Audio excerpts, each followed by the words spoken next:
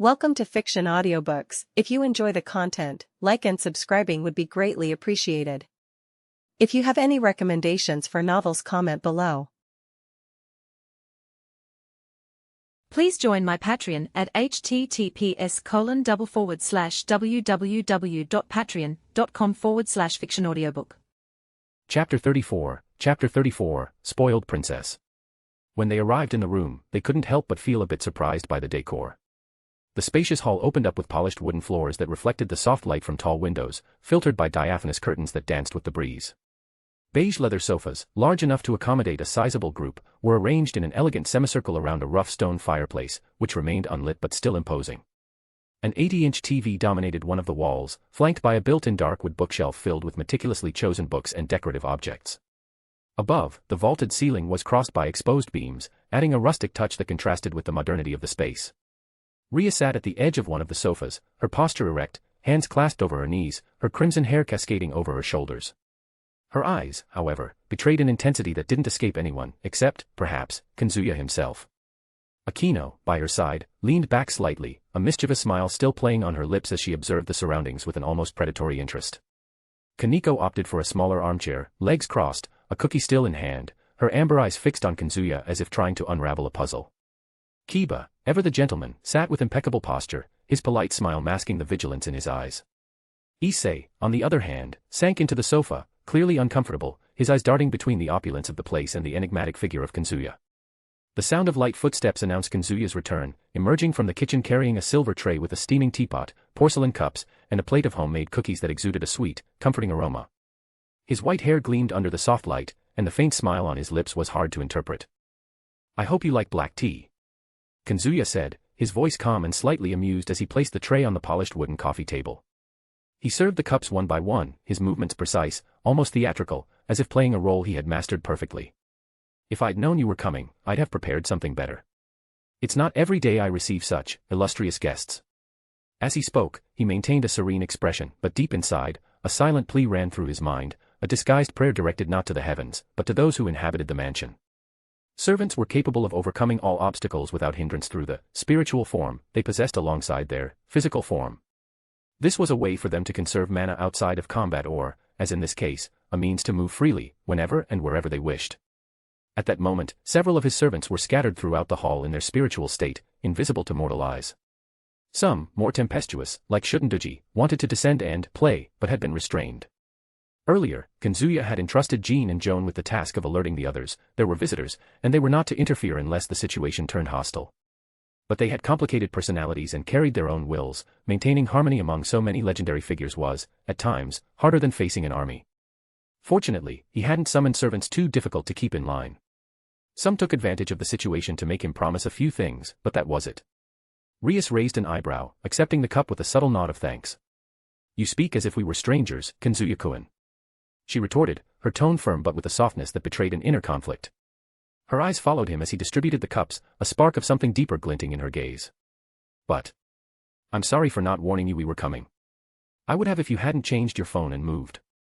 Luckily, one of the academy students who lives nearby said they saw you around here, and we checked with the school administration for your new address. So, we found you. The school is quite worried about you abandoning your studies." Kazuya finished serving the tea and sat in a black leather armchair, crossing his legs with an almost provocative calm. He held his own cup, the steam rising in spirals as his supernatural blue eyes scanned the group. "Abandon is a strong word, Gremory-san. As I said before, I had some personal matters, and school stopped being a priority," he replied, his smile widening with a touch of irony. "But I understand your point, and I don't blame you for not warning me about your sudden visit." Akino let out a muffled giggle, blowing gently on her tea before taking a sip. Her violet eyes gleamed with a mix of provocation and genuine interest, as if trying to decipher what lay behind that relaxed facade, as she spoke, Era. Kazuya-kun is cruel to hide things from his friends. You know it only makes us more curious." Kaneko, still nibbling on a cookie, muttered something inaudible, her eyes narrowing as she observed Kazuya, and Issei, looking nervous, opted for silence. Kiba, maintaining his composure, leaned slightly forward, his untouched cup in hand. "Ryougi-san, I understand we all have our reasons, but your absence caused concern. Especially for the president." He cast a quick glance at Rias, who kept her face impassive, though a faint blush appeared on her cheeks. Kazuya leaned back in his armchair with a calm smile, one hand resting on his chin as if more interested in observing their reactions than justifying anything. His eyes gleamed with a playful, almost provocative tone. How touching. I almost feel loved now. He tilted his head, looking at Kiba calmly. But concern, Yuto-san. The president always struck me as the type who handles the unexpected well. He then turned his gaze to Rias, the smile softening, becoming more subtle, almost respectful. Tell me, Gremory-san, were you really worried? The question came with the casualness of someone who knows exactly what they're doing. Rias held his gaze firmly, but the faint blush on her face intensified. She crossed her legs slowly, as if to regain control of the situation, and replied with her usual elegance, though her voice carried a slight trace of restrained frustration. I worry about the students under my supervision, especially when they disappear without notice for days. Kazuya raised an eyebrow, clearly enjoying the formality of her response. So that's it, pure administrative responsibility. He let out a light, dramatic sigh. And here I thought there was something more. As Rias was about to speak, Issei, who had been restless, nervously tapping his foot with the forgotten teacup in his hands, blurted out from his thoughts, Man, seriously, this place is insane. Like, do you live here alone? How do you pay for all this? Looking at the former pervert, Kazuya tilted his head, the smile never leaving his lips. Alone. More or less. As for the rest, let's just say I have my means. After shifting his gaze from Issei, he took a sip of his tea, his eyes lingering on Rias for a moment longer than necessary, as if testing her reaction. But tell me, what really brings you here? I don't believe the school administration would send the entire occult research club just to check on a student who lost interest in exams and uniforms. Rias straightened on the sofa, maintaining the imposing posture of a noble, but unable to stop the slight tightening in her chest as she met those blue eyes that seemed to see beyond the surface. She took a deep breath, summoning the courage she rarely needed to find. Kazuya-kun, I. Her voice faltered for a moment, almost inaudible, but it didn't go unnoticed by the more attentive. The moment she had been waiting for had arrived, and she couldn't help but feel a little nervous. We want to talk to you.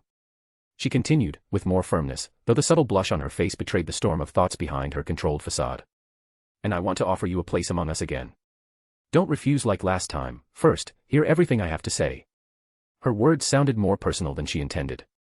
And perhaps, deep down, they were, as she wanted him for herself in a way far different from an ordinary member of her peerage. The air in the room seemed to grow heavier, the tension rising like an electric current. Kazuya raised an eyebrow, his smile turning sharper, almost predatory. I'll hear what you have to say. He leaned back in his armchair, his eyes gleaming with a mix of amusement and challenge. I'm all ears. The room fell silent for a moment. Rias took a deep breath, her eyes still fixed on Kazuya's. Before anything else, Kazuya-kun. The way she pronounced his name was measured, solemn. You need to know the truth about us. And about this world. Kazuya tilted his head, the smile not leaving his lips. He set his cup down on the saucer with a soft click, saying nothing. Rias, seated at the edge of the sofa, straightened even more, her posture exuding the natural authority of a demonic heiress. Her blue eyes met Kazuya's, and for a moment, the blush on her cheek seemed to intensify, but she quickly regained her composure. With a sigh, she decided it was time to lay her cards on the table. Kazuya-kun. She began, her voice firm but laden with a seriousness that contrasted with her earlier softness. We are demons. Not in the folkloric or religious sense, but literally, we belong to the supernatural world. This world exists on the fringes of what ordinary humans know, coexisting with angels, fallen angels, and other creatures. The word hung in the air like a stone thrown into a calm lake, creating ripples of silence. Demons. Seriously. I don't think a sane person would stay calm after hearing that. Kazuya teased, his tone almost mocking but with a playful edge that made it hard to tell if he was taking it seriously. Are you rehearsing for a drama club or something? Because, wow, that's quite an entrance. Rias frowned, clearly frustrated but not surprised. She had suspected he knew about the supernatural to some extent, but his response suggested he might only know a little, not everything. Perhaps he had only awakened his sacred gear, and its ability created some kind of magical barrier that had injured Tomo last time. Though she had never heard of a sacred gear of that nature, she doubted it was his only ability, especially since her brother believed he possessed a Longinus, which could have multiple abilities. But it was good that he didn't know everything about the supernatural. Perhaps he was the type who only believed what he saw with his own eyes. She needed to show something credible, didn't she? With that in mind, she rose from the sofa with a fluid motion, her natural commanding aura intensifying. It's not a joke, Kazuya-kun, she said, her tone now sharper. With a faint snap of demonic energy, a pair of black, leathery wings emerged from her back, shimmering with a faint crimson hue under the room's light. Akino, Kaneko, and Kiba followed suit, each manifesting their own demonic wings with almost choreographed synchrony. Issei, on the other hand, scratched the back of his neck, visibly embarrassed. I still don't know how to do that properly," he muttered, his cheeks flushing as he avoided the others' gazes. Kazuya fell silent for a moment, his eyes scanning the group with an expression that seemed to waver between surprise and contained amusement. He crossed his arms with a calm that contrasted with the supernatural energy now filling the room.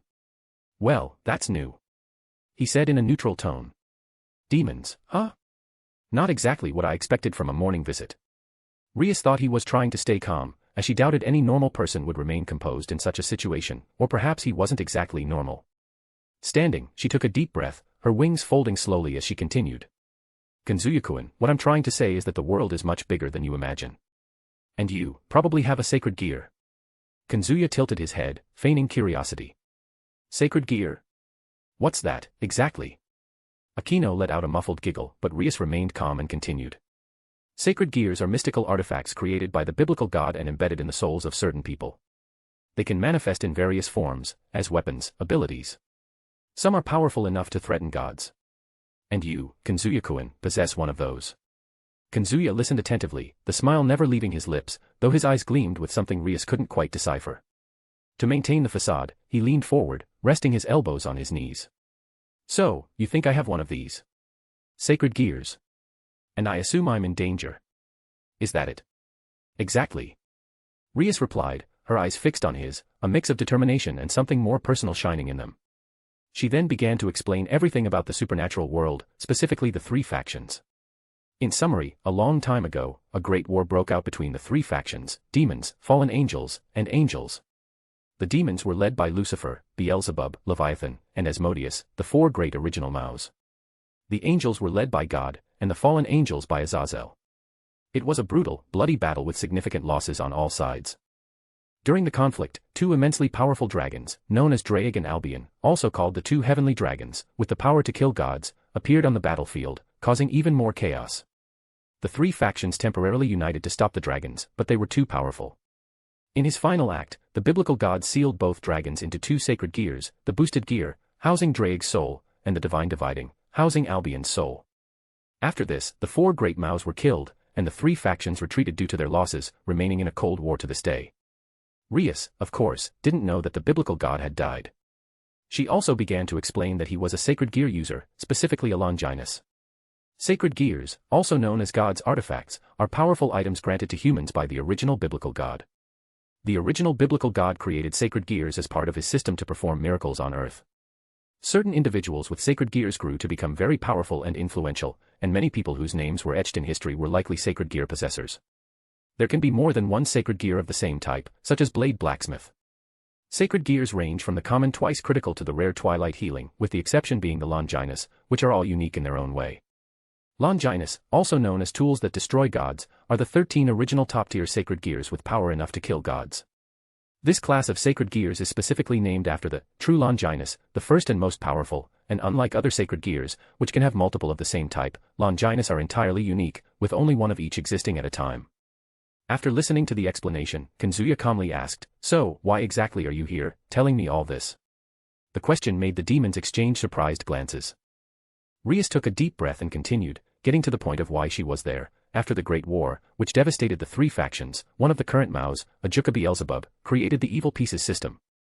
These pieces allow us demons to reincarnate other beings, humans, yokai, or even certain mystical creatures, as demons to serve in our peerages. It's a practice that strengthens our ranks and ensures the survival of our species. The only exceptions are gods and divine dragons, who cannot be reincarnated. She paused, raising her chin with pride. The reincarnated become part of the king's peerage. In my case, I treat my servants like family. Her gaze swept over Akino, Kiba, Kaneko, and Issei, a gesture that reinforced her words. Kazuya raised an eyebrow, the smile never leaving his face. Okay. And? Rias frowned slightly, surprised by his lack of reaction. She had expected a human, even a Longinus possessor, to show some sign of fear upon hearing about the supernatural world. But Kazuya seemed far too calm. He really knew everything, didn't he? As she had theorized upon learning about Sona's report, it was best to get straight to the point. We've identified that you're the bearer of a Longinus, a sacred gear capable of challenging even gods. Furthermore, we know you're being hunted by fallen angels. They won't hesitate to eliminate you if they discover your weapon's potential. That's why I'm offering you the chance to join my peerage. She smiled, confident, as if the proposal were an unquestionable honor. As my servant, you'll be protected, and I can guide you to master the power of your Longinus. Kazuya let out a low sigh, like someone accepting the inevitability of a game he'd been playing with the wrong pieces. He straightened in his armchair, his narrowed eyes fixed on Rias, who now watched him with restrained expectation, or perhaps a hint of hope. So, it's finally time to drop the act, huh? If it weren't for two specific goals he still wanted to achieve with all this, he would have ended the charade the moment he saw them at the door. But now, with the Gremry heiress's posture so blatantly calculated and the other members clearly holding back, Kazuya couldn't avoid the inevitable conclusion. Rias is dumb as hell. Of course, she knew about the student council girl. The one who nearly died trying to invade his property. That much was obvious, or she wouldn't even be here. The entire group had already accepted that he knew more than he should. The problem wasn't the lack of information, it was how she chose to handle it. She showed up pretending concern. Skirted around the real reason. Threw out small talk about curiosity and friendship. And the worst part? When she spilled everything, she lied about fallen angels coming after him because of his sacred gear, when not even her servants could sense any magical energy or anything special from him due to his third magic, something he'd learned over time. Rias's brother only knew he had a Longinus because he wasn't the original owner of his body without being reincarnated. But back to the point, the girl before his eyes hadn't even considered asking if he knew things because of them. He almost laughed. Not even a minimal investigation. Nothing. No attempt to figure out how he knew. Just the arrogance of thinking offering him a place among them would solve everything. Pathetic. Kazuya leaned back, his fingers lazily tapping the armrest of his chair. There was no point in keeping up the act anymore. He gave a faint smile and spoke calmly. So, you think I, a mere human, should bow down and become your servant just because some fallen angels are supposedly after me? If I have a Longinus, a weapon that can take down gods, all I need is to figure out how to use it and take care of myself. Or do you think I can't handle it? Rias's eyes narrowed, but she maintained her arrogant smile, though a faint blush of irritation appeared on her cheeks. You're human, Kazuya. Even with a Longinus, you don't have the training needed to access its true power. As part of my peerage, I could protect you and teach you to wield that strength.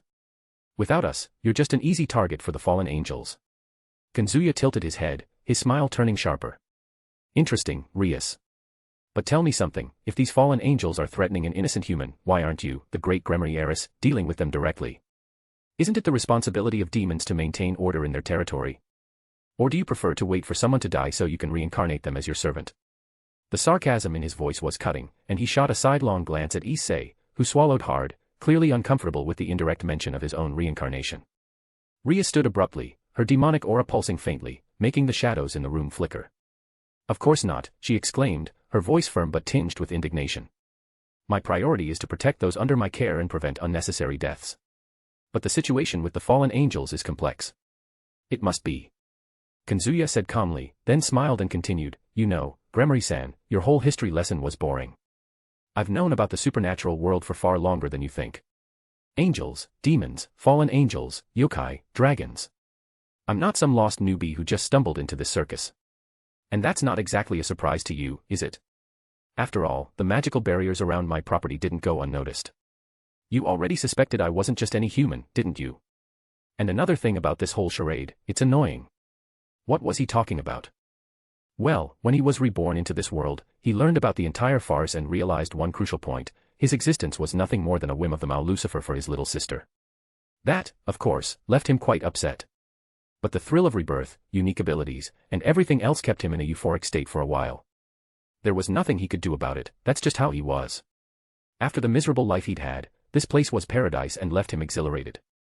To maintain that feeling, he simply pretended to be someone interested in the Demon King's little sister, keeping up appearances as the former owner of his body, albeit in his own way.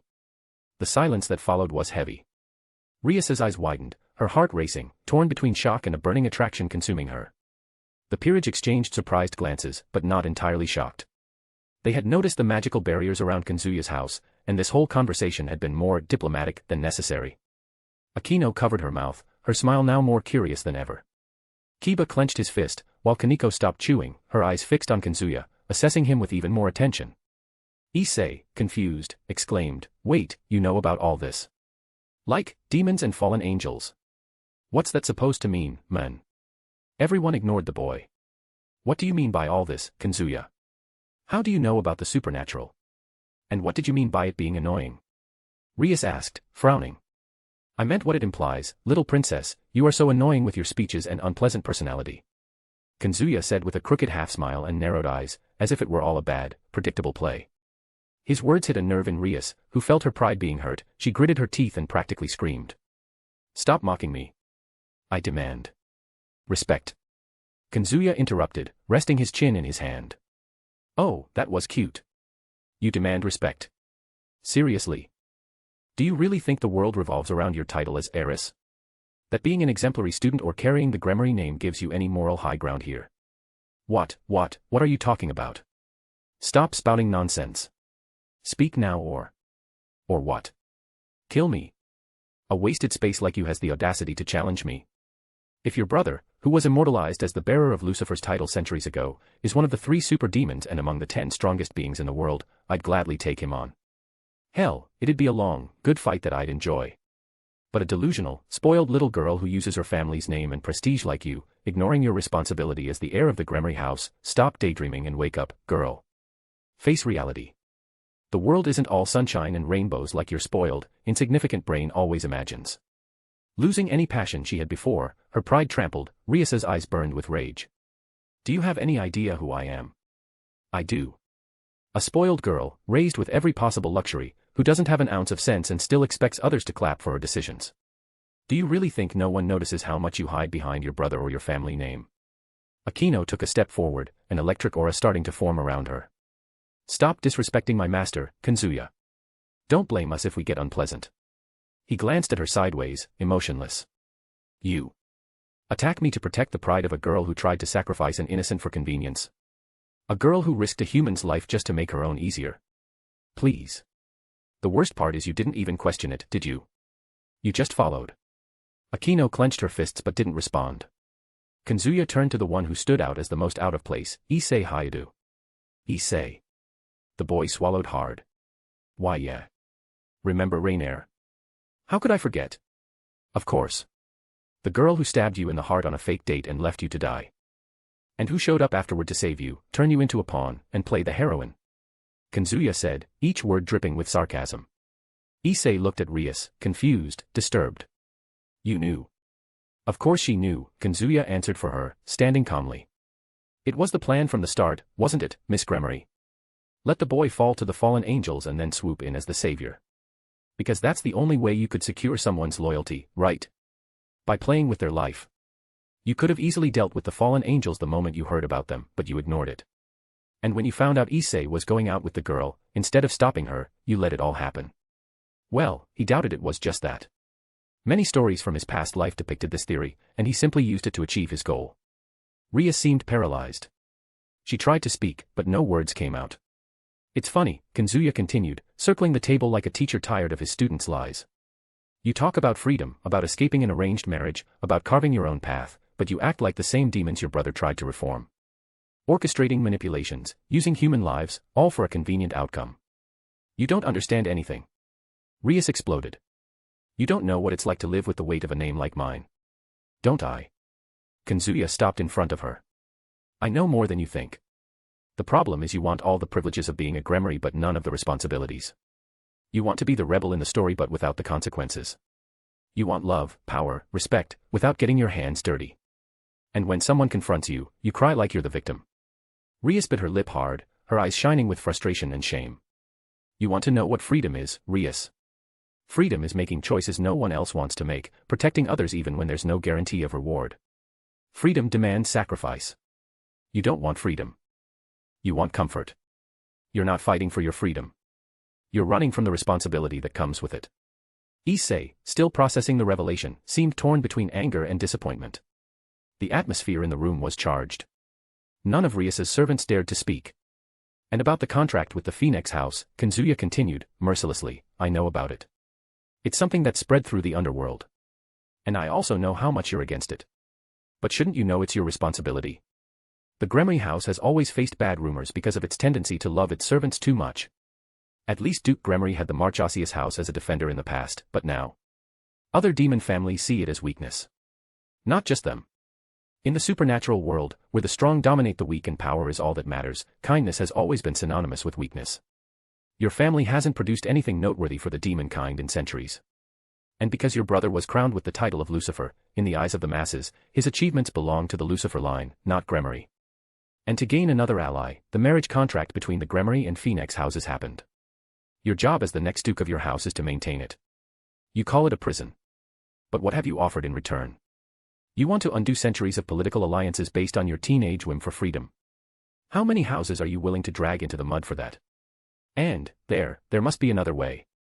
I'll protect my family's line and prestige. But I'll stick to my decision to abolish this stupid marriage contract. What are you going to do, huh? Are you as powerful as your brother? Do you have a blessed mind like the Citriere? Can you endure a torturous life until you gain the necessary power like the current heir of the great King Baal? I'll become the rating game champion, just like my dream. Yes, I'll make my dream come true. Rias said firmly, with absolute confidence. And how long will that take? Kazuya crossed his arms. 10 years. 50. A century. Do you think the underworld will wait? That the elders will applaud your rebellion? You're trapped in a childish dream, trying to shape the world into your idealized image. Wake up, princess. The real world isn't an anime where everything resolves with effort and friendship. He leaned forward, his eyes now colder. If you want to destroy that engagement, then renounce the Gremory name. Cut ties with your family and start from scratch. But you won't do that. Because you want the name, the prestige, the protection, and still want to play the rebel. That's not courage. It's cowardice with glitter. Rias fell silent. There was nothing more she could say. Not in the face of Kazuya's brutal clarity. You know, this all reminds me why I hate demonic politics. Too much noise, too little brain. And then, as if nothing had happened, he reached out, grabbed a cookie from the tray in front of him, and bit into it with disinterest. Anyone want tea? Loudspeaker author's note. Hey everyone. Just dropping by quickly to apologize for not posting a chapter yesterday. Unfortunately, I had to go to the hospital due to a sudden health issue. Pensive face. But no worries. I'm already feeling much better, recovering well, and ready to get back to work. Flexed biceps. Starting today, releases will continue as planned. Open book 1 or 2 chapters on web novel. Thank you so much for your patience and support. You all are amazing. Red Heart. With love. The author. Speech balloon and hey, want to just read ahead a bit. Books for $2.99, you can read up to 7 chapters ahead, perfect for avoiding spoilers or just binging. Books for $5.99, you get full access to all content, no holding back. The plan is, by the end of next week, I want to have 20 chapters stacked up, ready for you to devour. And that's not all, there are some new stories coming your way too, eyes. Anyway, thanks to everyone who's reading, supporting, and commenting. You're the fuel, and the healthy emotional pressure, that keeps this going. Now let me get back to the keyboard before I almost miss another deadline, grinning face with sweat. Chapter 35, Wake Up to Reality, Girl. The following silence seemed to last an eternity. The steam from the kettle was beginning to dissipate. Rias, still trembling with frustration, clenched her fists, struggling to maintain her composure, her blue eyes shimmering with a mix of frustration, hurt, and conflicting emotions. Kazuya remained seated in his armchair calmly, with a relaxed posture, a faint smile dancing on his lips. Akino Haimjima, Kiba Yudo, Kaneko Toju, and Issei Hayadu, Rias's peerage, stood around, each reacting to the exchange of words with a mix of shock and hostility. Rias, with a trembling voice, finally broke the silence, her eyes fixed on Kazuya, searching for something she herself couldn't name. Kazuya, all those conversations we had, the work we did together at school, the moments we laughed, when we grew closer, was it all fake? Her voice carried a vulnerability that contrasted with her heiress demeanor. She was obsessed with him, fascinated by his strength and intelligence, and the idea that everything they shared could be a facade devastated her. Were you just pretending the whole time? Kazuya tilted his head, his smile softening for a moment. He leaned back in the chair, crossing his arms. Fake. No. I've always been who I am. Though I did pretend some things, like being ignorant about the supernatural world, which, by the way, I'm not, the rest was real. He paused. His eyes narrowed, and his voice took on a sharper tone. But closeness. That was something only you wanted. Not me. For starters, I know it was your brother who arranged my transfer to Kuoh Academy. He found out I had a sacred gear and wanted to hand me over to you on a silver platter. Given that, did you really think I'd get close to someone who treated me like a commodity? A slave your brother tossed into your lap to help build your peerage? With a slight chuckle, he concluded. Sorry, princess, but I'm not the type to accept being anyone's slave, especially not someone spoiled and arrogant like you. Kazuya's words hit Rias like a dagger to her chest. Her eyes widened, and for a moment longer than before, the confidence typical of the Gremory heiress wavered. A part of her had always believed Kazuya saw her differently from others. He didn't seem to care that she was the most beautiful girl at Kuoh Academy, admired and desired by all, and best of all, he was unaware of her being the heiress of the Gremory house, the noble, the sister of one of the four Maos. He treated her so differently from everyone else. In the beginning, it was just a simple relationship. Two classmates who bumped into each other in the hallway, exchanged a few words, sometimes shared a comfortable silence, simple things. It was as if, for the first time, she could exist without carrying a title. Just, herself. And that's when it started. Slowly, almost imperceptibly. She found herself looking forward to their casual conversations, his unfiltered comments, the way he spoke to everyone as equals, including her. She caught herself smiling at the silly things he said, feeling her stomach flutter when their eyes met unexpectedly. Silly things. Simple things. About anime they both loved. About some assignment or a teacher's class. Like a schoolgirl. It seemed ridiculous. She, who grew up surrounded by power and formalities, who learned to hide her feelings to maintain her composure, now felt this way. In love, in the rawest sense of the word. Like an ordinary person, experiencing something she couldn't control. And it was addictive. Because it was different from everything else. It wasn't the kind of attention she always received, full of ulterior motives or flattery. It wasn't someone trying to win her over out of interest, fear, or obligation. It was just him. A neutral gaze, an honest word, a presence that demanded nothing. And for that, perhaps, she wanted everything. The kind of bond she had never had, free from titles, pressures, or expectations. Over time, that feeling grew. To the point of becoming something more. Maybe it was obsession, yes, she recognized that now. An obsession with freedom, with being loved without the weight of her surname, and he was the embodiment of that freedom. Knowing that even Sirzechs saw in him the hope of freeing her from an arranged marriage only strengthened her certainty, Kazuya was her way out. Her only way out of the cage that was her predetermined life. That's why she wanted him. As a servant. As an ally. As someone who would always be by her side. She wanted him in every way she could have him. But now, only the bitter taste of truth remained, she had been blind. She ignored the report given by Sona at their first contact with Kazuya, thinking he had only awakened a sacred gear with the ability to create magical barriers, dismissing other possibilities because she genuinely believed in his surprise regarding the supernatural world. But that, too, was a lie. He knew from the start his position as a servant carefully prepared by her brother. And yet, he pretended. For the first time, she doubted whether he ever saw her the way she saw him. Maybe it was all just an act. And, ironically, she was the one who now felt manipulated. But even so, she understood. She understood why he hated her. It wasn't irrational. Not after everything she knew. But that didn't make it easier to accept. She didn't want to be hated by him. Not like that. However, her understanding of his opinion of her didn't last long. The initial shock was replaced by a burning wave of indignation. Her heart pounded, not from pain, but from anger. From wounded pride.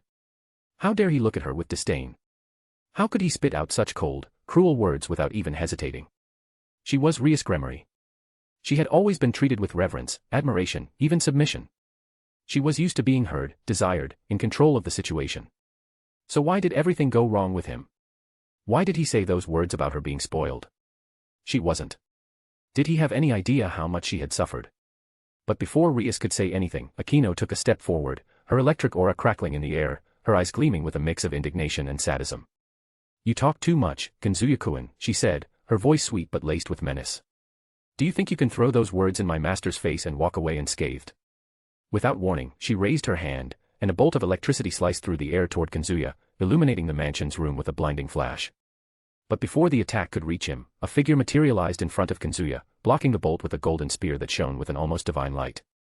The electric impact dissipated against the weapon, and the figure revealed itself. He was a young man with long, white, disheveled hair, almost translucent. His gaze was sharp as a steel blade, with a red gem embedded in his chest projecting a mesmerizing glow. But what stood out most was the set of golden armor fused with him, emitting a divine radiance. Though each part was beautiful on its own, once combined with him, they exuded far more ferocity than attractiveness. The red cape hanging from his shoulders swayed lightly, and the spear in his hand seemed to radiate divine energy. He stood impassive, as if blocking Akino's attack was as trivial as swatting a fly.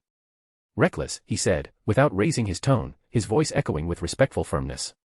Attacking my master without warning. Even in the name of a friend, that is unworthy. This was Karna, the servant of the Lancer class.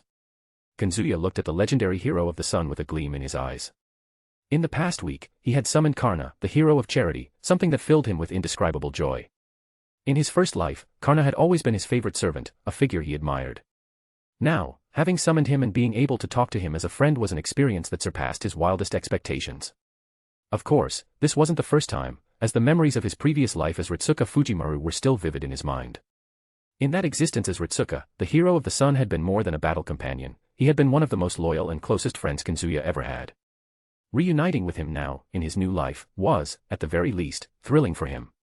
Akino took a step back, feeling the crushing weight of the legendary hero of the sun's presence. His gaze wasn't cruel. But it was firm. Unshakable. You are. Issei stammered, almost tripping over his words. Meanwhile, Kiba summoned a demonic sword, assuming a defensive stance, while Kaneko clenched her fists, her Nikomata aura pulsing. But before anyone could act, a melodious and provocative laugh echoed through the room. Shuten Duji materialized beside Kaneko. Her purple hair fell in soft waves, and her eyes gleamed with a mix of amusement and malice. Dressed in her revealing kimono, she exuded a seductive yet deadly aura, holding a sake gourd in her hand. Well, kitten. She said calmly, leaning toward Kaneko with a mocking smile, her voice sweet but dripping with sarcasm. Calm down, okay? Just because you're small and feisty doesn't mean you can go around hitting everyone. Why don't you have some sake with your Wani-san here and relax, She winked charmingly, but in the next instant, the atmosphere in the room shifted. Shuten's magical energy subtly exploded around her, not with brute force but like a dense, intoxicating, overwhelming perfume, pressing lightly against the girl. Kaneko gasped, taking a step back, her eyes wide. Her entire body froze for a moment, her skin prickling, her heart beating erratically. She felt like prey cornered. As if, suddenly, the ground had become hunting territory, and Shuten was the smiling predator before her. Don't call me kitten. Kaneko murmured, her voice faltering, her legs nearly giving way under the pressure. Oh, looks like we have a brave one here. This Wani-san is going to love playing with you. Kaneko felt even more terrified. Shuten Duji's smile seemed to amplify her magical energy even further, a force that could evoke visceral fear even in other servants. For Kaneko, a Nikomata with heightened feline instincts, Shuten's aura was like facing a predator. At the same time, a dense and silent shadow formed in the air, distorting space. In an instant, he was there, between Kiba, who had reacted and was about to help Kaneko, and his path, as if he had always belonged in that scene. He was a handsome man, his silver hair flowing lightly. He wore an elegant gray-green suit, perfectly tailored to his body, paired with a dark blue tie secured by a golden brooch that gleamed under the room's cold light. Over his shoulders, a striking dark blue cape billowed in an almost theatrical manner, accentuating his figure further. A hat, matching the suit's shade, and meticulously polished shoes completed the ensemble, giving him the air of a man who, even shrouded in shadows, insisted on maintaining his dignity intact. This was the servant of the Avenger class, Edmond Dantes. The Count of Monte Cristo. Another of the servants Kazuya had managed to summon during the past week, who also remembered his past life as Ritsuka Fujimaru. Honestly, he thought Edmond was badass as hell. He was among his favorites. His reserved personality, that disdain for the world, that presence blending class and menace in perfect measure. Everything about him was incredible, and despite his antisocial demeanor, he had been one of the few in Chaldea who truly understood him. One of the few Kazuya genuinely trusted. Kid. Edmund spoke after appearing in front of Kiba, his deep voice dripping with disdain. Put that sword away before I turn it to ashes. At the end of his words, black flames danced around him, and the magical energy emanating from him was like a suffocating abyss, pressing down on Kiba with a force that seemed to crush his soul. Kiba, normally composed, felt sweat trickle down his forehead, his knees trembling as he gripped his sword tighter, trying to resist the terror overwhelming him. Who are you? He asked, his voice hoarse, his body paralyzed by the fear of facing something far beyond his comprehension. Not bothering to answer the boy, Edmund turned his gaze to Kazuya and gave a slight nod, saying, Master, it seems these demons need to learn to respect you. Rias felt her heart pounding, her indignation growing alongside her confusion. She was about to demand explanations, to know who, in the name of all that was holy, these figures appearing one after another in front of her were, when her crimson aura began to pulse around her body, scarlet threads of energy snaking through the room. But before she could take a step, Akino advanced. Lightning crackled between her fingers, the electricity taking form as a sadistic smile spread across her face, a cruel contrast to the fury burning in her eyes. You and your friends are crossing the line, Kazuya-kun. She said, her sadistic smile clashing with the rage in her eyes. But before she could attack, a golden light flooded the room, and Ishtar materialized, floating above Akino in her celestial vessel, Mana. Her black hair billowed, and her ruby-red eyes were narrowed. She pointed a finger at Akino, her gaze filled with divine arrogance, as her finger began to glow with magical energy that could vaporize the girl with a single shot, but she held back, awaiting her beloved master and husband's orders. "Seriously, girl? You think you can throw your cheap lightning at my master?"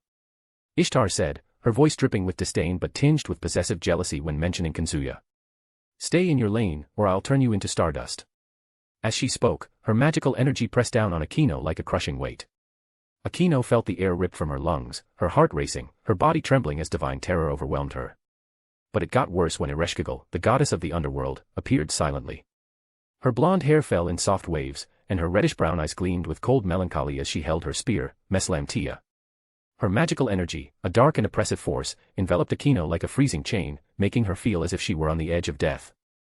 Akino, normally confident, froze as she felt the spear's touch, sweat dripping down her face, her body trembling with fear as she struggled to maintain her composure. "Don't make any sudden moves," Ereshkigal said, her voice soft but laced with deadly menace, the tip of her spear inches from Akino's back. "I don't want to dirty my master's room with unnecessary blood." Rias, about to unleash her demonic aura, was interrupted by a black and golden flash. Artoria Pendragon Altar, the dark saber, materialized at her side, Excalibur Morgan, her black sword wrapped in a malevolent aura, positioned mere inches from Rias's neck. Her blonde, almost white hair was tied in a bun, and her golden eyes gleamed with coldness. Dressed in her black armor, she exuded a tyrannical authority that made Rias freeze completely in terror. "Do not move, demon," said Artoria Altar, her voice low and cutting, leaving no room for negotiation. "You have no idea who you're dealing with. Daring to disrespect my master is a mistake I will not allow." Rias swallowed hard as she felt the sword almost burning her throat from how close it was, her spine was frozen, and the fear made her legs feel like jelly. Issei, completely stunned, pointed at the servants, stammering. Who are these people? Where did they come from?" Looking at the legendary corrupted King Arthur, he remembered her summoning during the past week and the memories of his past life alongside her that were created thanks to the programming he made in his first life, just like with all the other servants he had summoned. But he quickly pushed those thoughts aside and turned his gaze to the other servants, who were casually restraining the devils. Kazuya let out a long sigh, his eyes slightly narrowed as he observed the scene in front of him. He had already grown used to the extravagant, and sometimes excessive, ways of his servants. But something about that protective, almost instinctive attitude always touched him more than he wanted to admit. Akino's attack. It wouldn't have hit him. And even if it had, it wouldn't have caused a scratch. They knew that. Yet they still placed themselves between him and any threat, as if it were the most natural thing in the world.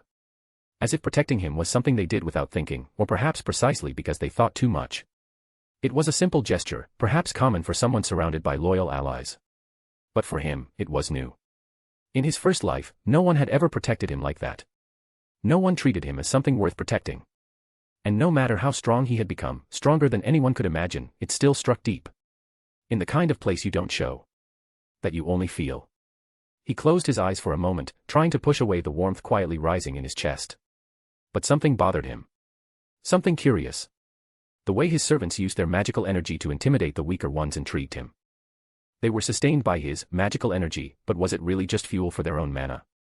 To use an analogy, it was like firewood for a bonfire. The firewood was his magical energy, and the bonfire was his servant's magical energy. And what truly shaped the fire was each servant's core, their soul, their memories, their convictions. That's what turned the simple act of releasing magical energy into something unique for each one. For example, Berserker, Heracles, in Fate/Stay Night is described as having such a monstrous presence that it instills immediate fear in Shiro Amiya, even without attacking directly. His aura was so oppressive that it paralyzed someone as foolish as the aspiring hero of justice, who didn't kill the person assaulting his best friend, who was in love with him, simply by being near. Not out of cowardice, but instinct. Like an animal facing a predator who lived and died 1,000 times in battle. This intimidation ability is a combination of the emitted magical energy and the servant's nature. Servants like Gilgamesh, with his absolute kingly demeanor, can make weaker enemies feel crushed just by his presence. Magical pressure serves as a form of nonverbal communication, conveying authority and power without the need for words or direct actions. Well, setting that aside, he didn't bother answering Issei, who was too terrified to do anything, but soon his attention turned back to the Demon King's little sister. Rias, still under the pressure of Excalibur Morgan, was breathing heavily, her obsession with Kazuya warring with fear and humiliation. Who are these people?" she demanded, her voice trembling, trying to reclaim her authority, looking directly at Kazuya for answers. I don't owe you any answers about that, Kazuya replied calmly, tilting his head with an ironic smile. You still think the world revolves around you after everything I've said? Trying to hold onto your pride when you have nothing to be proud of. You know what I find most pathetic about your whole situation? It's not your arrogance or the fact that you're a spoiled little girl. It's that you do nothing to change it and expect some knight in shining armor to save you. You should obviously train, but in your situation, you still have time to waste being a schoolgirl in the human world. Shouldn't you be training? Your spoiled princess syndrome is truly revolting. It's time to grow up. Rias's eyes widened, her heart racing, Kazuya's words cutting like blades. Her obsession with him mixed with deep humiliation. She wanted him to respect her, to see her as worthy, but every word he spoke tore down her facade. Her lips trembled, her eyes shimmering with tears she fought to hold back. You have no right. She began, her voice faltering, but she was interrupted again. Kazuya cut her off, his smile now cold. Right. Rias, I don't owe you anything. You came here, to my house, trying to recruit me, and you can't even handle the truth. You want my respect, but you don't even respect yourself. You talk about freedom, but you're chained to your surname, your brother, your own insecurities. That's not being a leader. It's just being spoiled and arrogant. Swallow your pride and grow up. Rias bit her lip hard. As she was about to speak, Salter pressed the blade lightly against her neck, and she fell silent. The humiliation was unbearable, every word from Kazuya tore at her chest and plunged her into countless thoughts. Her peerage stood frozen, their eyes wide, torn between shock and anger. Akino clenched her fists, but the presence of Ishtar and Ereshkigal kept her from acting. Kiba lowered his sword, his eyes burning with hatred, but he didn't move with Edmund standing before him, arms crossed. Kaneko huffed but didn't dare challenge Shuten. Issei, still trembling, looked at Rias, confused and helpless. Get out. In the end, Kazuya spoke calmly. He had achieved his goals with this conversation and felt relieved to unload his frustration about the situation he found himself in upon being reborn in this world on one of those responsible. He stretched as if he had just woken from a particularly comfortable nap, which only made everything worse. His demeanor said, this was no effort at all, while Rias's entire group seemed emotionally run over by a truck. You and your slaves, he said, with a nod toward the group. The disdain in the word was as cold as ice. You're no longer welcome here. And then, as if he hadn't just morally destroyed the heiress of one of the underworld's most powerful families. Get out of my mansion. After hearing his words and the explicit threat in the gazes of all those figures who appeared out of nowhere, Rias turned in silence. Her long crimson hair followed the movement, swaying lightly, in cruel contrast to the weight she carried on her shoulders. Each step toward the door was slow, deliberate, as if walking with dignity was the last thing she could still control. The humiliation burned beneath her skin, but she refused to break down there, in front of him. The others followed her, one by one, without a word. Akino passed by Kazuya with narrowed eyes and a tense jaw. She murmured something inaudible, low, but laced with venom, as if etching a promise into the air. Kiba walked with his jaw clenched. The sword he had summoned vanished from his hand, but his fist remained closed, white with tension. He didn't need to say anything. The hatred in his gaze was clear, cold, precise. Kaneko hesitated for a moment. Her eyes were fixed on Shutenduji, who stopped pressuring her as the others had when they saw they wanted to leave, her body rigid as if fighting a silent battle against fear and instinct. The look she shot at the Oni was fierce, almost defiant, but even she quickened her pace and fled, like someone escaping a fire. And then there was Issei. He stood still for a few seconds, his eyes lost between Rias and Kazuya, confused. When he finally moved, it was with a heavy body, as if his feet carried him against his will. He didn't look at anyone. The door closed behind them with a dull thud. And then, silence fell. Pushpin writer's note. Hey everyone. Just dropping by real quick to apologize for the lack of a chapter yesterday. Grinning face with sweat. I know a lot of you were waiting, and rightfully so. But I ended up counting Kazuya's profile as this week's chapter, since it swallowed almost 4,000 words and a good chunk of my time. Anyone who's written a detailed character sheet knows it's a bottomless pit. Still, I should have warned you in advance, so here's my sincere apology. Blue Heart. Thank you for following, for your patience, and for being part of this journey. You're all amazing. Speech Balloon and Hey, want to just read ahead a bit. Books for $2.99, you can read up to 7 chapters ahead, perfect for avoiding spoilers or just binging. Books for $5.99, you get full access to all content, no holding back. Chapter 36, Pride.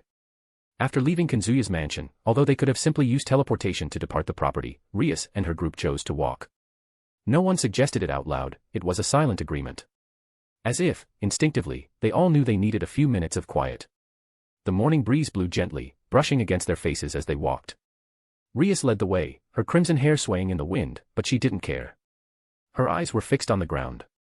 Kazuya's words echoed in her mind. Spoiled. Arrogant. Revolting personality. She bit her lip so hard she tasted the metallic tang of blood. How dare he? How could he judge her without knowing her? The responsibility of being a Gremory. The shadow of her perfect brother. The unwanted engagement to Riser. The constant expectation that she'd be strong, wise, flawless. He didn't know. He couldn't know. Or maybe he did. Maybe that was exactly why his words hurt so much. Because, deep down, somewhere inside her, she feared he was right.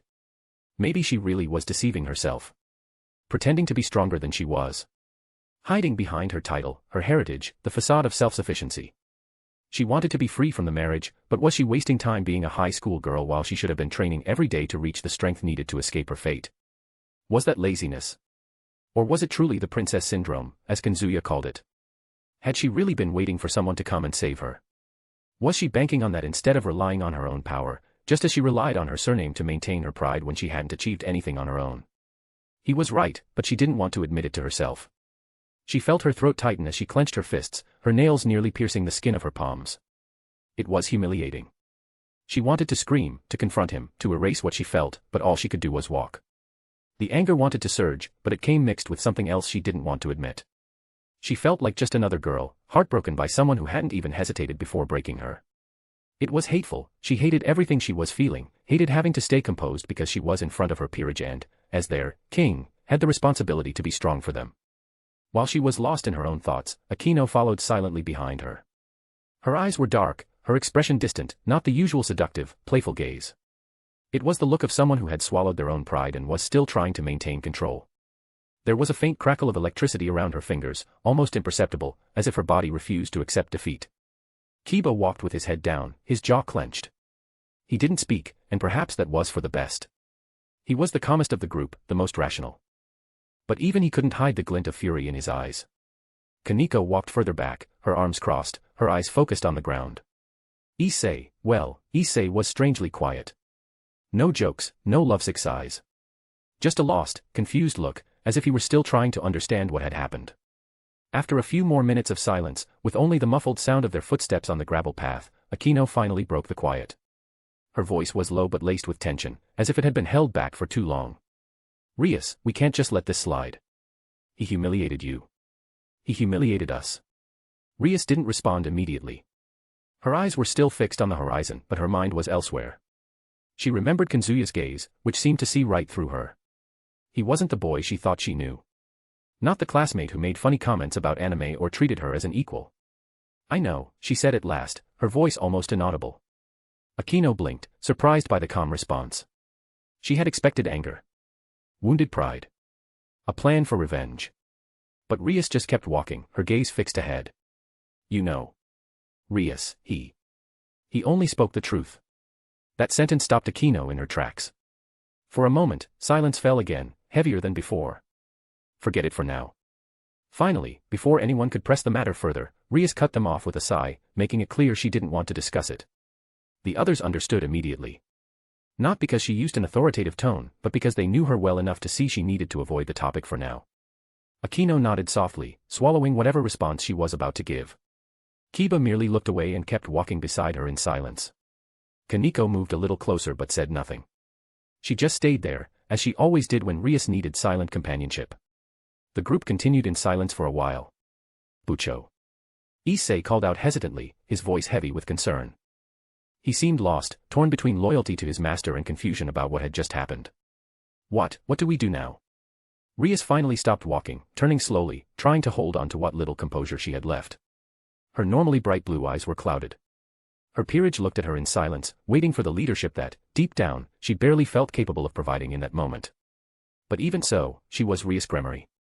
She took a deep breath. Once, twice. And spoke. I know you're worried, but don't be. I'm fine. The lie didn't sound very convincing, but she pressed on. I'm sorry. I didn't want you to see me act so pathetically. She paused. The cold wind caressed her blood-red hair. Kazuya may think he knows me.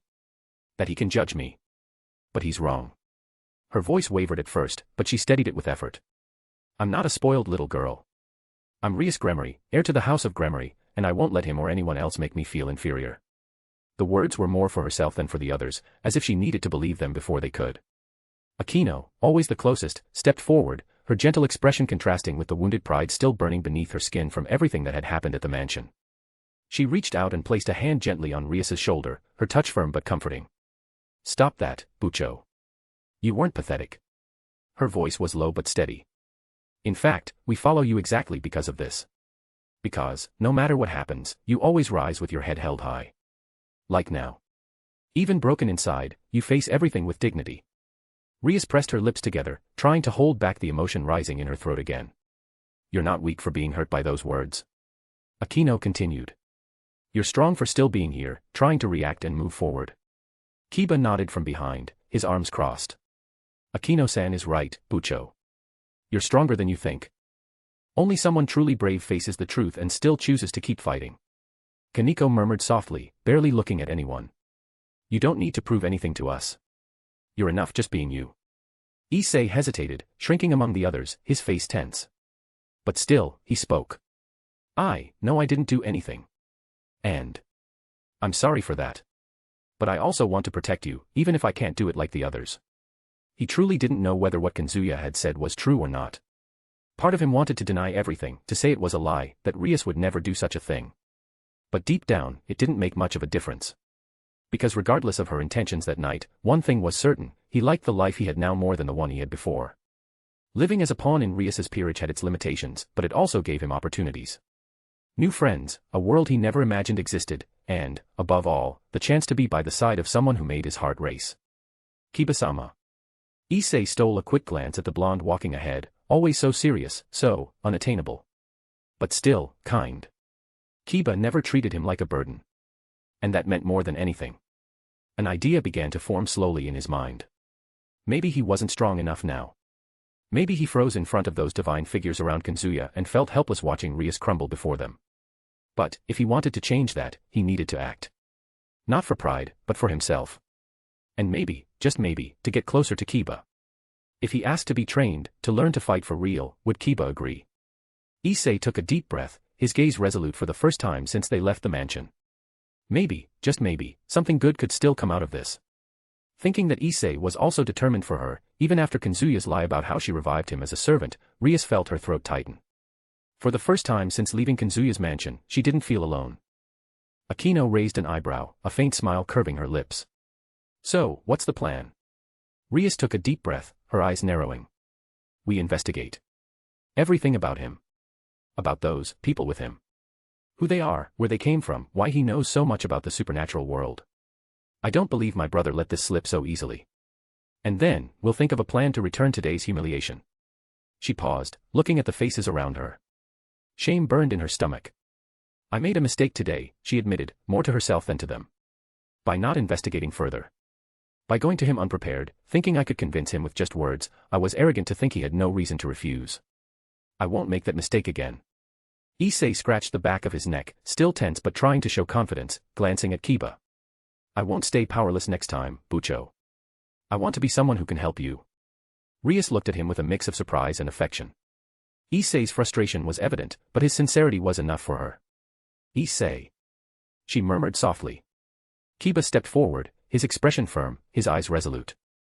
I'll talk to Sona-senpai. She's been watching Kazuya for a while, maybe she knows something that can help us. Rias shifted her gaze from her pawn to her knight, nodding slowly. Good idea. She said, her mind already spinning with possibilities and strategies. And I'll talk to my brother. If he brought Kazuya to Kuoh, then he definitely knows more than he's told me. Akino crossed her arms, her gaze still heavy. Meanwhile, I'll try to dig into those people through the Deviel net. Some informant must know something. Kaneko didn't say anything right away. She just murmured, her eyes fixed on the ground, I want a rematch with that woman. Rias looked at them. She took a deep breath, and when she spoke again, her voice was steadier. Let's go. Enough walking.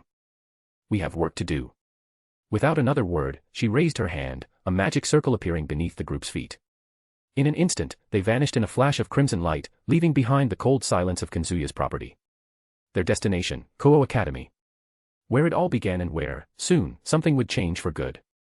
On the other hand, after Rias and her peerage left the mansion, as if nothing had happened, Kazuya settled back into his favorite armchair.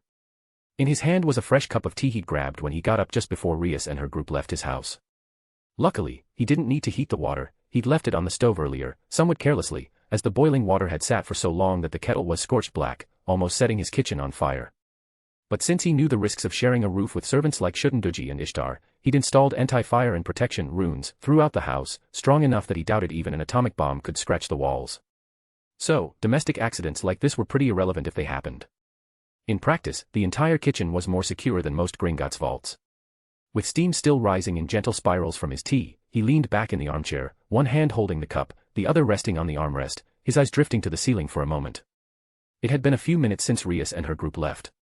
Duel had already vanished to the kitchen, likely in search of another bottle of sake, as was her habit whenever the atmosphere grew too dull or serious.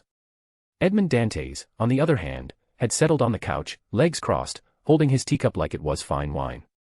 He watched the steam rise with the gaze of a man accustomed to contemplating his own darkness and savoring the small pleasures between one vengeance and the next. Karna stood by one of the living room windows near Kazuya's armchair, calmly gazing at the horizon. Ishtar, perhaps out of provocation or mere whim, had perched on a poof beside Kazuya's armchair.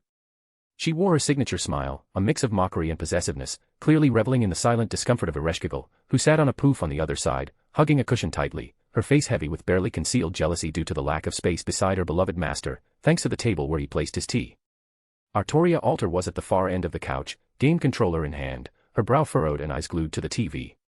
She muttered curses under her breath while battling, apparently, a playable character named Anubis_God in one of the world's most popular online games. Damn you, this time, I'll crush you. Salter grumbled, her thumbs deft on the controller. You may have reached max level, but you're still a pathetic pixel under my feet. The scene, though absurd at first glance, was strangely normal for this household. Kazuya cast a sidelong glance at his adorable tyrant king, who remained engrossed in the game as if nothing else in the world mattered.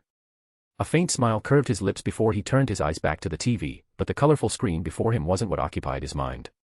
The conversation with Rias surfaced in his thoughts, not because it was particularly important, but because, throughout the entire dialogue with the Demon King's little sister, he was also in mental contact with his servants. They weren't there to protect him at that moment, and it clearly bothered them. Not out of distrust in his strength, but out of pure instinct. Jalter was the first to react, as always, her fiery anger nearly spilling through their connection for not being summoned to this meeting with the unwanted guests, ready to cut down anyone who dared raise their voice at him, saying she'd do it when she returned. Jean, on the other hand, felt restless, with silent, genuine concern that only a saint would have upon learning her husband was facing demons. Both had replied minutes ago that their side of things was done. Scotty and Scathack, though far more composed, had also checked in. Amid the tasks he'd assigned them, they made a point to assure him, through their thoughts, that they'd be by his side the moment he called. If things got out of hand, he was to use his command seals. Thinking about it, he couldn't help but feel relieved that his plans had worked out. Damn Anubis_God. How dare you hit me with that combo? Artoria Alter slammed the couch's armrest, nearly crushing the controller in her hands. I'll turn you into digital dust, you worm. Snapped out of his thoughts, Kazuya took a sip of tea and sighed. Artoria, if you break another controller, you're paying for it out of your own pocket. And, just a reminder, you don't have a pocket. Artoria Alter shot him a glare but didn't respond, returning her focus to the screen.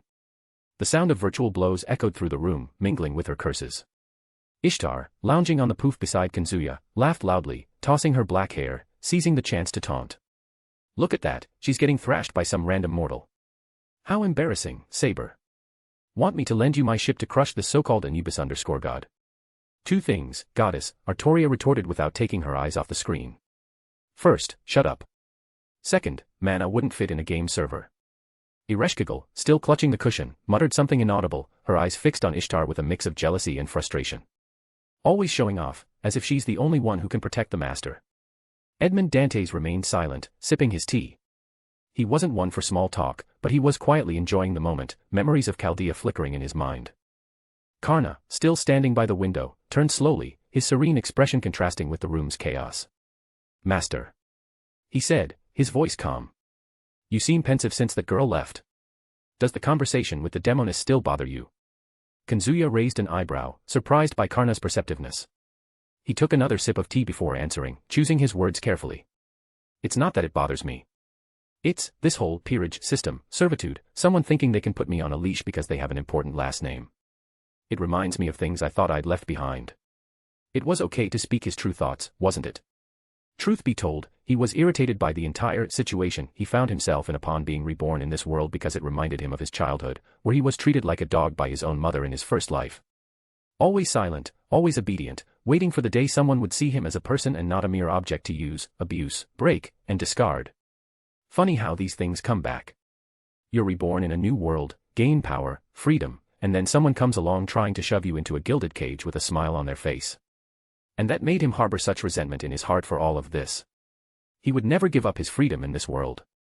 Through his peripheral vision, he noticed his other servants paying attention to him, and he gave a faint smile as well.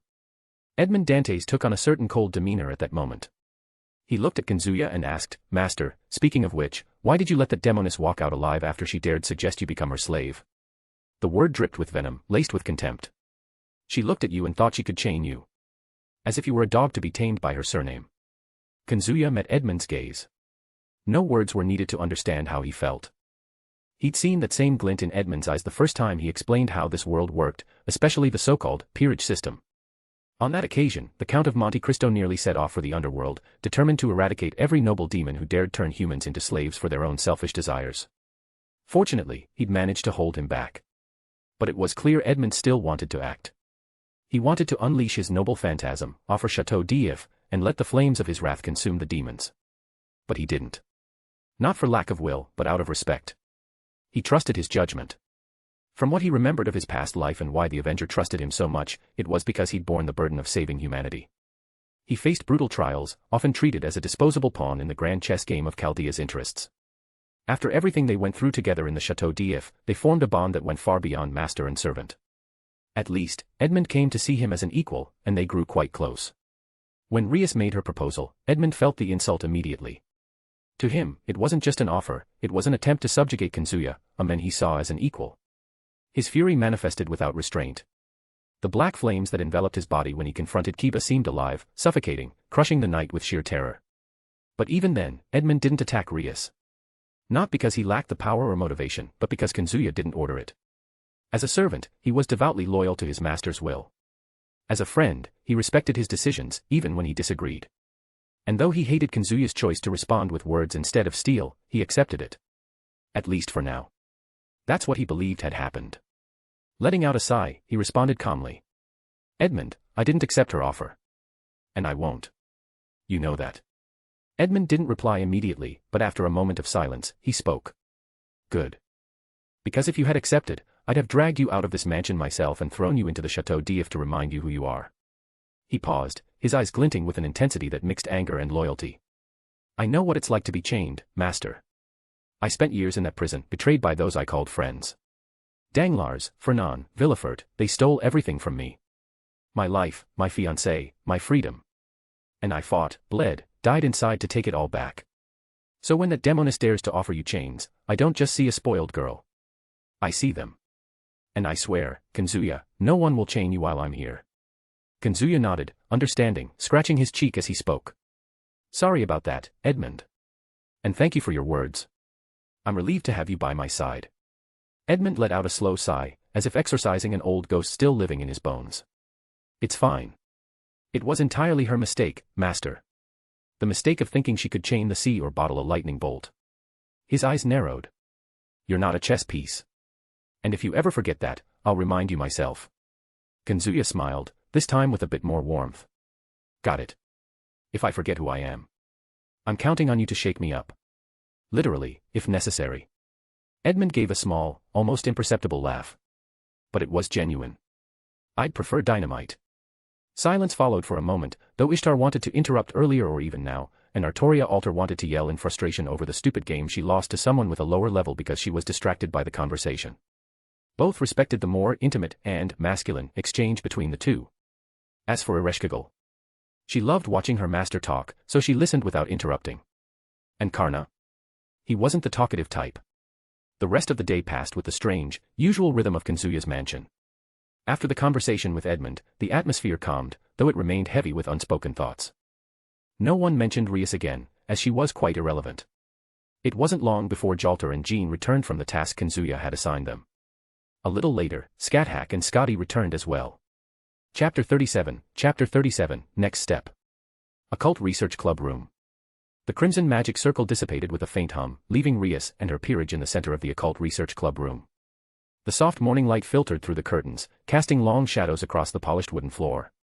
After stepping out of the magic circle she had created, without saying a word, Rias walked to the window, arms crossed, her eyes fixed on the academy courtyard. The familiar sight of students laughing and walking carefree seemed distant, as if it belonged to another world. A world where she could still pretend to be just a high school girl. Kazuya's words echoed in her mind again, sharp as blades, "You still have time to waste being a high school girl in the human world. Shouldn't you be training?" She clenched her fists, nails digging into her skin. He was wrong. He had to be. But the seed of doubt had already been planted, and she hated how much it shook her. Akino was the first to move, walking to the teapot in the corner of the room. "I'll make some tea," she murmured, more to herself than to the others. It was her way of keeping her hands busy, of avoiding an outburst. Kiba sat on one of the sofas, his face serious, his eyes staring into the void. He bounced one leg, a rare habit that betrayed his restlessness. "Sona-senpai must be in the student council room, there's still a few minutes before class starts," he said, breaking the silence. "I can talk to her now if you'd like, Bucho." Rias nodded, not taking her eyes off the window. "Do that, Kiba. And if possible, tell her all the details of what happened at Kazuya's mansion, please." The previous night, upon receiving Tsubaki's report about Kazuya, she was surprised by an additional message. Before leaving, the student council vice president delivered a message from Sona herself. In it, Sona asked her to be careful when trying to recruit the boy and made it clear that, if she did, she should instruct him to meet with the student council for a private conversation. Rias immediately suspected the reason, even considering ways to smooth things over in favor of her future servant. After all, everything pointed to it being related to Tomo, who nearly lost her life while investigating Kazuya's property, and she didn't want anyone from her peerage to have issues with her best friend. In the end, it seemed there was no need to worry. But it made her reflect on something Kazuya himself had said, that she was arrogant and spoiled. Assuming he would be her servant without even considering the possibility of refusal. Didn't that, in a way, prove him right? A sigh escaped her lips. "Understood, Bucho," Kiba said, standing up. His legs were still slightly shaky after the encounter with that man at Kazuya's house. So, he decided to sit back down for a moment before bringing up Sona, hoping the feeling would pass. What unsettled him was the fact that it still hadn't faded, and fortunately, no one seemed to have noticed. He took a few steps toward the door and was about to leave when someone stopped him. Issei, still standing near the door, took a step forward, positioning himself in front of Kiba while scratching the back of his neck, his face visibly flushed with embarrassment. He wanted to say something, but the words just wouldn't come. For a few seconds, he hesitated. Then, he took a deep breath and, looking Kiba in the eyes, finally spoke. "Kiba-san. I want to train with you. I want to get stronger. I don't want to be useless like I was today." The room fell silent for a brief moment. Kiba blinked, surprised, unsure how to react. Akino, who was calmly handling the teapot, paused and cast a curious glance at Issei. Rias also turned slowly, her eyes meeting his, and in them, there was a spark of determination. Kiba gave a faint smile, which softened the tension on his face for a moment. "All right, Issei. We'll train together. But I'll warn you, it won't be easy." He paused briefly, his gaze growing more serious, firmer, and, if I may say, you weren't useless. None of us were prepared for what happened earlier with Kazuya. Kiba's words brought back a certain tension to the group. It was truly hard to forget what had happened. For Kiba, Kaneko, Akino, and even Issei, the memory was still vivid. They saw their master humiliated, and when they tried to fight back, they were simply crushed, not by attacks, but by the sheer magical pressure of enemies whose presence they hadn't even sensed. For Rias, however, the blow was even deeper. It wasn't just her life hanging by a thread at the edge of the Black Knight's blade. It was the fact that she had been humiliated by words she had never heard in her entire life. And worst of all, they came from someone she was obsessed with. Issei let out a sigh and scratched the back of his neck, looking away for a moment. When he finally spoke, his voice was quieter but firm. "Thanks, Kiba, really. You always know what to say, man." He smiled, taking a deep breath and looking even more determined. "I know it sounds stupid, but when I saw you facing that, even scared, even without a chance, I just kept thinking, that's how I want to be." Kiba's eyes widened, surprised. "Issei-kun. Kiba-san. You can just call me Kiba, Issei-kun. After all, from now on, we'll be training partners." How about we start tonight? Yes. Rias, still standing by the window, felt the tightness in her chest ease slightly as she saw the determination in Issei's eyes. He could be impulsive, even a bit clumsy, but his sincerity was undeniable. She wanted to say something, perhaps thank him or reassure him that he didn't need to blame himself, but the words caught in her throat. Instead, she simply nodded, a small gesture heavy with gratitude. Meanwhile, Akino smiled faintly upon hearing the two boys. On the other hand, Kaneko, sitting in the corner of the sofa with a pack of cookies in hand, nibbled on one distractedly, her eyes wandering around the room as if lost in thought. The crisp sound of the cookie was almost comical in the silence, but no one seemed to mind. She hadn't spoken much since they arrived, but her silence wasn't indifference, it was Kaneko being Kaneko, processing everything in her own way. Kiba looked at Rias, waiting for final confirmation before leaving. I'll go talk to Sona-senpai now, Bucho. I'll let you know any updates as soon as I have them. Rias merely nodded. Thank you, Kiba. Kiba gave a faint smile. Don't worry, I'll handle it. He gave a brief, almost formal bow, and opened the door, stepping out calmly but still carrying that subtle unease no one else seemed to notice. The sound of the door closing echoed softly, leaving the room a little emptier. Issei, still standing near the door, scratched the back of his neck again, his face red with nervousness. He looked at Rias, hesitating before speaking. Bucho, I think I'll head to class. Lessons are about to start, and, well, I don't want to get scolded by the teacher for being late. He gave an awkward smile, trying to lighten the mood. But, if you need anything, just call, okay? I won't let you down. Rias managed a weak smile, the first since they left Kazuya's mansion. Thank you, Issei. Go ahead. And, don't worry so much. We'll figure this out together. Issei nodded vigorously, as if her words were a sacred command. Got it. See you later, Bucho. He opened the door with a bit more energy than necessary, nearly tripping over the threshold, and rushed out, the sound of his footsteps echoing down the hallway. Kaneko finished her cookie, wiping the crumbs from her hands with a precise motion.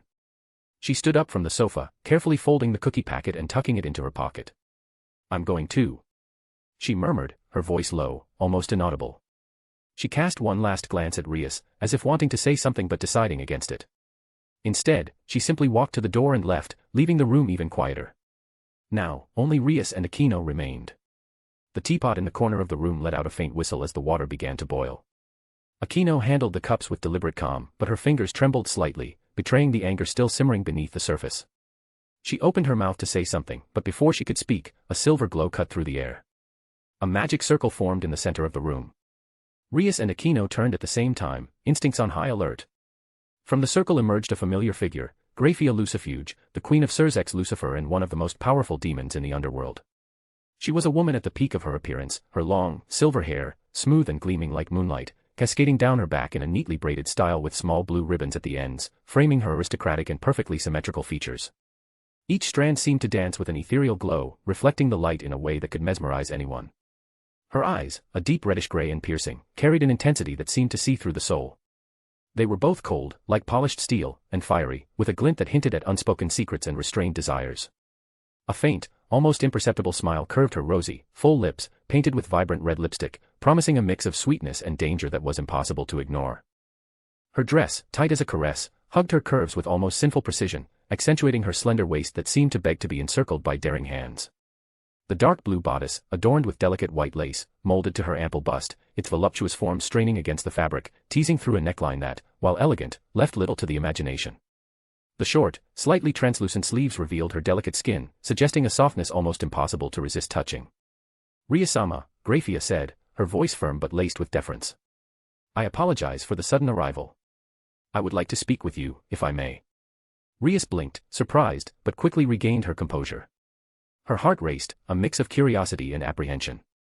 Graphia never appeared without reason, and the use of Rias-sama was a clear indicator the conversation would be formal, and likely tied to her brother, Sirzechs. Rias cast a quick glance at Akino, who had set the cups aside and was now watching Graphia with a cautious expression. Of course, Graphia, Rias replied, straightening her shoulders and forcing her voice to sound steady despite her inner turmoil. Akino, could you give us a moment? Akino hesitated. Her eyes narrowed for a fraction of a second. She didn't like the idea of leaving Rias alone, especially after what had happened at the mansion, but Graphia was practically family to Rias, so there was no issue. All right, she murmured, grabbing the teapot and cups. I'll be in the classroom. Call me if you need me. She cast one last glance at Grafia, as if trying to gauge her intentions, then left the room, closing the door with a soft click. After Aquino left, Rias turned to Grafia, arms still crossed, trying to maintain a facade of confidence. "What's going on, Grafia? Did my brother send you?" Grafia rose from her bow, her silvery reddish eyes fixed on Rias. "Yes. Sirzechs-sama is aware of Ryougi Kazuya's sudden abandonment of classes and sent me to investigate. Sona passed me the details of what she discovered, and she mentioned that you planned to visit him to ask if he would join your peerage. I came to find out if you succeeded, or how the events unfolded, so I can prepare a report for your brother later." Rias felt a tightness in her chest at Grafia's words. The mention of Kazuya's sudden abandonment and her attempt to recruit him for her peerage brought back the humiliation from earlier. She uncrossed her arms and walked slowly to the sofa, sitting down with a stiff movement, trying to maintain the composure befitting a Gremari. "Sit, Grafia," she said, gesturing to the chair in front of her. Her voice was steady but carried a slight tremor that betrayed her unease. Grafia inclined her head in thanks and sat with her usual elegance, the silver dress reflecting the soft morning light. Her hands rested in her lap, and her silvery reddish eyes fixed on Rias, patient but demanding the truth. Rias ran a hand through her crimson hair, a nervous gesture, and began to speak. She kept the account straightforward but couldn't hide the bitterness that seeped into every word. "I went to Kazuya's mansion this morning," she began, her eyes fixed on the floor, avoiding Grafia's piercing gaze. "I wanted to understand why he abandoned classes and, yes, to offer him a place in my peerage. I thought, with what we know about his sacred gear, he would be useful. But he refused. Not only did he refuse, he humiliated me in front of my peerage." She bit her lower lip, taking a deep breath before continuing. "He said I'm arrogant. Spoiled. That I rely on my family name for everything. And he knew things, Grafia. It wasn't just the sacred gear. He knew about the supernatural." She paused, her fists clenched in her lap. The memory of Kazuya's servants still made her shudder. And he wasn't alone. There were people with him. Not human. A man cloaked in black flames. A woman in black armor. Another with a golden spear. All with a presence I've never felt before.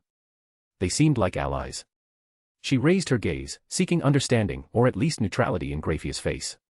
But she found something that made her freeze. The Queen of Sirzechs' eyes were narrowed, and a cold aura began to emanate from her, making the room's temperature seem to plummet. Grafia leaned slightly forward, her voice still controlled but now laced with a restrained fury that made Rias swallow hard. "Rias-sama," she said, each word sharp as ice.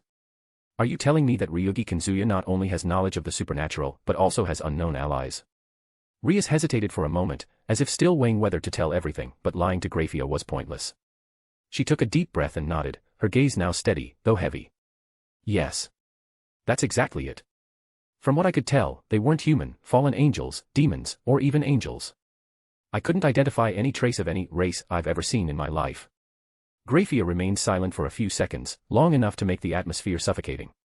Her eyes studied Rias' face, as if searching for signs of exaggeration or omission. She found none. "I see," she said finally, her voice returning to an icy neutrality that, paradoxically, was even more intimidating. "I will prepare a detailed report for Sirzechs-sama immediately. This kind of discovery cannot be ignored." She stood with her usual precise fluidity, smoothing her silver dress in an automatic gesture. As she turned toward the door, she paused for a brief moment and cast one last glance at Rias. "Thank you for your honesty, Rias-sama. I will bring a response from Sirzechs-sama by the end of the afternoon." Without waiting for a reply, she walked to the door and opened it with a subtle motion, stepping out silently. The soft click of the door closing sounded to Rias like the end of a trial. For a few seconds, she simply remained seated, motionless. Then, she let out a long sigh, releasing some of the tension still weighing on her shoulders. Her body relaxed slightly, but the discomfort in her chest remained. She stood slowly, adjusting her uniform, and walked to the door with measured steps. It was still early, but at that moment, going to class seemed less exhausting than spending another minute alone with her own thoughts. "Let's see if I can think about something else for at least one class," she murmured to herself before opening the door and heading down the school's hallways. This is the last chapter in this style of showing the rest of the characters, smiley face. Chapter 38, The Plans in Progress.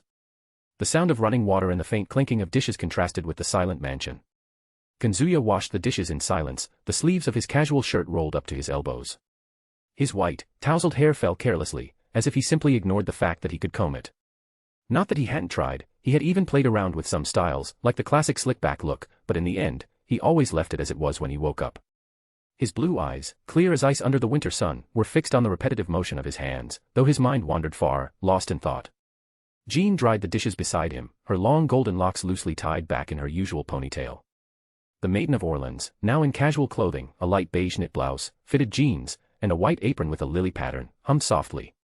Her eyes, sometimes violet, sometimes blue depending on the light, shone with an almost sacred serenity. "Hard to believe," murmured Ishtar, sitting on the counter while lazily swirling a glass of wine. "I never imagined you'd be the type to actually wash your own dishes, master. Back in Chaldea, that stuff was handled by that sword-obsessed archer, and that vixen fox." The Mesopotamian goddess, as luxurious as ever with her long black hair and scarlet eyes gleaming with amusement, propped her face on her hand, watching him with her usual tone of provocation disguised as curiosity. She wore a black silk camisole with golden accents, tight enough to accentuate her breasts, paired with an asymmetrical leather short, and knee-high heeled boots. On her wrists, delicate gold bracelets jingled softly with each movement of her glass, and she also wore her usual earrings and hair accessories. Who did you think was washing the dishes every day after we ate?" Kazuya asked, looking at her confusedly. Ishtar let out a theatrical sigh, slowly twirling the glass between her fingers as if pondering a deeply philosophical question. She raised a golden eyebrow and stared at Kazuya as if he had just told her the sky was green. "I don't know, Kazuya. I'm a busy goddess, I have jewels to admire. I mean, work to do. I don't pay attention to that kind of thing," she replied with absurd nonchalance, taking a lazy sip of her wine. She leaned back on the counter, chuckling softly. "But now that you mention it, so it was you this whole time. Like, for real. With your hands. Water, soap, scrub. Wow," she said, raising her glass in a mocking toast. "Look at that, you're a multifunctional man, as expected of the men this goddess chose." And then, with her usual provocative glint in her eyes, she added, "If I'd known this before, I'd have thrown more glasses on the floor just to see you in an apron." Kazuya rolled his eyes at her words. On the other side, Ereshkigal watched her sister with a faintly disapproving look, her pale fingers tapping the edge of the counter. She wore a loose, soft black sweater with slightly oversized sleeves that partially covered her hands. Underneath, a gray turtleneck peeked out at the collar and cuffs, as if carefully layered, paired with comfortable, stylish sweatpants. "Ishtar, you could help instead of just commenting. This is our home now too," Ereshkigal said, her gentle voice carrying a soft tone of authority.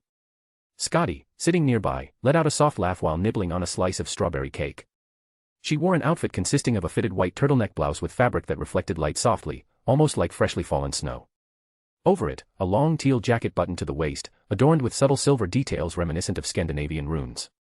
She paired it with impeccably pressed dark gray tailored pants and low-heeled white leather boots, both practical and refined. Snowflake-shaped earrings added a final touch to her minimalist look. "Let her be," Scotty said with a shrug, her icy tone masked by the softness of her voice. "She'd end up causing more trouble than helping."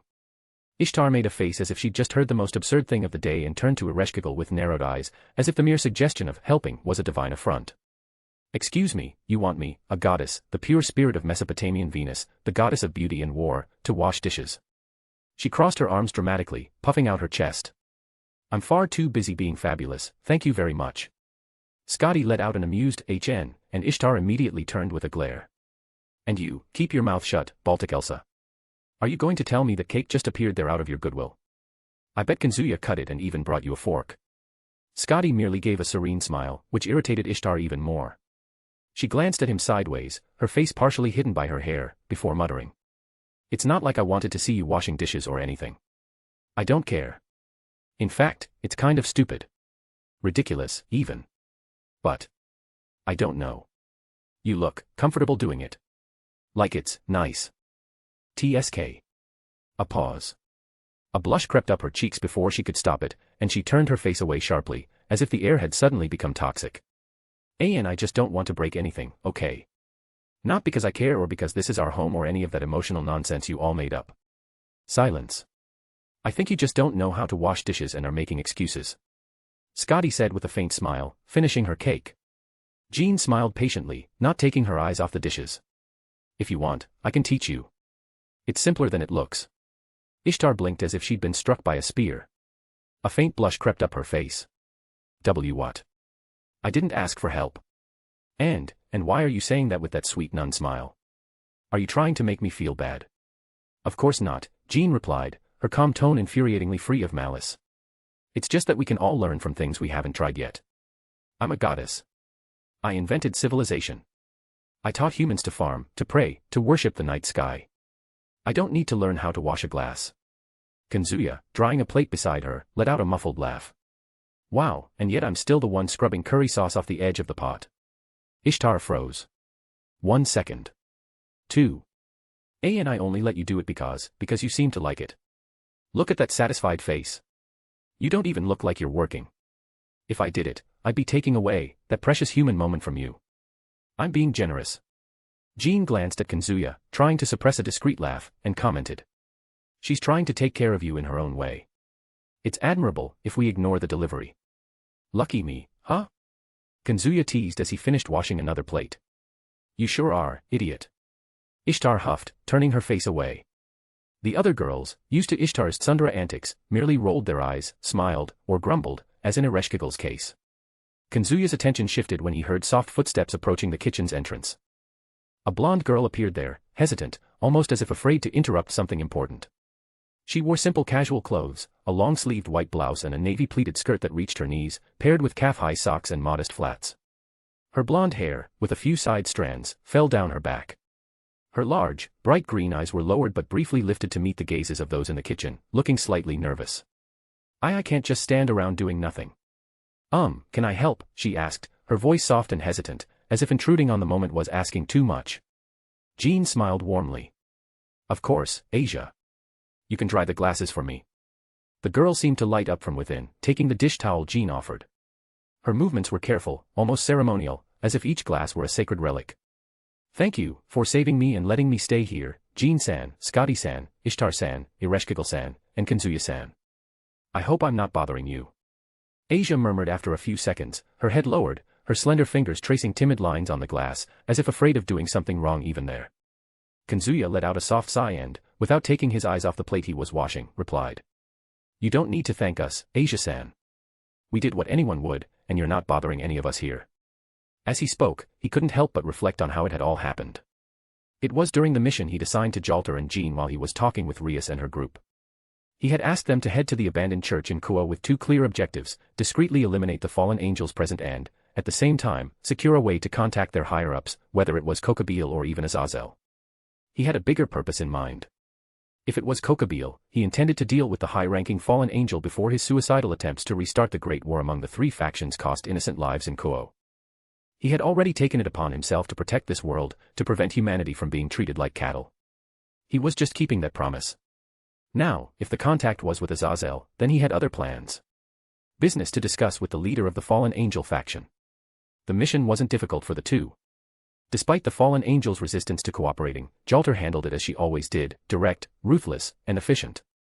Jean, on the other hand, found Asia in the midst of the situation. Moved by her innate compassion, she cared for the girl with tenderness and decided to bring her to the mansion, believing she'd be safer there. That's exactly how his saints operated, the adorable saint, always guided by what was right, and the corrupted saint, cute and relentless, who did everything to fulfill his requests, each in their own way but both equally loyal. Thanks to them, he achieved one of his objectives, which allowed him to keep the conversation with Rias instead of just getting to the point and telling her to screw off. But the church and the fallen angels had nothing to do with Rias, right? Yes, and in fact, they didn't. But she was still one of Kuoh's kings, and sooner or later, she'd investigate the disappearance of the fallen angels. After all, she already knew they were there. And somehow, that would inevitably come back to her. The advantage was that, since she was with him when it all happened, Rias would have no reason to suspect his involvement. That was exactly the plan. While Jean and Jalter discreetly dealt with the targets at the church, he asked them to create a slight distraction, enough to draw Sona's attention. That way, she'd notice the incident happened during his conversation with Rias, serving as an alibi. Otherwise, someone could easily conclude he'd acted on his own, after Rias left. But obviously, that wasn't the real reason for his caution. Now that he'd revealed himself to the supernatural world, he no longer cared about hiding his strength. He could act freely, without concealing himself, if he wanted. However, there was a reason for all this subtlety. Grafia, Sirzechs' wife, was investigating his movements. During the conversation with Rias, he noticed her attention was entirely focused on the mansion. With that level of surveillance, it was literally impossible for anyone to approach unnoticed. And when he discovered it was her, the wife of that damned Sirzechs, responsible for so many of the problems he'd faced since his rebirth, watching him, he knew he had to act carefully. That's when he crafted this plan, not just to protect his position but to achieve one of his objectives with surgical precision. Fortunately, he'd secured a way to contact both Azazel and Kokabeel. Rainier, after all, idolized Azazel. It was her desire to prove herself useful to him that led her to kill Issei and attempt to steal Asia's twilight healing. She believed that by completing her mission, she'd earn the approval of the one she so admired. Since she possessed a communication spell to contact Azazel directly, it was almost certain she intended to report every detail to him once her plan succeeded, seeking, of course, recognition and praise from the object of her devotion. He was obviously surprised to learn that Asia Argento was at the church on that very day when he sent his servants to deal with the issue. Was it earlier than expected? Or perhaps not. The truth was, he didn't remember the details exactly, only that in the original storyline, Issei met Asia a few days after becoming a demon. That had happened the previous Saturday. So, was the timeline correct? Maybe. Perhaps the story only diverged due to various factors. The former pervert was probably too busy adjusting to his new life as a demon, getting to know Rias better, and dealing with Sona's investigations into his disappearance from school. It was easy to imagine that Issei and the rest of her peerage spent the entire week trying to find him, which likely caused him to miss his encounter with Asia. Either way, there was now one more person besides him and his heroic spirits living in the mansion. Fortunately, she was a kind girl who, to his surprise, quickly became Jean's best friend, bonded by their shared devotion to God. But back to the main point, besides contacting Azazel, he also secured a connection to Kokabeel through Donasik, who, in the end, was essentially a spy and loyal subordinate to the high-ranking fallen angel. Rainier and the other 2 fallen angels under his command were, of course, shocked to discover this. They hadn't expected that twist, which, honestly, made no difference to him. He only knew because Jalter, with her usual venomous sarcasm, decided to share the details while mocking their reactions. He snapped out of his thoughts when he noticed Asia's reaction. She looked up, surprised, and met his calm, almost lazy smile. Ishtar let out a muffled chuckle, and Jean shook her head in an almost maternal gesture. Aye. Asia hesitated, her cheeks tinged pink. I'm so happy to have met you all. Ereshkigal, for the first time since the scene began, let a faint smile slip. You're welcome here, Asia. It doesn't matter if you're a former nun. She glanced at Kazuya. He has a bad habit of collecting complicated people, but in the end, everyone fits in. Hey. Kazuya protested, feigning offense. I'm the pillar of stability in this place. The chorus of laughter, even from Scotty, who rarely let herself go so much, broke the kitchen's quiet, filling the space with warmth that made Asia feel more at ease as she continued drying the glasses. Speaking of her, since the moment she crossed the gates of that mansion, Asia felt like someone living a dream. She was surrounded by incredible people and, somehow, could communicate with them all effortlessly. This was only possible thanks to Kazuya-san, who had touched her forehead when he noticed she couldn't speak Japanese fluently, though Jean-san and Joanna-san seemed to have no trouble understanding or talking to her. According to him, she could now converse with anyone, anywhere. And that, as strange as it seemed, made her feel less alone.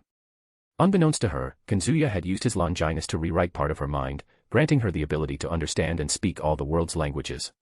It was a subtle adjustment, made to facilitate communication between them. Though he knew Italian from the original owner of his body, he preferred Japanese, as it was the language of his 2 past lives as a young Japanese man. Moreover, the heroic spirits serving him could already communicate with anyone from the era they were summoned to, transcending any linguistic barrier. The linguistic communication, implanted in both Asia and himself during one of his tests, worked curiously. It was as if each person spoke only their own language, but others always understood, and vice versa. Either way, it was quite useful to have achieved this. Despite Kazuya's kind gesture, Asia couldn't fully relax. She was grateful, more than she could ever put into words. Jean-san had treated her with such warm kindness that she nearly cried on the way back from the church. She didn't know that blonde woman with calm eyes or understand where her serene, powerful aura came from, but she felt deep in her soul that she could trust her. There was something about Jean that reminded her of the holy figures in her prayers, a blend of strength and tenderness, an unwavering faith even when God's name wasn't spoken. And then there was Kazuya. His name was spoken with respect and familiarity by everyone there.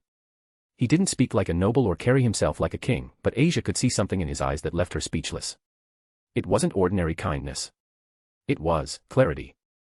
As if he saw everything, who she was, what she'd suffered, and still didn't judge her.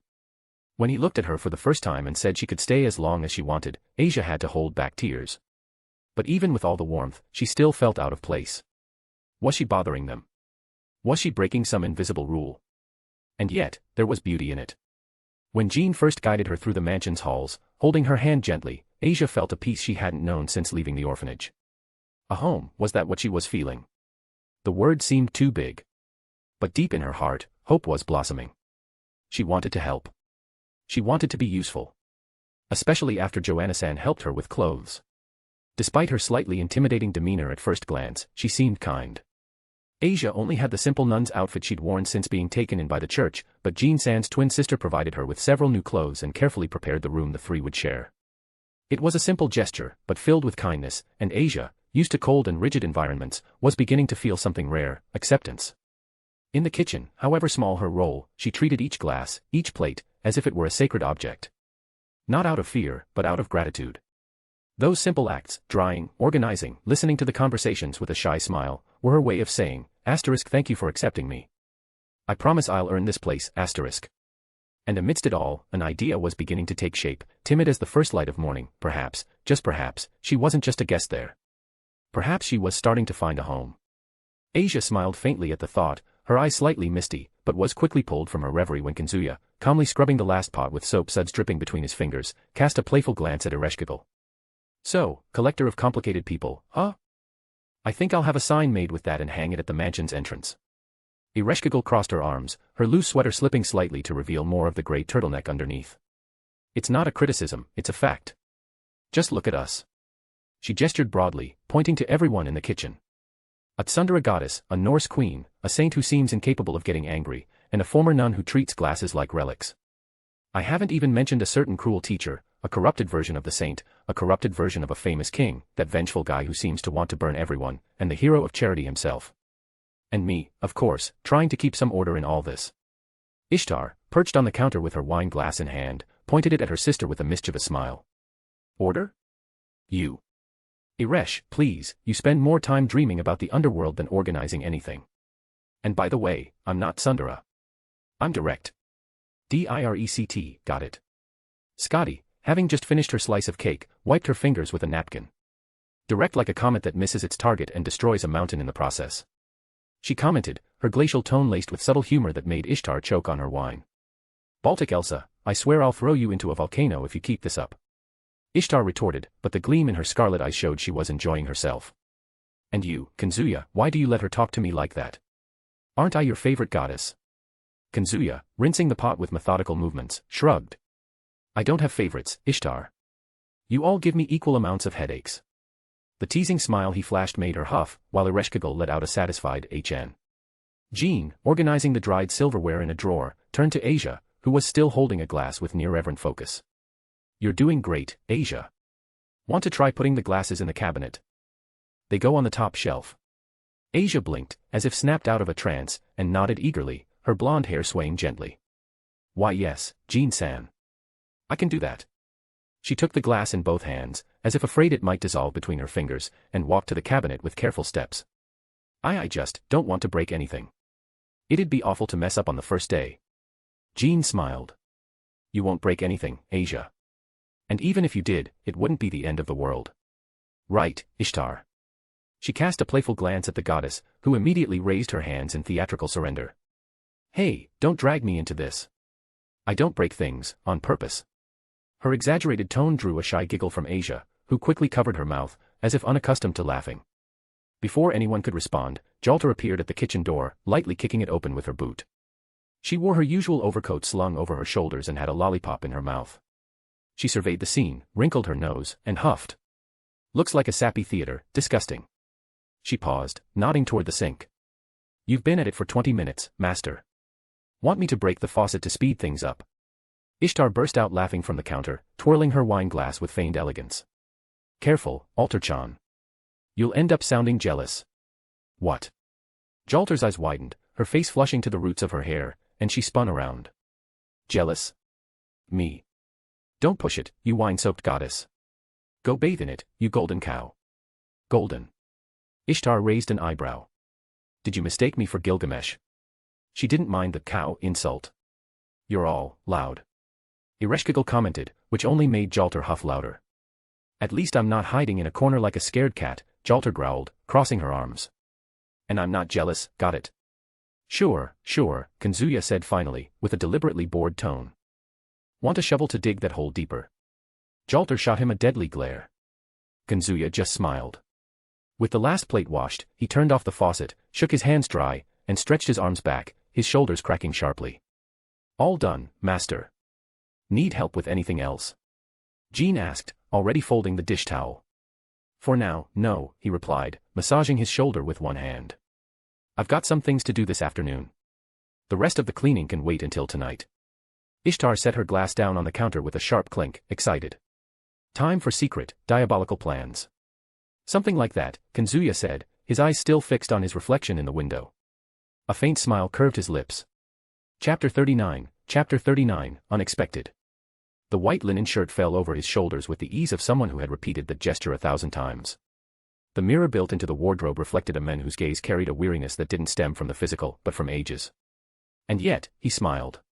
Or pretended to smile. That was how Kazuya saw himself as he faced the reflection of his current body in the mirror. He let out a tired sigh. It had been an hour since he left the kitchen and came to the bedroom, determined to shower and get ready. The commitments that afternoon required him to be, at the very least, presentable. He was going to meet Azazel. Earlier, when Jalter and Jean brought him the communication spell that Rainier used to contact Grigori's higher-ups, he didn't waste time. He immediately used the spell to establish contact and request a meeting with Azazel, introducing himself as the current wielder of the boosted gear. As expected, the leader of the fallen angels showed immediate interest, especially after Kazuya mentioned he wished to discuss business. The meeting was scheduled for late afternoon. His goal was clear: gain access to Azazel's research on sacred gears and, at the same time, establish a political alliance between Grigori and his own organization, still in its infancy, which he decided to call, simply and symbolically, Chaldea. The name carried the same purpose as the organization from his past life, to prevent the extinction of the human race. In other words, to ensure humans didn't end up at the bottom of the racial hierarchy or reduced to mere tools due to the immense potential they held because of the sacred gears left to them by the biblical God. It might seem contradictory, after all, he already possessed enough power to subdue most supernatural factions and feared none of them. However, there was a strategic reason behind political alliances. When someone with absolute power emerges, inevitably, the other forces unite to eliminate them. It was an almost unavoidable dynamic. One need only look at what happened to Madara and the alliance of the 5 shinobi nations. The fear of imbalance leads to the union of even the most unlikely enemies. Although in this world such a union was far less feasible due to the deep-seated conflicts among the various factions, it was still a possibility. That was why politics was necessary, to become allies with some forces and eliminate those that would become his enemies behind the scenes in the future. Of course, to achieve this, he would still need to reveal his power to the world as soon as possible. Among his most ambitious goals was defeating one of the 10 most powerful beings on the planet. Not only as proof of his strength but to earn the kind of respect, or fear, necessary for his actions to be taken seriously. He needed that status. He needed them to know they weren't dealing with someone ordinary. That was exactly why he still got involved with Rias Gremory after being reborn, even after learning about her situation. That choice was part of a larger plan and also explained all the pretense of acting like an ordinary student, just to naturally draw Rias's attention. By suddenly leaving Kuoh Academy, he knew he would put the demons on alert, especially given his position as the future slave prepared by the Demon King for his sister. He waited, patiently, for Rias to come looking for him, and when that finally happened, he humiliated her cruelly. The humiliation, however, wasn't gratuitous. Its purpose was to provoke Rias, forcing her to confront him in battle so he could defeat her and provoke her older brother to seek revenge. However, her servants ended up getting more involved than he had anticipated. Still, he wasn't bothered. In fact, he figured it might even help reinforce his plan. Their presence, powerful, completely unknown figures near the territory of Sirzechs' beloved little sister, would certainly attract attention. And, to top it off, they were directly linked to the slave he had left prepared for Rias. The combination of factors was perfect to stoke the overprotective brother's concern and ensure Sirzechs would take action. He could predict exactly how the rest of the chain of reactions would unfold. Rias would tell everything to Grafia, who, in turn, would pass the information to Sirzechs. And Sirzechs, driven by his unconditional love for his sister, would inevitably show up to confront him. And that was exactly what he wanted.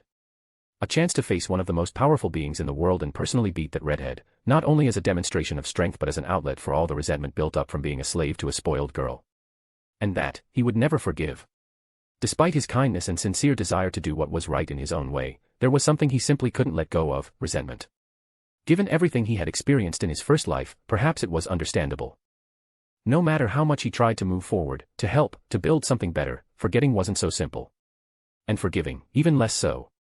But setting those thoughts aside, Kazuya finished buttoning his shirt with calm, automatic movements. The linen fit perfectly over his meticulously sculpted body, as if the fabric knew exactly where to fall and where to accentuate. He raised the collar and adjusted it, more out of habit than necessity. His still damp hair dripped rebellious droplets onto his nape. A second later, he grabbed the blazer draped over the armchair in the room and tossed it over his shoulders with a flick of his wrist, without even looking. The movements were fluid, almost too beautiful for someone who insisted on denying any vanity. Then he cracked his neck. The sharp sound that echoed through the room was almost a physical relief. He furrowed his brow. He murmured, turning his face toward the staircase as if something had pinched his cheek. And then, as if the world wanted to answer his intuition, the doorbell rang. It wasn't anything dramatic, just the clear sound of a modern bell cutting through the house. He blinked once, slowly. Of course it would be now. He could sense two powerful presences outside the gate. He didn't need to see them to know, he could almost guess who they were. It could only be Sirzechs and Grafia. They were the only ones who made sense at that moment. He seriously doubted that Sona and Tsubaki had a power level comparable to what he was sensing outside. Besides Rias, Sona was the only one who knew where he lived, and, come to think of it, it made sense that she had already passed that information to Grafia at some point. After all, he highly doubted that prideful, spoiled princess had swallowed her pride to directly ask her brothers, Queen, for help in investigating what was going on. Well, it was happening sooner than he expected. But that was fine. The only annoying part was that he wasn't exactly dressed for a fight, nothing suitable for the event approaching, since he was dressed for a meeting. Still, he didn't care. He cracked his neck calmly, and a faint smile formed on his lips. There was something about this kind of situation that he secretly enjoyed. The fact that he would finally have the chance to beat that damned redhead, the bastard who had caused him so many problems, made it even better. It was almost cathartic. It didn't matter if he was dressed for it or not, this was personal. Taking a deep breath, he descended the first steps unhurriedly. The afternoon light filtered through the wide windows, casting soft shadows along the corridor walls as he approached the staircase. That's when he saw her. Scathach was there, casually leaning against the railing on the lower floor. Her black sweatpants and long-sleeved gray shirt contrasted with the natural majesty of the warrior. Her eyes were fixed on the front door or, more precisely, on the gate beyond it. Kazuya stopped halfway down the stairs and descended the rest in silence, his eyes on her the entire time. As he reached the last step, he stopped behind her. He stepped closer until his fingers nearly brushed the light fabric of her shirt. He leaned in slightly, his mouth close to her ear. "What are you doing, Shirsho?" he asked in a low, almost intimate voice. Scathach didn't move immediately. She simply replied calmly. "I was training a bit when I sensed a disturbance in the outer barriers of the property. Someone tried to breach the protection.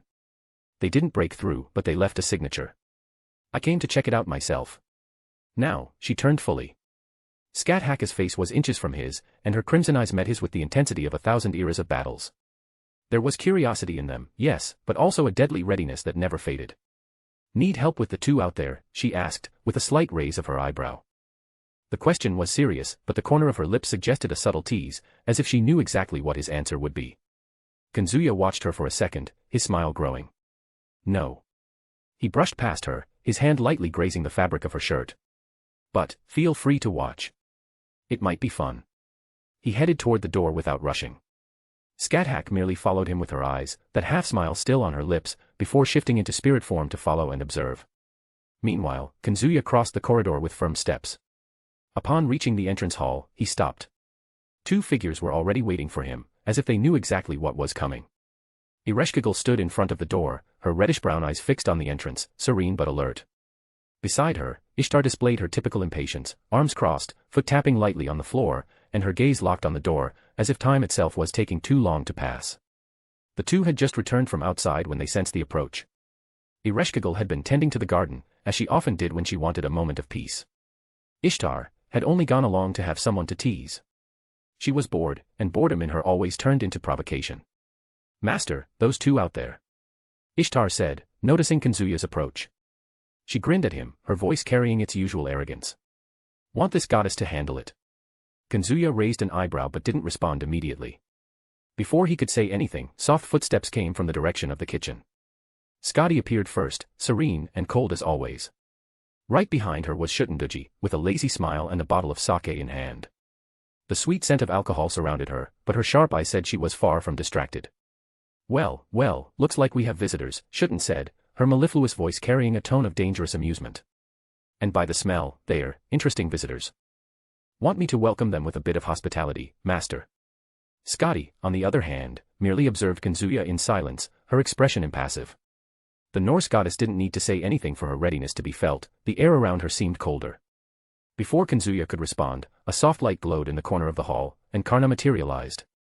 The hero of charity was as calm as ever, his face serene, but his eyes burned with an intensity that seemed capable of incinerating anything in its path. He tilted his head slightly, as if greeting Kazuya, and spoke in his firm, tranquil voice. "If you wish, I can deal with them, master. It won't be any trouble." From the other side of the hall, coming from the living room, Jalter and Salter appeared. Jalter walked with quick steps, her black armor clinking lightly, her expression a mix of irritation and excitement. Her sword was already in hand, as if she could barely wait to use it. Salter, on the other hand, maintained a cold, controlled posture, Excalibur Morgan in her grip. "If it's a fight, I'm in," Jalter declared, pointing her thumb at herself with an arrogant grin. "I don't care who they are, I'll burn them to ashes."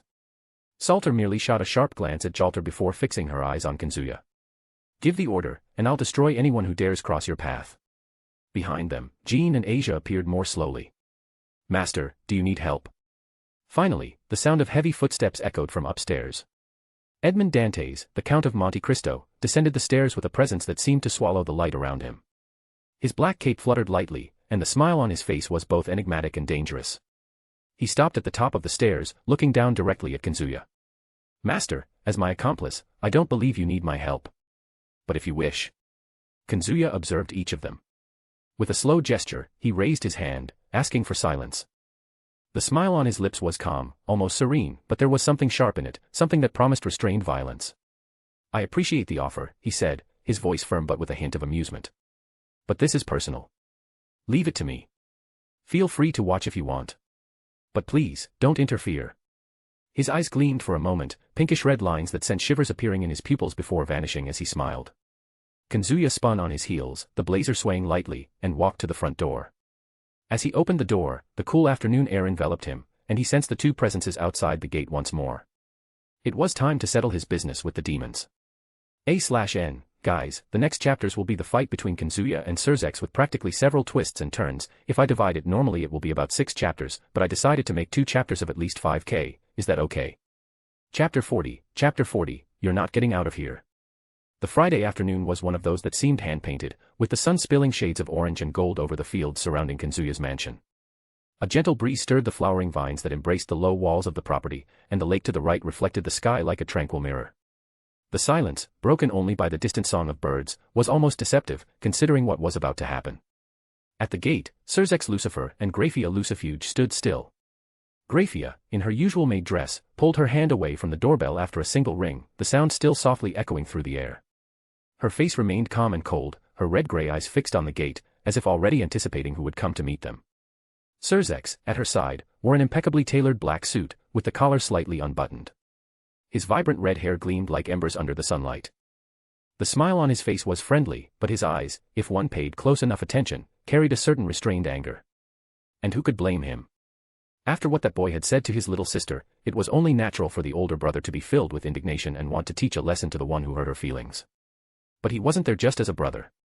As a Mao, he also bore the responsibility of finding out who those powerful people behind that boy were, as described in the report given by his wife, and, more importantly, what they were doing in Kuoh, demon territory. Though, deep down, that was just the justification. The truth was that he wanted to deal with the boy in his own way, as an older brother who saw someone hurt the one he loved most. He wanted to try to convince the boy to become Rias's servant. It was a solution that, besides being part of his plans from the start, could be the key to freeing her from that damned arranged marriage. For that, Sirzechs was willing to offer some advantages, perhaps even more than necessary, especially now that he had realized the boy wasn't as ignorant of the supernatural world as he had thought when they first met. Moreover, he possessed a Longinus, and, if properly trained, it could become a powerful weapon at his sister's side. Of course, that depended on the boy's acceptance. Still, it seemed like a mutually beneficial trade and infinitely better than having to resort to more extreme methods. Because if he refused, well, there would be no other choice but force. And that was an option he preferred to avoid but wouldn't hesitate to use if necessary. The automatic gate began to open with a low hum, the hinges moving with precision. On the other side, Kazuya appeared, his broad shoulders under a black blazer, the white linen shirt impeccable. His blue eyes, clear as ice under winter light, fixed on Sirzechs. His white hair, deliberately tousled, fell over his forehead, and a faint smile, more provocative than welcoming, curved his lips. He stopped a few meters from the gate, hands in his pockets. He paused for a moment before speaking calmly. "I'm not going to invite you in, because as I told your little sister, she's not welcome here. When I said that, I was also referring to you, Sirzechs Lucifer, one of the four, Maus, and your wife, Graphia Lucifuge. Was I not clear?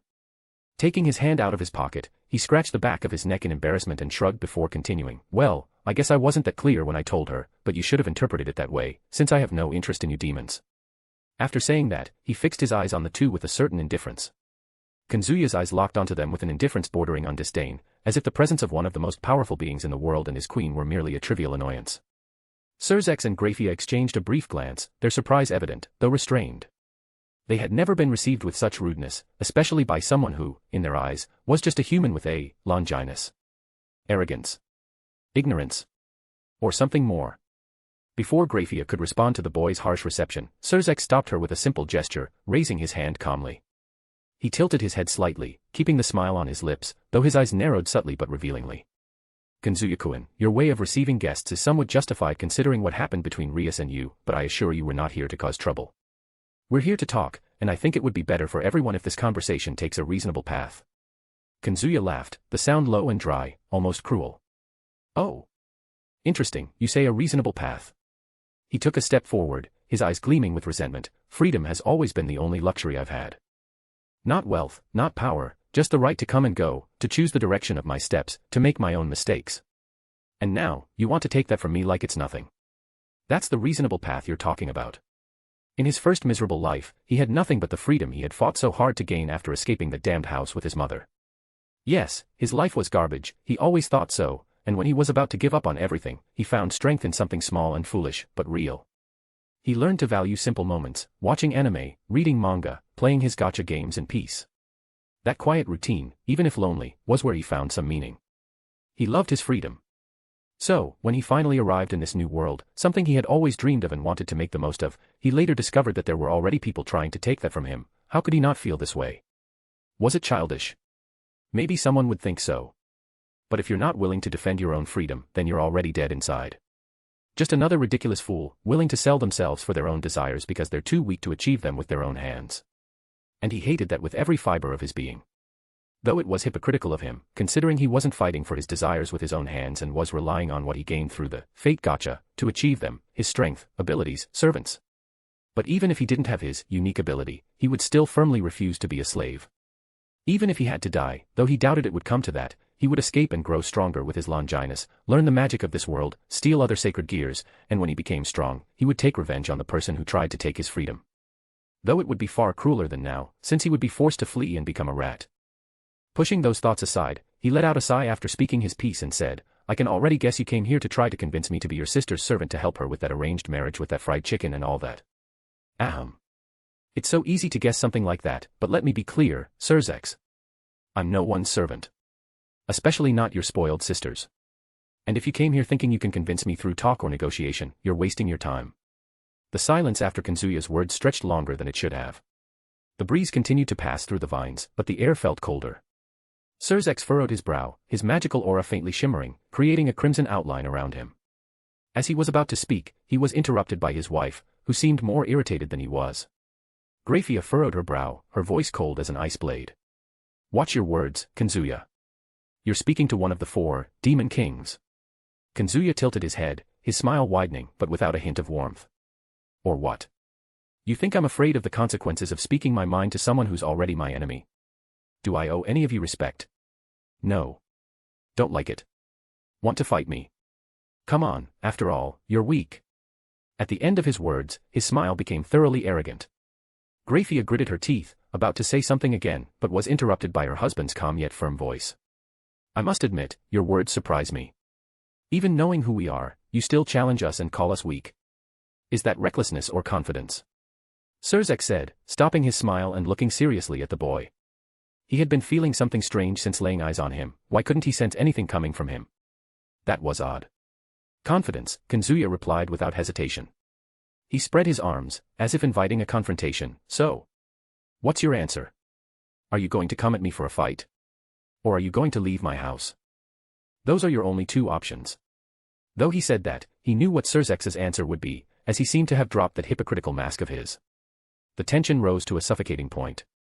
Then, Sirzechs let out a sigh and said, I see.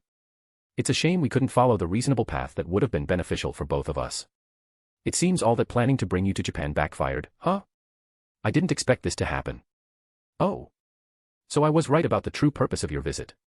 Kazuya crossed his arms, his expression closed off. Of course, the grand plan to pull me away from Sister Celestine to hand me over as a gift to your little sister went wrong. But honestly, what did you expect? That I'd be grateful when I found out. Did you get kicked in the head by a donkey or something? That's the only explanation. He leaned slightly forward, a crooked smile on his face. What sane human would hand over their freedom willingly to someone? Unless, of course, they're desperate, on the brink of death, or consumed by their own desires. Sirzechs furrowed his brow, and a scowl took over his face at being insulted again. His patience was starting to wear thin. If it weren't for his sister and the chance to secure a freedom from that forced marriage, he would have already taught this arrogant, insolent boy a good lesson. But the boy's words sparked an idea he had been keeping in reserve for a long time. It was a trump card, one he planned to use only after Kazuya officially became his sister's servant, when the truth about his coming to Japan came to light. But now, well, now things had spiraled out of control. Kazuya already knew almost everything. And the original plan? It had already gone down the drain. He hadn't become one of his sister's servants, but this could still make it possible. Sirzechs took a step forward, stopping Grafia from acting again. She was also starting to lose patience with that brat. With a slight, ironic smile on his lips, he spoke calmly and sincerely. Indeed, Kazuya-kun, perhaps I should have thought this through better. My apologies. But know that it wasn't just for Rias's sake that I brought you here. It was for you too. I noticed other factions starting to turn their eyes toward you, and I wanted to protect your life. He paused briefly, then stopped smiling and delivered the final sentence softly, but with no less impact. So much so that, it was because of those same factions that Celestine, the one who took care of you, ended up being killed. I'm sorry, I tried to protect her with some of my subordinates until the attention of the other factions on the orphanage faded, but I failed. I'm truly sorry for that. Silence. Kazuya stared at Sirzechs with an impassive expression, but inside, something stirred, slow and uncomfortable, like a stone in the pit of his stomach. In his mind, her image surfaced unexpectedly, the nun who cared for the version of him in this world. He had never met her personally, and yet, he felt it. He felt something strange tightening his chest. They weren't his memories, not exactly. But he had inherited the feelings of the former owner of this body. The quiet gratitude for her taking care of him when he lost his parents. The calm, almost sibling-like affection that grew over time for Celestine, whom his predecessor saw as an older sister, though he hated admitting it. Kazuya looked away for a moment, taking a deep breath. No emotion showed on his face when he turned back to Sirzechs, but inside, suspicion was growing. Something about that story didn't add up. As a Mao, one of the 10 most powerful beings in the world, with all the power he possessed, he couldn't protect someone he wanted to protect. The excuse sounded hollow. And then, he asked Sirzechs, feigning a trembling voice and a wavering gaze. Sirzechs smiled faintly, noticing the subtle falter in Kazuya's eyes, and continued, his voice calm. I wanted to come here to tell you this in person, Kazuya-kun. And also, to invite you to join my sister's peerage, as you obviously already know. He paused briefly, as if weighing the impact of his next words. I deeply regret not being able to save Celestine. I tried, truly. I went to the orphanage with the intention of getting her out of there along with the other children, but she refused. Sirzechs looked at the ground for a moment, as if searching for something in his own memories. She said that place was her home. And the other children's too. She said she couldn't just abandon them. But, she asked me for one thing. She asked me to take you away, to get you out of there. She thought that way she could protect you and your siblings. She was an incredibly kind person. After hearing all that, Kazuya remained silent for a few seconds. His gaze darkened, and the coldness in his eyes became even more evident as he stared at Sirzechs. But Sirzechs, misinterpreting that silence, let out a faint sigh, as if he believed he was in control of the situation. That said, I want to renew my invitation for you to join my sister's peerage, he said, his voice low, trying to sound conciliatory. I promise I'll find the one responsible for your sister's death. And also, I know you value your freedom. I have no intention of keeping you bound to the position of a low-class demon serving Rias for the rest of your life. He paused briefly, gauging the boy's reaction before continuing. I'll ensure your promotion to high-class demon as soon as possible. Sirzechs tilted his head slightly. What do you say? Kazuya remained silent, feeling deep down that Sirzechs was involved somehow. Maybe not directly. But he was. A bitter sensation began to rise in his chest, tightening his throat. It was anger. A silent, dense anger that didn't explode, only burned behind his cold eyes as he stared at the person who had truly managed to irritate him even more. What do I say? He began walking slowly toward Sirzechs, looking directly at the two and speaking, "I know this is all a lie. You really aren't very smart for someone in your position, are you? Considering the aversion I've developed toward demons because of you and your sister after learning of your plans for me, you should have anticipated my bad impression of you too. Yet here you are, spewing a story about my older sister's death as if you were some tragic hero who failed to protect her. Ignoring, of course, that with the view I have of you, it would be perfectly reasonable to suspect that you were the one who killed her, just to manipulate me. And as if that weren't enough, after all this, you still had the audacity to repeat the invitation for me to join your sister's peerage. An invitation I already refused when she herself came to offer it, because from the start, I knew about your plans for me." He stopped a few meters away from them, his eyes cold as ice. "You really thought I'd fall for this performance just because it involved the only person who meant something to an orphan like me?" As Sirzechs, with a furrowed brow, was about to respond to Kazuya's words. "Arrogant brat." Grafia, who could no longer stand him insulting her husband, stepped forward and said, "Sirzechs-sama invited you with such kindness, and you dare to refuse? After everything he did to protect you, don't you at least owe him a thank you?" Kazuya blinked at the woman's words in front of him. "Gratitude. Fohahahaha." He laughed loudly. Sirzechs and Grafia exchanged a glance. "Grateful, are you serious?" he said after stopping his laughter, returning to his serious expression. "I thought the stupidity of demons was limited to the Gremory family." "Oh, right, I forgot you're part of it too." He raised one hand, as if dismissing the rest of the conversation. "Enough. Nothing you say will change what I think. I've already wasted too much time listening to this pathetic performance." Kazuya fixed his icy gaze on them and concluded, his voice low and firm. "After what I just heard about my older sister's death, don't think you're leaving here." As he finished speaking, his eyes narrowed, and the air around them seemed to freeze for an instant. Chapter 41, The Demon King Loses His Throne, 6 chapters in 1. The afternoon drifted on with its deceptive calm, the sun now a bit lower, painting the sky in reddish hues that blended with orange. The breeze whispered through the vines, and the lake reflected the twilight like an untouched mirror. The birdsong had ceased, leaving only a heavy silence, as if the very air were holding its breath. Kazuya stood motionless, his icy blue eyes fixed on Sirzechs and Grafia. The provocative smile from before was gone, replaced by a hard, almost predatory expression. His white hair gleamed under the golden light, but there was no warmth in his face.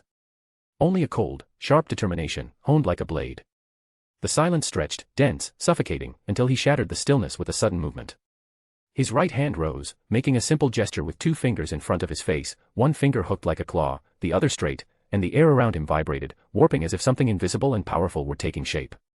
A dense, almost tangible energy emanated from him, causing the ground beneath his feet to tremble faintly. Without a word, Kazuya advanced. His eyes gleamed with icy intensity, and with a swift gesture, he moved his hand into an activation Madra for a magecraft spell that created, in that moment. From his body, a curtain of light, almost liquid, poured forth like spilled ink, spreading in waves that swallowed the scenery. The mansion, the lake, the flowering vines, everything dissolved into a blur of colors, as if the world were a canvas being repainted. Sirzechs and Grafia, caught in the center of the magic, felt the ground vanish beneath their feet, gravity distorting as the curtain pulled them to another place. When the light stabilized, the world had changed. To Sirzechs and Grafia's eyes, Kazuya's estate was no more. In its place, a mountain range rose, imposing and wild, with jagged peaks slicing through a gray, turbulent sky. The wind howled through the canyons, carrying a biting cold that stung the skin. Dark, irregular rocks littered the terrain, and the ground beneath their feet was rough, unstable, as if it could give way at any moment. Sirzechs widened his eyes, scanning his surroundings with a look of disbelief. He wasn't exactly an expert in sacred gears, that was an area he left to someone like Azazel. But even so, with centuries of life and experience, he had witnessed all kinds of supernatural powers. And yet, nothing like this. He had never heard of magic capable of creating an artificial dimension instantaneously. All factions that possessed their own domains, like the Olympus of the Greeks or the Takamagara of the Japanese, had established them eons ago. And there were no records of them using conventional magic for it. In most cases, those worlds were shaped by the hands of gods, using their own divine nature, or, as in the case of the underworld, by the original four Maos, with no record of how they had done it. Even Ajuka, with all his genius, had only managed to create an artificial sky in the underworld, an imitation of the human world's sky, through magical technology and after years of study, and that was only possible with the assistance of the other two Maos, and himself. And even that was considered an extraordinary feat. In other words, magic of this magnitude simply shouldn't be possible for an ordinary human. He refused to believe the boy was some hidden creator deity, emerging from the shadows without leaving a trace. He had already investigated his background, just an ordinary human, orphaned early after losing his parents in a car accident, raised in an orphanage with no sign of involvement in the supernatural world. But even so, the fact that he had managed to create an artificial dimension. The only logical conclusion was that it was his sacred gear. And among the 13 known Longinus, there was only one with such capability, one he had heard of but never witnessed personally. This power. He murmured, eyes narrowed, as if speaking to himself. Dimension lost. Grafia narrowed her eyes and tensed, murmuring, that explains the barriers around his estate that prevent anyone from entering. So, this is his sacred gear. But didn't it have the characteristic of purple mist? She, of course, had heard of the Longinus, dimension lost, capable of creating a special mist that could block any attack and transport anything within it to an artificial space. It was the strongest sacred gear of the barrier and space type, but according to her knowledge, its characteristics manifested through a purple mist. Hearing their words, Kazuya merely scoffed inwardly, saying, "You can think that way." Obviously, it had nothing to do with his sacred gear. It was a spell that only worked thanks to his personal abilities. This spell mimicked the functionality of a marble phantasm, an ability belonging to nature spirits, entities that represent the sense of touch of the planet itself.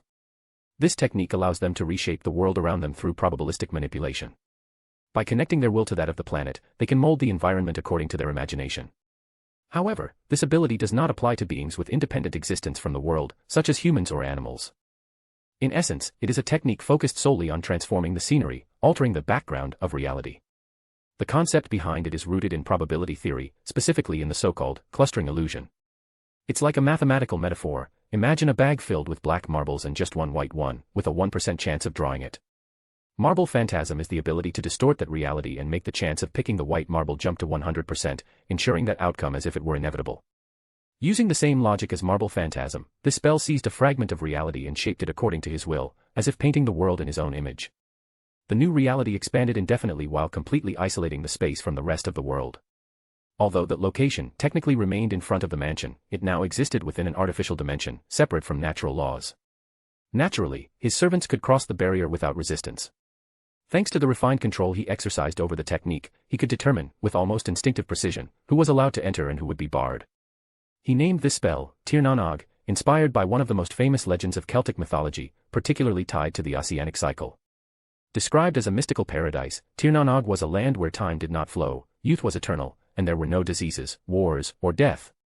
It was also one of the many names attributed to the reverse side of the world from his past life, so he wanted to pay homage to it, but honestly, it was more because he couldn't think of a better name. After hearing his words, Sirzechs confirmed his assumption that it was his Longinus. He sighed, "So, we have no choice but to fight, do we?" "No.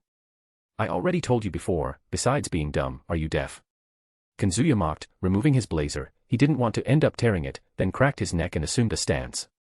Sirzechs frowned. But before he could say or do anything, Grafia stepped forward. Her demonic power surged around her body in waves of icy blue, dense enough to make the air feel heavy. Then came the change in the environment. A tremor ran through the ground, followed by sharp cracks, as if the very rock were yielding to the pressure. The mountain range shook with a dull echo that spread through the peaks, something between a muffled thunder and the groan of an ancient structure on the verge of collapse. Without even turning, she said in a firm voice, "Sirzechs-sama, let me handle this." As soon as she finished speaking, Grafia advanced, her cold eyes fixed on the albino boy before her. The air around her crackled with the rising pressure of her demonic power. She was a proud woman. Always had been. And that boy, he had insulted her husband more than once. She simply couldn't ignore it anymore. She wanted to teach him a lesson, direct, clear, and definitive.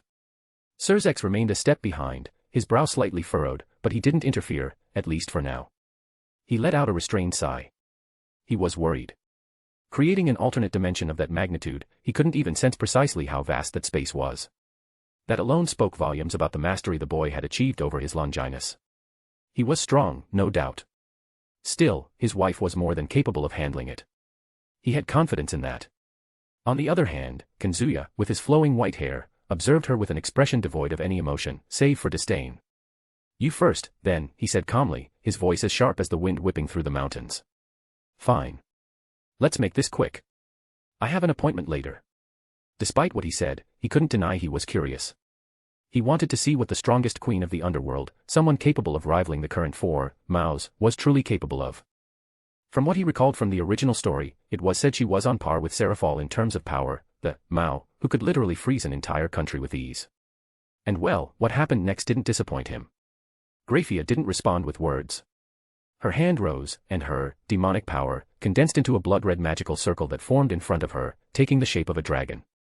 The air vibrated with the intensity of the spell, unleashing a devastating energy beam that tore through space with a deafening roar. Kazuya, however, remained still, his white hair flowing in the turbulent wind, his blue eyes gleaming with an almost disdainful calm. "Nice trick," he murmured, his voice cutting through the roar of the attack like a blade. When the energy beam was just a few meters away, Kazuya casually raised his hand, as if swatting a fly. With a single slap, he deflected the beam, the force of his movement splitting the attack into two streams that veered in opposite directions. Boom. The impact was cataclysmic, the two halves of the beam collided with the mountain range behind him, and the peaks exploded in a wave of dust and debris, split in half as if they were made of paper. Graphia widened her eyes, her composure momentarily shattered by shock, but before she could react, Kazuya vanished, moving at the speed of light. In the blink of an eye, his presence disappeared from her field of vision. When Graphia realized, he was already there, right in front of her. So close that she felt the air tear with his sudden arrival, like a sharp snap of compressed pressure between them. Fast. That was the only thought she could form as her body tried to react on instinct. But it was too late. Before she could respond, Kazuya drew his arm back, the muscles tensing under his pristine white shirt, and delivered a hook from below, aiming for Graphia's stomach. The impact resounded like thunder, the air splitting with a sonic boom as the force of his fist pierced through the invisible armor of her demonic power. Her abdomen caved under the blow, the flesh compressing grotesquely, and a gush of blood spurted from her mouth, staining the air with crimson droplets. Her eyes widened, shock and pain blending into an expression of pure agony as her lungs collapsed, unable to draw breath. But Kazuya didn't stop. Before Graphia could even attempt to recover, his left fist came in a devastating arc, targeting her face. The blow was even more brutal, a collision of immense force that seemed to carry the weight of a mountain. The impact struck Graphia's cheek with a crack, her facial bones shattering like porcelain under the pressure. Teeth flew in a bloody arc, mingling with the blood streaming from her mouth, and her once flawless face deformed into a grotesque mask of torn flesh and broken bones. The force of the punch twisted her head to the side, her neck snapping audibly, and her body was flung like a broken doll, spinning uncontrollably through the air. The collision was catastrophic. The mountain couldn't withstand it. The rock crumbled under the impact with a dull roar, shattering like fragile glass. Fragments of the range flew in all directions. Graphia crashed among the rubble. For a moment, only the sound of rolling stones could be heard. Kazuya straightened, casually wiping his hand as if he had merely swatted an insect. His cold eyes turned to Sirzechs, who stood frozen in shock. Sirzechs couldn't believe what he was seeing. He had barely glimpsed the boy's speed, but he couldn't react in time, and what was that monstrous strength? But more importantly, Graphia. He quickly moved in panic toward her, reaching her side in the blink of an eye. He knelt, his eyes wide with concern as they scanned his wife's condition. His hands, usually steady, trembled slightly as they touched her shoulder, avoiding the most severe injuries. "Graphia," he murmured, his voice low, laden with an anguish he rarely let show. His eyes traced her disfigured face, her weak breathing, her chest rising and falling with difficulty. The sight of her blood and broken bones twisted something inside him. Then, the concern gave way to fury. As he gently laid her on the ground and created a protective barrier, his eyes narrowed, and a crimson aura exploded around him, a wave of demonic power so intense that the ground beneath his feet cracked, sending fissures through the already devastated terrain. He rose slowly, his fists clenched so tightly that the veins in his hands stood out. The friendly smile he always wore was gone, replaced by an expression of pure rage, his eyes glowing like burning embers. He would kill him. That thought crossed Sirzechs' mind like a steel wire, direct, cold, and unstoppable. Slowly, a crimson aura began to rise around his body, dense and pulsating. The pressure was unbearable, almost physical, distorting the space around him. The dimension itself began to tremble. This was the true power of destruction. Everything that came near him, dust, rocks, even light, began to disintegrate at the touch of that energy. Kazuya gave a faint smile as he began to release his energy, slowly and deliberately. A dark purple aura with crimson traces started to emanate from his body, spreading like a rising tide. In the next instant, an invisible weight crashed down on the artificial world, as if the air itself had become denser, crushing everything. Sirzechs felt the weight as if an ocean had fallen upon him. His thoughts raced, bewildered, as he tried to comprehend what stood before him. What is this? Is it magical power? No, it's far too different. I've never felt anything like this. It's not just the strength or the scale. There's a fundamental difference. It's so thick, so dense, it doesn't even seem like magical power. It's like an ocean crashing down on me. And most importantly, how did I not sense a hint of it from this boy before? This is too strange. He's dangerous, far too dangerous. I need to kill him quickly. Taking a deep breath, Sirzechs charged, moving at the speed of a crimson lightning bolt. As he moved, he launched a sphere of power of destruction toward Kazuya, a mass of black and red energy that consumed everything in its path, disintegrating rocks and distorting the air itself. But Kazuya didn't retreat. His eyes narrowed, and he murmured two words in a low, focused tone, "Trace on." He decided to use the spells he inherited from Senji Muramasa, which technically belonged to Shiro Amiya, the body the legendary blacksmith inhabited as a pseudo-servant. A bluish light glowed in his hands, and the air around him vibrated with the activation of his magic. In an instant, he conjured Ro Ajax, the legendary seven-petaled shield, a mystical barrier that materialized in front of him as a glowing purple disk of energy, each petal pulsing with a force that defied destruction. The sphere of power of destruction collided with the shield, the impact unleashing a deafening roar that made the ground tremble and the remaining mountains crumble to dust. The petals of Ro Ajax shone brightly. The 7 petals represent the 7 layers of oxhide. Each petal layer has the defensive power of a fortress wall, but it wasn't enough to stop Sirzechs' power of destruction. Quickly, each one was destroyed. But Kazuya was already prepared for this. He knew his Ro Ajax couldn't contain an attack capable of erasing souls, something truly troublesome to deal with. Fortunately, he had made some preparations. In a swift motion, he formed another mudra, the 3 middle fingers extended, while the index finger and thumb joined in a perfect circle. He channeled his magical energy through the gesture, activating a magecraft spell he had developed himself. As the mass of power of destruction broke through Ro Ajax, Kazuya raised his hand, now enveloped in a dark, pulsating aura, and extended it toward the attack. The moment his fingers closed around the energy, the impact ceased entirely. The attack simply ceased to exist. A calm, confident smile appeared on his lips. The spell he had just used granted a unique property to the magical aura enveloping his hand. It became a massive suction point, distorting the surrounding space and absorbing everything in its range, like a micro-black hole. However, instead of destroying what it touched, his infinite magical energy dissolved everything absorbed, converting matter and power into pure energy for himself, which was rather useless. Basically, this spell mimicked the events when a star reaches its end, resulting in a miniature black hole that consumes everything in existence. The suction force is immense, capable of consuming an entire continent easily if he kept his hand touching the ground for a few minutes. He called it Juggernaut Clutch, or more precisely, it was Scotty who helped him name it that way. Juggernaut is the primordial void between fire and ice, the absolute nothingness before creation. He thought it was fitting. Sirzechs widened his eyes, momentarily stunned, but he didn't hesitate, continuing toward Kazuya at his lightning speed. His hands, enveloped in black and red flames of power of destruction, sliced through the air with rapid, lethal strikes, each punch carrying a force capable of erasing mountains from existence. He launched a sequence of straight jabs, targeting Kazuya's chest, followed by an ascending hook that distorted the surrounding space, the power of destruction, consuming the air in a radius of pure devastation. But Kazuya dodged each strike with minimal movements, his body flowing like water. One of Sirzechs' punches passed inches from his face, and he tilted his head at the last moment, the attack obliterating a rock behind him in an explosion of dust. When Sirzechs attempted a spinning kick, charged with a wave of destructive energy that tore the ground in a straight line, Kazuya leaped back, using Juggernaut Clutch again. The wave of destruction was sucked into his palm, which he used to defend, dissolving into a pulsating void as if it had never existed. After defending, Kazuya advanced, his right fist shooting forward in a direct punch aimed at Sirzechs' chest. The impact was like an explosion, the air splitting with a sonic boom. Fortunately, the Demon King blocked with his forearms, but the blow forced him back, the ground beneath his feet cracking into a crater. Kazuya gave no respite, spinning his body in a low kick that struck Sirzechs' leg, forcing him to bend his knee.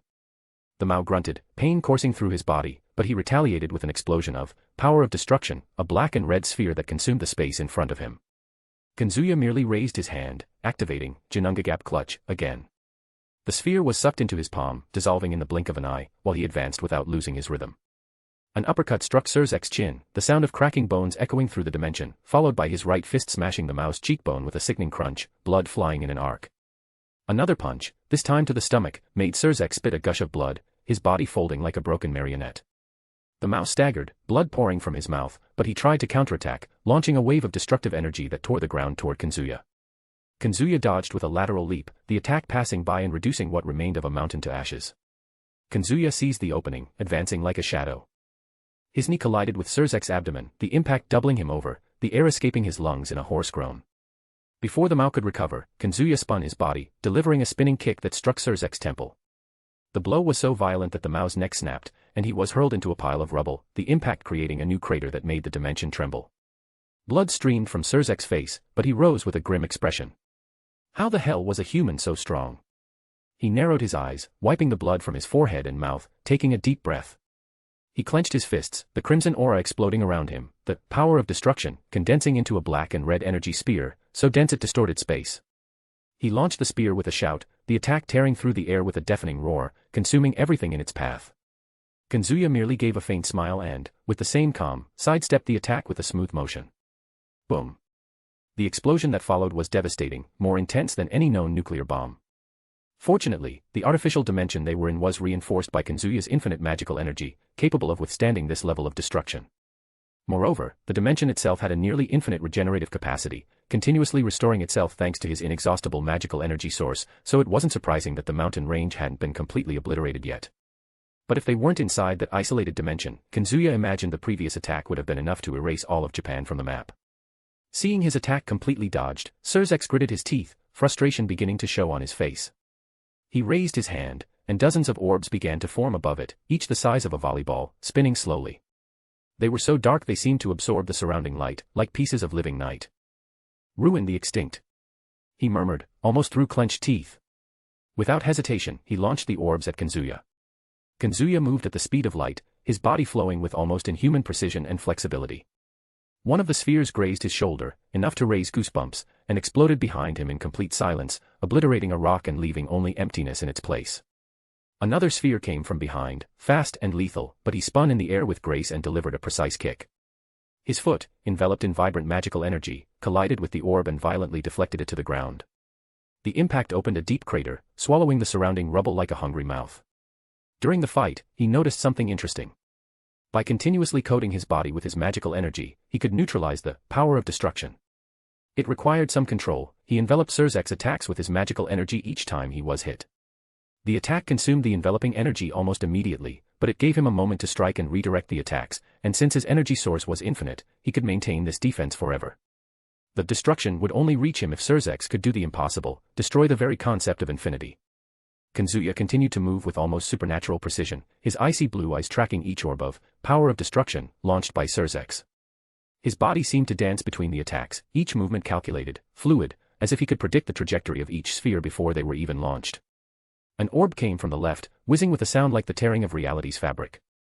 Kazuya leaned back, the sphere passing millimeters from his chest, the destructive energy scorching the air and leaving a trail of emptiness. Another orb came from above, aiming for his head, but he spun his body in an acrobatic move, planting his hands on the ground and propelling himself sideways with a leap. The sphere hit the ground, creating a silent crater that swallowed rocks and dust, as if the space itself had been erased.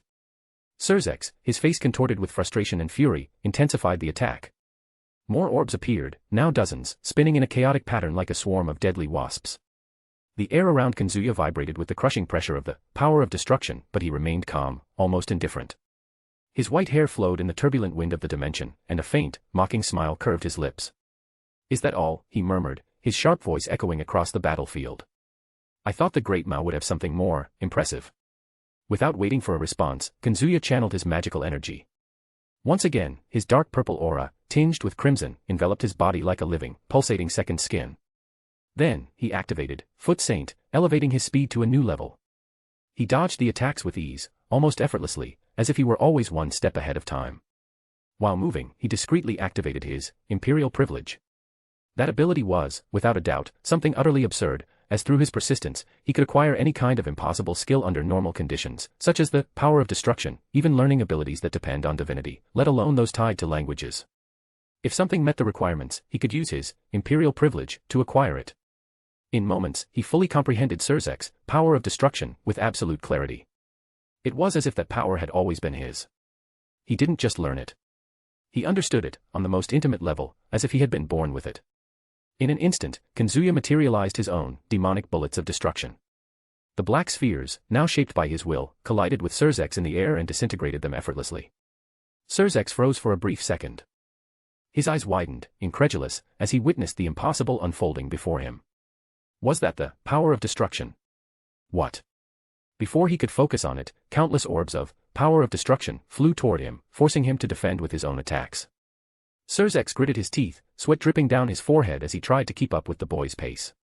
He quickly decided he had to focus on this fight. It wasn't the time to be distracted by such things. On the other hand, Kazuya seized the opportunity of Sirzechs' shock to attack. He didn't hesitate. His body shot forward like a bolt of lightning, moving at the speed of light, the air around him exploding in a sonic boom. Before Sirzechs could react, Kazuya was in front of him, his eyes gleaming with predatory intensity. With a swift, brutal motion, Kazuya spun his body, his right leg slicing through the air like a blade. His foot, enveloped in a vibrant layer of magical energy, collided with Sirzechs' stomach in a devastating kick. The impact was like an explosion, the sound of the blow echoing like thunder as the air split around them. Sirzechs spat a gush of blood, his eyes wide with shock and pain, his body folding over Kazuya's foot as if all the air had been forced from his lungs. Swish. Boom. The force of the kick was so immense that Sirzechs was launched backward like an arrow shot at the speed of light. His body sliced through the air, breaking the sound barrier multiple times, the impact creating a shockwave that shattered what remained of the surrounding mountain range. He crashed into a distant mountain, the impact so violent that the entire rock collapsed in an avalanche of rubble, dust, and fragments flying in all directions. Kazuya straightened, his white hair flowing in the wind, his expression cold and disdainful. He wiped his hands, as if defeating a Mao were a trivial task. His eyes turned to the pile of rubble where Sirzechs had fallen, waiting to see if the demon still had the strength to rise. For a moment, silence reigned, broken only by the sound of rocks still rolling across the devastated terrain. Then, a crimson glow emerged from the rubble. Sirzechs rose slowly, his body covered in dust and blood, his clothes torn, but his eyes still burning with unyielding fury. His aura of power of destruction exploded with even greater intensity, the air around him distorting as if reality itself were yielding to his rage. You. Sirzechs growled, his voice hoarse but laden with determination. The battle was far from over. He raised both hands, and the power of destruction condensed into a series of blood-red magical circles that floated in front of him, each pulsing with energy that distorted the surrounding space. The first magical circle glowed brightly, unleashing a torrent of black and red spears, each charged with power of destruction. The spears sliced through the air with a deafening roar, moving in a spiral formation that seemed destined to pierce any defense. Kazuya remained still, his blue eyes gleaming with an almost inhuman calm.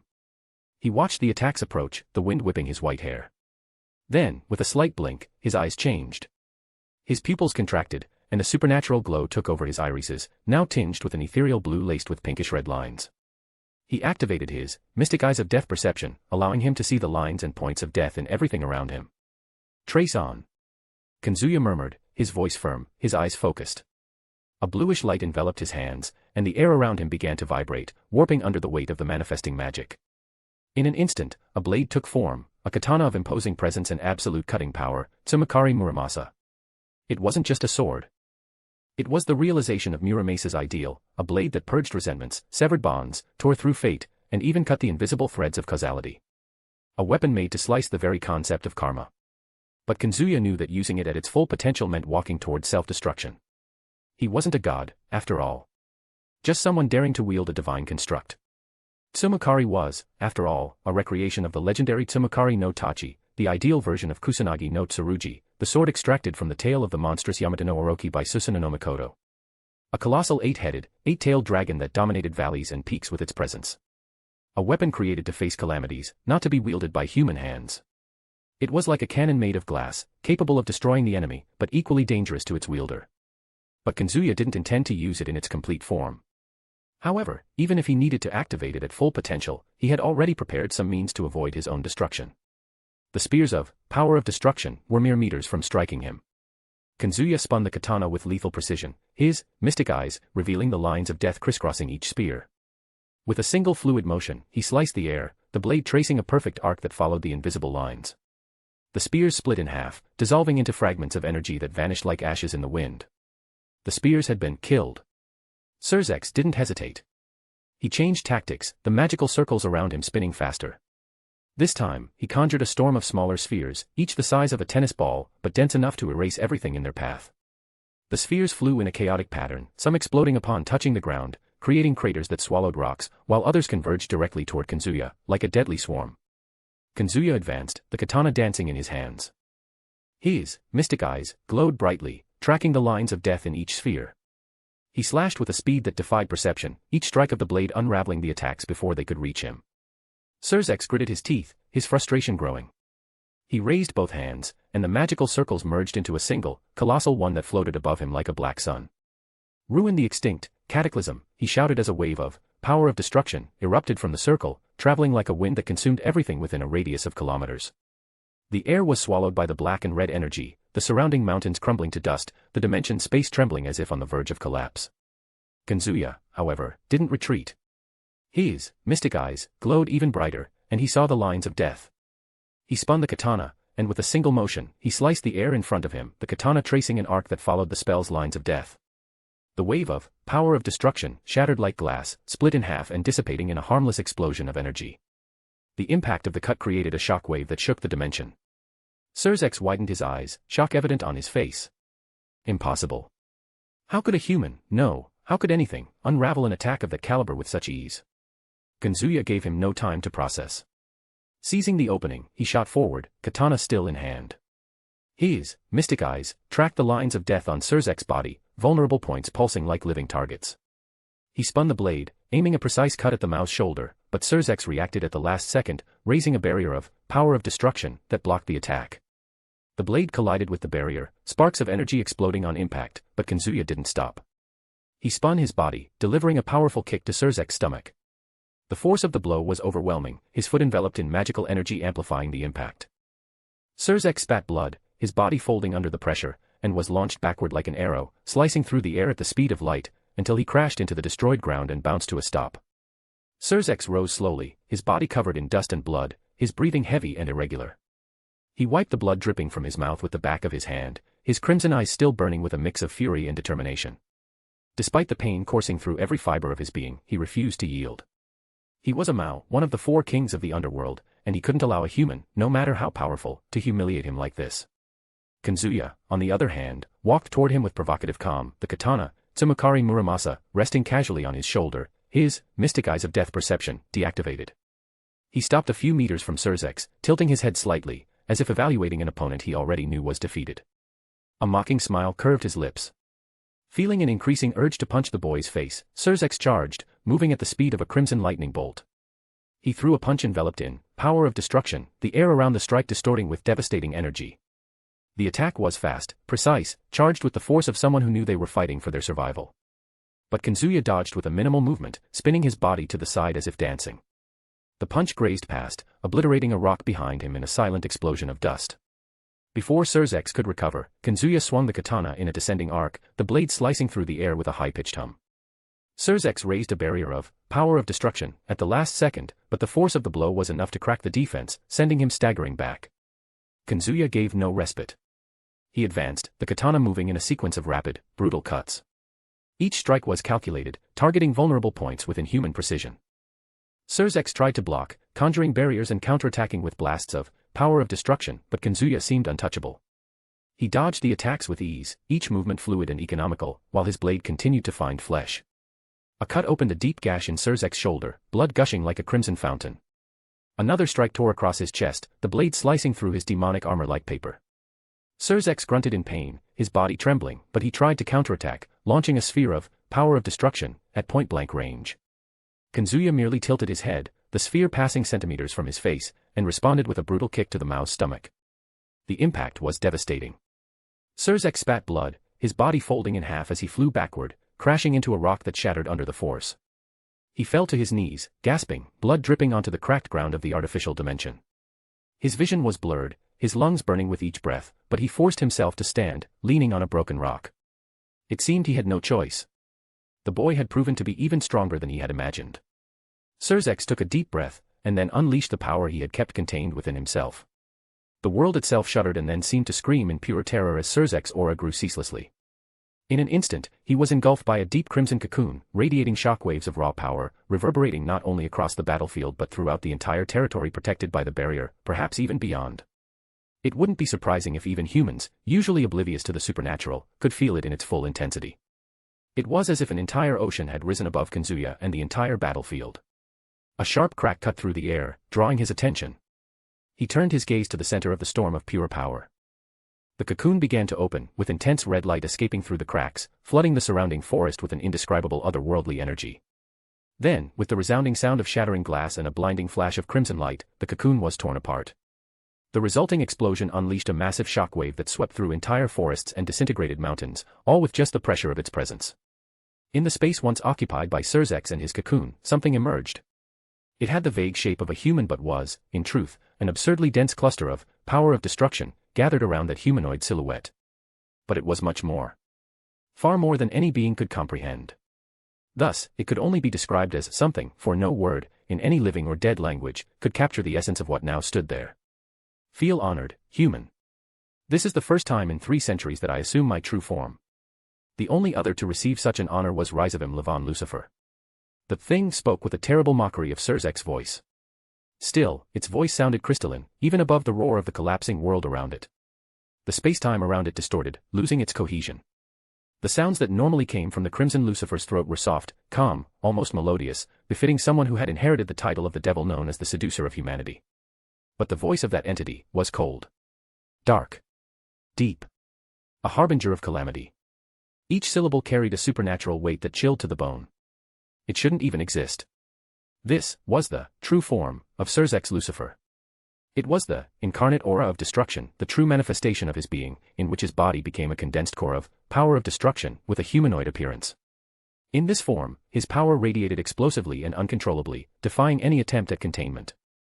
Sirzechs, in this form, was so far beyond the original Lucifer that he was almost a separate entity.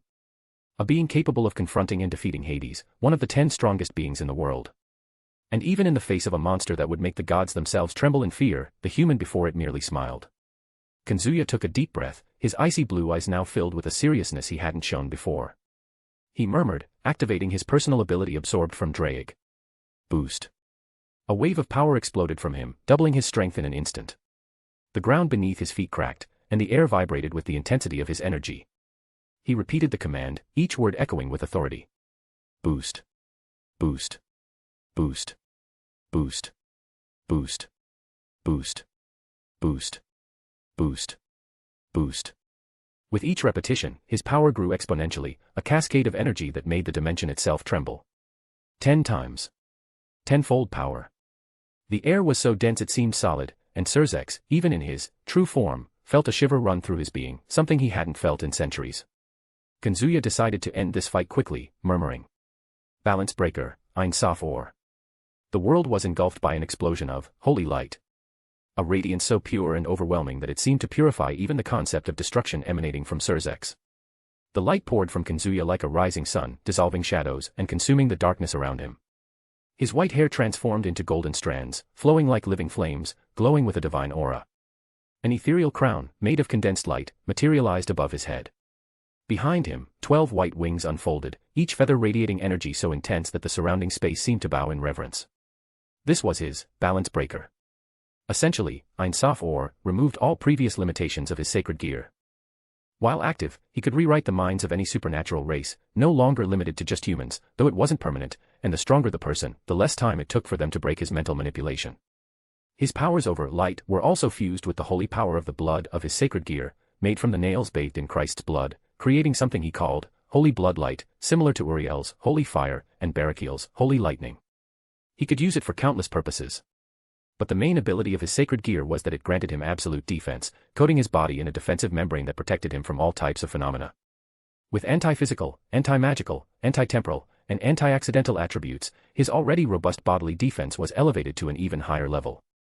He looked at Sirzechs in his true form, who seemed surprised to see his new form. Without warning, the ground beneath Sirzechs trembled, not from a physical impact but from something deeper, as if reality itself were being twisted. He felt a chill run down his spine, a sense of imminent danger he couldn't explain. Before he could react, a sharp pain erupted in his chest, as if something were tearing his flesh from the inside out. With a muffled scream, Sirzechs lurched forward, his hands clutching his chest. Suddenly, a metallic clank echoed, and a bolt made of light, long and sharp, burst from within his torso, piercing his skin and demonic armor like paper. Blood gushed, staining the ground red, as the Mao's eyes widened in shock and agony. Before he could process what was happening, another bolt appeared, this time in his shoulder, tearing through muscle and bone with grotesque precision. What kind of power is this? Sirzechs roared in pain, his voice distorted by a mix of fury and fear. His eyes widened, staring at the bolts in his body made of holy energy, the endless burning and pain. This holy energy is on the level of the 4 archangels. Kazuya didn't respond immediately. You said I should feel honored to see your true form. He said, his voice now laden with a divine resonance, echoing as if coming from every corner of the dimension. But now, Sirzechs Lucifer, it is you who should feel honored. You are the first to witness, Insaur, the pinnacle of my Longinus. Sirzechs gritted his teeth, the power of destruction in his body roaring in defiance. After great effort, he managed to destroy the holy bolts that had appeared in his body. If it weren't for his power of destruction, automatically containing the holy power and destroying it despite the pain, he could be dead now. With a simple gesture, Kazuya unleashed a nail made of holy blood light that shot toward Sirzechs, moving at a speed that transcended the concept of time. The Mao tried to counterattack, launching his vortex of power of destruction, but the moment the light collided with the darkness, the result was unexpected. The nail made of red light swallowed the power of destruction, dissolving it as if it were a shadow before dawn. The nail continued its trajectory, striking Sirzechs squarely in the chest. The impact was cataclysmic. Sirzechs was launched backward. The holy blood light burned his true form, corroding the aura of destruction like acid on metal. He fell into a crater, his body smoking as the pain made him groan. If he hadn't been weakened by the bolts before. Sirzechs, even with his body smoking and excruciating pain burning every fiber of his true form, gritted his teeth and rose from the rubble. The ground beneath his feet trembled, cracking further with the sheer force of his crimson aura, pulsing like a living heart, distorting the space around him. With a roar, he shot forward, moving at the speed of light, the ground of the artificial dimension cracking under his feet. His true form should destroy anything it touched. He threw a direct punch, the air exploding in a shockwave as his fist sliced through space, aiming for Kazuya's chest. Kazuya, however, dodged with a minimal movement, spinning his body to the side as if dancing. The punch grazed past, the destructive force crushing a mountain behind him in a silent explosion of dust. Before Sirzechs could retract his arm, Kazuya counterattacked, his right fist enveloped in holy blood light, colliding with the Mao's stomach. The impact was devastating, a sonic boom echoing as Sirzechs' aura shattered like glass. The Mao spat blood, his body folding, but Kazuya didn't stop. Grabbing Sirzechs' arm, he pulled him downward, delivering a brutal knee to the Mao's face. The sound of breaking bones echoed, Sirzechs' nose and cheek deforming under the impact. Blood gushed, staining the air, as Sirzechs staggered back, dazed. He tried to retaliate, spinning his body for a spinning kick enveloped in power of destruction, but Kazuya blocked with his forearm, the holy blood light, neutralizing the destructive aura as if it were nothing. With a swift spin, Kazuya landed a left hook on Sirzechs' chin, the blow so violent that the Mao was launched upward, spinning uncontrollably. Sirzechs' eyes widened, incredulous. How? He didn't have time to finish the question. Kazuya vanished in a blur of light, moving so fast that the space itself seemed to bend around him. Before Sirzechs could react, he reappeared in front of him, mere centimeters away, his right fist enveloped in holy blood light, glowing like a miniature sun. The punch struck Sirzechs' chest with a devastating impact. The sound of the blow echoed like thunder, the air splitting in a shockwave that shattered the remaining mountains around them. Sirzechs' true form, which should destroy anything that touched it, couldn't withstand it. The holy blood light burned through the power of destruction aura, corroding it like paper. Sirzechs' chest caved, the impact crushing bones and internal organs, blood gushing from his mouth in a crimson arc. He was launched backward, his body spinning uncontrollably in the air, but Kazuya gave no respite. Before Sirzechs could hit the ground, Kazuya appeared above him, moving at a speed that defied perception. He spun his body, delivering a descending kick that struck the Mao in the stomach. The impact was so brutal that the ground of the artificial dimension opened into a kilometers-wide crater, the sound of the blow reverberating like a nuclear explosion. Sirzechs spat another gush of blood, his body folding in half as he crashed into the rubble, the force making the dimension tremble. Kazuya descended slowly, as one of his 12 pairs of wings dissolved into particles. He let out a sigh as he cracked his neck. His balance breaker granted him 12 miracles, accounted for by the wings formed behind his back. He could choose what these miracles would be used for, and the one he had just used was to add the characteristic of nullification and corrosion to his holy blood light, allowing it to nullify and burn like acid. Sirzechs' power of destruction. This enabled him to defend against the Mao's attacks and strike without fear of being destroyed by a power that caused destruction at the atomic level, capable of even erasing someone's soul. The drawback was that the miracle he used only persisted while he kept his balance breaker active. As he sighed, Sirzechs rose again, charging toward him and throwing a punch, the air exploding in a shockwave, but Kazuya didn't move. He waited, his fist glowing brighter, until Sirzechs' attack was mere centimeters away. Then, with a speed that transcended perception, Kazuya unleashed his shining punch. The impact was cataclysmic. Kazuya's fist collided with Sirzechs' face, the holy blood light, erupting in an explosion of energy so intense that the artificial dimension's space seemed to scream. The power of destruction, aura enveloping Sirzechs shattered like fragile glass, unable to withstand the overwhelming force. Half of the Mao's face was obliterated, bones shattered, flesh and skin disintegrated in an instant, blood gushing in a grotesque arc. Sirzechs' body was launched backward like a broken marionette, slicing through the air at the speed of light. He crashed into a distant mountain, the impact so violent that the entire rock collapsed in an avalanche of rubble, dust, and fragments flying in all directions.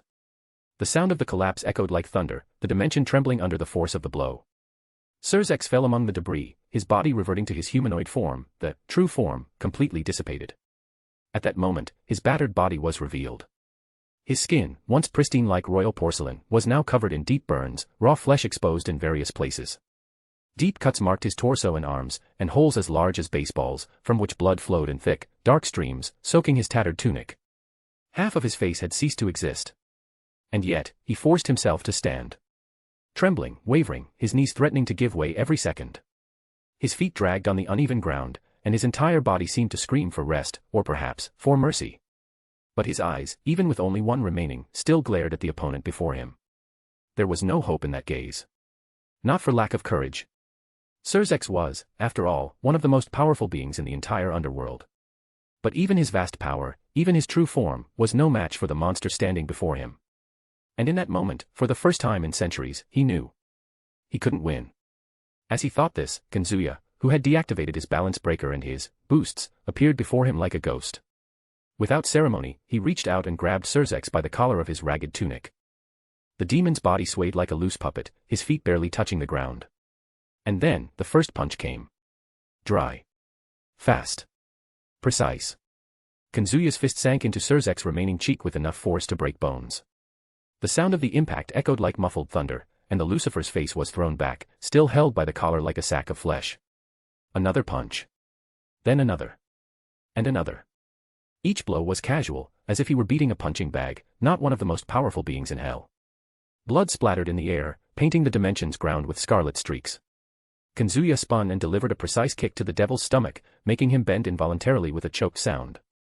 Another kick, now to the face, sent Sirzechs crashing to the ground, but Kazuya pulled him back by the collar before he could fall, only to continue without a word.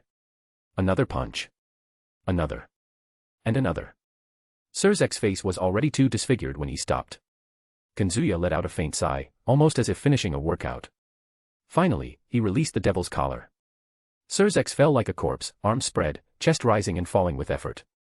Kazuya looked down at him, his hands still dripping with blood. And now?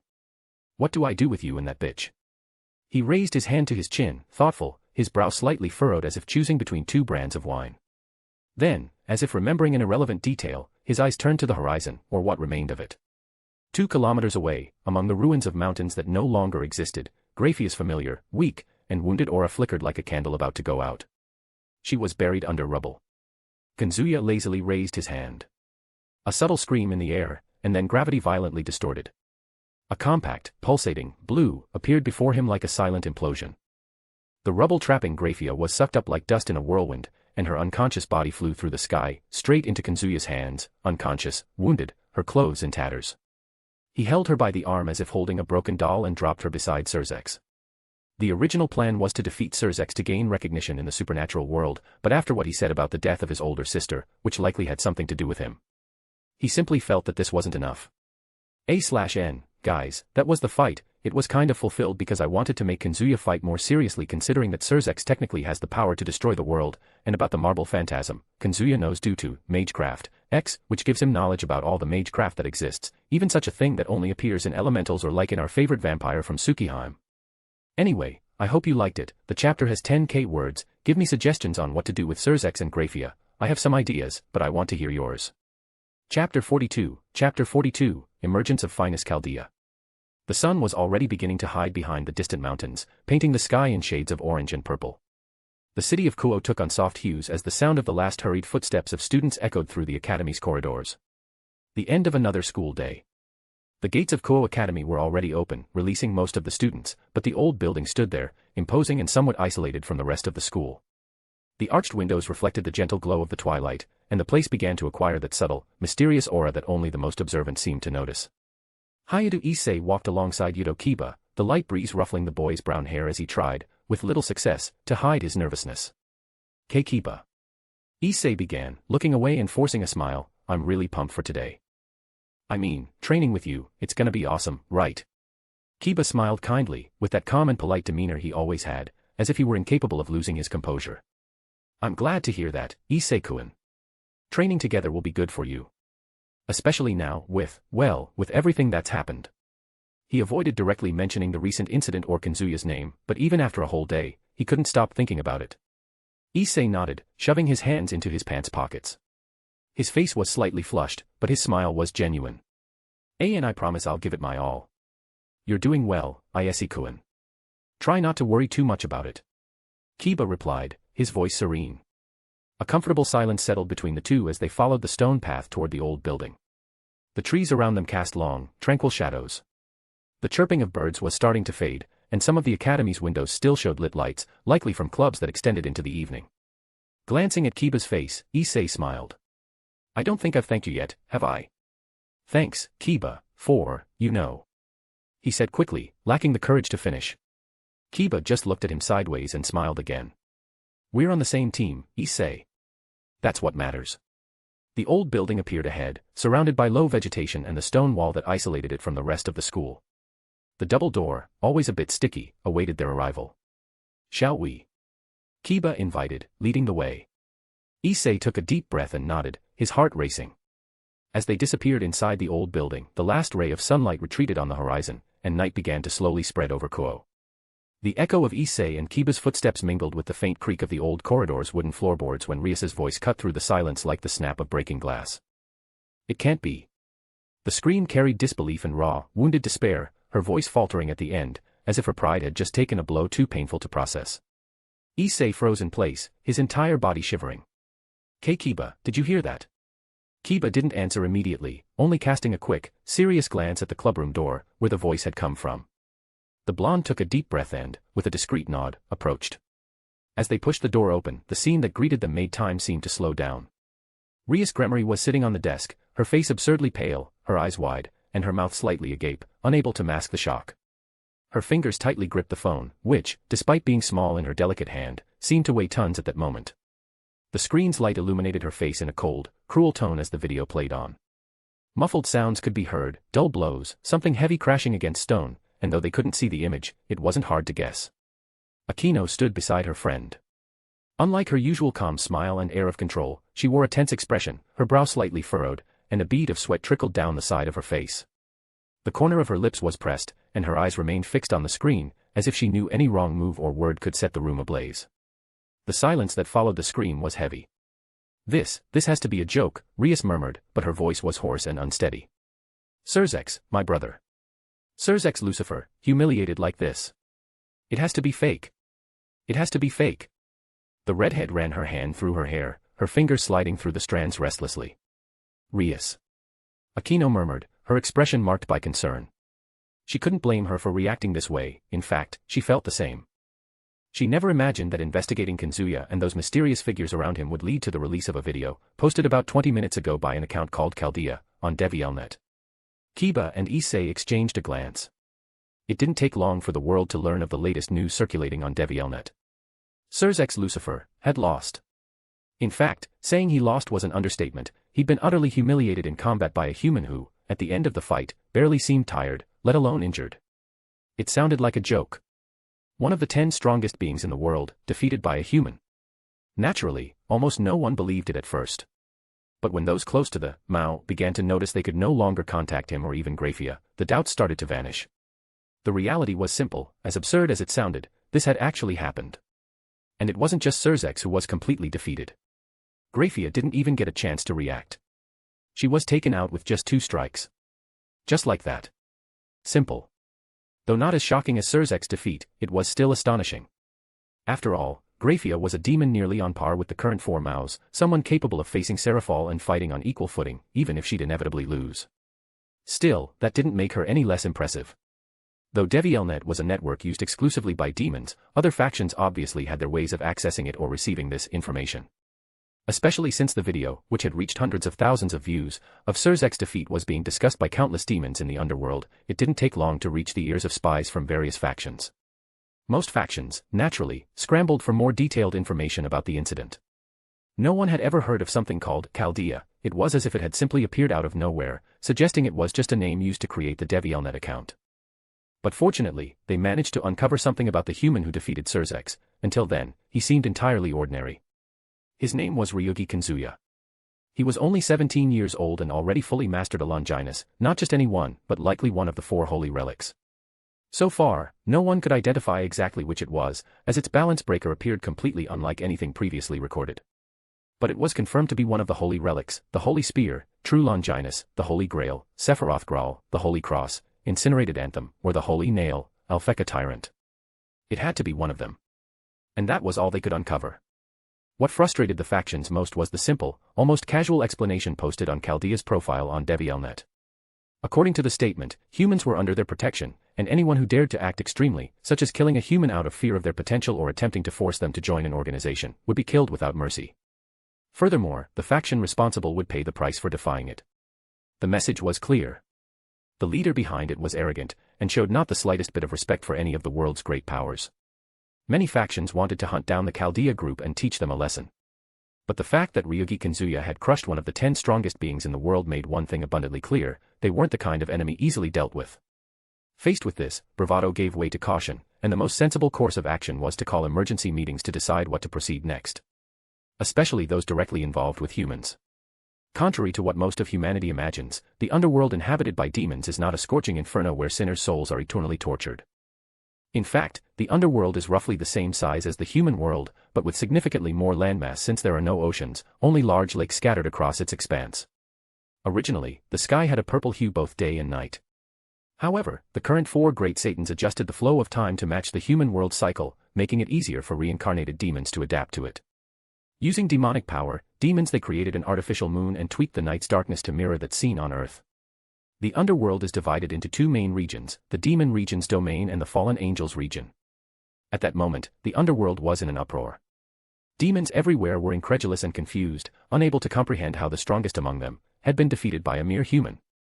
An unimaginable feat, especially from a race most still regarded as inferior, useful only as labor, disposable soldiers, or, more commonly, to fuel the peerage system, offsetting the demons' low fertility rate.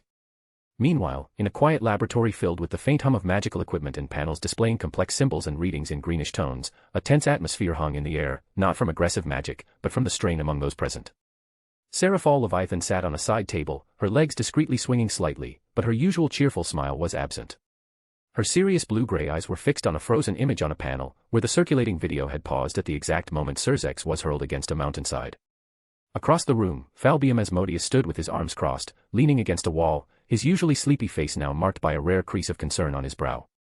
He wasn't one to get alarmed easily, and the fact that he was there, without a single lazy joke, spoke volumes.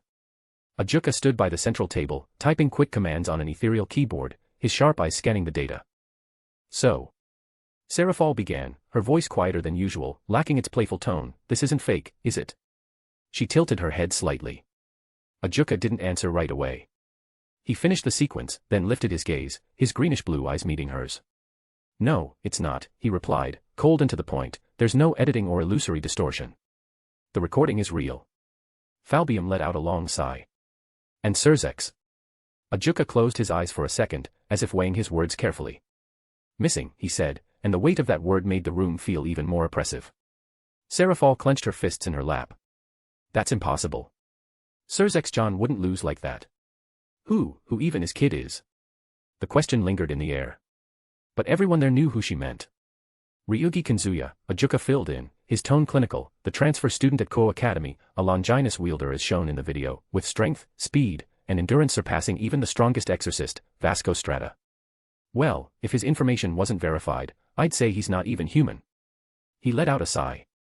He's on another level. Another level. Falbium repeated, raising an eyebrow. You call another level someone who tosses around Graphia like she's dead weight and defeats Sirzechs in his true form? That doesn't even seem real. Ajuka didn't dispute that, he glanced at the projection and sighed as he continued. He literally copied Sirzechs' power of destruction, which is impossible without Baal lineage, but he did it. His swordsmanship is even better than Okita-san's, from what I analyzed, and he has some kind of ability that boosts his overall stats because, at some point in the fight, you could see it happen. All that, and he didn't even seem to be taking it seriously. That's what I meant by another level. How has someone like him stayed under the radar until now? What else is he hiding? I've never met anyone like him. Seraphal leaned forward, her eyes blazing with anger. You're telling me they let a lunatic like that roam free in my city? Near my little sister? And now he did this to Sirzechs. I wasn't aware of this. If she'd known about someone as dangerous as that kid, she'd never have allowed him to attend the same school as her little sister. And if he'd done something to her? What in hell's name was Sirzechs thinking? She doubted he'd just let this slide. Damn it. If only she hadn't been so busy dealing with political issues among factions, she'd have paid closer attention, and something like this would never have slipped through. Calm down, Ajuka urged, his voice as cold and composed as ever. Easy for you to say.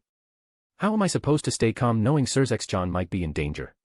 Serafal shot back, though her expression betrayed her. She knew Ajuka was right, acting on impulse now wasn't be wise, but she just couldn't calm down. Ajuka sighed. I understand how you feel, but the worst thing we can do now is act rashly. As I said, he seemed completely normal. He hid himself very well. He even concealed his Longinus until the last moment. According to your sister's report, which I asked her to send me earlier with all the information she had on him, my initial impression was that Kazuya possessed Dimension Lost. That would explain the unusual barriers around his property, which she mentioned, and even the location of the confrontation with Sirzechs. There was something odd about that space, it seemed to constantly rebuild itself. I thought it might be an artificial dimension. But after watching the video and confirming it's one of the holy relics, I concluded it could be the Holy Nail. Originally, that sacred gear would just be high tier, nothing extraordinary. I'm not as knowledgeable as Azazel, but it's likely it evolved into a Longinus, and the balance breaker he manifested granted him that absurd combat power. From what I recall, that sacred gear once belonged to a preacher who dominated an entire city. Grigori tried negotiating with him, but it didn't end well. It's one of those rare sacred gears that choose their own wielder. And it seems to have found Kazuya. So, he's not just powerful but also patient and brilliant. Honestly, even I was impressed by that. Silence fell. Falbium broke it. So, what do we do? Ajuka crossed his arms and looked at the two. Nothing, for now. We monitor. If we act now, we'll only cause more damage. The priority is locating Sirzechs, alive or not, and finding out if he left any clues. Beyond that, we need to calm the population and stay vigilant for attacks from other factions. We have plenty of enemies who might seize the chance to strike the underworld with Sirzechs out of the picture. Serafal clearly didn't like that. It was obvious. But beneath her childish, playful exterior was a sharp mind, and she understood the logic behind the situation. Fine, we'll do it, she said finally, with a restrained sigh, but what about the message Kazuya left? About humans being under his protection, and anyone who disrespected that would face retaliation. She spoke with a furrowed brow, genuinely serious for the first time in that conversation. Well. Ajuka began, grimly, from what I could tell, their motivation is to prevent our abuses against humans. He crossed his arms, his eyes fixed on a distant point. And that is a big problem for us. Our entire society's structure was built on the evil pieces system, reincarnating humans to fill the ranks of the nobility. It's not something we can just abandon overnight. Even if it's technically possible to reincarnate other races. The preference has always been humans. For now, we'll issue a clear order for the demon population to avoid any involvement with humans in Japan, Ajuka declared, his voice calm but firm. We don't know how far Kazuya's vision on this matter extends. If he said any faction that abused power against humans would face retaliation, it's almost certain he has some way to monitor and enforce it. And we can't afford to test that threat lightly. Troublesome. Falbium muttered, letting out a long sigh as he leaned back in his chair, visibly bothered by the direction of the conversation. Serafal furrowed her brow. The room remained silent. A/N, good evening, everyone. Just stopping by real quick to chat with you all. I know some of you might think this chapter felt short or maybe unnecessary, but honestly, it was important to me. It's a transition chapter, officially wrapping up the first arc and setting the stage for what's coming next. And yes, in the next chapter, we'll finally cover what really happened with Sirzechs, along with expanding the world. Also, I just want to say a huge thank you for all the suggestions you've sent in. Seriously, you guys are amazing and gave me some awesome ideas that I'm definitely going to use in this next arc. And don't worry, the next arc won't just focus on demons. It'll bring in the Olympians, heaven, the Egyptians, the Hindus, the yokai, and other important factions to flesh out the world even more. I really want to make it something great. While we're at it, I wanted to ask you, which servants do you think should appear next? I've got a few ideas, but I always love hearing your picks, you guys have excellent taste. Also, I'm thinking of exploring Kazuya's past more deeply in this next arc. If you're interested in that, let me know in the comments, it'll help me decide whether to dive into it now or save it for later. Lastly, does anyone know what's going on with Webnovel? It's been 2 days since I've been able to post a chapter. Every time I try, it just says, something went wrong, please try again later. If anyone's heard whether it's a bug, maintenance, or something else, drop a comment and let me know, it's been a pain. Thanks so much for the constant support, you guys are awesome. See you in the next chapter. Chapter 43, Scapegoat of the Tannic. The evening breeze began to blow through the docks of Kuoh, carrying with it the salty scent of the water and the rhythmic sound of waves against the concrete. The orange lights of the street lamps flickered here and there, reflecting on the wet asphalt like lazy fireflies. It was a silent corner of the city, far from the bustle of the commercial streets. A good place for someone who didn't want to be found or simply needed silence. Kazuya walked slowly along the waterfront, hands in the pockets of his perfectly tailored black blazer. The fabric of the white linen shirt beneath it seemed untouched by the wind. His tailored trousers struck the exact balance between sophistication and mobility. For someone who had literally fought one of the world's strongest beings, his clothes didn't even seem wrinkled. He let out a sigh and raised his eyes to the sky.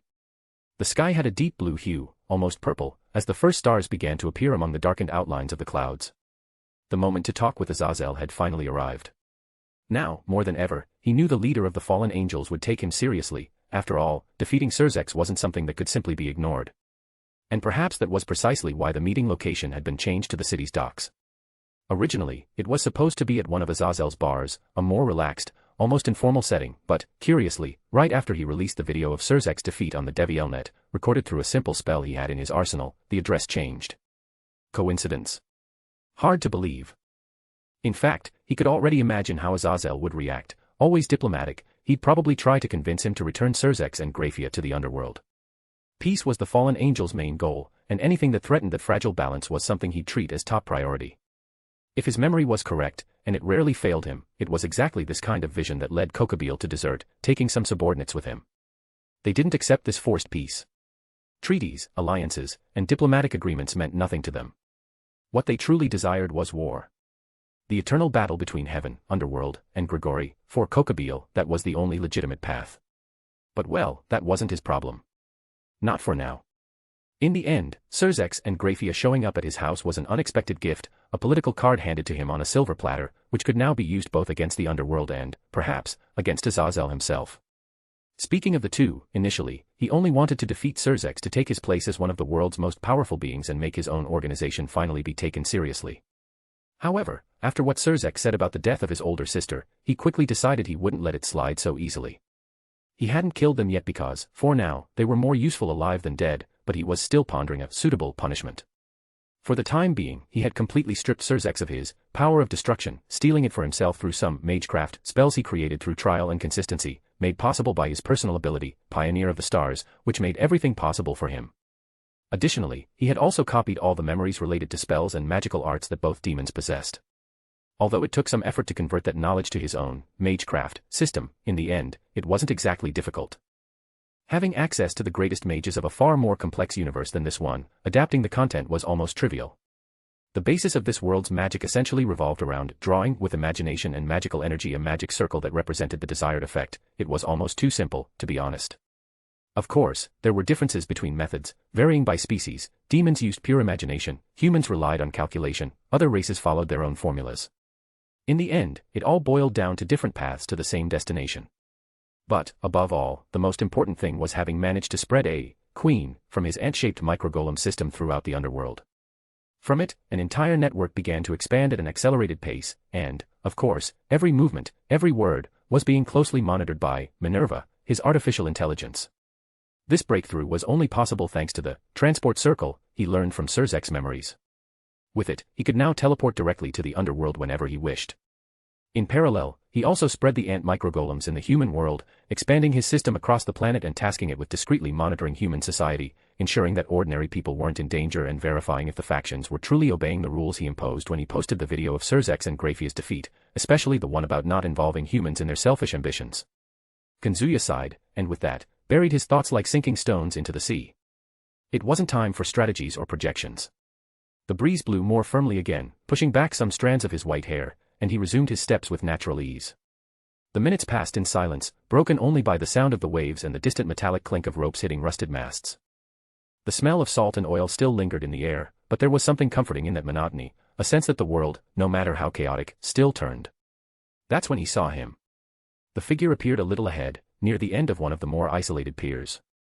A tall man, appearing to be in his mid-20s, though Kazuya knew his real age was in the thousands, was sitting on the edge, holding a fishing rod. His relaxed posture completely contrasted with the gravity of that night. The light from the lamp above him revealed black hair with a golden fringe and a well-groomed goatee, framing a calm and ironic smile, almost paternal. He wore a long brown coat, open at the hem with a wide high collar, as if ready for both a parade and a war. The black bands on his arms and the belts around his waist weren't just for style, they seemed part of an identity that blended practicality with eccentricity. Gray trousers and brown shoes completed the look, unpretentious yet striking at the same time. It was Azazel, the leader of the fallen angels. And, of course, he was fishing. Kazuya paused for a moment, observing the hook submerged in the dark water. Noticing his presence, Azazel turned his face with that same lazy smile and waved with his free hand. "Yo, human Kuan. You finally made it," he said, as if they were meeting at an ordinary cafe. "Azazel." Kazuya raised an eyebrow, stopping a few meters away. "Are you going to tell me there's a celestial fish hiding down there?" Azazel chuckled softly. "With luck, maybe I'll catch some patience. Or who knows, the answer to my chronic headache. You'll need a much bigger net for that." Kazuya approached slowly. He stopped beside the fallen angel, watching the fishing line sway with the current. "So, you decided to meet me alone, on an isolated dock, in the dark, where no one would hear even if I threw you into the sea. Very smart move. I admire your courage," he said calmly. Azazel didn't respond immediately. He just slowly reeled in the fishing rod, turning the reel in silence, as if pondering the question more carefully than he let on. "It might look like I'm taking a risk," he said finally, in a casual tone, "but I believe you wouldn't kill me out of the blue like that. If you came to negotiate with me, it's because you want something." He paused briefly, his eyes still on the line in the water. "Just like I have an interest in your Longinus." He continued, with a slight smile at the corner of his mouth, "I think when both sides have aligned interests, it's hard to call them enemies, don't you?" As expected from one of the greatest minds in the world. Kazuya commented, casting a sidelong glance at Azazel before continuing, with a slight smile on his face, "You're right. I have no interest in making you or the fallen angels my enemies." "Oh." Azazel began to pay more attention to him, turning his gaze with genuine curiosity. "That's good news," he said ironically, with a slight tone of interest in his voice. "I wouldn't want to be an enemy of the so-called Red Dragon Emperor. Or, I suppose that wouldn't be your title. Since I don't think you possess the boosted gear, considering that from what you showed in the fight, you can only have one of the sacred relics that I'm almost certain is the Holy Nail. Is that so? Can't I have both?" Kazuya smiled, calm, almost teasing.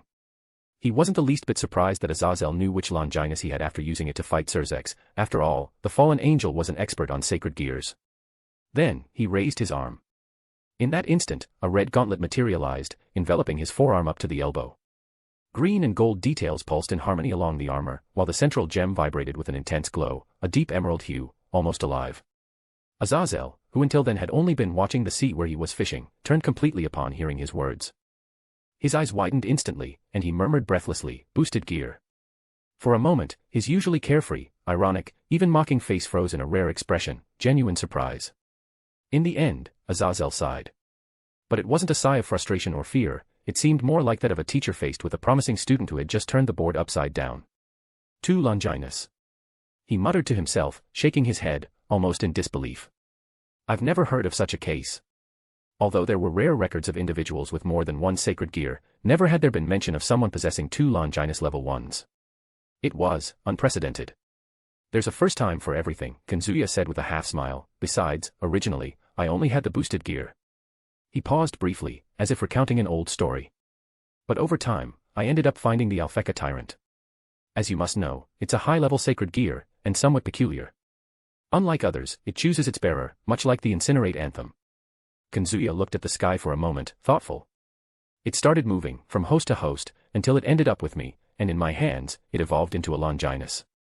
With its power, it's hard to classify it below one of the original 13 Longinus." "Indeed. You're right. I guess you're lucky, huh? But you're quite talented to have upgraded your sacred gear like that," Azazel said, scratching his goatee while casting a more attentive look at the boosted gear. His gaze narrowed slightly. Something was off. Draig, the heavenly dragon of domination, was silent, and that bothered him. Having dealt with Vali, the bearer of Albion, he had learned one thing clearly about heavenly dragons: they were never quiet. Especially Draig, known for being even louder and more impulsive than his white rival. He would likely have at least greeted him. And more, he felt no trace of consciousness within the sacred gear created by his father, as if it were empty of Drake's presence, yet still existed.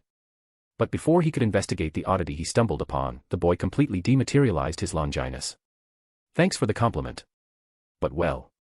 Kazuya said, flashing a slight smile, now that we've established we're not enemies. He crossed his arms, adopting a more direct posture. I'd like to get down to business, if possible. Well, that's why you called me, Azazel said, scratching the back of his neck. What can I do for you? I'm here to propose an alliance. Azazel raised an eyebrow, surprised but not exactly shocked. Oh. Since you're interested in my Longinus. Kazuya began, in a calm and controlled tone, and I know you're a scientist obsessed with studying sacred gears, I propose the following. He paused briefly, looking directly into Azazel's eyes. I'll let you research both of mine. In exchange, I want access to your own research on sacred gears. Azazel stared at him for a moment, the silence broken only by the gentle sound of waves crashing against the pier's pillars. The fishing line remained taut, swaying slightly with the night breeze. He sighed and scratched the back of his neck, looking at the water in front of him again, as if the words came with the slow movement of the rod in his hands. I won't deny I'm interested, he said casually, but with a slightly sharper gaze, especially considering your balance breaker is a subspecies, a classification I've been studying closely lately. The line gave a small tug, but Azazel didn't even react. He was more focused on the conversation than the fishing. And honestly, I see no problem sharing my knowledge if I can study your sacred gears in return. It's a fair trade. He then let out a heavier sigh. However, his eyes, previously lazy, turned to Kazuya with seriousness. I'll be blunt. Defeating Sirzechs like that. And then publicly releasing the video. You want to be seen as one of the world's strongest to be recognized and taken seriously, a very well-executed intimidation tactic.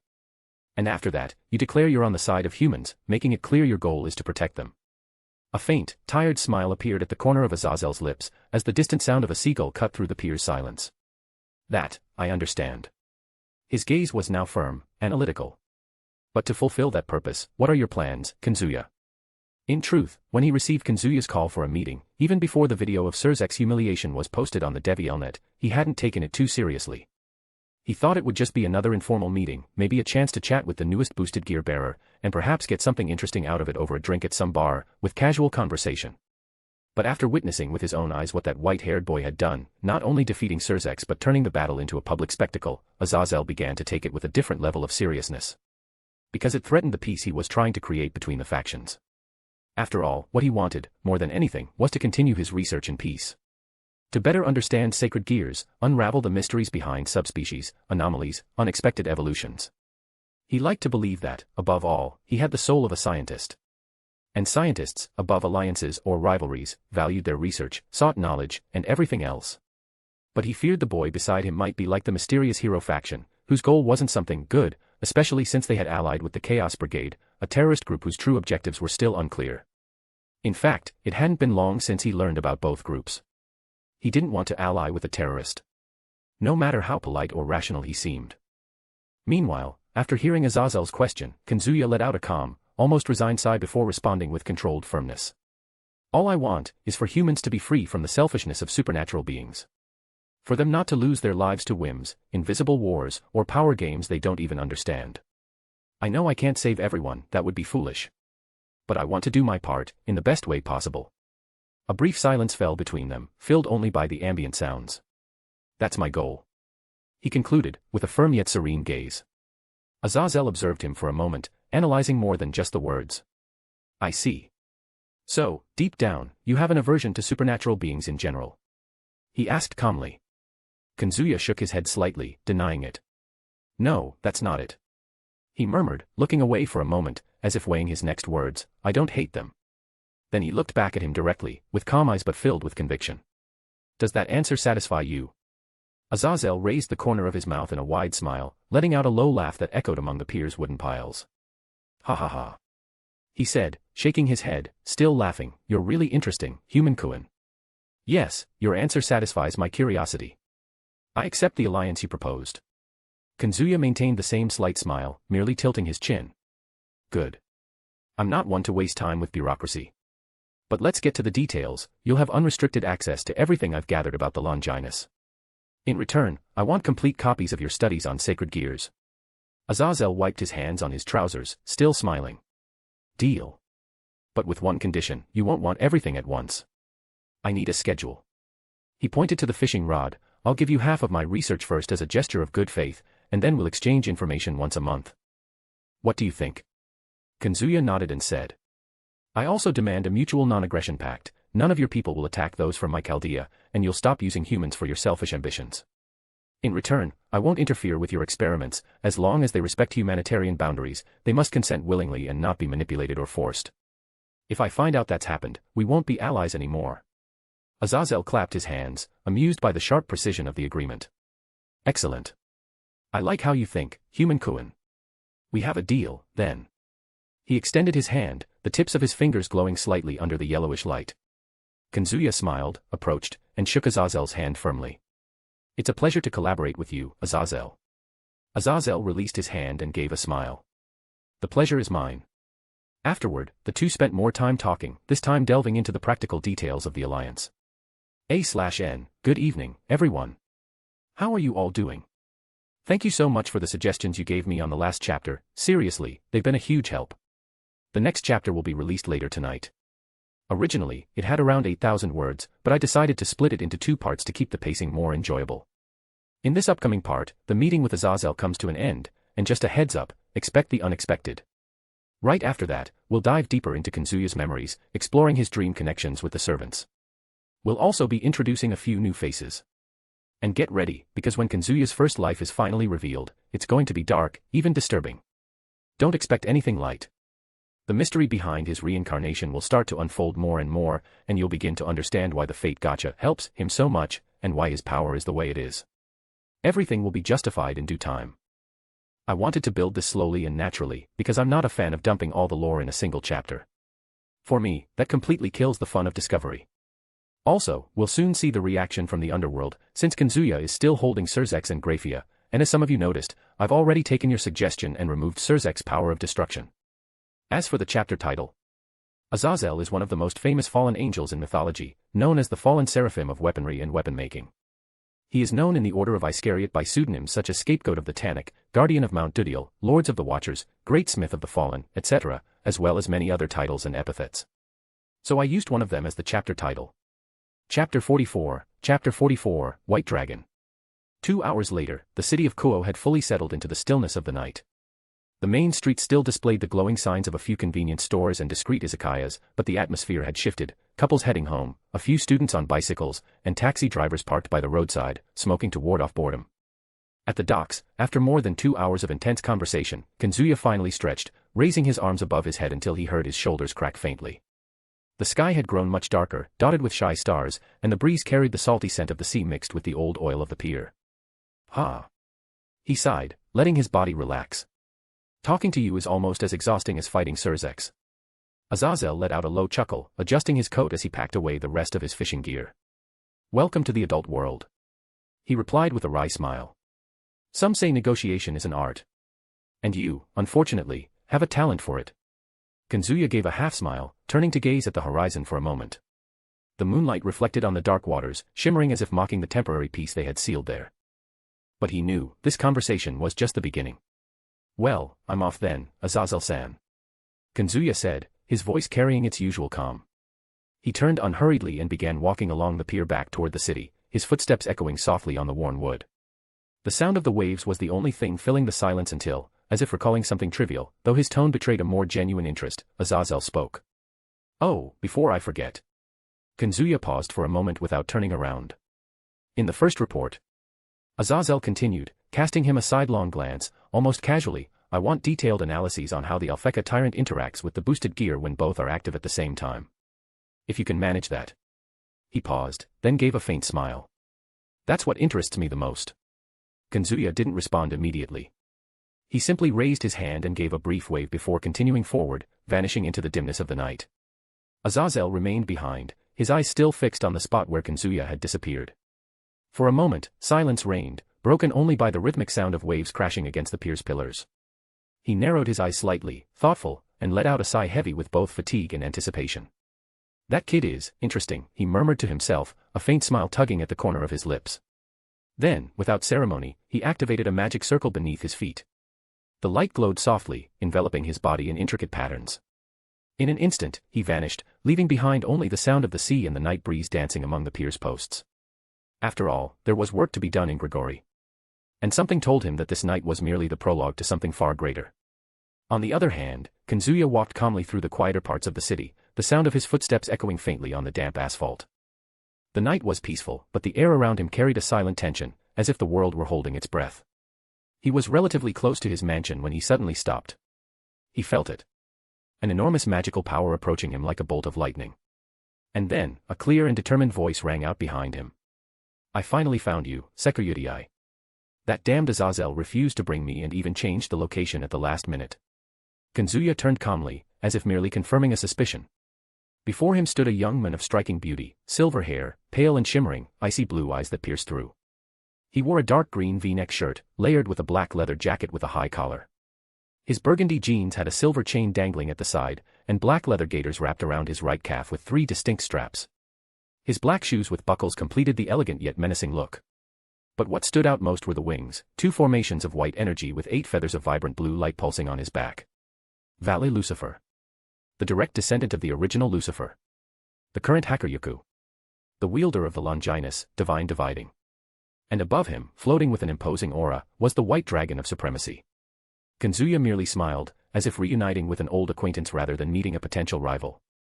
Azazel-sen mentioned you might come looking for me. A pleasure to meet you, Hakuryuku. Vali Lucifer. Vali gave a faint smile as well, his eyes glinting with genuine interest. The pleasure's mine, Sekyudai. Ryougi Kazuya. Soon, the boosted gear materialized on Kazuya's left arm. Knowing that an encounter with Vali Lucifer was only a matter of time, he had prepared a special mechanism in his fake Longinus. Something simple yet ingenious, a system that mimicked Draig's presence, voice, personality, and even automated responses. It was Kazuya himself speaking through his own mind, articulating the words perfectly, with the device echoing them as if it were the true Red Dragon Emperor. He hadn't used this trick with Azazel. But now, any lingering doubts about the authenticity of the boosted gear would be dispelled. It's been a long time, Albion, said the deep, proud voice of Draig, resonating from the red gauntlet like a living flame. Yes, it's been a long time, Draig, replied Albion from above, his voice echoing within the divine dividing. It seems you found an interesting host, Albion, the fake Draig remarked. You too. Defeating Sirzechs, that's not something just any human could do, Albion responded with restrained admiration. Indeed. My host is the most powerful of all I've ever had, the fake Draig boasted. Mine is the strongest as well, Albion shot back, with an almost friendly laugh. Vali narrowed his eyes at Kazuya, who merely returned a calm, slightly provocative smile. What's that, Hakuryuku? Kazuya asked, his voice serene, almost casual.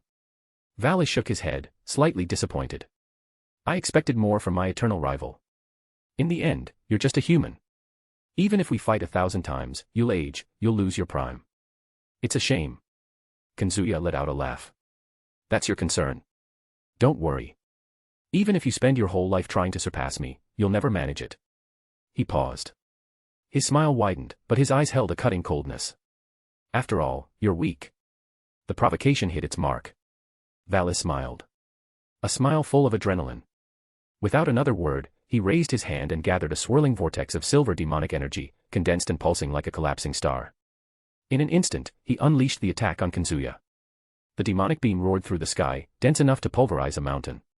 But before it could touch him, Kazuya merely raised his right hand and threw a single punch while dematerializing his boosted gear. The impact reverberated. The energy was violently redirected into the sky, tearing through the clouds like paper. Vali raised an eyebrow. And then laughed. I thought it was arrogance, but it seems you can back it up. This is going to be fun. Kazuya smiled too, his eyes gleaming with anticipation. You can bet it will. Without hesitation, Vali activated the hidden power of his sacred gear. Balance breaker.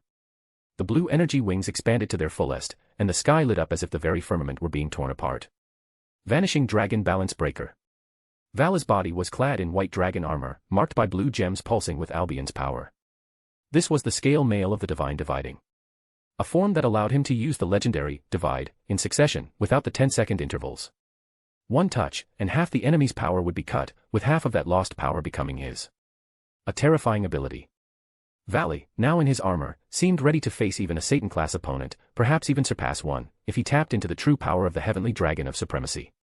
The contrast with the boosted gear was clear, while it doubled the user's power with each interval. The divine dividing, halved the opponent's power and absorbed it, bit by bit, as if corroding their strength with cruel patience. Not going to use your balance breaker?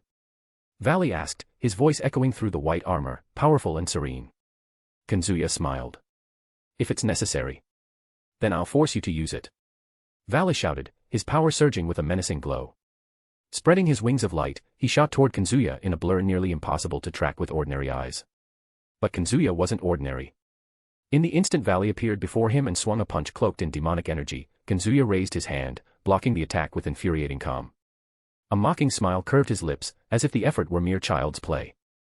Vali's eyes widened in shock at the seemingly effortless defense from the human. Kazuya let out a light, provocative laugh. Is that all, Hakuryuku? I thought you'd be more interesting. In a swift motion, he grabbed Vali's arm, forcing him to crash into the ground with a thunderous impact. The blow knocked the air out of the Hakuryuku, and his armor cracked under the immense force. Still gripping his arm, Kazuya threw him away like tossing a pebble into a calm lake. With agility, Vali spread his wings and stabilized himself in midair. Smiling, he formed dozens of silver demonic energy orbs and launched them at Kazuya. The orbs surged at high speed, powerful enough to bring down even mighty demons. Vali's power, as a direct descendant of Lucifer, surpassed that of many exceptional demons like Rias or Sona. A white aura enveloped Kazuya, glowing with a pure, almost holy light. Holy Ray, he shouted, extending his hand as dozens of light orbs formed around him, transforming into arrows that shot toward the demonic orbs. In the clash, the demonic orbs were completely nullified, while the light arrows continued their advance. Vali's immense demonic power succumbed to the polarity of the holy light. Several white energy orbs sped toward him. Vali performed a series of aerial acrobatics, dodging the attacks, but soon realized Kazuya had vanished. His eyes widened as the Sekiryuti appeared at his side, leg poised for a kick bathed in holy light. Surprise. Kazuya said, his tone almost playful, yet lethal. The kick struck Vali's head, who cried out in pain as the light burned his skin. The impact sent him flying, while Albion began regenerating his armor. Without wasting time, Kazuya raised his right hand and unleashed a beam of holy energy. Vali's eyes widened as the wave of sacred power filled his vision. Half-dimension, he shouted, spreading his wings and having the energy. Even so, the light pressed forward, forcing him to use another ability. Divide, he exclaimed. Divide. Divide. Divide. Divide. Divide. The wave began to dissipate as its power was diluted repeatedly, with Albion's voice echoing through the wings. Vali prepared to counterattack, but saw Kazuya reappear before him, his fist immersed in pure holy light. You're too slow. Kazuya taunted, with an arrogant smile. The punch struck Vali's face, shattering his helmet. Vali's cry of pain caught in his throat as the holy light burned his exposed skin. Gasping, he retreated, groaning in pain. Vali, you can't face Ryougi Kazuya head-on. You need the Juggernaut drive to have a chance. But if you take that form, this city and the surrounding ones could easily be destroyed in the clash, maybe even the country. I know. Vali replied, his voice tense, part of his face marked by burns. Kazuya crossed his arms, floating in the air with a feigned bored expression. What's wrong, Hakuryuku? Scared? Or already tired of getting beaten? Vali let out a laugh. I admit I underestimated you. You're a monster. So, I'll take you seriously. I'll use my Juggernaut drive, knowing you care about protecting humans and that they'll be in danger because of it. Try to stop me. He sounded excited as he spoke, raising his right hand as a menacing aura began to envelop his body. I am about to awaken. He's going to explode. Yes. Voices that didn't belong to him or Albion echoed from the glowing jewels. The gems of the balance breaker began to flash, chanting sinister hymns. The aura around Vali grew dense as the past Hakuryuku muttered their grudges.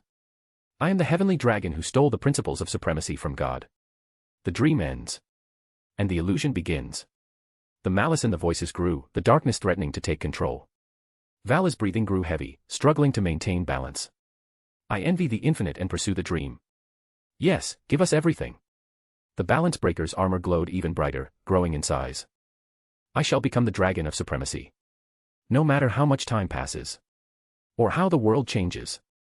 All of you always choose destruction in the end. As Vali recited the penultimate verse of his chant, the predecessors, the ancient Hakuryuku, screamed in frenzied exultation, like echoes of a past that never rested. And I shall lead you to the limits of a white paradise. The final stanza was chanted in unison, Vali and his predecessors shouting as one. Juggernaut drive. In the next instant, Albion announced the command with a voice laden with power and despair. A blinding explosion of white light erupted from Vali's body, engulfing the battlefield in a dazzling flash. A colossal wave of pressure spread, making the air vibrate and the ground tremble. It was as if reality itself were screaming. The scale mail began to reshape. It grew, reinforced, and distorted. The helmet elongated upward, forming sharp, blade-like horns. Metallic fangs emerged on the sides of the jaw. The wings expanded, gaining extra layers of power and majesty. The gauntlets and greaves became claws. The tail vanished and reappeared lower, extending from the coccyx, longer and more lethal. Spikes sprouted along the armor, as if the body itself were rejecting limits. Now, Vali had transformed into a bipedal dragon of humanoid form, surrounded by an intense, almost blinding white aura. His power grew to a terrifying degree, his mere presence causing the earth to quake and the ground to shatter beneath his steps. This was the Juggernaut drive. The forbidden technique, the pinnacle of power for the Hakuryoku and Sekuyudai. It temporarily unleashed the sealed powers of the heavenly dragons, forces the biblical god had hidden from the world. Not even the balance breaker could touch this abyss of power. But it came at a cost. The Juggernaut consumed the user's life force and brought with it the insane malice of all predecessors corrupted and destroyed by it. Vali, however, had taken a different path. With his demonic Lucifer lineage and extraordinary mental strength, he used his immense demonic power as fuel, delaying the life-draining cost of the Juggernaut drive and maintaining his sanity through sheer willpower, as long as he could resist the madness rising from the memories of the fallen Hakuryoku. A millisecond after Vali activated the Juggernaut drive, before its destructive power could spread through Kuoh, Kazuya raised his hand in a serene mudra. Like brushstrokes on a living canvas, the world around was redrawn by the imagination of a god. When Vali blinked, less than a second later, everything around him had changed. Mountains covered in emerald grasslands stretched to the horizon. A starry sky, deep as a nocturnal ocean, hung above, with constellations not of earth. The breeze was fresh, carrying the scent of flowers. What is this? Vali growled, stepping back slightly, senses on high alert. Relax, you just told me to try and stop you, and I did. Kazuya said, placing a hand behind his head. This is my pocket dimension. Here, we can fight all out, so, how does it feel to be stopped so easily? His Tirnanog spell could create artificial dimensions with varied landscapes, and that's what he had used now. Vali growled, his voice distorted under the draconic armor, like the muffled roar of a beast restrained by living steel. This just got even more interesting. I'll show you the true power of the Hakuryoku. With a sharp motion, he raised his arm. Silver demonic energy began to concentrate, boiling like celestial magma. In seconds, it formed a colossal, dense, destructive orb, large enough to swallow an entire mountain. With a roar that shook the space, Vali launched the attack. A beam of white light tore through the artificial skies of the dimension, the ground splitting into scars of pure devastation under the trail left by the sphere. And Kazuya stood still. Only a breeze stirred his hair. His eyes glowed with that ethereal blue hue. As the attack neared, the sphere slowed drastically, almost freezing in the air, inches from Kazuya's face. The orb hung suspended, trapped in the infinity between him and the attack. His Mugen was active. It's visually impressive, he said, flashing a mocking, almost amused smile. But still, too slow. With a simple raise of his hand, Kazuya activated Red. A faint distortion appeared at his fingertip, until a scarlet orb formed, small, dense, pulsing with extreme repulsive energy. Here, take it back with interest, he said with a half-smile. With an almost imperceptible snap, the orb was fired. Its speed was so immense that the air around it exploded in consecutive sonic booms. The projectile pierced through Vali's demonic sphere like paper, obliterating it instantly. But it didn't stop there. The red line of destruction continued toward the White Dragon Emperor. Vali barely had time to react. The impact was brutal. The force of Red struck him in the center of his chest, throwing him back like a projectile launched by an enraged deity. His body cut through the dimension sky like a silver comet before crashing into a colossal mountain in the distance. The world trembled. The explosion that followed reduced the mountain to dust. The roar echoed through the entire dimension like thunder rumbling in the bones of those present. For a few seconds, the scene was shrouded in a thick cloud of dust and debris, until, in the midst of absolute silence, a glow emerged once more. Vali was rising. His Juggernaut drive armor was already regenerating, draconic plates reassembling with metallic clanks and an intense aura of demonic magic. Not bad, he murmured, blood staining the corner of his mouth. But that's not enough to stop me, Sekuyudai. He raised his hand, and the space around Kazuya began to warp aggressively. Half-dimension, Vali exclaimed, activating one of his most dangerous techniques. The space around Kazuya began to compress mercilessly. Everything around twisted, bent, and groaned as if the world itself were trying to crush him under dimensional pressure. Rocks curved, the ground cracked, and the air shimmered like glass about to shatter. This ability essentially halved the size of things, including space, and could be used in this manner. But Kazuya remained unmoved. He observed the distortion around him like someone watching a curious spectacle. His eyes glowed blue, calm, almost bored. "Oh.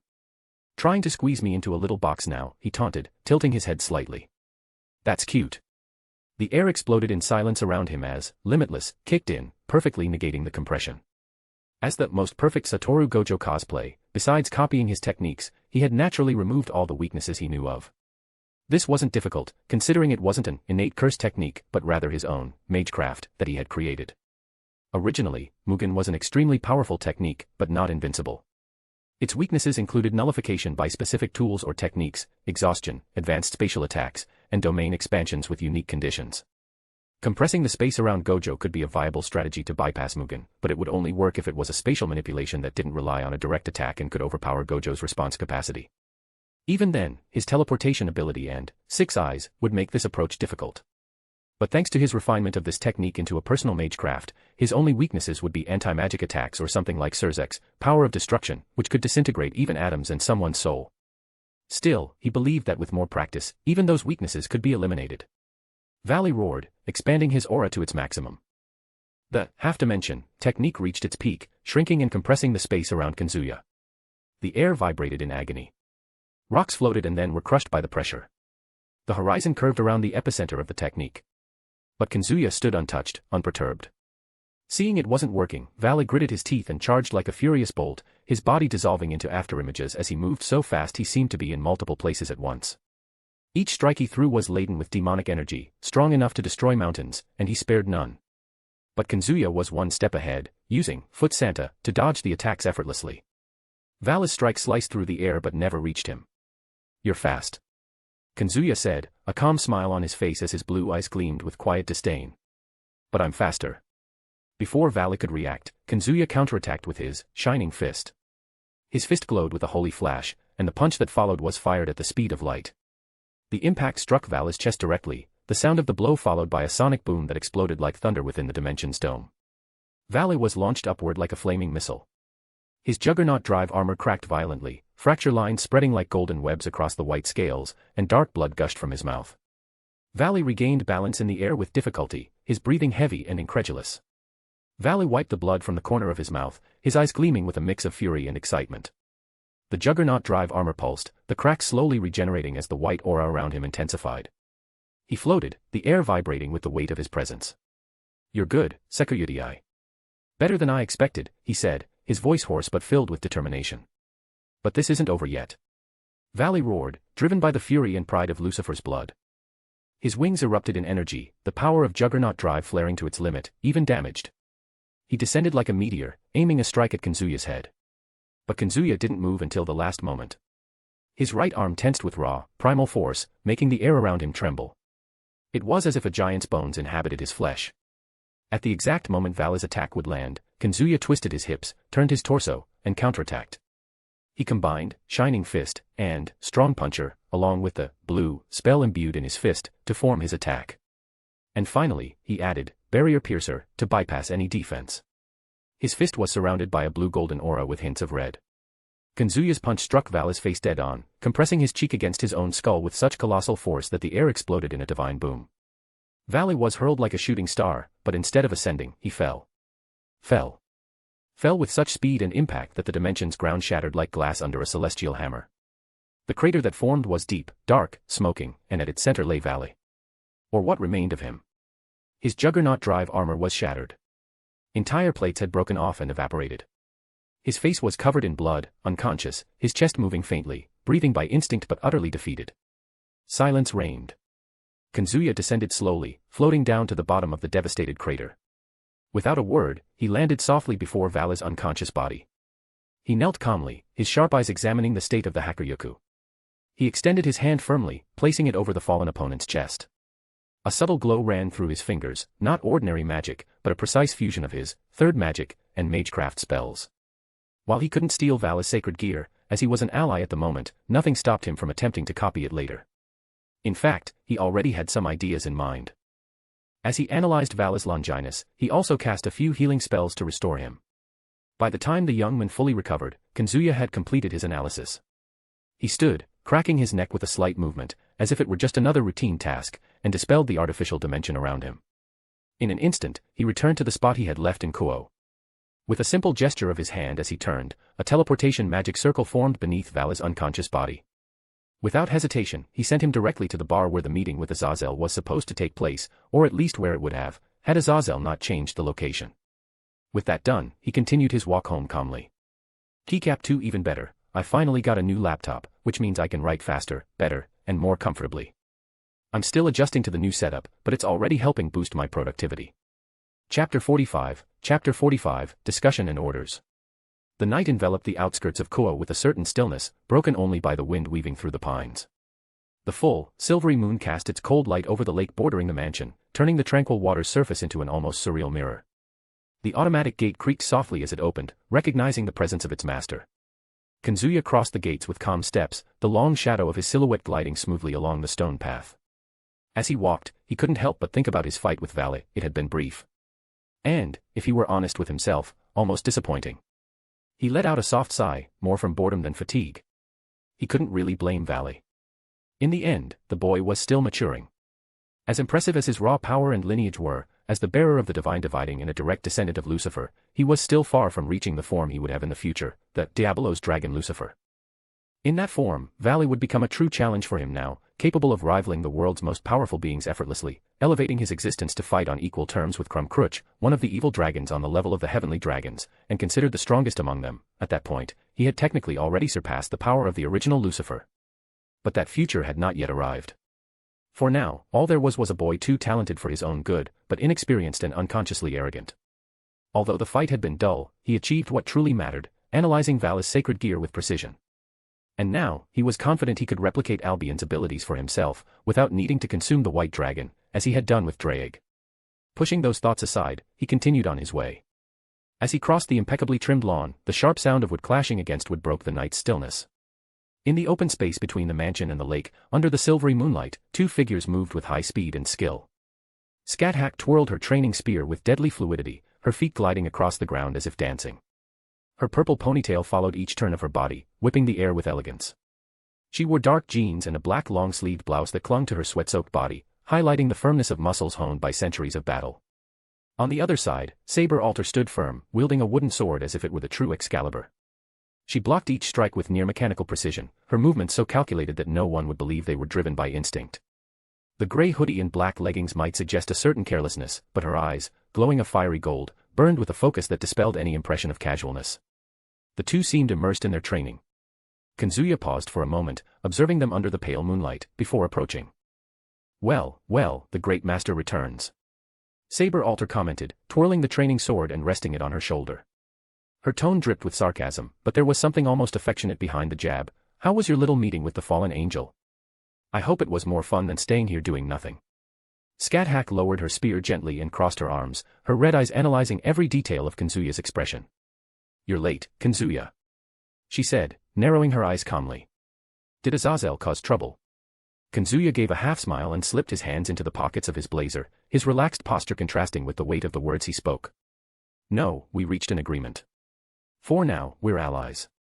His eyes then turned to Salter, glinting with irony. His voice followed, with the same sharp calm as always. And, to answer your question, my dear Majesty, there's absolutely nothing fun about discussing politics. Saber Alter snorted, the sound laced with boredom and restrained frustration. She walked toward him, her expression full of dissatisfaction. Even so, it must have been a lot better than being stuck in this mansion, bored. Her voice was dry, sharp as her sword. You promised action, Kazuya. When are you going to take me somewhere actually worth my time? She stopped a few steps from him, her incandescent eyes locked on his. She tilted her head slightly, her tone challenging, almost provocative, but beneath the icy facade, there was a subtle, almost imperceptible yearning for battles by his side. Like in the old days.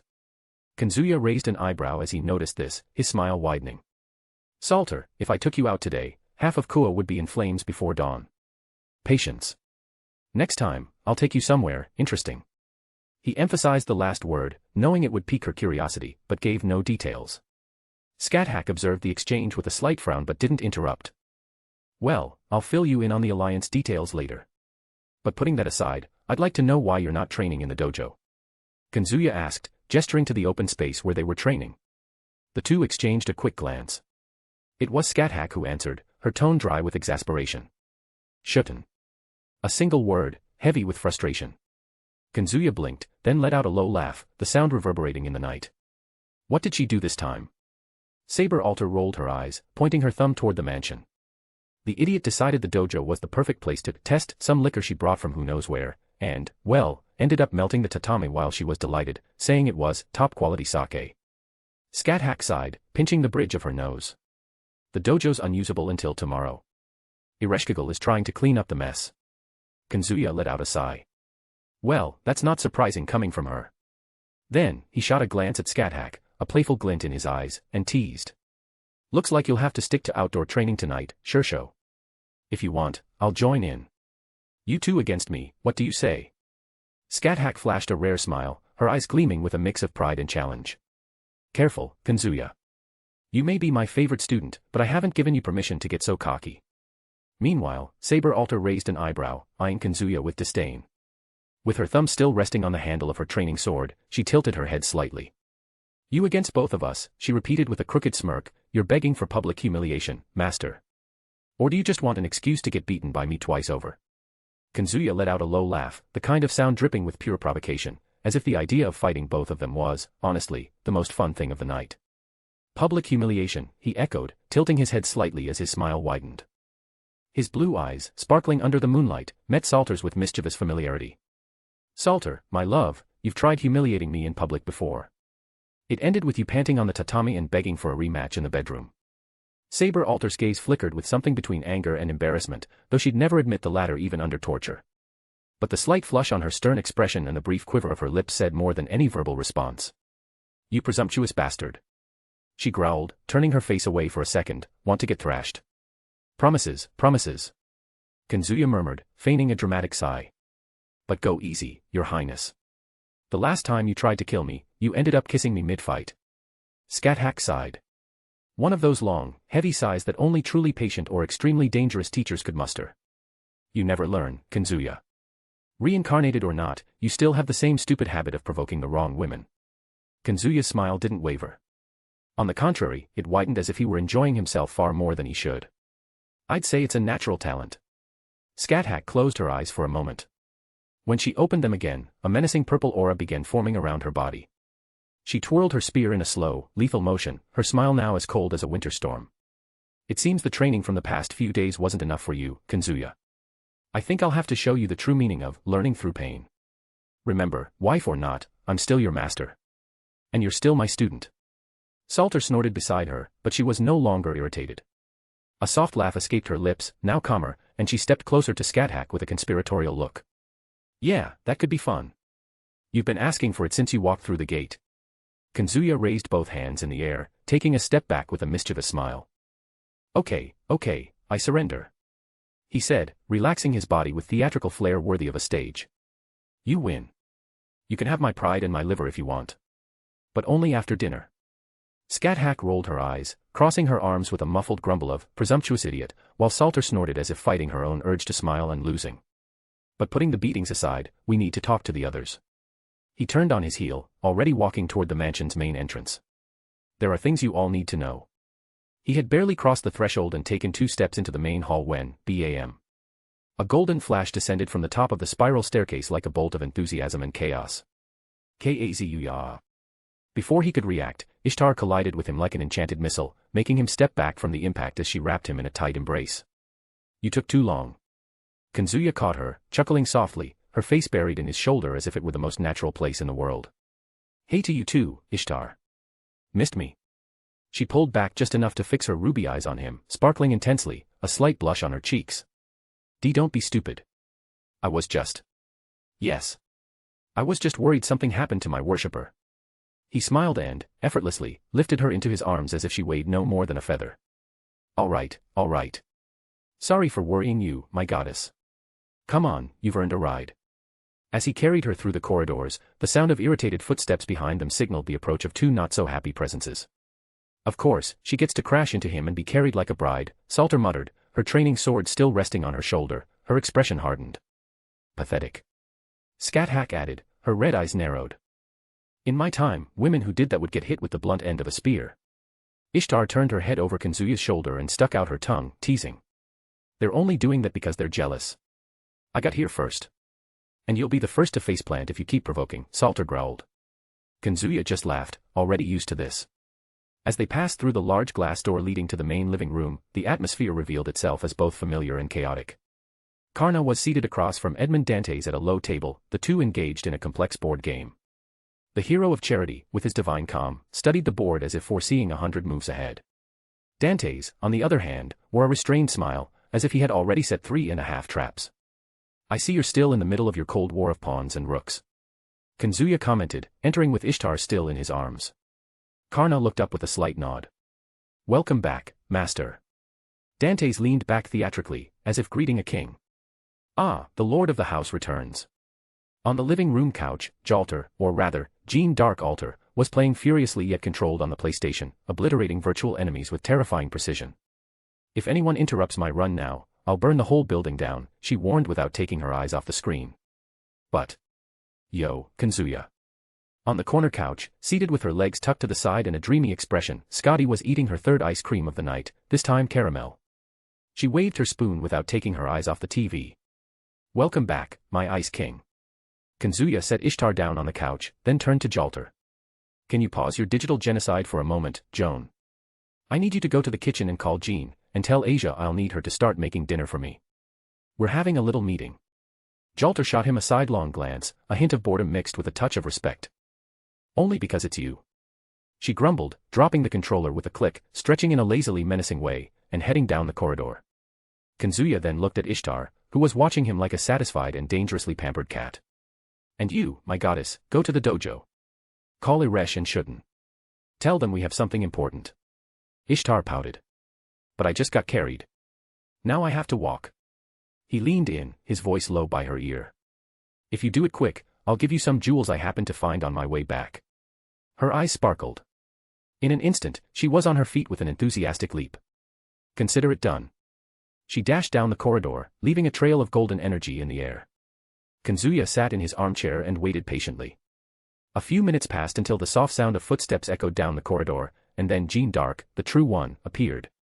Her walk was calm, almost graceful, her golden hair tied back practically, with a few loose strands framing her gentle face. She wore a white shirt with rolled-up sleeves and a simple skirt. A dish towel hung over her shoulder. Upon seeing Kazuya, she smiled sincerely. Asia-chan and I were preparing tea. But I believe the moment calls for something more serious. Jalter, leaning against the door with her arms crossed, snorted provocatively upon seeing the original. Look at that. She even came all saintly. Jean merely looked at her with serenity, unruffled by the taunt. It's always good to see you're doing well too, Alter. Jalter grunted and looked away. Kazuya smiled at the sight of the two Jeans, with Asia timidly entering alongside the saintly heroine. Welcome, everyone. Take a seat. We're waiting for the last two. As if in response to his comment, the sound of footsteps, no, of something bumping into walls came from the end of the corridor. And then, floating into the room as if in an inebriated parade, Shutendoji appeared. Yaya Kazuchan. She nearly tripped on the rug but recovered her balance with a crystalline laugh. You came back and didn't bring me anything to drink. Unacceptable. Totally inhuman. Her slurred voice was accompanied by a half-empty bottle in one hand and a fan in the other. Right behind her, Ereshkigal appeared with a heavy sigh.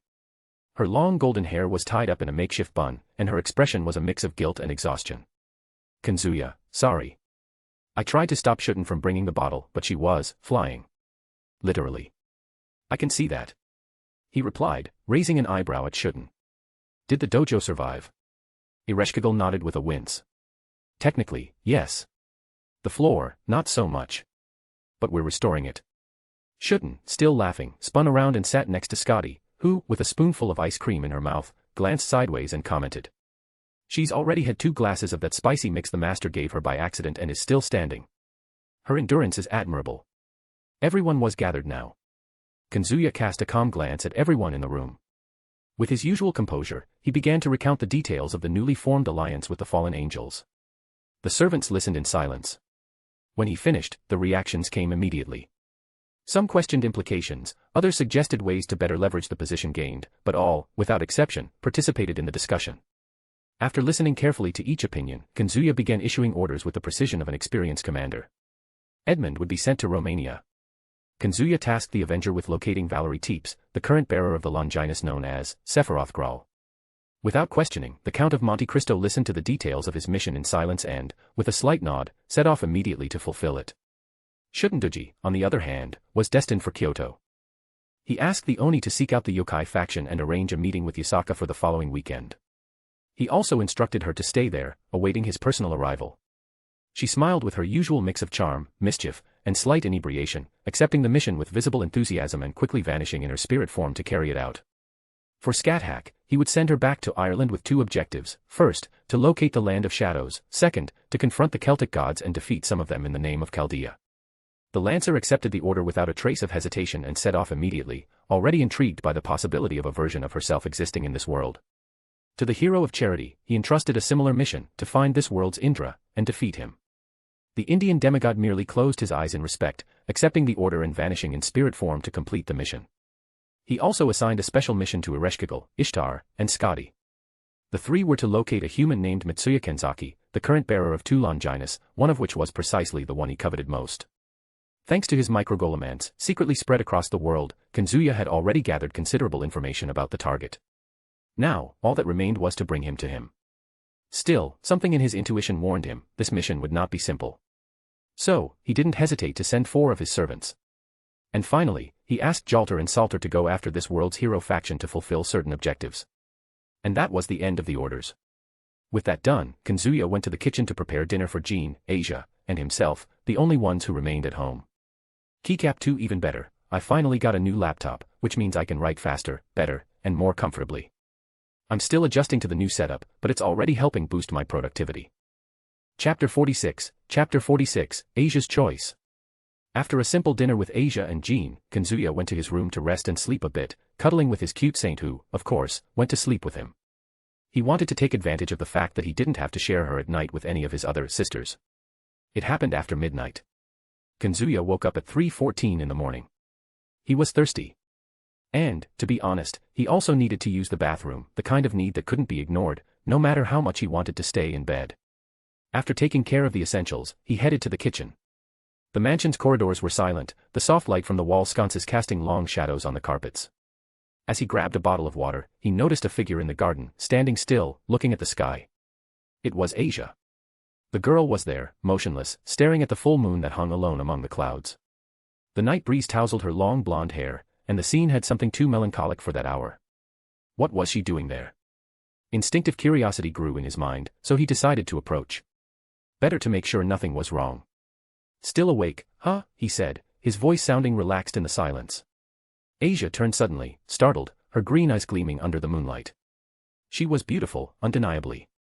Her blonde hair stirred by the breeze, her delicate face, and those green eyes that seemed to hold more than they should. But for Kazuya, beauty wasn't just appearance, and he had seen all kinds of incredible beauty considering his life as Ritsuka Fujimaru, an opinion formed in that life. Rias. Beautiful too, of course, but always with that unsettling aura. Something dark, even beneath all the veneer of nobility and charm. He had noticed it from the first moment he saw her. It was pride, ego, and that arrogance typical of pure-blood demons. Not the kind of thing that sparked his interest. Asia was different. Her aura was clean, almost too naive for this world. Pure, warm, and though he was the type of man who kept his feelings well guarded, there was something comforting in her presence. If someone asked him who was more beautiful, Rias or Asia, the answer would come without hesitation: Asia. Not for her appearance, but for the kind heart she had. Asia stared at him, surprised, her hands clasped in front of her chest. Kazuya-san. Did I wake you? I'm sorry, Relax. Kazuya cut her off with a casual wave of his hand as he approached. I woke up because I was thirsty. He leaned against the balcony railing, looking at her with a slight smile. And stop calling me Kazuya-san. Just use Kazuya. I don't care about that kind of formality. She hesitated, furrowing her brow slightly. But Shuten-san said it's an essential formality here in Japan. He let out a low chuckle, shaking his head. While she's right about that kind of formality in Japan, it depends a lot on closeness. And besides, not every Japanese person cares about it. Personally, I don't mind a pretty girl like you calling me by my name. Asia blushed immediately, her eyes darting away, but she quickly shook her head. And no, I can't. It feels like I'm getting special treatment. Everyone here in the mansion treats you with the utmost respect, Kazuya-san. If I called you by your name, wouldn't it be strange? Kazuya felt like sighing. Her innocence was almost disarming. It was like dealing with a fairy tale character lost in a rotten world. He had already told her earlier, when Jean brought her to the mansion, that he didn't care about formalities, but Shunduji had jokingly said it was rude and that she should add "san" when addressing him, and Asia took it very seriously. Then how about I let you call me by my name because you're my friend, he suggested with a lazy smile. Asia blinked, surprised. Friend. Her eyes went blank for a moment, and her expression lost its sparkle. It was as if she didn't know what the word meant. As if that concept wasn't part of her life. Kazuya-san, you want to be my friend, she asked, her voice soft and her head tilted, as if afraid of her own question. Since Jean-san brought her to this mansion, she had started to believe that maybe, just maybe, she had finally found a home. But deep down, the fear never went away. There was always that whispering voice saying it was all temporary, too fragile to last. Even with Jean's kind words saying otherwise, part of her still thought that at any moment, it could all fall apart. Like it was too good to be true. On the other hand, Kazuya thought that expression didn't suit her. It shouldn't. Girls like Asia shouldn't carry that kind of emptiness in their eyes. Of course. He replied, a frown appearing briefly. Or do you not want to? The emptiness vanished. It was replaced by panic and a bit of fear. And no. It's just that. She lowered her face, hiding her expression. That someone like you would want to be my friend is. And what's wrong with that? Kazuya raised an eyebrow. You're beautiful, kind, good-hearted. Who in their right mind wouldn't want you around? Asia slowly lifted her gaze, her green eyes wide and glistening. Tears clung to her eyelids, but she didn't let them fall. A bitter smile appeared. Kazuya-san. Do you know my story? Sort of. He replied casually, as if they were talking about the weather. I just know they kicked you out of the church because of that devil you healed. Asia trembled, and he noticed. You don't have to talk about it if you don't want to. He placed a hand on her shoulder, the touch light but firm, like someone who wasn't just doing it out of politeness. I just want to be your friend. I don't care about the past. What matters to me is that you seem like someone fun to have around. She bit her lower lip, her eyes shining even more. But I don't know how. I've never lived outside the church before. Easy to fix. Kazuya shrugged. You learn. Jean or I will teach you how, like we did before. You'll do fine. Asia let out a small, hiccuped laugh. It was a light sound, weightless, as if something had loosened inside her for the first time in years. Thank you. Kazuya-san. He smiled, looking away at the moon. No need to thank me. Silence settled for a moment. Kazuya looked at the girl and gave a faint, discreet but sincere smile.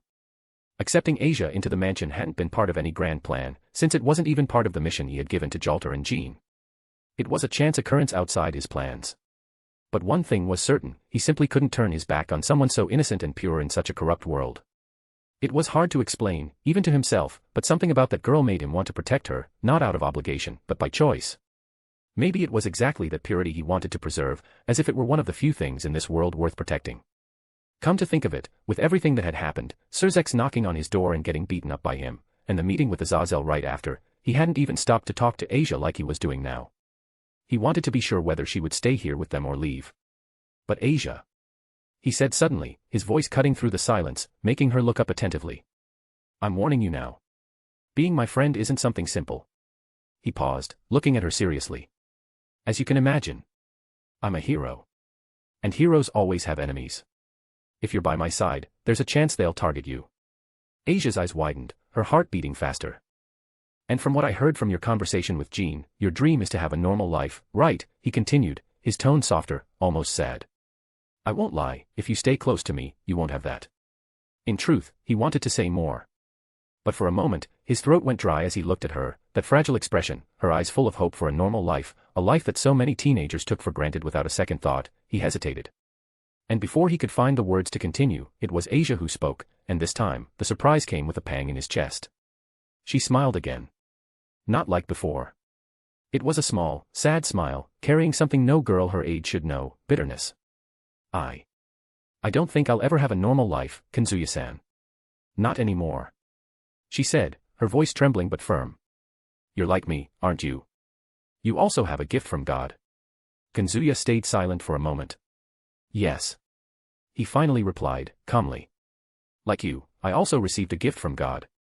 But, mine doesn't heal. It destroys. It takes lives. His face held an impassive expression as he spoke. Asia let out a short, joyless laugh, but also without resentment. It really was impossible to start wishing for a normal life, wasn't it, she said, more to herself than to him. Her voice now had a soft, resigned melancholy, but also a touch of acceptance. Yes, we're chosen people, Asia. Unlike others, we were born with this gift and power. And, as people say, power always attracts more power. It's impossible for us to live like normal people if those around us would be in danger, Kazuya said, nodding. But you already know that, don't you? He paused and narrowed his eyes. Yes. She nodded. I knew, deep down, but I just... You're afraid of giving up your dream, Kazuya finished for her. Asia's eyes widened. It's a fact I can't change easily. If you're my friend, you won't have a normal life anymore. You still had hope of living like an ordinary person, but that chance will be lost if you choose to walk by my side, he declared, before continuing. But at the same time, you also want this, don't you? I know you got along well with Jean and the others, right? I'm sure you don't want to be alone anymore, do you? Hearing his words, Asia lowered her head, soft sobs escaping her lips. Kazuya-san. It really is impossible, isn't it? She asked, her voice breaking. She also used his name, a sign that she had finally accepted that the dream of a normal life was impossible. It is. Kazuya confirmed, looking at the girl beside him, who stared at the ground as if there was something interesting there. Silence settled. Seconds turned into minutes. 5 minutes passed until Asia looked up from the ground and met his gaze again. I don't have a choice, do I? She asked sadly. We always have a choice, Kazuya said, closing his eyes. No matter what, there's always a choice. The question is, are we ready for the consequences? It might lead to death, but sometimes, death itself is better than the other option. Asia looked at him with an expressionless gaze. Then she tilted her head slightly before smiling, and this time, the smile was sincere.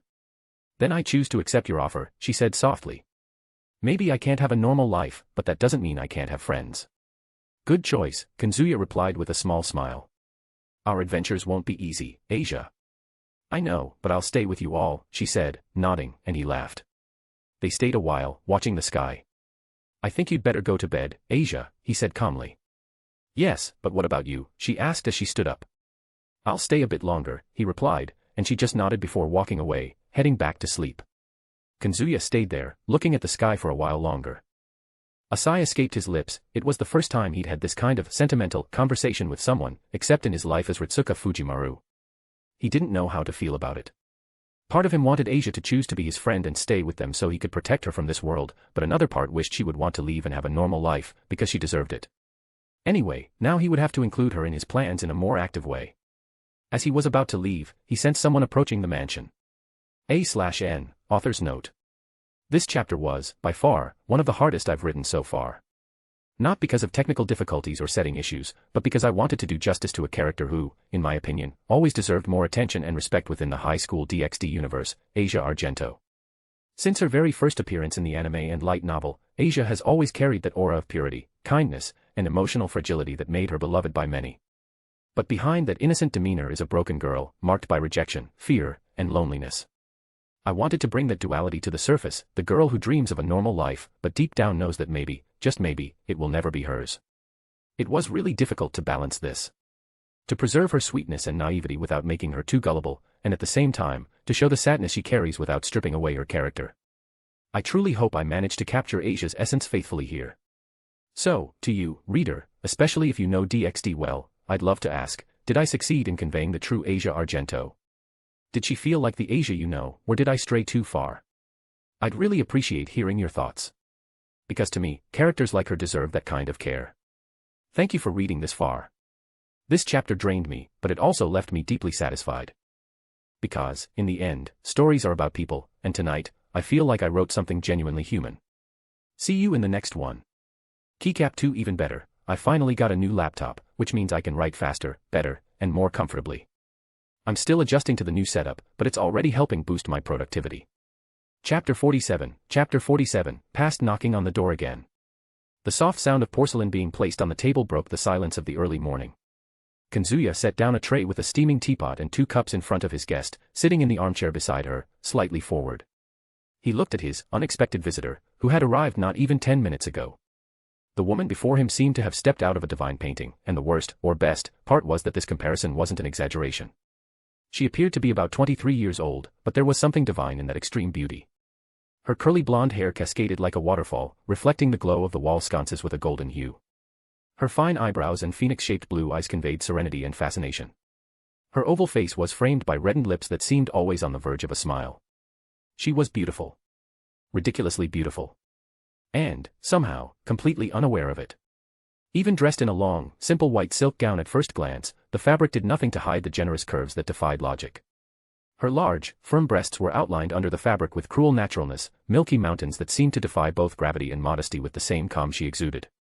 Her waist was slender enough to seem hand-sculpted, while her wide, well-shaped hips completed the silhouette with proportions that bordered on the unreal. The thighs hidden beneath the dress promised both firmness and softness in equal measure. Her buttocks, even while seated on the sofa, were visibly round and voluminous, like a masterpiece of perfect curves. She was a woman whose beauty could instantly melt someone's soul the moment they laid eyes on her. Although she had introduced herself when she arrived earlier, it wouldn't have been hard to guess her identity even if she hadn't. Few people in this world matched her described appearance from the light novel, which didn't do justice to her real beauty, and considering she arrived flying with 12 wings and an angelic halo above her head. Only one person came to mind, and that was Gabriel, also known as the most beautiful woman in heaven, and one of the 4 seraphs. Yes, one of the archangels was sitting before his eyes at this very moment. Kazuya looked at her in silence for a moment, that angelic face, so pure, in an almost ironic contrast with a body that seemed sculpted by some whimsical deity. He sighed inwardly, letting nothing show on his face. What kind of genius was God? He thought, with a trace of irony and admiration. To create someone so beautiful, so tempting to the eyes, and yet, so innocent. Though he had only spent a brief moment with her, a few minutes at the gate of his house before inviting her inside, he didn't need much time to notice 2 things, Gabriel's almost childlike innocence, and her complete obliviousness to her own appearance. It was strange, almost comical, really, how someone so absurdly beautiful, to the point of seeming like a myth, could act with such simplicity. There was no vanity in her gestures, no malice in the way she spoke or moved. It was as if she had no idea of the devastating effect she caused by entering a room. What God had done was almost cruel, in the most divinely comedic way possible. As he thought this, he poured tea into one of the cups. "Jasmine tea," he said, gently pushing the cup toward her. "I thought it would suit someone coming from heaven at this hour." Gabriel blinked, surprised by the gesture, and then smiled. The kind of smile that made the soul feel lighter. "How kind of you, Kazuya-san. You're so thoughtful." "Thank you, and I'm sorry for visiting you at this hour. I didn't mean to disturb your rest." As she spoke, she picked up the cup delicately, as if it were a sacred object, and brought the tea to her lips with the grace of a noble lady, or better, with the shy sweetness of a nun tasting something warm for the first time in a tea room. Gabriel gently blew on the steam and took a small sip. Her eyes lit up instantly, as if that delicate flavor had touched her heart directly. It's delicious. It's like flowers blooming inside my mouth," she exclaimed with genuine delight, before covering her mouth, embarrassed. "Ah, sorry, that was weird, wasn't it?"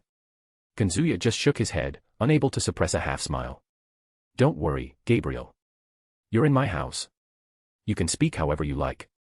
"Ufufu, as I thought, you really are kind," she replied, smiling again. A smile that had the power to purify any heart, even one hardened by wars, death, or chronic sarcasm.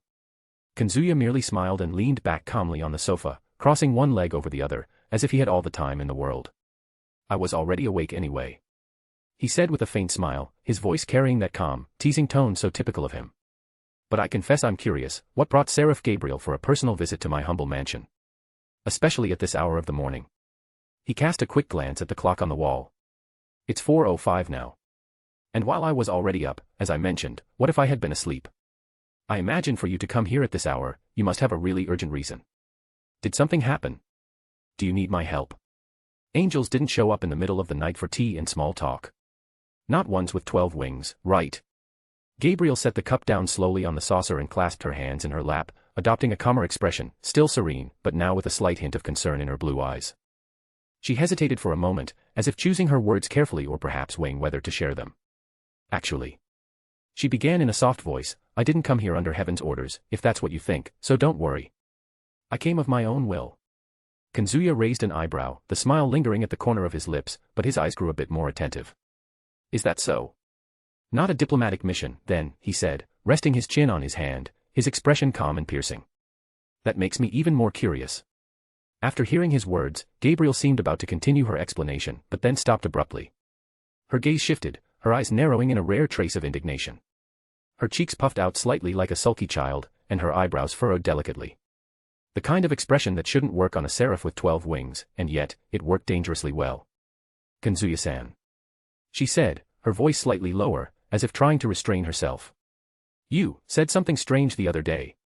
Kazuya blinked once, caught off guard by the sudden change in direction. He tilted his head slightly. Something I said. Gabriel stared at him with narrowed eyes and an accusing glint. She crossed her arms, puffing out her chest like an irritated child. You said. By Gabriel's flabby breasts. There was a tense silence.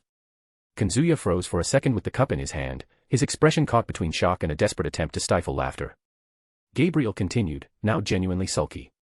And I kept thinking about it for days. Days, Kazuya-san. Where are they flabby? She brought both hands to her breasts and puffed them out firmly, and worst of all, with genuine innocence and zero malice, as if defending her pride as her father's masterpiece. They're firm. Look. There's nothing flabby about them. Kazuya lost it. He turned his face away, bringing a hand to his mouth, but a laugh escaped through his fingers. It was all so absurd. One of the 4 archangels, the supposed embodiment of purity, confronting him in the middle of the night over a joke, a casual, hyperbolic joke he tossed out without thinking. Kazuya struggled to compose himself, wiping the corner of his eye. Okay, I surrender.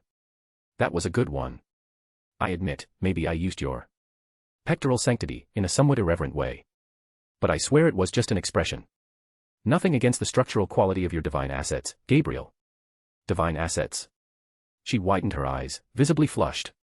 That doesn't help at all. You're mocking me again. Never, he said, now with a serene and theatrical tone, as if paying homage to a national monument. In the name of celestial architecture, I declare there isn't a centimeter of flabbiness in your holiness. There, impeccably toned. Gabriel covered her face with her hands, her body trembling slightly with embarrassment. You. Kazuya-san is a true villain. She murmured, mortified. Been called that before, he replied with a faint smile on his lips. Wait, how had she heard him say that? Driven by curiosity, he asked, all right, I admit, that was the most unexpected thing I've heard this week. But, out of curiosity, how exactly did you hear that? Were you spying behind the door? The smile on Gabriel's face vanished. She slowly unclasped her hands from her lap and, with a more serious and hurt expression, crossed her arms beneath her bust, her blue eyes shifting slightly to the side, looking genuinely upset. So, you really did forget me. Those words landed like a weight in the air. Kazuya blinked, confused, his smile fading instantly. Forget you. Gabriel nodded faintly. This isn't actually the first time we've met. She took a deep breath, and her voice softened. You were just a child. Your parents, Ryougi Takeru and Ryougi Misa, died that day. In a terrible accident. There was no one around when it happened. Just pain, blood, and a boy alone in the middle of the road. You. The world seemed to slow down. Kazuya felt a slight tightness in his chest, a strange, almost forgotten pressure. Fragmented memories flickered behind his eyes, a distant siren, rain hitting the asphalt, small hands trembling, the eyes of a child who didn't yet know what loss was but felt everything. Kazuya stared at her in silence now, his eyes narrowing. Why had the original owner of his body forgotten something like that? He tried to recall the day of the accident. Blurred, disjointed images began to surface from the depths of his memory.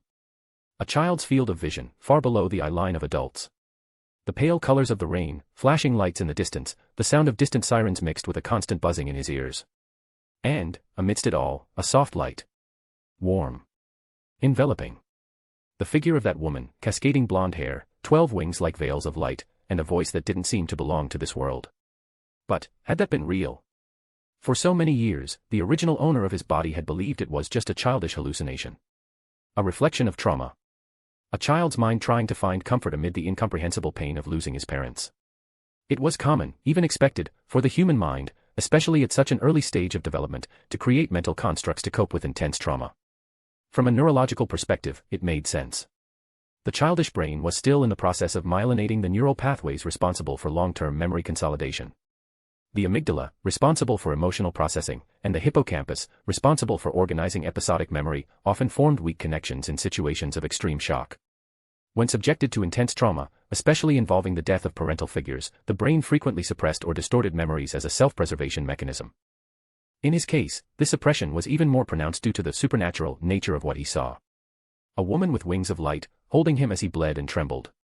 To the eyes of a boy who had lost his parents and survived a car accident by a miracle, that could easily have been an angel conjured by his own imagination.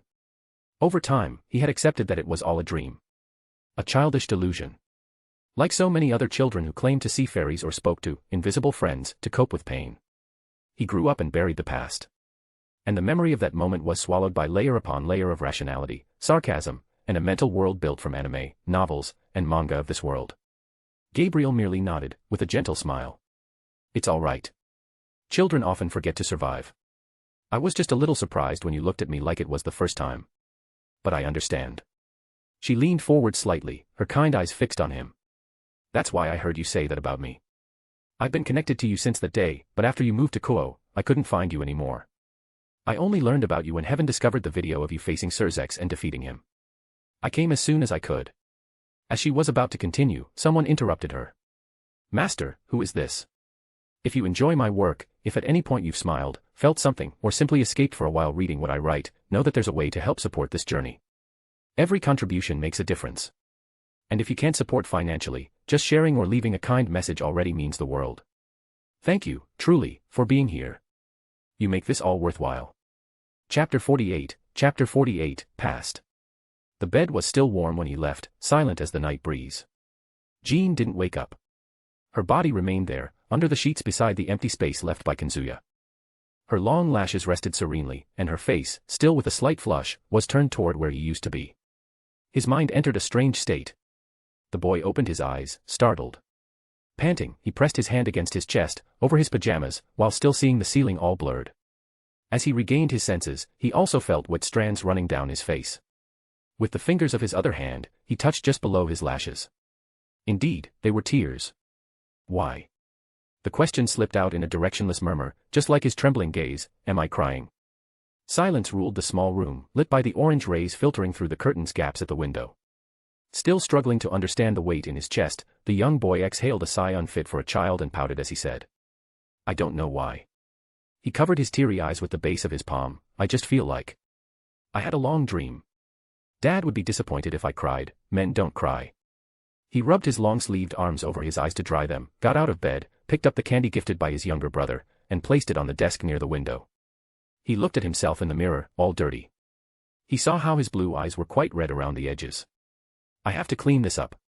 While searching for fragments of that strange dream he had, because he remembered facing some kind of mecha monster and then, a second later, sitting in front of the computer.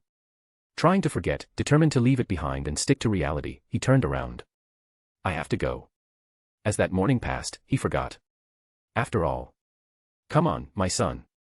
A woman shouted from the stairs, minutes after the boy had composed himself, we're late. The wedding won't wait. Even if he wanted to keep trying, it would be hard for him to stay focused on it, because today was a busy day. After taking a shower, he began to hear his mother's hurried calls. In response to them, he adopted silence. While ignoring that pressure, he put on his pants, his favorite sneakers, and a light jacket over his white t-shirt. Properly dressed, he went down the stairs without haste. His pace was the complete opposite of the frenzy downstairs. The woman moved frantically between the living room, the kitchen, and the bathroom. Finally, she widened her eyes upon seeing her son ready, turning off the bathroom light. You knew we were leaving now, didn't you? And yet, you decided to sleep. I didn't even want to go, Mom. It's gonna be boring. Kazuya huffed, sitting on a chair at the dining table. Enough of that. While finishing applying mascara, the woman grumbled, a deal's a deal, and I won't tolerate complaints in my ear. I took you to the zoo in exchange for this, remember? He pouted and turned his face away from his mother's irritated laments, speechless. Stop arguing and let's go already. The man bellowed, passing through the kitchen with the car keys toward the exit. We can still make it on time, but for that, I'll have to speed up a bit. The woman followed him.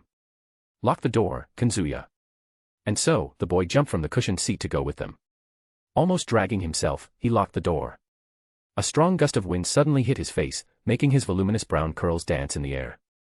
He lost focus for a moment, looking at the sky, even after hearing the sound of the car engine. Let's go. It was the woman's new shout that snapped him out of his reverie. So, he finally got into the back seat, buckled his seatbelt, and the whole family set off. Given the delay, the man's urgency at the wheel was evident, even running a few red lights in an attempt to make up for lost time. The mother remained furious because her eldest son had delayed them by oversleeping. During the ride, ignoring his mother's persistent complaints, he put on his earphones and rested his head against the window. For some reason, the starry sky, already darkening, drew him in more than usual. Perhaps it was because of the amount of time he had spent locked up at home. The wedding ceremony would be outdoors. Arriving minutes before the main courtesy began, none of them managed to speak with the bride and groom. The only option was to wait for the party to start. While the mother and father still greeted the guests, he did the same, receiving people's greetings with a polite smile and responding in kind. Well, it was easier to be sociable when you're a child who hasn't yet hit adolescence. This continued until the ceremony began. The three sat on one of the benches arranged along the sides of the aisle where the red carpet stretched. Soon after, the groomsmen and bridesmaids began to enter. Kazuya took out his phone to watch an anime he couldn't finish the previous night. Suddenly, he felt a sharp nudge on his leg, coming from the side where his mother was seated. Turning his face, he met a piercing glare directed at him. It made him swallow the grumble forming in his throat. "Put that away for now," she said through gritted teeth to avoid drawing attention. "Show a bit more respect." The boy didn't argue. He simply put the phone away. With the tension still lingering between them, the ceremony proceeded naturally until the arrival of the bride and groom. The rings were exchanged between them, and then, following the priest's final declaration, they became husband and wife. After the priest's final declaration, the husband and wife sealed the matrimonial kiss, concluding the ceremony amid applause and cheers from the entire audience. Most stood to congratulate the new couple as they walked back down the aisle, but Kazuya preferred to stay where he was. He was dying for that monotonous sequence to end once and for all, because he wanted to get some fresh air somewhere far from there, watch an anime in peace. When the main event ended, he thanked the heavens for the freedom to go to a more secluded spot. He breathed the fresh air among some trees, away from the loud music and cheerful guests. In favor of this, he looked at the sky again. As he had imagined earlier, it was different from usual. The summer triangle. He stumbled upon the distant asterism of 3 specific stars that caught his attention the most. It was beautiful. He could see them on the same celestial plane in a way he could never remember. He almost managed to muster a faint smile. "Why are you alone out here, son? I was looking for you. I got worried." His mother's questioning arrival pulled him out of that small comfort. "Go eat something, the buffet is already served." He stared at her for a while, surprised. That expression quickly changed as he looked away from her, hiding his face. "I don't want to." With that refusal, the woman opened her mouth to argue but immediately gave up. Instead of creating another problem, she approached and stood by his side. "Look.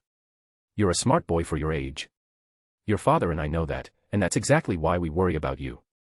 You shouldn't act so withdrawn." Her words received no response. "Talk to me, my son. Is something bothering you?" "I'm fine, Mom," the boy interrupted sharply. "Just leave me alone for a bit, okay?" A sharp blow struck her heart with his curt reply. Again, she parted her lips to insist but abandoned the attempt halfway. She simply kept a firm gaze as she said, "All right, I'm going back because your father needed me. But when we get home, we're going to have a good talk about you answering me like that, young man." She walked away without saying more. Kazuya felt some remorse for acting that way but let her go in silence. He didn't even turn around. With an uncomfortable grunt, he turned his attention to the sky again. That's when the headache he felt upon waking returned. This time, however, a sharp pang hit him, forcing him to bring his hand to his left eye. He nearly leaned backward from the sudden agony. He remained unsteady until the effect slowly faded, replaced by a wave of relief.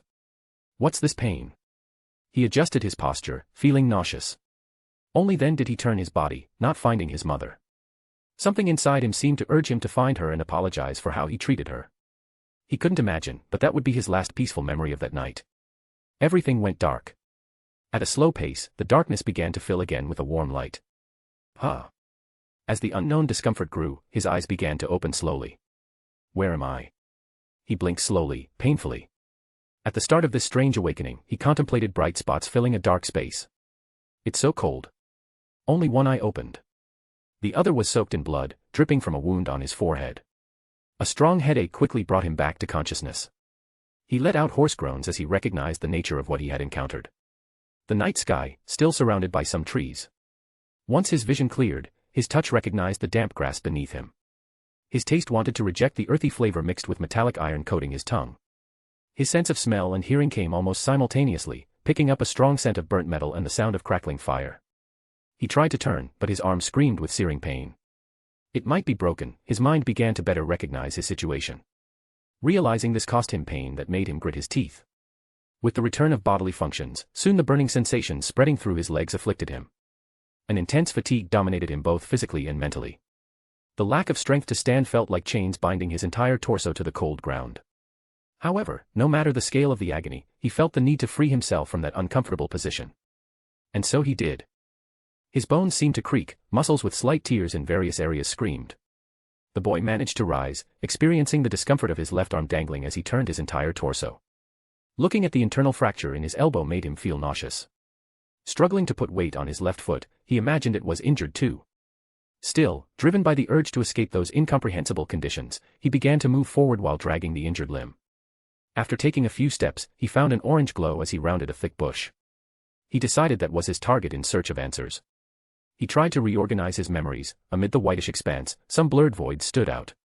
Not being able to remember something filled him with a longing in his chest. He felt his heart tighten as its beats quickened. With effort, his mind recalled some things, but only gaps existed between that moment and when he was alone at the party. What existed in that space was blurred, as if black ink had been spilled over several papers. With his throat choked by having no idea how he ended up there, the reason for being in such conditions, and everything else, he tripped over a piece of wood. Arg. He fell to the side, feeling his already injured arm hurt even more. He swallowed more dirt and felt the smell of grass enter his nostrils. He held on tightly due to the pain throughout his body, managing to avoid fainting.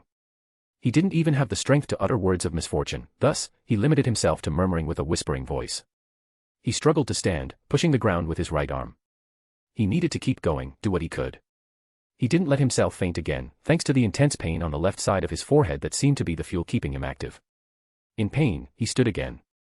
I have to keep going. I have to keep going, he repeated to himself to avoid falling into a faint, bending his injured right leg with agony and managing to regain balance.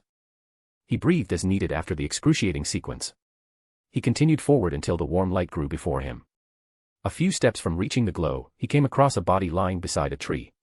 It seemed to be a man, whose white dress shirt had a huge red stain around the abdomen. All sorts of thoughts crossed his mind, but he refused to delve into recognition. With his heart racing, almost at 200 kilometers per hour, he turned his eyes to the source of light, the high flames engulfing a wrecked car. The state of shock didn't even allow him to notice the tears streaming down his face. He could see two other bodies intertwined in the vehicle's wreckage. There was no longer any prospect of life for them. In an instant, blurred images crossed his mind, causing new discomfort. He brought his hand to the lacerated area on his forehead, as the localized pain seemed to worsen. Feeling a burning sting upon touching the wound that left a trail of blood down his face, the memories collapsed. Voices echoed in his head at an abnormal speed, bringing a decline to his sanity.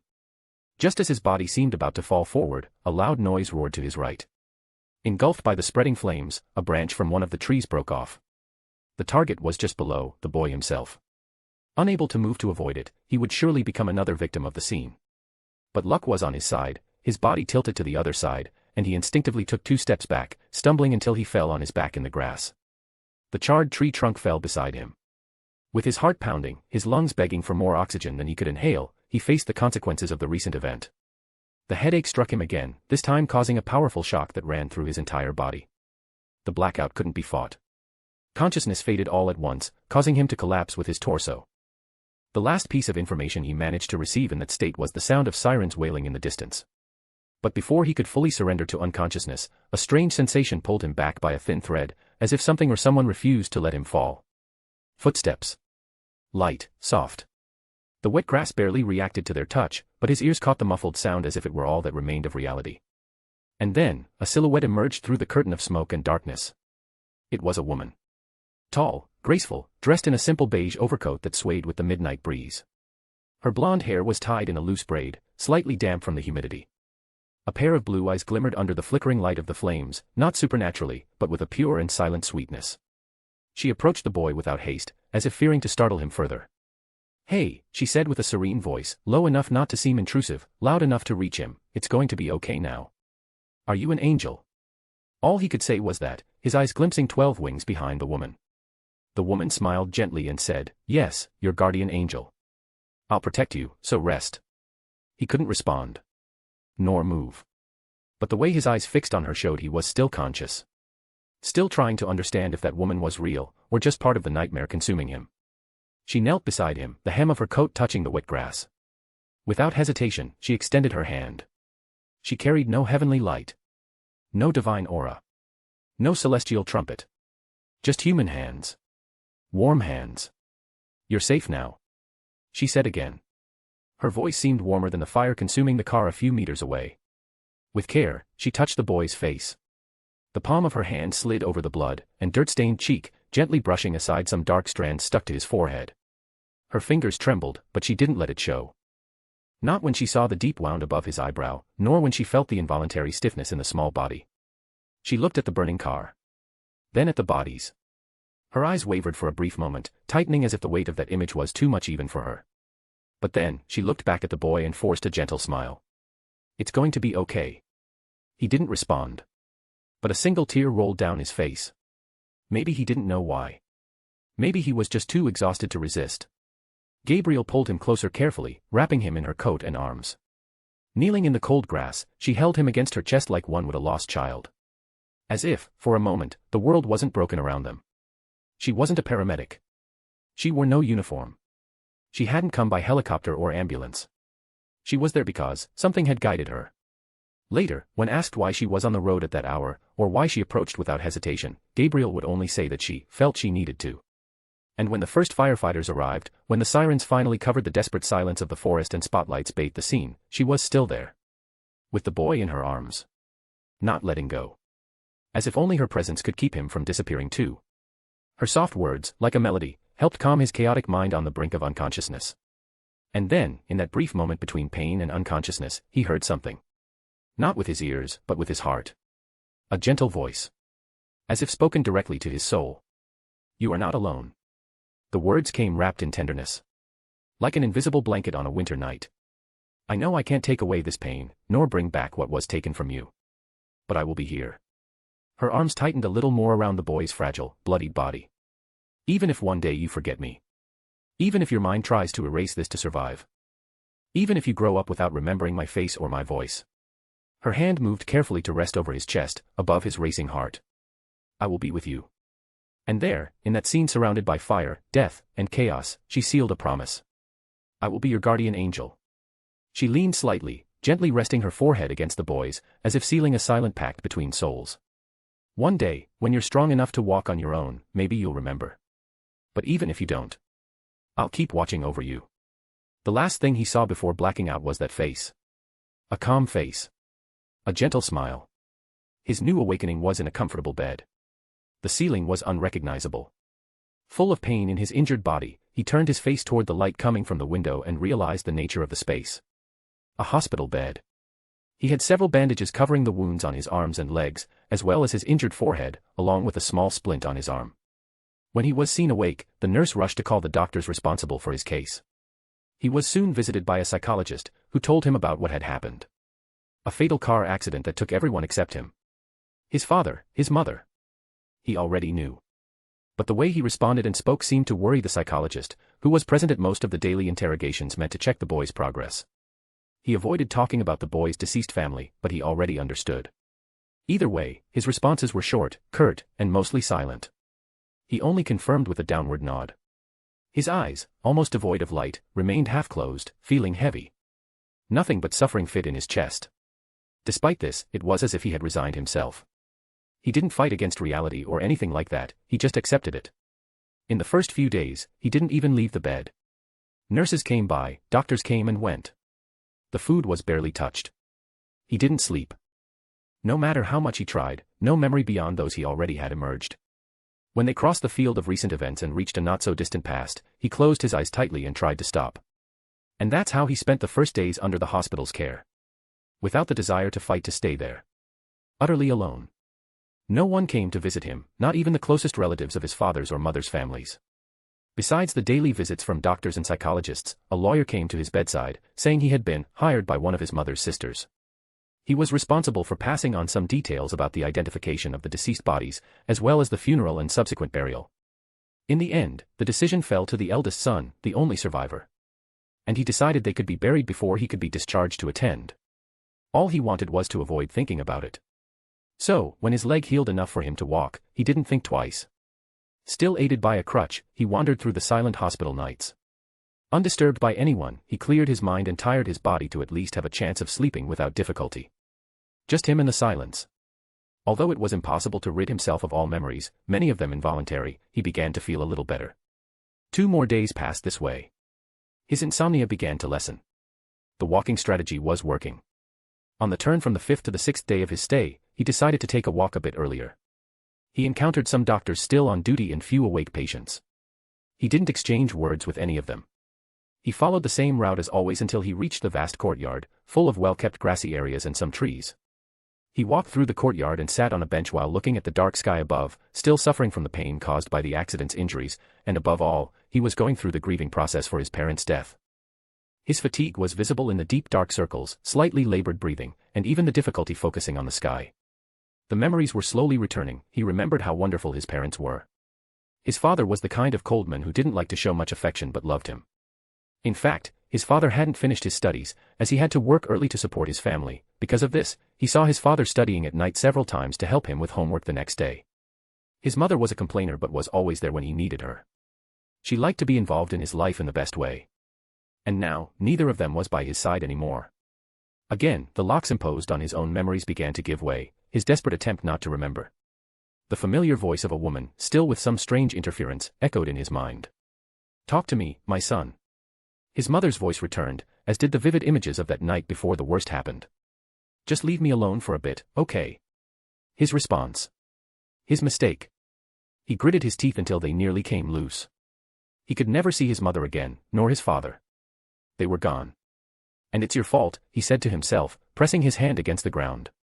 It was impossible to go back. The past could never be changed. That was the harsh reality responsible for crushing him for 5 days. Lost in a sea of disjointed thoughts, he sat there for a few more minutes before standing and walking toward his room. Back in his bed, Kazuya lay down and sought sleep.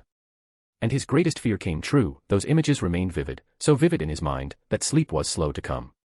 Staring at the ceiling, he could barely close his heavy eyes. It would be nice to have a button inside himself to simply get rid of everything, he thought. Since he couldn't sleep, he had some books, magazines, and even manga found in certain hospital areas, so he used them to distract himself and, consequently, erase all the memories with something more recent, like the fact that there would be a second season of Re:Zero. This helped him forget a bit about the events, the past, and how his life seemed like a parody of suffering crafted by a cosmic entity. But while reading the pages of some manga, his mind worsened. He was restless. The written words seemed to detach as the pages turned. He reached a point where he became unable to read the sentences printed on the paper. His very heavy eyes seemed about to fall onto the bed. Sleep began to creep in, but the desire to lie down and close them was non-existent. It would be another long night in that silent room lit by moonlight. It was located in a perfect area of the building that, to the boy's misfortune, allowed a complete view of the sky he wished to ignore. The more he stared at it, the more the locked memories began to resurface. In an attempt to avoid this, he approached the windows and pulled the blue curtains on the sides. This action plunged the room into complete darkness. The heavy silence was interrupted by the steady ticking of the clock on the wall. The patient seemed to be undergoing a mental endurance test, where he had to preserve his sanity against the repetitive sound. At least he considered it a good pastime until falling asleep. He could stay there for a long time. Soon he would be lying in bed covered up to his head, a declaration of victory against the bothersome post-traumatic disorder. Finally, he fell asleep. The awakening the next morning brought Kazuya an indescribable relief from the pains he had been living with. He got out of bed, illuminated by the sunlight streaming through the open windows, where the fresh morning breeze still flowed. The first thing he did was pick up his phone to check the time. He got out of bed and saw the sun flooding the room through the open windows, where a gentle breeze made the curtains dance in soft waves. Despite his young age, he was allowed to visit his parents' grave after many conversations with the doctors. So, after the doctor came to see him and asked some questions with pity in his eyes, he left him alone. As promised, he had released him, but only for today. He had to return to the hospital tomorrow. If, after losing his parents, he had no idea how he would move forward with his life, now it was worse, as the doctors were deciding he would go to an orphanage after dealing with everything. Confused, tired, and unmotivated. After being discharged from the hospital, Kazuya expressed the mix of unsettling sensations through his melancholic expression. Thanks to all the unpredictable events during his stay, he considered it a rather unpleasant experience. He was very physically tired, but his mental state was worse. He contemplated that everything could be the result of a nightmare culminating from the excessive insomnia of previous nights. He hoped to leave that establishment, return home, and forget all the details tormenting his disordered mind. He hoped his family would be there waiting for him. but he knew that couldn't happen. He had always been much more intelligent and mature than other children, and he understood the cruelty of the world from a young age. All this crossed his mind as he got out of bed, walked through the hospital corridors, and reached the gate. He took a taxi to the cemetery, money given by the doctors out of pity for him. The burial had been yesterday. Thinking about it made his throat dry. It didn't take long for him to get out in front of the large cemetery. Although the place had a low flow of people, he experienced an unusual anxiety. Wishing not to encounter any distant relatives there, he gathered courage and took his first steps forward. He thought it best not to ask for help from any cemetery staff. He proceeded alone down the central path, his heavy eyes scanning the surroundings for their names. He walked slowly for a good few minutes, still feeling pain in his injured foot, freed from the orthopedic boot. The memories trapped within him fought to break their chains, but the boy remained steadfast. The path led him to the final section of the cemetery, where empty areas seemed ready for any future burials. In the final stretch, he took a deep breath upon realizing no name had crossed his gaze. He considered their absence, but then the wind blew strongly. As his straight hair swayed, Ryougi turned to the left. It seemed like a warning from the world itself. He found the two names he feared to see. Ryugi Misa and Ryugi Takeru, his mother and father. The rounded stones, side by side, indicated their birth and death dates. The sight turned into a fresh monochromatic gray. Silence filled his ears. His racing heart could be heard like screams. What could he say? He clutched his shirt at the chest. He didn't want to remember anything, after all. I can't reach them. He lowered his head, his lips trembling as intensely as the rest of his body. After losing an amount of time he could never calculate, he struggled to go to them. With dragging steps, he reached the graves. A burning sensation dominated his darkened eyes, but tears didn't manifest. After losing an unknown period there, he struggled to lift his face again. What did he have to say? He couldn't find the right words. He simply accepted his defeat. Without strength to remain in that place any longer, he turned on his heels with a heavy conscience. He retraced his steps without properly saying goodbye. Kazuya returned to his home one last time before going to the hospital the next day. Though tired and still weak, he managed to walk to his residence, which wasn't far from the cemetery. Feeling his feet throb with pain, he faced the facade of the two-story house. He was already starting to think about how he would deal with everything alone from then on. It would be difficult, but somehow, the silence was comforting. He could no longer decide how he felt. His father always said a man doesn't cry, so he was trying his hardest not to cry to honor his words, but although he was mature, he was still just a child. But he no longer had anyone in this world with whom he could share his thoughts. And that angel who appeared at the accident. She never existed. The doctor said there was no one there when the ambulance arrived, though it was a miracle he was alive, according to them. Finally, he gathered the courage to walk down the paved path between the lawn. He climbed the small steps. Hesitantly, he put his fingers in his pants pocket, pulling out the door key.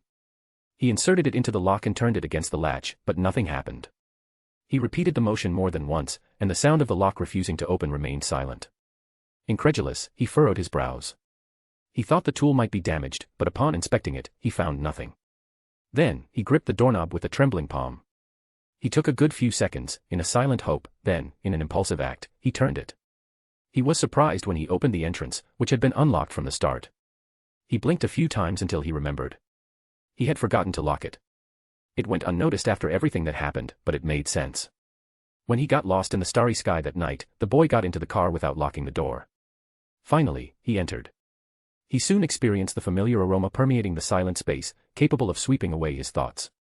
The conflict of feelings began to grow again. Not long ago, that place was full of life and voices. His mother's shouts, his father's tired reprimands, the noises produced by daily tasks. None of that would return. Thinking about it made him want to laugh and cry at the same time. He swallowed it all, after much trembling, to sum up that absurd confusion in a single sentence. I'm back. He passed through the living room. Everything seemed darker than usual, even though it was a sunny morning. He passed through the other rooms. The kitchen, the bathroom, the downstairs bedroom. Then, he climbed the stairs and reached his personal room. The place of the last words exchanged with his younger brother. The spacious room, where there were two beds, side by side. Kazuya lay on his bed and stared at the ceiling, his eyes searching for something in the white paint, though it seemed so, the lack of shine in his pupils told a different story. He was just staring at nothing while drowning in his depression. The constant feeling that he shouldn't have survived the accident ate at him from within. His parents were more deserving than him, they had a life ahead while he no longer found meaning in living or any prospect for a better life. He found it unfair that the good people who loved him, his strict father, whom he so admired, his mother who was always there giving him all the love and affection he needed, They had to pay the price for his useless existence. He placed his arm over his eyes while letting the bad emotions drown him. Slowly, he fell asleep. The next morning, as soon as he woke up, he took a taxi and headed to the hospital. After being treated for his injuries, he was taken to an orphanage. Jean gasped. Her eyes opened suddenly, the familiar ceiling of the mansion coming into view. She was lying in bed, but Kazuya was no longer there. His side was cold. She clutched the sheets to her chest, her heart still racing. This, she murmured, drawing in the cold air, was that her master's past in this world. The weight of what she had just experienced, Kazuya's memories, so vivid, so raw, still pressed on her heart like an invisible chain. She, who had faced battles against dragons, demons, and even gods by his side, now felt a pain that no spear or flame could inflict. It was the pain of a boy who had lost everything, of a young soul marked by suffering he didn't deserve to bear. Her fingers gripped the sheets tighter, as if seeking to anchor her soul to the present. The emptiness beside her, where Kazuya should have been, seemed to echo the loneliness she had witnessed in those memories. Kazuya. The name slipped from her lips in a whisper, laden with tenderness and determination. Her blue eyes, usually serene as a clear day's sky, now shone with a mix of compassion and resolve, many complex emotions. How could he still smile like that? In fact, he had always been like that since his past life as the master of Chaldea, always smiling in the face of difficulties and always helping people because he felt it was his duty. Just as he was doing in this world where people were less than slaves in the eyes of others and supernatural beings, that was exactly what never changed in him. She rose from the bed with a graceful movement, her blonde hair cascading over her shoulders, and went down to the living room. She could feel someone was there with her master who wasn't Asia-chan. A warm presence that reminded her so much of the voice of her lord guiding her through her life's difficulties. If you enjoy my work, if at any point you've smiled, felt something, or simply escaped for a while reading what I write, know that there's a way to help support this journey. Every contribution makes a difference. And if you can't support financially, just sharing or leaving a kind message already means the world. Thank you, truly, for being here. You make this all worthwhile. Chapter 49, Invitation from Heaven. Master, who is she? Kazuya instantly looked up. Standing at the entrance of the room, Jean Dark was staring at him with a mix of confusion and calm. Her expression wasn't show jealousy or suspicion, but rather a silent protectiveness, like someone assessing a new presence naturally, yet without lowering her guard. Her eyes were fixed on Gabriel. Kazuya blinked once, and then, smiled. Oh, good morning. Or perhaps the middle of the night, he said calmly. Jean narrowed her eyes slightly, just enough for Kazuya to notice she understood, something important had happened. She didn't address the other woman immediately, but approached the couch and stood behind Kazuya, placing one hand on the backrest of the armchair where he sat. You still haven't answered my question. She insisted, politely. Kazuya then gestured toward Gabriel with a slight tilt of his head, as if introducing an old friend who had shown up unannounced. Jean, this is Gabriel. One of the 4 seraphs of heaven. He said in a tone that was somewhere between casual and dramatic, as if tossing the truth into the air just to see the reaction. Jean blinked. For a brief moment, a trace of surprise crossed her face. Gabriel, meanwhile, stood up, her smile kind, warm, and utterly devoid of ulterior motives. She clasped her hands in front of her chest and bowed slightly, in a gesture of serene respect. It's a pleasure to meet you, Jean. She said in a gentle, radiant voice, before turning her gaze to Kazuya, and thank you for taking care of Kazu-kun. Kazuya blinked. One eyebrow arched slightly. Kazu-kun. Since when were they so close? He had only just learned that the previous owner of his body had some connection with one of the seraphs of heaven, and so far, their conversation had been limited to that, a superficial exchange of information. Nothing that justified the intimate, casual way she addressed him with. And yet, she spoke to him as if she'd known him for years. As if nothing had changed. This sudden familiarity bothered him. What else did the previous owner of my body go through, and forget? The question rippled through his mind like a stone tossed into a calm lake.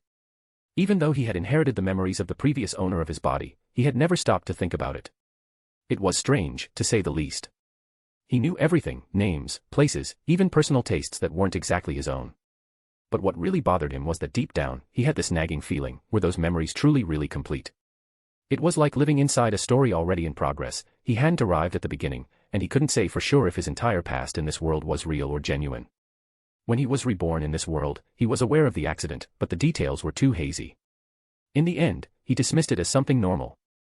After all, no one usually remembers the details of such a massive trauma clearly, right?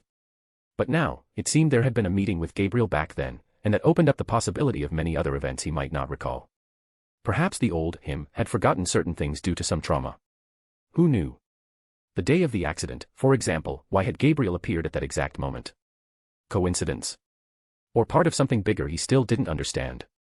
He could speculate that it might have been during the accident that he found his Longinus, which chose him, and perhaps Gabriel, who was drawn to such a sacred object relic, had found him.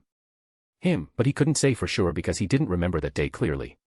All that was missing was someone telling him he had Ophis as a pet. Putting that aside, he looked at Gabriel with doubt. Gabriel brought one hand to her mouth, a bit embarrassed, but still smiling with that innocent glow. Sorry. Was I not supposed to call you that? Did you not like it? He let out an almost theatrical sigh, resting his chin on his hand as he observed her with a playful glint in his eyes. Kazuya, huh, he repeated, as if savoring the sound, makes it sound like we're childhood friends, or that you're about to offer me a handmade bento after school. He smirked, his tone laced with irony, but without malice. But coming from the most beautiful woman in heaven. I guess I don't have the right to complain, do I? Gabriel blinked, confused for a moment, but soon laughed softly, a light, almost melodious laugh. So, can I keep calling you that? Kazuya pretended to think for a second, as if weighing a tough decision. Only if you promise not to show up at 4 a.m. next time. Then maybe I'll accept the nickname. He said, leaning back with a lazy air. I promise I won't do that again. Gabriel smiled faintly as she made the promise and shifted her gaze to Jean before asking, but... Kazuya, aren't you going to introduce your friend? Who is she? Kazuya glanced at Jean, who had been silent until now. The saint looked at him out of the corner of her eye, a silent mental conversation passing between them before he decided to introduce her. My apologies, I forgot to introduce her. This is Jeanne d'Arc. Yes, the Maiden of Orleans. The heroine of France. The true saint you all venerate up there. For a moment, time seemed to freeze for Gabriel. Her eyes widened. She looked at Jean again, more closely now. As if she wanted to confirm it with her own eyes. Wait, what, she murmured, her voice almost a whisper, filled with reverent disbelief, still unable to tear her gaze away from the woman before her. You're saying, this is, the true Saint Jeanne d'Arc, she asked, as if the simple sentence was impossible to form correctly. Kazuya nodded calmly, as if discussing the weather. In flesh, bone, and spirit. Summoned by my own means. And, well, now she lives with me. The response was enough to completely shatter Gabriel's composure. The seraph took a step back. Her eyes filled with pure astonishment, like a child witnessing a miracle before their own eyes.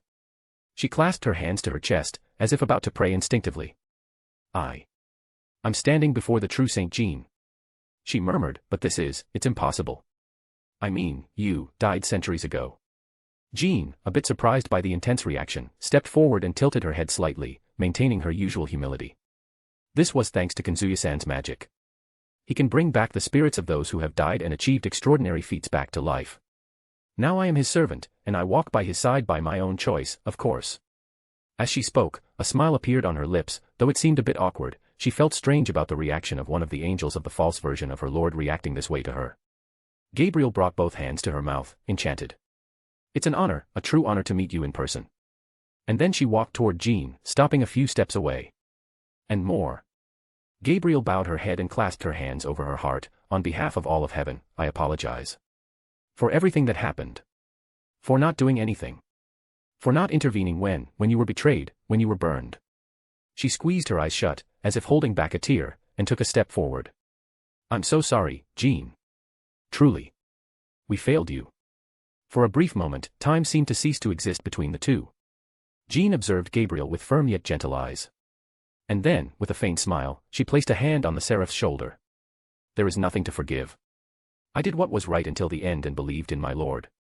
I don't regret following that path. Gabriel bit her lip, moved, and gently held Jeanne's hand with affection. You are truly strong. My father chose the right person. Jeanne, a bit embarrassed, smiled humbly. She didn't know what to say, actually. After that dream where she saw her master's past in this world, she wanted to have a moment with him and show she was by his side. She hadn't expected things to turn out like this. Kazuya, seated, watched the scene with a silent glint in his eyes. And with that, the atmosphere in the room softened, as if the weight of the emotion between Jeanne and Gabriel had dissipated, leaving space for something lighter, yet still charged with curiosity. Gabriel, with a shy smile and a sparkle in her eyes that mixed reverence and relief, sat back down on the couch after apologizing for her outburst. Jeanne, meanwhile, remained by Kazuya's side, one hand still resting on the backrest of the armchair where he sat. Kazuya, leaning back with that lazy air that hid a sharp mind, broke the silence. He tilted his head slightly, his eyes fixed on Gabriel, and a smirk appeared on his lips. "So, Gabriel, now that the introductions are done and you've had your fan moment with Jean," he said, his tone laced with gentle irony, "how about telling me the real reason for your visit?" Gabriel blinked, surprised by the direct approach, and then pouted slightly, crossing her arms with an almost childish air. Her eyes sparkled with a mix of playful indignation and exasperation. "Kazuya-kun, you weren't paying attention, were you?" she said, puffing out her cheeks. "I already mentioned before. It was because of that video. The one where you defeated Sirzechs. All of heaven is talking about it, and I needed to come here to confirm with my own eyes if it was really you. That's all." Kazuya raised an eyebrow. Gabriel was incapable of lying as an angel, she risked becoming a fallen if she did. "Really?" he asked, closing his eyes for a moment. "Yes." Gabriel smiled softly and let out a gentle sigh before continuing. "And also, something curious happened with your sacred gear. During the fight against Sirzechs, it seems that when you activated your balance breaker, there was an abnormal reaction in heaven's sacred gear system. It caused such an intense disturbance that, for a moment, everything seemed to freeze." She paused briefly, her blue eyes shining with genuine concern.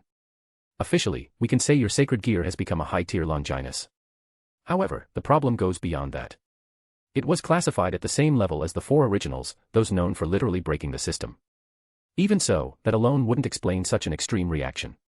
Gabriel crossed her arms, thoughtful, as if still processing the information. "My brother said he had never seen anything like it. Knowing about my past with you, he asked me to personally go to your house to arrange a formal meeting in heaven." She averted her gaze for a moment, a hint of embarrassment slipping into her gentle expression. "I was supposed to come only in the morning. But I couldn't contain my anxiety." Kazuya narrowed his eyes slightly at Gabriel's words, which subtly told him, "Your Longinus is dangerous, and heaven wants to investigate, as it reaches the same level as the 4 strongest. And indeed, Longinus are extremely dangerous, weapons capable of killing gods, beings beloved and revered by humanity since ancient times, entities said to be unmatched. But the 4 high-tier Longinus are even more dangerous. The Spear of Destiny, True Longinus. The Prison of the Shining Heavenly Thunder, Zenith Tempest. The Demonic Beast Creator, Annihilation Maker. And the Mist of Extinction, Dimension Lost. There's a reason these weapons are capable of inspiring such fear and even destroying the world.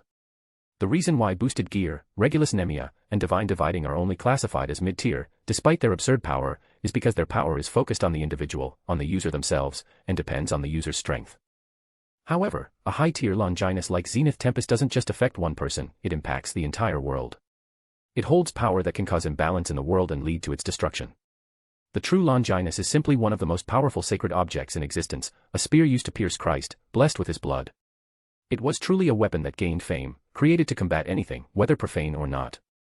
It said that the true weakness of every being in the universe was present in that spear.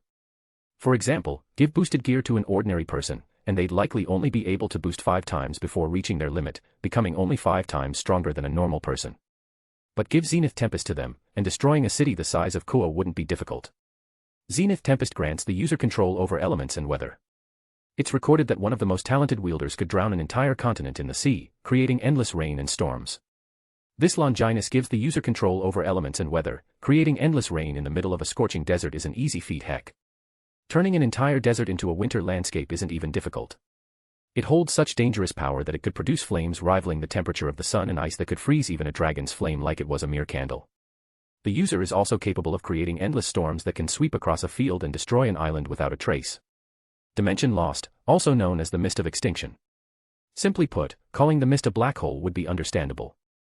It doesn't block, it doesn't attack, it devours. Everything it touches is absorbed, swallowed whole, and sent to the dimensional rift, a place that exists because there's a gap between realms. There, nothing exists but nothingness, no pun intended, of course. It's an empty, void place, filled with untamed essences and remnants of unknown energy that crush anything and try to digest it the moment something enters. One could destroy an entire island by enveloping it in this mist and sending it to that place. And then, Annihilation Maker. The ability to create creatures based on the user's imagination, the ability to create any creature solely based on their imagination. The thought of such power existing is truly terrifying. If careless, one could create a mountain-sized monster rampaging through a city. A good example of this power can be seen in the novel. Leonardo, the wielder in canon, was capable of creating creatures with the power of mid-class demons, but upon achieving Balance Breaker, he could create creatures that devastated the underworld and were capable of defeating even Satan-class beings, and the boy hadn't even fully mastered his Balance Breaker. If he had mastered it, it would be terrifying. It's been said that his balance breaker has the power to destroy the world. Honestly, the God of the Bible was a terrifying genius for being able to create such weapons.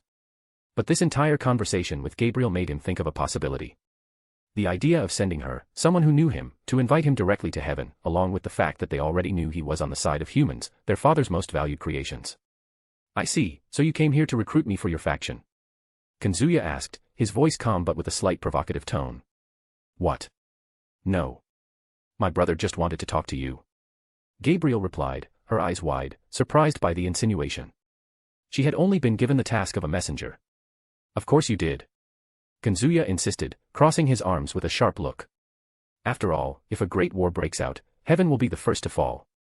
The words made Gabriel's eyes widen even further. She remained silent as he continued, relentless. Think about it. The demons have the largest population among all factions. Not to mention their powerful bloodlines and, above all, those damned evil pieces, which allow them to reincarnate powerful beings as servants. And we're not talking about just anyone, they choose sacred gear users, skilled warriors. And above all, there are the Maos themselves, like Sirzechs Lucifer and Ajuka Beelzebub, super devils, among the 10 strongest beings in existence. Although I have Sirzechs in my hands right now, they still have another Mao just as strong as him. The fallen angels are also well armed. They have their leaders, of course, but also numerous sacred gear users gathered under Azazel's wings. There are Longinus-like divine dividing, wielded by the Hakuryuku, and Canis-like Aeon, wielded by Dog. Not to mention the Ice Princess with her absolute demise. And that's without mentioning Azazel's unpredictable tactics and Kokobeel's fanaticism. As for the angels, you have light as an advantage, and yes, there are heavy hitters like the 4 Seraphs, Vasco Strata, and Griselda Corda. But in terms of numbers, in military power, you're the weakest faction. And you still have to deal with possible internal betrayals. Gabriel lowered her eyes, thoughtful. As much as it hurt to admit, Kazuya was right. Among all the factions, hers was the most vulnerable, both in numbers and in strength. But something bothered Gabriel. There was a cutting coldness in his words. A bitterness that went beyond logic. Kazukuin, what happened to you since the last time I saw you? Do you hate supernatural beings? She asked softly, sensing a bitter weight in his words. Kazuya merely scoffed, his gaze fixed on some distant point. I just learned a lot about this world. And as for hating supernatural beings, well, most of them treat humans like trash. The blunt, direct tone made Gabriel flinch. Let's be honest here. You, Gabriel, are an angel. To you, humans still have some value. But most of the other races see humanity as tools, toys, food, or shields. His eyes narrowed. Vampires see humans as nothing but cattle. The Greek gods. They've destroyed entire generations on a whim. Aphrodite cursed a princess because of a man she preferred. Poseidon raped Medusa. And when it was all over, he still turned her into a monster. Gabriel remained silent. She couldn't argue. Not about that. Even the sacred gears, created by her father to protect humanity, had become tools of war. Reasons for hunts. Burdens for their own wielders. And before her stood a human who knew that burden all too well. Kazuya ran his fingers through his hair, as if brushing away bad thoughts, and let out a faint sigh. You up there think you're protecting humanity, but how many humans have you actually saved in the last few centuries? How many were hurt? How many were spared from the wars you caused among yourselves, out of pride, out of dogma? He looked back at her, the coldness in his eyes now mixed with something harder to define. You treat us like pawns on a board. That's the closest definition to the real situation I could come up with. Gabriel clenched her fists lightly, not responding immediately. Not because she disagreed, but because she knew he had a point. That wasn't what my father wanted. She said, lowering her head, her voice faint. The sacred gears were created to defend humanity. So that you could fight against fate, protect yourselves. But, everything spiraled out of control after he died. Kazuya shook his head. I know about the death of the biblical god, but heaven may have lost its creator, Gabriel, but your responsibility didn't die with him. Gabriel raised her eyes, surprised by the serious, almost, compassionate tone. You still have a chance to do things differently. Kazuya began, then continued calmly after a pause, but don't misunderstand me, Gabriel. I have no intention of watching heaven fall. Gabriel looked up at him, startled by the shift in his tone. If there's one faction that still preserves something close to the original, justice, or at least tries to, it's the angels. You don't use humans as grotesquely as the other supernatural beings do. I'm not blind to that. And that's exactly why I'd be willing to be your ally to you. Gabriel stared at him in silence, absorbing every word. Kazukuin. But Kazuya continued, raising a finger, if we're going to do this, it'll be on my terms. But let's settle the details in a formal meeting. You came for that, didn't you? Yes. She smiled beautifully. Kazuya sighed and glanced at Jean by his side, finding her silence unusual until then. Normally, she wasn't like this. Even so, the conversation with the naive Archangel continued, with the saint remaining quieter than usual, though she soon began to engage in the dialogue as well. Kazuya asked several questions about the accident that took the lives of his body's former owner's parents in this world, and Gabriel recounted everything she remembered. He learned that the incident occurred near the Vatican village and that, apparently, it was caused by natural factors, as there had been a landslide at the time. Jean seemed even stranger when this was mentioned, her expression showing some concern for him. When the first rays of dawn appeared on the horizon, Gabriel decided it was time to return to heaven. If you've been following the stories I write, enjoy the characters, the style, and the entire universe we've been building together, I'd like to ask for just a few minutes of your attention. Every week, I receive tons of messages with feedback, ideas, praise, and constructive criticism too, of course, and that's exactly what motivates me to keep creating, with even more dedication, consistency, and care for everything I'm doing. And that's why I want to extend a special invitation.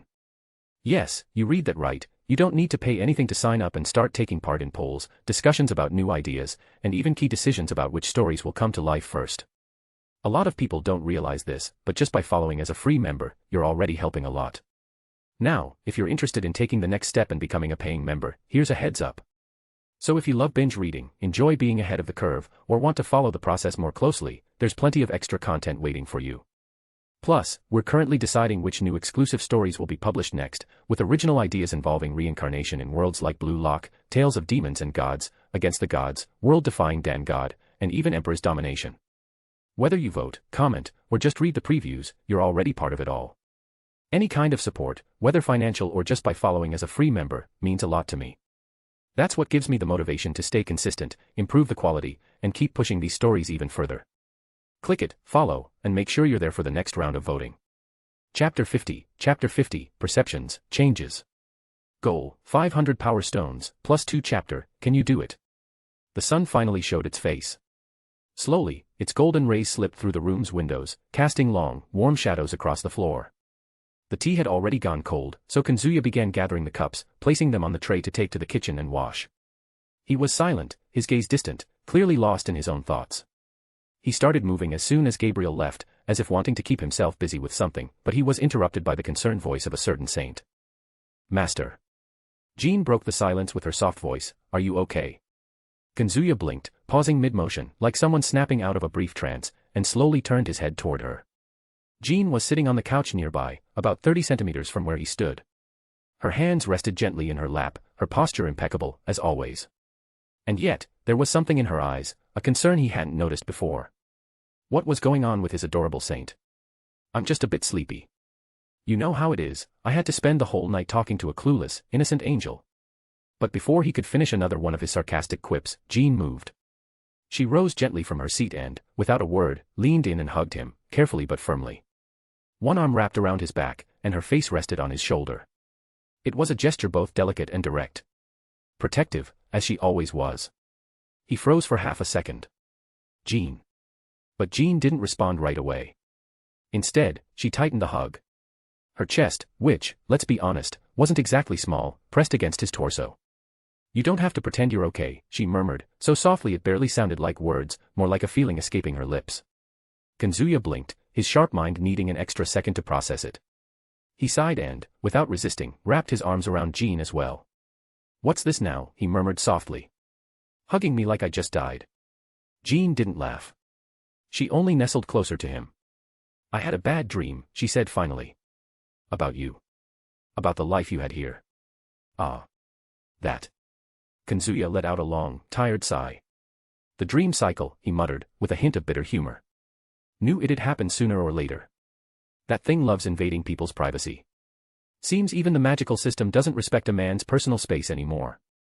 Jean pulled back just enough to look into his eyes, her brow slightly furrowed in an adorably annoyed pout. And good thing we have it, she replied, sulking. Or no one would ever know what goes on in that stubborn head of yours. You hide everything. Always pretending you're fine, that you're strong, that nothing hurts. She gave a light tap on his chest with her closed hand. It didn't hurt, but it was enough for him to let out a fake ouch. He raised his hands in a dramatic gesture of surrender, as if standing before a celestial tribunal, which, technically, wasn't far off, considering he just had tea with the seraphim. Okay, I surrender. I promise not to joke about my deep, painful traumas anymore. But just for today, all right. She stared at him. And then, with the same conviction with which she had hugged him, Jean murmured, this time with resolve. You're not alone anymore, Kazuya. Kazuya closed his eyes and let out a long sigh, as if that simple act could lift the weight from the room. For a brief moment, the image of a lonely boy sitting in the dark of his room, with the bluish light of an anime playing on the screen, flashed in his mind. That boy who pretended the world didn't exist and that everything was fine because it was easier that way. But he quickly pushed the memory aside. I know, Jean, he murmured, opening his eyes and meeting the saint's gaze. I know I'm not alone anymore. So you don't have to worry so much. Jean furrowed her brow and sighed, crossing her arms like a teacher about to scold her favorite student. Idiot. Kazuya raised an eyebrow, letting a half-ironic smirk curl his lips. Free insult first thing in the morning. You're breaking my heart, Jean. She rolled her eyes, but a faint pink was already coloring her cheeks. It was impossible to stay annoyed for long when he talked like that. Kazuya sighed again, this time without any teasing, and ran a hand through his hair before looking at her sincerely. For real. I'm okay. And I appreciate you worrying. Seriously. Before she could retort, he reached out and gave a light pat on her head, slightly musing her golden hair. Jean turned red instantly and made that typical sulky pout, looking away. You're still terrible at expressing the important stuff, she grumbled. One thing all the servants in Chaldea agreed on was that their master always put others first and forgot to take care of himself. And even in this new life, he didn't seem to have changed. Well, at least that hadn't changed. The truth, though, was that he had changed a lot in many other ways. He'd become more apathetic in his decisions, less driven by emotions. The desire to protect humanity was still there, but it seemed to have taken a different form. Before, he did it as the master of Chaldea, driven by kindness and a sense of duty. Now, he acted almost automatically, emptily, like someone who had lost hope in people but still insisted on saving them, perhaps just to feel useful. But it wasn't just her who had noticed this, obviously. All the others had seen the change too. Still, he remained the same master they loved, the one who had guided and helped them more than anyone. That's why they all wanted to give back, helping him in the best way they could in this new world. Though, to be honest, he didn't need much of their help. He had become very strong. His actions for humanity and his increase in power, along with the ability to summon them in this world, opened the possibility that he had made some contract with Alea to see them again. It was something they had all considered. It was as if he were serving Alea herself in the counter-force as one of her counter-guardians, but in this world. What is the counter-force? Who are the counter-guardians? The so-called counter-force is a safety mechanism formed by the world to protect itself against extinction, with two branches, Gaia and Alea.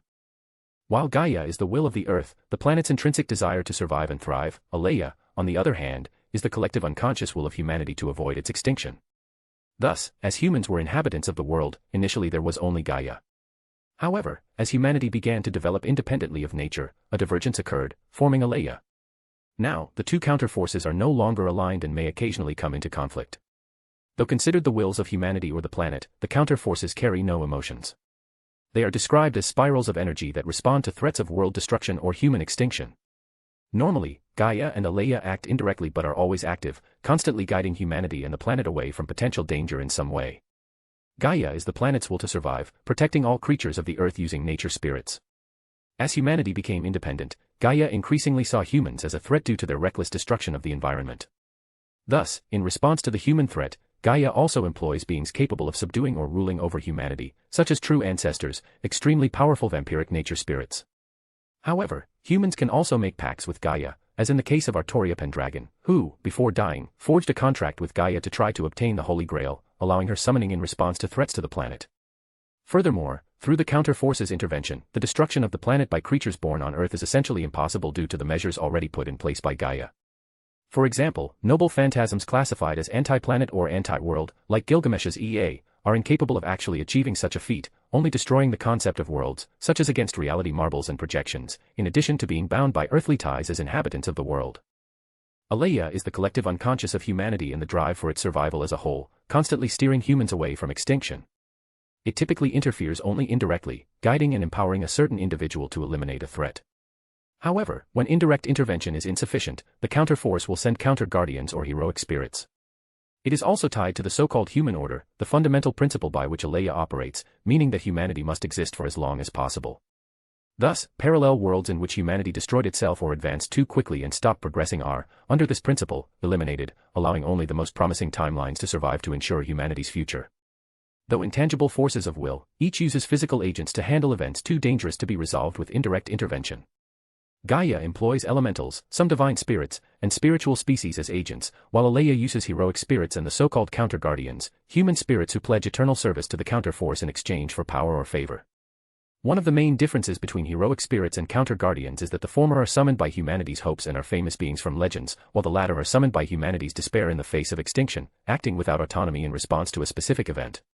They become counter-guardians by forging a pact in life, acting as protectors of balance even without being known heroes, as in the case of Emiya. Of course, Jean didn't know all this in detail, but she knew of Alea, as did most of the other servants who had heard of it in life or even after death. Kazuya let out a chuckle, pulling Jean from her reverie. Yeah, I've got a talent for that. A comfortable silence settled between them for a few seconds until he asked, in a quieter tone. So, what did you see in that dream? Jean hesitated. For a moment, her fingers intertwined in her lap, and her eyes dropped to the floor. But then she took a deep breath and answered. I saw everything. The accident. You, small, lost, then, alone. I saw what came after. The people, the way they looked at you, the loneliness. Kazuya fell silent. No more sarcastic smiles or quick remarks. Just a slight nod, as if it all made sense now. Ah, he said, with a faint, tired smile. So that's why. He raised his hand again and gave a gentle pat on her golden hair, the affectionate gesture contrasting with the usual ironic expression returning to his face. Hey, that was a long time ago, Jean. I got over it. And, you're cute for worrying about it, you know. Jean's eyes widened, and she turned redder than should be possible for someone like her. I didn't. Idiot. She turned her face to the side but didn't pull away. Kazuya gave a lopsided smile, and for a moment, there was no need for words. The room, lit by the first rays of sunlight, felt lighter. He leaned back against the couch, and Jean, still a bit sulky but not moving away, let herself lean a little closer to him. It was just a quiet moment. But for both of them, that was already enough. Thanks, Jean, he murmured, almost as if the wind were the only witness. And the saint only replied with a soft murmur. Idiot. But this time, with a discreet smile on her lips. Maybe he had changed a lot. But he was still her idiot master, may the Lord forgive her for the language, spending time with Jalter hadn't been healthy. A/N, author's note. This chapter was a bit trickier to write than I expected. In the previous chapter, I had already dipped a little into Kazuya's past in this world, but I didn't want to dive too deep here either, not because there isn't much to tell, spoiler, there's a lot, but because it's not the right time to open that chest yet. Still, I felt the need to give Jean some space. After everything she represents and after so many moments where she's just been watching, it was only fair to let her shine a bit more and show how important she is to him. This chapter is about silence, about caring for someone who doesn't ask for help, and about those moments when a hug says more than any dialogue. I hope I managed to convey that. As for what's next, the upcoming chapter will be much more intense. We'll finally tackle Sirzechs' return and everything that's been happening with him in the shadows. There'll be more action, revelations, and, of course, new servants showing up, or maybe a focus on the missions of the servants already in this world. I'm still deciding what comes first, but I can promise it'll be worth it. So get ready. The calm is about to end. And that's why I want to extend a special invitation. Yes, you read that right, you don't need to pay anything to sign up and start taking part in polls, discussions about new ideas, and even key decisions about which stories will come to life first. A lot of people don't realize this, but just by following as a free member, you're already helping a lot. Now, if you're interested in taking the next step and becoming a paying member, here's a heads up. So if you love binge reading, enjoy being ahead of the curve, or want to follow the process more closely, there's plenty of extra content waiting for you. Plus, we're currently deciding which new exclusive stories will be published next, with original ideas involving reincarnation in worlds like Blue Lock, Tales of Demons and Gods, Against the Gods, World-Defying Dan God, and even Emperor's Domination. Whether you vote, comment, or just read the previews, you're already part of it all. Any kind of support, whether financial or just by following as a free member, means a lot to me. That's what gives me the motivation to stay consistent, improve the quality, and keep pushing these stories even further. See you in the next chapter. Chapter 51, the official human faction, I. Goal, 500 power stones, plus 2 chapter bonus, can you do it? Romania. Somewhere unknown. The ancient and modern city coexisted like two reluctant lovers. On one side, old buildings, orthodox churches, and alleys where time seemed to stand still. On the other, glass and concrete skyscrapers, supermarkets, and glowing billboards pretending the supernatural didn't exist. But it did. That night, heavy clouds covered the moon, and the wind carried the acrid smell of smoke and blood. Bucharest always had its secrets, and tonight, they were burning. The sky above the ancient vampire faction, ruled by King Teeps, was tinged with green and black. Unnatural flames licked the Gothic towers and stone walls, consuming centuries of history and sin. Shadows danced, and screams echoed through once grand corridors and halls. An inferno built by the orders of a single man. Edmond Dantes. He walked unhurriedly through the main courtyard, his long-period coat billowing like a raven's wings amid the flames. His steps echoed on the ancient stone, a solitary sound in the infernal environment. The Count of Monte Cristo did not smile. His amber eyes were half-lidded, reflecting the flames consuming the cries of undead nobles, as if he were merely handling yet another bureaucratic task. Unpleasant, as always, he murmured, his voice low and sharp as cold steel. These parasites never learn. Though quite different from the dead apostles of his old world, the vampires stirred unpleasant memories of Roa, that cursed dead apostle he faced after his escape. Charred vampire bodies littered the path, their forms now mere ashes and brittle bones. The greenish flames, summoned by his Monte Cristo mythology, consumed even their souls, leaving nothing behind but silence. The massive stone castle loomed ahead, still resisting the flames, its windows like the empty eyes of a dying beast. Edmund did not slow his pace. The only sound was the rhythmic scrape of his boots against the ancient stone and the faint clink of a chain he carried fastened to his belt. A light breeze carried the ashes and the stench of death to the sleeping city, but no one woke. Because even humans felt, deep in their bones, that tonight, something ancient and terrible walked their streets.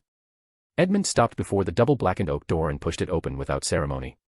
The hinges creaked in protest, but nothing dared stop him. "Where is that girl who possesses the Grail?" he murmured to himself, his eyes narrowing with murderous anticipation. The oak door creaked, exhaling a hot breath of smoke, blood, and death. Edmund crossed the threshold without hesitation, the metallic clink of his chain echoing through the wide, shadowy corridor. Ancient tapestries burned in greenish flames, marble statues cracked under the infernal heat, and the very stone seemed to want to flee. At the end of the main hall, on a stone throne adorned with archaic vampiric symbols, Marius Teeps waited. A young man of unreal beauty, his disheveled silver hair and crimson eyes reflecting the green flames around him. An angelic face hiding the spirit of a rotten worm. Behind him, the entrance to the private chambers of the Teeps royalty, and to Edmund's target. The Avenger stopped a few meters away, his cape swaying in the hot, soot-laden breeze. "You." Marius spoke, his melodious voice trembling. "What did you do to King Teeps? And the others?" He was trying to play the brave one. But it had only been 10 minutes since this man invaded his family's territory and slaughtered every vampire in his path. King Teeps had sent him here as soon as he left to face the intruder, his mission to protect his younger sister from any allies the enemy might have brought. His father trusted they could defeat him, but that confidence had turned against them. Edmund didn't bother answering immediately. His amber eyes stared at the vampire as if looking at an insect trapped in a bottle. "They were arrogant," he said at last, his voice low and icy. "Convinced their noble blood and names made them untouchable. They tested the patience of a man without a homeland and paid the price." Marius shuddered. If you killed them, then you're next." That was all Edmund said before vanishing. To Marius, it was as if the world shattered. One moment, the Avenger was meters away, the next, he was in front of him, his clenched fist plunging like a scythe. The blow pierced Marius's chest with absurd ease, shattering ribs, flesh, and pride. The young vampire coughed blood, his eyes wide with pure terror. Wait. I can. You've already said too much." With a dry pull, Edmund ripped out Marius's heart amid a gush of blood that evaporated before hitting the ground, consumed by the black flames of Monte Cristo mythology. The body fell heavily, the perfect face contorted in eternal horror. Dantes dropped the shapeless organ as if it were a worthless object. Insignificant parasite. Without wasting time, he passed through the ornate doors behind the throne with a single touch. The wood yielded, consumed by the cursed fire. Inside, a luxuriously but decadently decorated room. Torn curtains, ancient furniture, and on the canopied bed, wrapped in blood-stained sheets, lay Valerie Teeps. The young woman's face was pale, her silver locks spread over the pillows, her breathing slow and weak. Edmund approached, and for a brief moment, his hardened expression softened. Was it her? The features matched those described by his master. "At last, I found you." And then, with a gentle motion, Edmund Dantes lifted Valerie into his arms and turned toward the flame-engulfed night. The Celtic god's lands had never been an ordinary place. Located between eternal valleys and mountains that touch the clouds, they were a domain separate from the mortal world, where reality bent under the weight of ancient magic. They called it Mag Mel, or sometimes Tir Na Nog, the land of eternal youth, a realm where the fields were greener, the rivers more crystalline, and the sky so vast it seemed to swallow the soul of anyone who dared gaze at it too long. Or at least, it had been. Now, only ruin remained. The mountains were split, like the broken teeth of a defeated titan. The once fertile soil had become a desert of stone and blood-soaked mud. The gods, who walked above men and sang ancient songs under the moonlight, lay scattered like rag dolls, their bodies mutilated in ways no mortal would dare imagine. Severed heads, pierced torsos, twisted limbs. Blood stained the grass and ran down the slopes. At the center of this grotesque scene stood Skathak. She twirled her spear, the Gi-Balg alternative, sending the blood staining it flying in crimson splashes. The weapon's haft clinked lightly in her hand, as if satisfied with the slaughter. Standing over the fallen body of Luflamfada, the god of light, Skathak sighed, almost disappointed. Honestly, what a letdown. The spear made a viscous sound as it was pulled from Lufa's stomach, blood following the blade in a hot torrent. She swung the weapon deftly, like someone discarding a utensil after a poorly served meal. Luf, on his knees, gasped. Blood stained his lips and dripped from his chin. His golden eyes, still unable to accept what they saw, dragged over the bodies of his brothers and comrades. The immortal deities of the Celtic pantheon, reduced to nothing before this woman. In less than an hour, they had all been destroyed. Who are you? Luf gasped, spitting blood. The answer came simply, laced with a tone of almost lazy boredom. Ah. Almost forgot. Skathak rested the spear on her shoulder, a faint smirk forming. My name is Skathak, I suppose you must know me. I'm one of the servants of my master, Ryougi Kazuya, the director of Chaldea. She even made a brief theatrical gesture with her free hand. Lufa's expression crumbled into pure horror. Impossible, he stammered, his voice failing. The Skathak of this world, she's been dead for centuries. Dead. For a moment, silence blanketed the battlefield. Skathak blinked, as if the revelation were just another inconvenience in the middle of her day. She scratched her head with the spear's haft, frowning. Humph, so that's it. She murmured. Explains why I couldn't find the land of shadows around here, seems my local version wasn't all that great. Pathetic. She gave a light sigh, shaking her head. Well, what can you do? And then, with calm, rhythmic steps, she vanished into the mist that began to cover the mountains again, leaving behind only the fallen bodies of the Celtic gods and the cold wind. She decided to at least investigate her version in this world further before returning to her master's side. The place reeked of rusted iron and blood. It was a space beneath any palace or fortress that had once held pride. A forgotten chamber where the very stones seemed to sweat moisture, and shadows clung to the walls like motionless serpents. Torches fixed in rusted holders cast a flickering, yellowish light, just enough to worsen the sense of claustrophobia. The sound of dripping water echoed at irregular intervals, each drop sounding like a cruel marker of time for whoever was there. And there they were. Sirzechs Lucifer. The once feared and respected demon king of the underworld, now reduced to little more than a beggar. Chains etched with runes wrapped around his arms and ankles, anchored in containment circles carved into the floor itself. His red hair, dirty and matted to his face, barely revealed the serene expression that, whether through stubbornness or resignation, still lingered. His body was covered in deep wounds, burns, purple bruises, and fresh scars over old ones. Dried blood traced his skin like forgotten brushstrokes by a cruel artist. Beside him, Graphia Lucifuge, the woman known as the Ice Queen and the most loyal of servants. Or at least, she had been. Her body was in the same deplorable state. Her long silver hair, disheveled and stained with blood and dust, covered part of her ruined face. Chains like Sirzechs kept her bound to the cold floor, her clothes torn. Both were unconscious. Unaware of how much time had passed. The dense silence of the dungeon was broken by the mechanical, out-of-place sound of an elevator. Yes, an elevator. In the darkest corner of the room, where there had only been an old, moss-covered stone wall, metallic doors opened with a muffled ding, as if even the device lacked the will to function there. The pale, artificial light that escaped contrasted brutally with the oily gloom of the dungeon. And then, from within, Kazuya stepped out calmly. He wore his open black overcoat, a wrinkled shirt underneath, and an expression of pure disinterest, as if he'd just woken from a forced nap in the middle of a rainy afternoon. He cracked his fingers and stretched his arms back, as if only then remembering where he was. TCH, more depressing than I expected. He muttered, yawning. Time to deal with this, I guess. After talking a bit more with Jean, he decided to descend to his mage's workshop. He wanted to settle the pending matter with the demons who had appeared uninvited the previous day.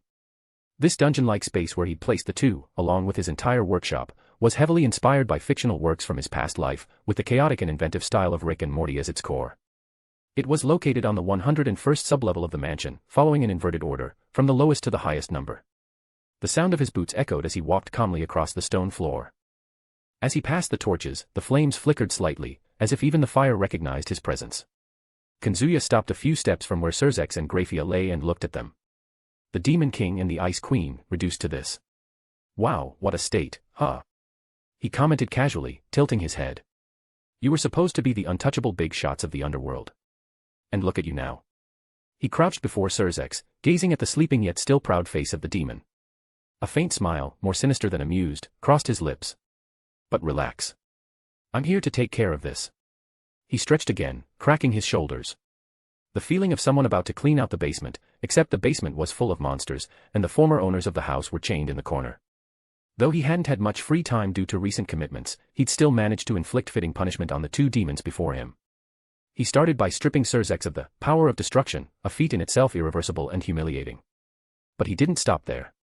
He also turned him into a eunuch by slicing off his tiny thing with a cleave, which he already considered one of the harshest punishments a man could receive. He even felt a certain pity for Grafia. She would never truly be happy with the one who was once her husband. Oh, and he almost forgot, he also altered Sirzechs' soul, turning it human. Gradually, he'd cease to be a demon, lose his demonic power, and all superhuman attributes. He was doomed to become exactly what he'd always secretly despised, or at least been indifferent to, a common human in 5 years. And as for Grafia? Well, she hadn't done as much as her husband, beyond attacking him and acting with arrogance. Still, he thought it fitting to teach her a lesson. He applied the same punishment, stripped her powers and altered her soul, condemning her to become human little by little. But he went further. Using his Longinus, he rewrote part of her mind, inserting an absolute command: whenever you try to act with arrogance, your body will kneel before your opponent. It was a cruel but fair punishment, at least from his perspective. The best option would have been to kill them outright. But he discovered that, contrary to his initial assumptions, the two weren't directly involved in his older sister's death. Sirzechs had tried to hypnotize her and use her as a tool to manipulate him in the future, but that was all. Apparently, neither had done anything directly against her. But, did that change anything? After all, there are things worse than death for certain people, and he was certain that was exactly the case for these two. Besides, even if they weren't linked to his sister's death, the mere fact they tried to use her as a pawn in a game against him was reason enough to treat them as enemies. And for enemies, mercy was a luxury he refused to offer. The two would surely prefer death over being as weak as flies. He made a gesture with his hand, and the chains released the two. These chains were forged with primordial runes, far different from the runes used by modern mages. Their origin traced back to the age of the gods, specifically to Odin, and their power was on a level far above any magic in this world. Thanks to them, he created these magical chains capable of endlessly absorbing the magical power of those imprisoned, leaving them in a continuous state of unconsciousness and weakness. However, this was only possible due to his personal skill, magecraft, EX, an absurd ability. But setting that aside, after undoing the chains, Kazuya drew a magic circle beneath the two unconscious demons and teleported them directly to Kuoh Academy, specifically to the Occult Research Club's room. He looked toward the city and smiled as he spoke. Hope you like my gift. With that said, he walked toward his elevator. A/N, author's note. Another chapter delivered. Thank you so much to everyone who's been following this journey, seriously, you all make a huge difference. In this chapter, I explored a bit more about the individual missions of the servants, revealing what Edmund and Scathach were doing while the main events unfolded. We also delved into the direct consequences of Sirzechs and Grafia's actions, and, of course, the punishment Kazuya deemed appropriate for them both. So, what did you all think of it? The fall of a demon king, the ruin of his queen, and the transformation of both into something they never imagined they could become, was it too cruel? Fair? Or still not enough? I'm really looking forward to hearing your thoughts. In the next chapter, we'll see the demons' reaction upon receiving Sirzechs and Grafia in their new state, and, as a bonus, Kazuya will be summoning more servants. You can expect surprises, revelations, and more chaos coming your way. Yes, you read that right, you don't need to pay anything to sign up and start taking part in polls, discussions about new ideas, and even key decisions about which stories will come to life first. A lot of people don't realize this, but just by following as a free member, you're already helping a lot. Now, if you're interested in taking the next step and becoming a paying member, here's a heads up. So if you love binge reading, enjoy being ahead of the curve, or want to follow the process more closely, there's plenty of extra content waiting for you. Plus, we're currently deciding which new exclusive stories will be published next, with original ideas involving reincarnation in worlds like Blue Lock, Tales of Demons and Gods, against the gods, world-defying Dan God, and even Emperor's domination. Whether you vote, comment, or just read the previews, you're already part of it all. Any kind of support, whether financial or just by following as a free member, means a lot to me. That's what gives me the motivation to stay consistent, improve the quality, and keep pushing these stories even further. Until next time, and thank you for reading. Chapter 52, The Official Human Faction, 2. It was Saturday in Kuoh. One of those warm autumn days when the breeze was so gentle it seemed to apologize for existing. The trees along the main street swayed softly, as if savoring the rare break between the divine and infernal clashes that secretly enveloped the city. On the surface, everything seemed normal. The cafes were filled with high school students, families strolling with grocery bags, and couples walking hand in hand. A few minutes away stood Kuoh Academy. A private school with a traditional, elegant, well-maintained facade, and utterly deceptive. Even on a Saturday, some students lingered on campus, lazily heading to the clubs still active over the weekend. Sunlight filtered through the second-floor classroom windows, while laughter echoed through the hallways, oblivious or indifferent to the invisible chaos lurking in their own shadows. The Kendo Club was warming up in the gymnasium. The Journalism Club was brainstorming ideas for their next gossip article, which, as usual, would flop in readership. But there was one place that remained as silent as a tomb. The old building. The oldest structure on campus, isolated from the rest by a garden of wild roses and a stone path no one used without permission. It was there that the Occult Research Club, the official front for Rias Gremmery's group, carried out its activities. At that moment, the building was steeped in silence. A heavy silence. Inside the main room, with its crimson tapestries, forbidden books stacked like cheap romance novels, and a sofa far too expensive for a school, Rias Gremmery sat. Not with the proud posture of a demonic heiress. Not with her usual seductive gaze and smile. But with slumped shoulders. Her legs crossed tensely. Her eyes fixed on the screen of a silver tablet, as the DevielNet connection played a video of Sirzechs Lucifer's crushing defeat, her brother. The pride of the Gremmery family. Reduced to dust. Perhaps literally. She had tried contacting the underworld to find out if her brother had returned there after watching the video for the first time, but no. He hadn't been seen since, and even the DevielNet, notorious for its informants tracking anything supernatural, listed his status as whereabouts unknown. Not that she didn't know where to look, but even if she did, it wouldn't matter with her feeble strength. And the other, Maus, decided to wait before acting, fearing that the underworld's enemies might attack in her brother's absence. Rias's hand trembled. Just slightly. Enough for the tea in the cup on the table to ripple, as if it feared being next. All of this was her fault. Kazuya. She murmured, her voice hoarse, almost inaudible, why? She knew the answer. Deep down, she knew. Because she tried to possess him and make him her slave, in his own words, and because she was spoiled and arrogant, expecting someone to save her from her arranged marriage. Someone who wasn't worthy of respect. She could guess that her brother had gone to him to talk. To negotiate. And maybe, just maybe, to apologize for his sister's actions. But that video. That final image. Her brother might already be dead. And if he was, it was all her fault. Her incompetence. Her arrogance. Her weakness. Thinking the world revolved around her. Then something snapped her out of her thoughts. A soft sound filled the room. Almost imperceptible. As if the air itself were tearing in silence. A magical circle began to form in the center of the floor. Crimson lines wove into intricate spirals. Her eyes widened, and she leapt to her feet, the tablet slipping from her hands and shattering on the floor, unnoticed. What? The runes glowed with fierce intensity. Then, with a blinding flash, two bodies collapsed onto the floor like stringless puppets. Sirzechs Unleashed. Oni-sama. The scream tore from her throat before she even realized it. She ran. Her heels echoed like thunder in the silent hall, and she knelt between the two, her heart crumbling in her chest. They were in a deplorable state. No. No. Rias touched Sirzechs' face with both hands, trembling like a leaf in the wind. You came back, you came back. But he didn't open his eyes. His chest rose and fell slowly. A faint breath. So faint it was barely perceptible. Answer me, please, talk to me. She pressed her forehead against his shoulder. Her voice broke with every word. Why did you go to him? Because of me. This is all my fault. The silence in the room was suffocating. Only the faint sounds of Graphia's irregular breathing and Rias's stifled sobs filled the space. Then the door burst open with a bang. Rias. I felt a huge magical surge. Are you? Akino's voice died in her throat as her eyes took in the scene. Her body froze. What? Her wide eyes slowly dropped to the floor. Is that Lord Lucifer? The shock lasted half a second before instinct kicked in. Call Sona. Now. Rias shouted, without even looking at her. Akino hesitated for only a moment, but it was enough to see the panic bubbling in her friend's eyes. She took a step back, then turned and bolted. Rias remained there, kneeling in the center of the room, surrounded by blood, magic, and silence. I just wanted to be free. She whispered, clutching her brother's blood-soaked hand. But I ended up destroying everything. The magical circle faded slowly, as if it had fulfilled its purpose and had no place there anymore. The red glow on the walls vanished. But for Rias, this was just the beginning of hell. She looked at Sirzechs' closed eyes, and a terrible feeling gripped her, not guilt this time, but fear. If Kazuya was capable of reducing her brother, the strongest in the underworld, to this state, why had he spared Sirzechs? As always, news spread quickly. It didn't take long for information to reach the ears of nearly every faction across the world. The first report came from Romania. The Teeps faction had been completely eradicated.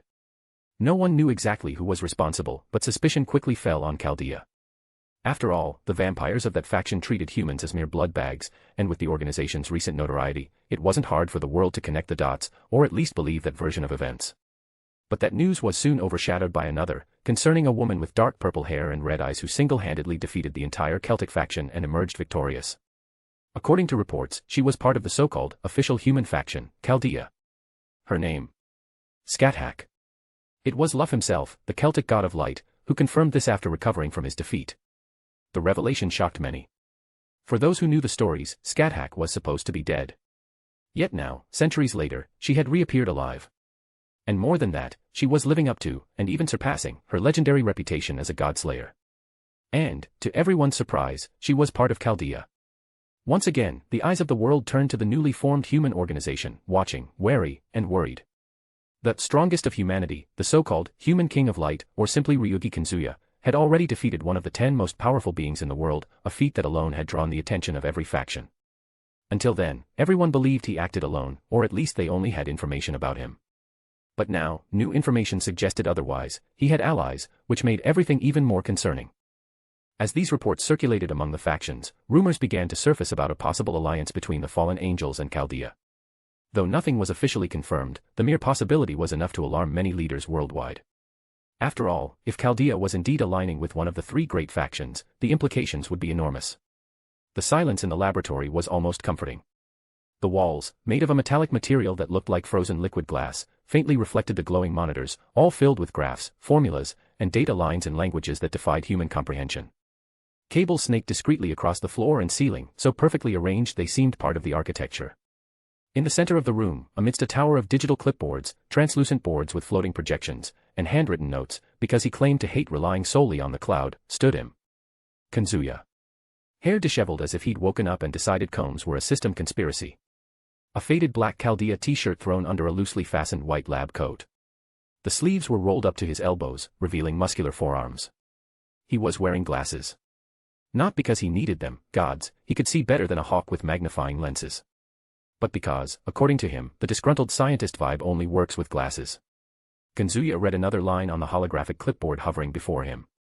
The bluish glow of the data illuminated his face with a serenity that didn't match the topics he'd been discussing hours earlier. He let out a long, drawn-out, deeply bored sigh. What a drag. Slowly, he reached for the corner of the clipboard and erased the calculations with a 2-finger swipe, as if discarding a piece of art made only to be ignored. I spent 2 hours on this crap trying to start the project to create my own, Chaldeas, but it's way harder than I thought. I don't have many ideas on where to begin, even with vivid memories of seeing it with my own eyes and all my magecraft knowledge. This is something technological. Truly incredible technology. The entire room, despite its technological glow, seemed to revolve around his disinterest. As if the world was lagging behind, and he was just waiting for the chaos to catch up. He ran a hand through his hair. It got messy. If I'd trusted my luck, would the odds of this sorting itself out have been higher? Nah, I don't think so. He grumbled, turning and lightly kicking a toolbox that automatically levitated out of the way. Another sigh. This one deeper, as if he were trying to expel the entire universe from his lungs. What a drag. Kazuya stretched, his shoulder joints popping as if even his bones were bored. The lab coat slipped slightly to one side with the movement, nearly sliding off his lean frame. Then, as if recalling something waiting for his attention, he turned his head toward the side of the room.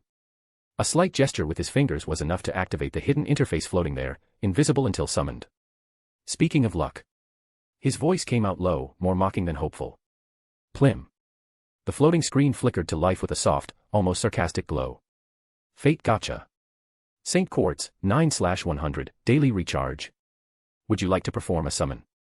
Yes, no. Kazuya tilted his head, eyeing the numbers like someone staring at an overpriced restaurant menu, knowing they'd regret any choice. The interface had changed slightly, but the functionality remained the same. He moved his finger to the yes button and pressed it with a light tap. Let's go, Arangisu's, break my patience again. The light exploded. Plim. The notification appeared with a golden glow and an overly dramatic soundtrack. You received the Noble Phantasm, Bomung Phantasmal Greatsword, Felling of the Sky Demon, EX. Huh.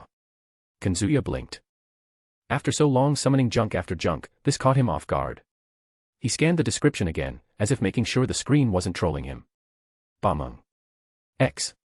The perfect weapon for slaying the strongest dragons in this world, he murmured, a smirk tugging at his lips. Not bad. Not bad at all. He tilted his head back slightly and closed his eyes for a second.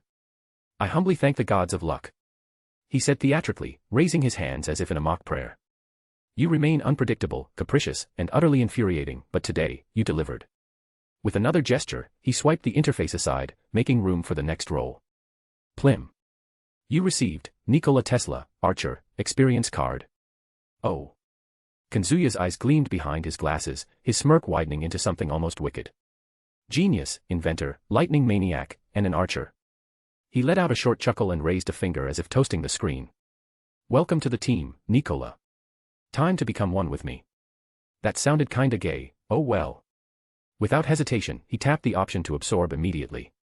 The card dissolved into a shower of blue circuits and arcane symbols, sinking into his chest like an arrow of light. Kazuya's body shuddered for a moment. Electric lines raced across his arms, his veins glowed beneath his skin, and sparks danced at his fingertips. A magnetic tension formed around him, so dense it made the room's lights flicker in response. TCH. This is. He clenched his fists, feeling the surge of knowledge and technology clogging his throat. A second later, he exhaled slowly, now with a calm, dangerously satisfied expression. He brushed the hair from his forehead with one hand, still crackling with residual electricity, and muttered. Next roll. Plim. You received a summon, Artoria Pendragon, Lancer. Kazuya's eyes widened. But before he could say anything, the entire laboratory seemed to react. The lights flickered as if a storm were brewing within the steel walls, and a subtle heat filled the air, as if the world were bowing in respect to what was coming. In the center of the room, the floor glowed with a delicate yet terrifyingly powerful blue hue. Complex runes began to draw themselves with precision, as if an invisible brush were writing history itself onto the ground. The summoning circle appeared slowly, and when it completed, a flash erupted upward like a column of celestial light, sending gusts of wind in every direction. Papers on the desk flew, and Kazuya's clipboard nearly toppled. But he stood firm, staring at the center of the circle with the same gaze he'd give a masterpiece. Tack. The sound of armor echoed as the figure took shape. From within the light emerged a woman. Her body, now taller and leaner, stood at 1.71 meters, 20 centimeters taller than her saber counterpart. But it wasn't just her height that drew attention. Her proportions had changed strikingly, as if every curve had been sculpted to border on exaggeration without losing nobility. Her hips were wide and rounded, firm to the touch, contrasting with a slender waist that seemed to invite the gaze to slide shamelessly up to her enormous chest, almost an affront to the logic of anyone expecting modesty from a holy warrior. Her hair had grown, falling lightly to the tops of her breasts, swaying with each step with the fluidity of silk bathed in light. Her eyes, now brighter, shone with an almost supernatural intensity, as if they peered straight into the soul, piercing it with both beauty and condemnation. The armor covering her body was a spectacle in itself, silver and polished, it reflected light with near-divine precision. Unlike the incomplete armor she wore as saber, this one fully encased her arms, legs, and torso, though it couldn't hide the ample contours it molded or the subtle tension separating it from the warm body beneath the metal. She wore a blue chainmail beneath, clinging to her like a second skin, with golden embroidery tracing the line of her breasts and descending to suggest the valley between them. The wide yet small neckline was bold enough to hint at what lay beneath without giving anything away. Two cloaks completed her figure, a blue one, tied at the waist, billowed behind her like the tail of a noble beast, the other, red, depending on the moment, rested on her shoulders as a symbol of royalty and martyrdom. On her head, a golden crown gleamed with several delicate points. Artoria Pendragon, Lancer, had been summoned. She opened her eyes calmly, without surprise or hesitation. As if she already knew where she was. As if she had been expecting to find him. Are you my master? She asked, her voice serene and noble. Her gaze fixed on Kazuya, assessing him completely, with no trace of judgment hidden. Kazuya sighed, adjusting his glasses with his index finger. Been a while, huh? Artoria. A/N, author's note. Hey, everyone. This chapter dives deep into the drama, and no, I'm not talking about some soap opera. Rias is hitting rock bottom here, wrestling with guilt, ghosts from the past, and that classic, what if it's all my fault, moment. I really wanted to explore her more vulnerable side. Meanwhile, Kazuya keeps being that guy who walks in, changes the whole vibe, and leaves without a word. Mysterious, badass, and carrying secrets no one's ready for.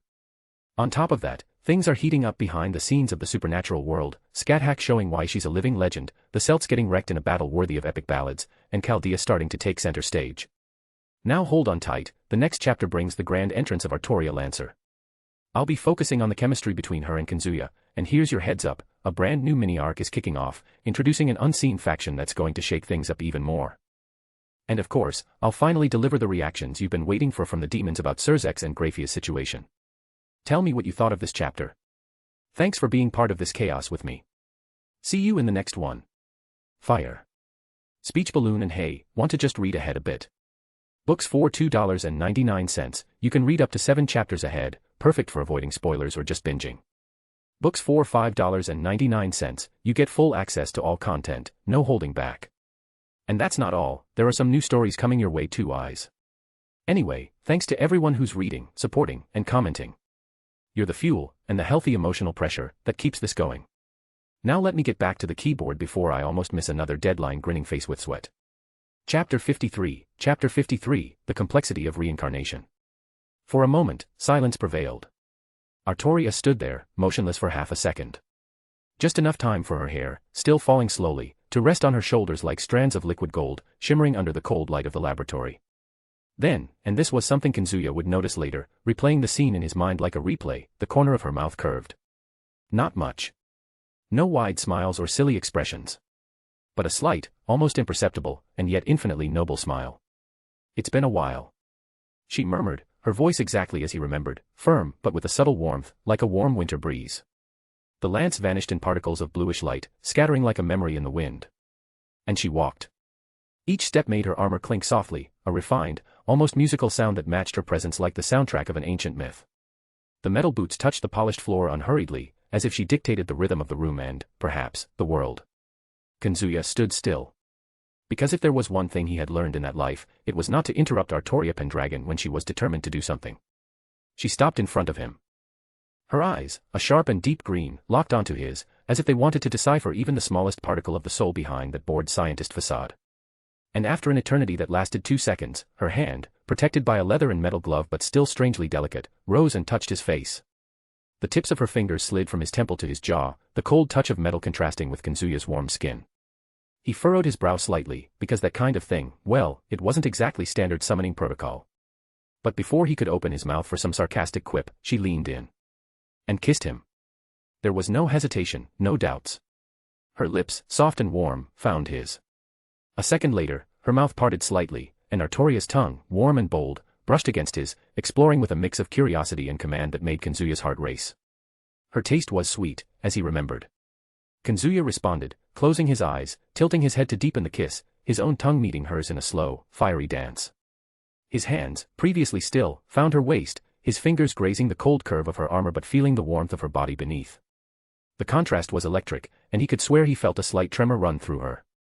When she finally pulled away, her lips still parted, moist and slightly swollen, her eyes gleamed with a new warmth, a fire restrained beneath the mask of royalty. Kazuya's breathing was quickened, and he ran his tongue over his lips, still tasting her, which made him let out a half-mocking smile despite the heat creeping up his neck. I knew that wouldn't be your end, master. It wouldn't end after coming so far. I'm glad to see I was right. Kazuya looked at Artoria Lancer. Unlike the original Ritsuka Fujimaru, he had gotten along with her quickly after her summoning in Chaldea, and inevitably, they ended up together. Of course, part of that was due to the mod he had created in his first life. Since then, they had been through many moments together, starting in the 5th singularity. Although he hadn't taken her to face the goddess Rangaminiad, who shared the same appearance as the woman before him but wasn't the same person, she had been by his side in the 7th singularity and also in some of the Lost Belts.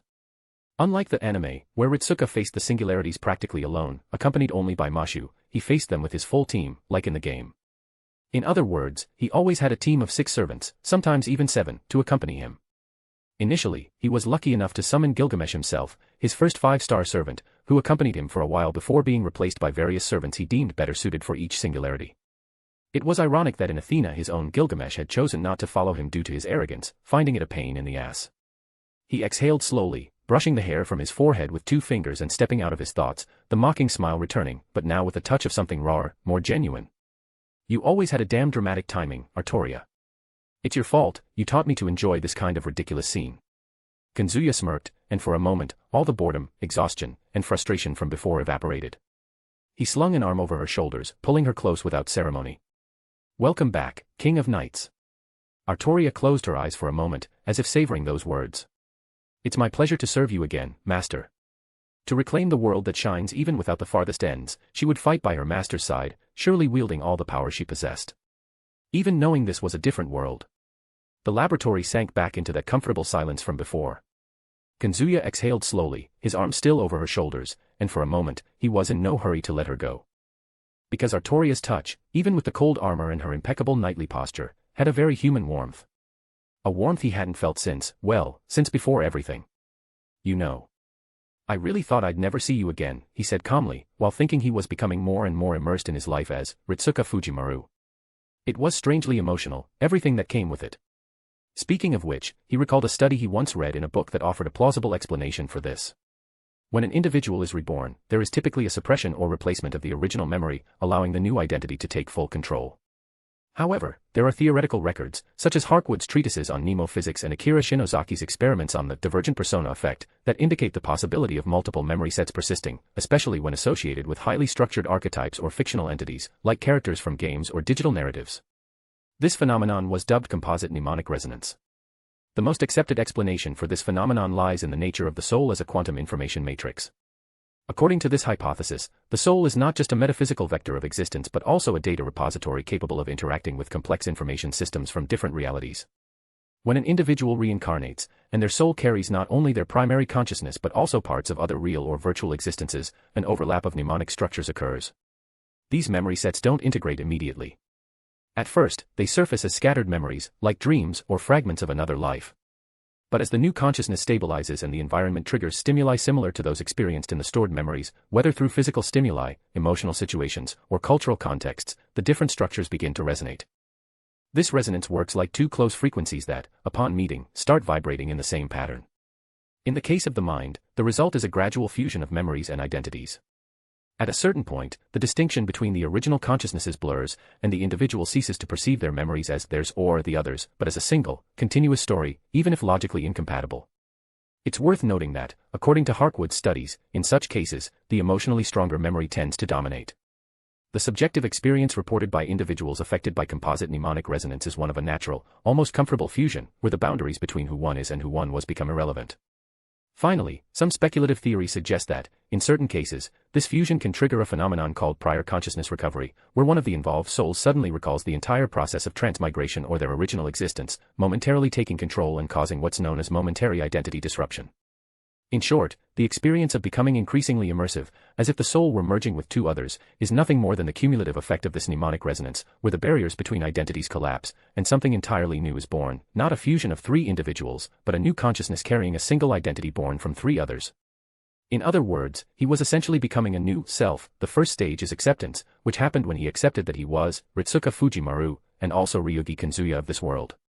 Then comes the ego phase, which defines his choices and his own will to do things, and perhaps at this point, the memories of his other 2 lives began to influence the new him too much. It was confusing but technically plausible, since rebirth is far too complex to fully understand. It's not like those fanfics where someone reincarnates by the will of a random omnipotent being. Artoria raised her face, and the sharp green of her eyes met his supernatural blue again. You died before me, remember? She gave a faint, almost sad smile, as if it were the first time she'd let that slip in centuries. And even so, when I closed my eyes for the last time, I imagined it would be you on the other side of the bridge. Not some weird Avalon cleric. Kazuya let out a short laugh. I tried, okay. But someone had the brilliant idea of throwing me into another world before that. She ran her hand over his chest, over the worn black t-shirt and the faded Chaldea symbol. The touch was light, but he felt her fingertips slide to his collar, pulling him gently closer again. No matter where, she said, and the tone of promise in her voice made the hairs on Kazuya's neck stand up. I'll always find you. He could have said anything at that moment. Cracked another joke to lighten the mood or pretended there wasn't a knot tightening in his throat. But instead, he just pulled her by the waist and let his forehead rest against hers. Time seemed to slow again. The metallic smell of the room, the hum of the monitors, the flickering lights, everything was muffled by the simple fact of them being there. This world's a mess, you know. Kazuya murmured, without opening his eyes. Yeah. I knew all about it the moment I was summoned. She agreed. He cracked a smile, one of those crooked, tired, but real ones. That's good. I won't have to explain everything to you then. And before she could respond, he kissed her again. This time without haste, without the urgency of reunion or the longing accumulated from past lives. Just the kiss of two idiots who found each other after the end of the world. Who laughed together at the impossible, who messed up, lost, died, and still, even after fate had done everything backward, were there. When they pulled apart, Artoria's smile was lighter. Almost playful. And her eyes, once so heavy with duty, now carried only him. Are you going to put me to work already, or are you going to keep kissing me until the room collapses? She teased, her tone more relaxed than he remembered from his memories. Kazuya shrugged. If it were up to me, you'd just stay here with me. But we really do have a lot of work to do in this world. He could feel that Edmund had already returned, and with him, a new guest who would need to be properly dealt with. Besides, he was starting to get bored of staying in the laboratory, especially without real progress on his projects. As tempting as the idea of staying there with Artoria was, he knew it was time to get moving again. Business was calling. As always. Then I'll be your lance again, master. Artoria said simply, her face calm. Kazuya ran a hand through his messy hair, adjusted his glasses, and smiled. Great. I'm counting on you again. But now, let's head up, Artoria. He said, turning and walking toward the elevator. The Lancer tilted her head to the side and quickly followed him. Speech balloon and hey, want to just read ahead a bit. Books for $2.99, you can read up to 7 chapters ahead, perfect for avoiding spoilers or just binging. Books for $5.99, you get full access to all content, no holding back. And that's not all, there are some new stories coming your way too, eyes. Anyway, thanks to everyone who's reading, supporting, and commenting. You're the fuel, and the healthy emotional pressure, that keeps this going. Now let me get back to the keyboard before I almost miss another deadline grinning face with sweat. Chapter 54, Damper. The darkness was warm. Not in the suffocating way of a cell or a coffin, she knew both well, but rather in a strange, gentle kind, as if someone had wrapped the night in cotton blankets and the scent of lavender. She blinked. The light, clearly filtered through a lilac curtain, stung her sensitive eyes, but not harshly. It was as if even the light in that place had good manners. Where am I? Her body felt heavy, as if she had slept for days. Maybe she had. Memories returned with the subtlety of a nightmare with an abrupt ending. Her older brother, Marius. Her eyes widened. The last thing she remembered was the face of that grinning demon approaching, and then, nothing. She sat up with difficulty, the blanket sliding off her pale shoulders. The clothes she wore were different, a purple silk nightgown that clearly wasn't hers. This is starting to get way too weird. Who took her clothes off? Or rather, what the hell is going on? Her mind spun, trying to piece things together. Then, a faint rustle caught her attention. On the other side of the room, a blonde woman with long, flowing hair tied in a loose braid was rummaging through a wardrobe. She was humming softly, but upon noticing her movement, the woman turned her head for a moment, and her violet eyes met hers, sparkling with a mix of curiosity and kindness. You're finally awake, huh? I was starting to get worried. The woman said in a light tone. She closed the wardrobe door with a gentle push and turned fully, asking with a soft smile, are you okay? Valerie blinked, confused, her voice coming out hoarse and hesitant. Who are you? Where am I? She clutched the sheet to cover her body, as if the fabric could shield her from the uncertainty. The woman before her didn't exactly seem like an enemy, but she wasn't naive enough to let her guard down. My name is Jean. Jean Dark, a pleasure to meet you, Valerie Teeps. She gave a slight bow before explaining, as for where, well, you're in a safe place. You're under the care of Chaldea. Valerie frowned, her mind struggling to process Jean's words. Safe, she repeated, her voice tinged with suspicion. Why should I trust you? And how do you know my name? Jean smiled faintly. I'm not asking you to trust me so easily, but I won't harm you, rest assured. As for knowing your name, it was my master who told me. Valerie felt a chill run down her spine. Master? What kind of place was this? She gripped the sheets tighter, her knuckles turning white. Your master, she repeated, the word burning her tongue. Unpleasant memories flashed through her mind. One of the vampires she had known, Igor Teeps, loved to call himself that. He was the type of vampire who reveled in the sound of his own voice, every sentence dripping with dramatic flair and calculated pauses, with the insufferable habit of referring to himself in the third person. The master does not tolerate this. The master observes with disappointment. He was utterly irritating.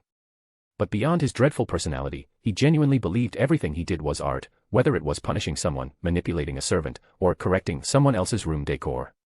In other words, he was the kind of vampire her little brother would call terrifying. So, when someone referred to another person as master, it always brought that to mind and left a bitter taste. Yes. Jean looked at her deeply and said with a faint smile, his name is Ryougi Kazuya. Master is just how we refer to him, since we were summoned by him as servants.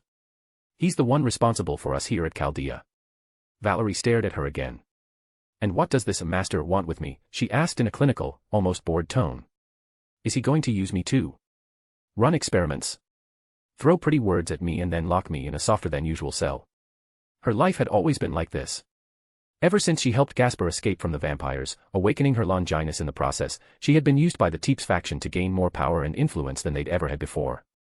No one in her family cared that it was indirectly harming her the more she used her sacred gear. Jean took a few steps closer. My master is not a bad person. In fact, he always puts others first. She closed her eyes for a moment and said, and that's a bit concerning. He won't harm you, I can assure you of that. Valerie wanted to say something but couldn't find the words to retort.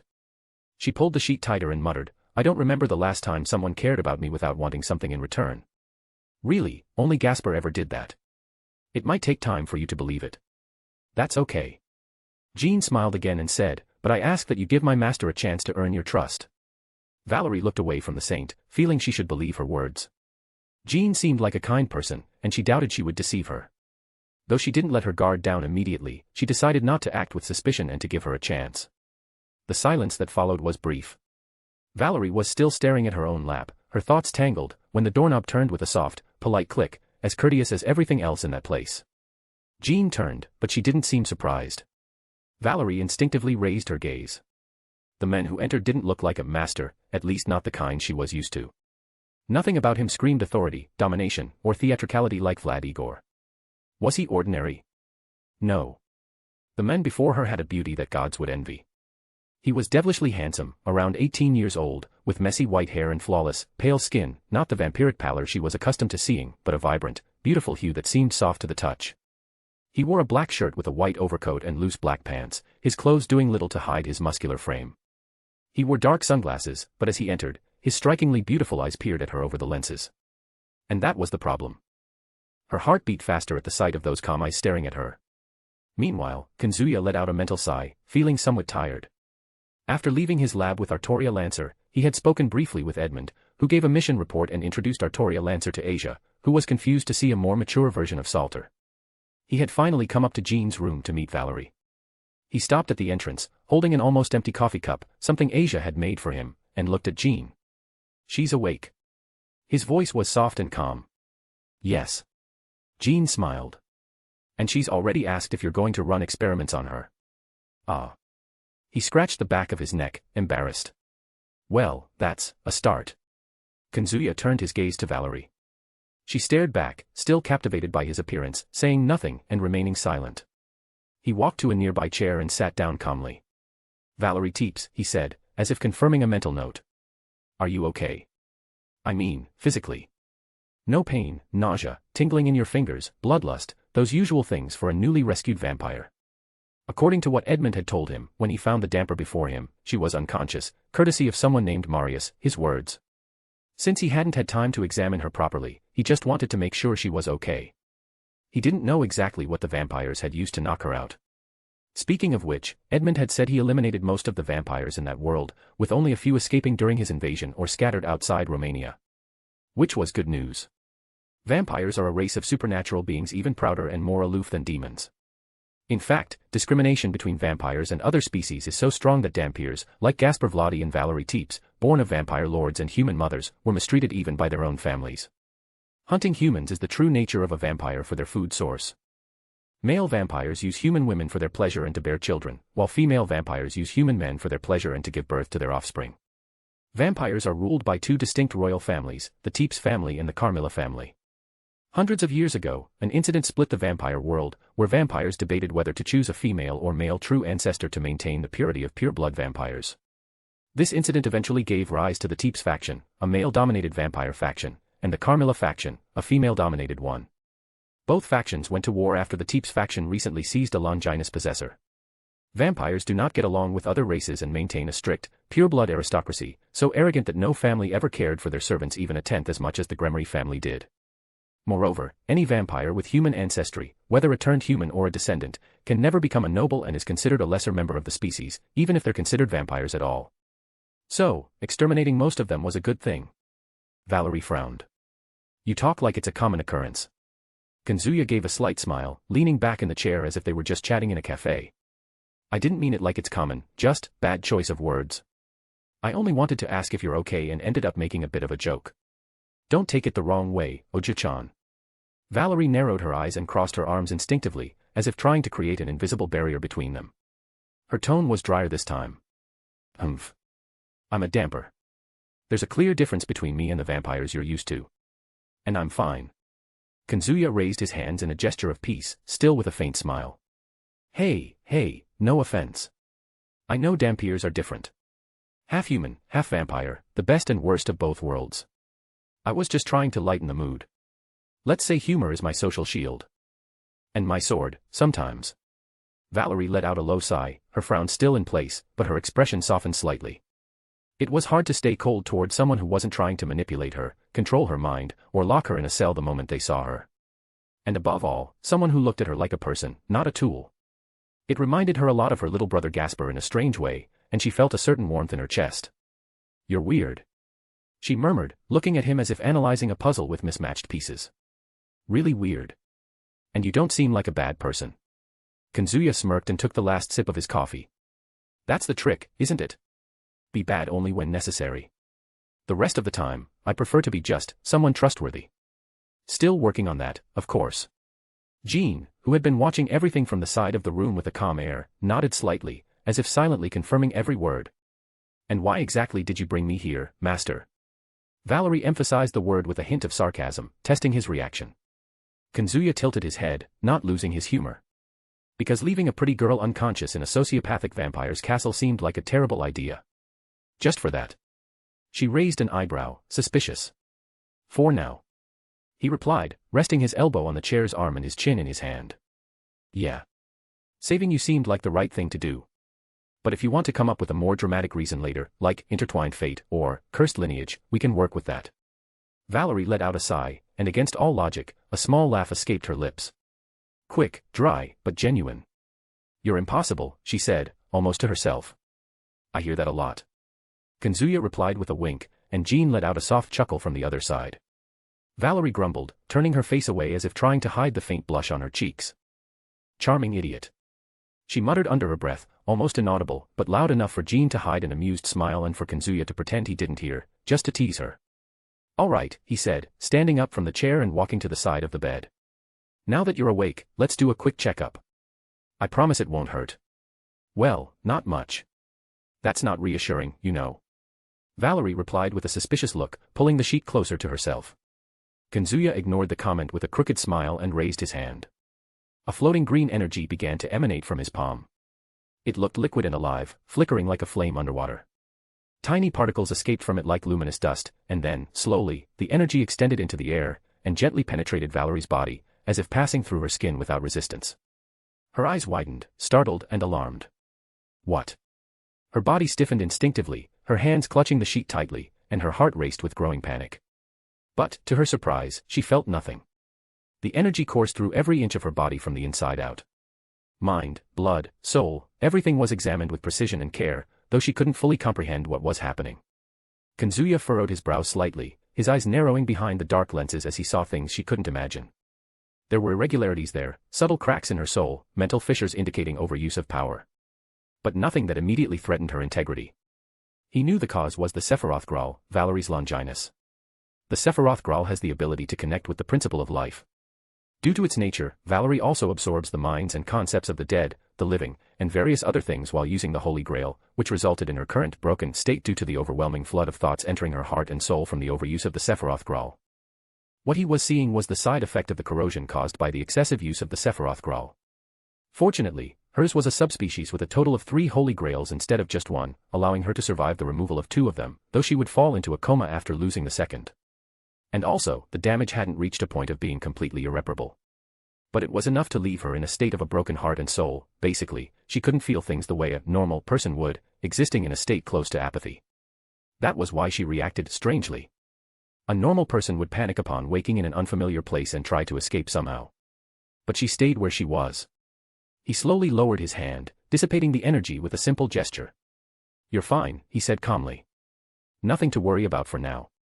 Valerie took a deep breath, trying to slow her racing heart, which felt like she had just run through an entire forest.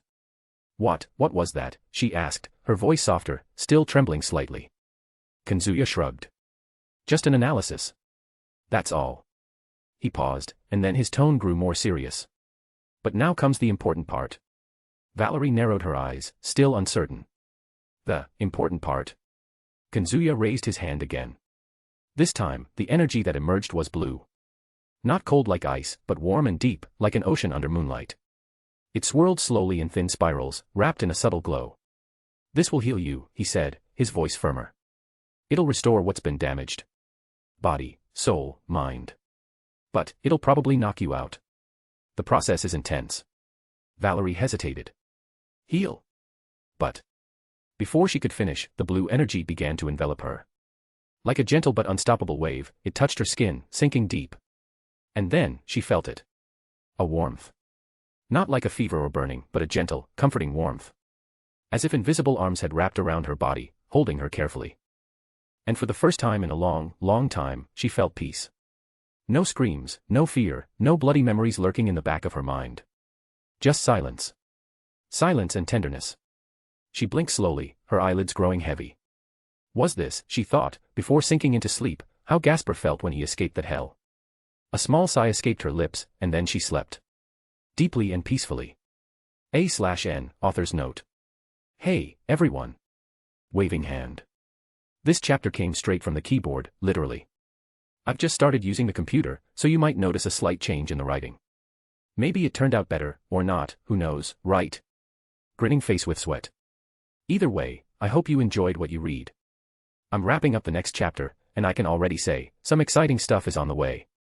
In the next chapter, we'll see Sirzechs waking up in the hospital and realizing he's weaker, among other things, and then we'll move on to the arc involving the yokai. Thanks for sticking around, and see you in the next update. Speech Balloon and Hey, want to just read ahead a bit? Books for $2.99, you can read up to 7 chapters ahead, perfect for avoiding spoilers or just binging. Books for $5.99, you get full access to all content, no holding back.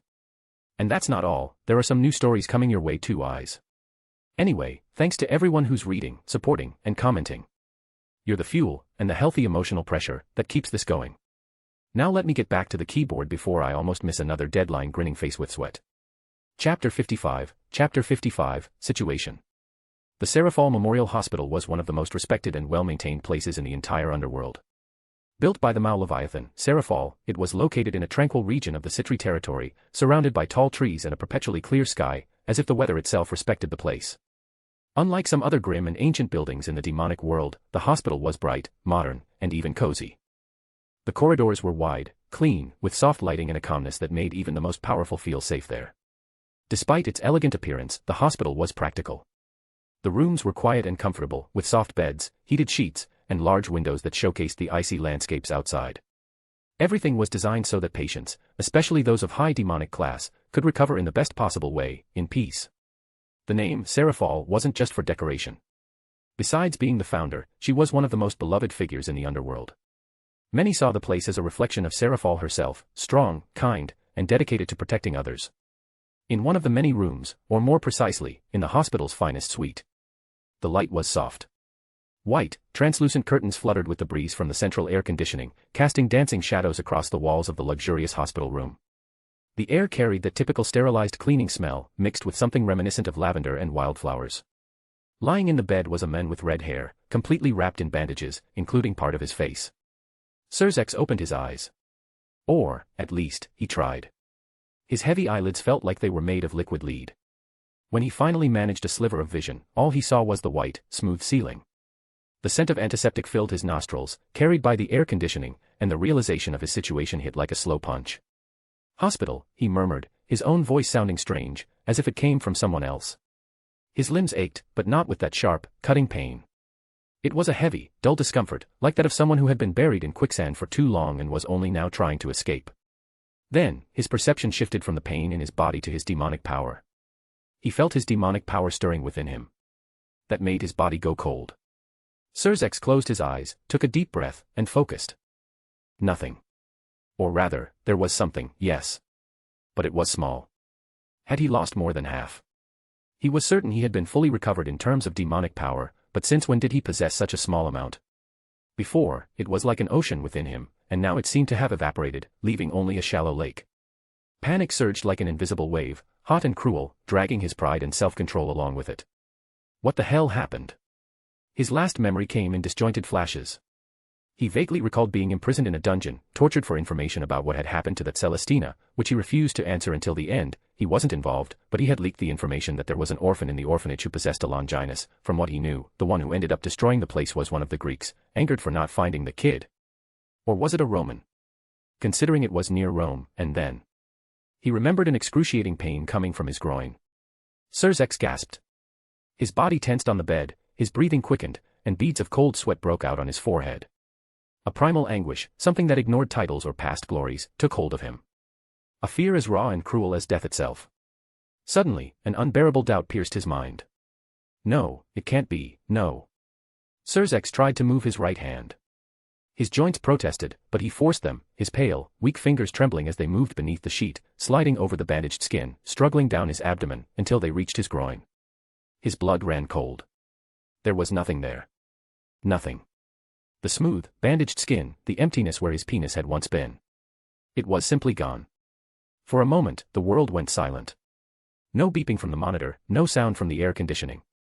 Just a void, an absolute stillness, before the explosion. No. The scream tore through his throat like shattered glass. Sirzechs sat up abruptly in the bed, his body protesting, the 4 tubes being ripped out, the heart monitor beeping furiously, while his breathing turned into uncontrolled gasps, like those of a cornered animal. His eyes, usually calm and blue like the surface of a lake, were red, wild. He shook his head in denial, his hand still desperately groping, as if it were a mistake, as if somehow it could reappear if he searched harder. But it didn't. Damn it, that bastard. That. Damned. His chest heaved, sweat dripping in thick beads. Tears came unbidden, blurring his vision, mixed with rage, humiliation, and horror. I'll kill him. I'll make him pay, in a way no story will dare to tell. But when he tried to summon his demonic power to at least break something, only that shallow lake came, and when he tried to use his power of destruction. The worst part was. Where was his power of destruction?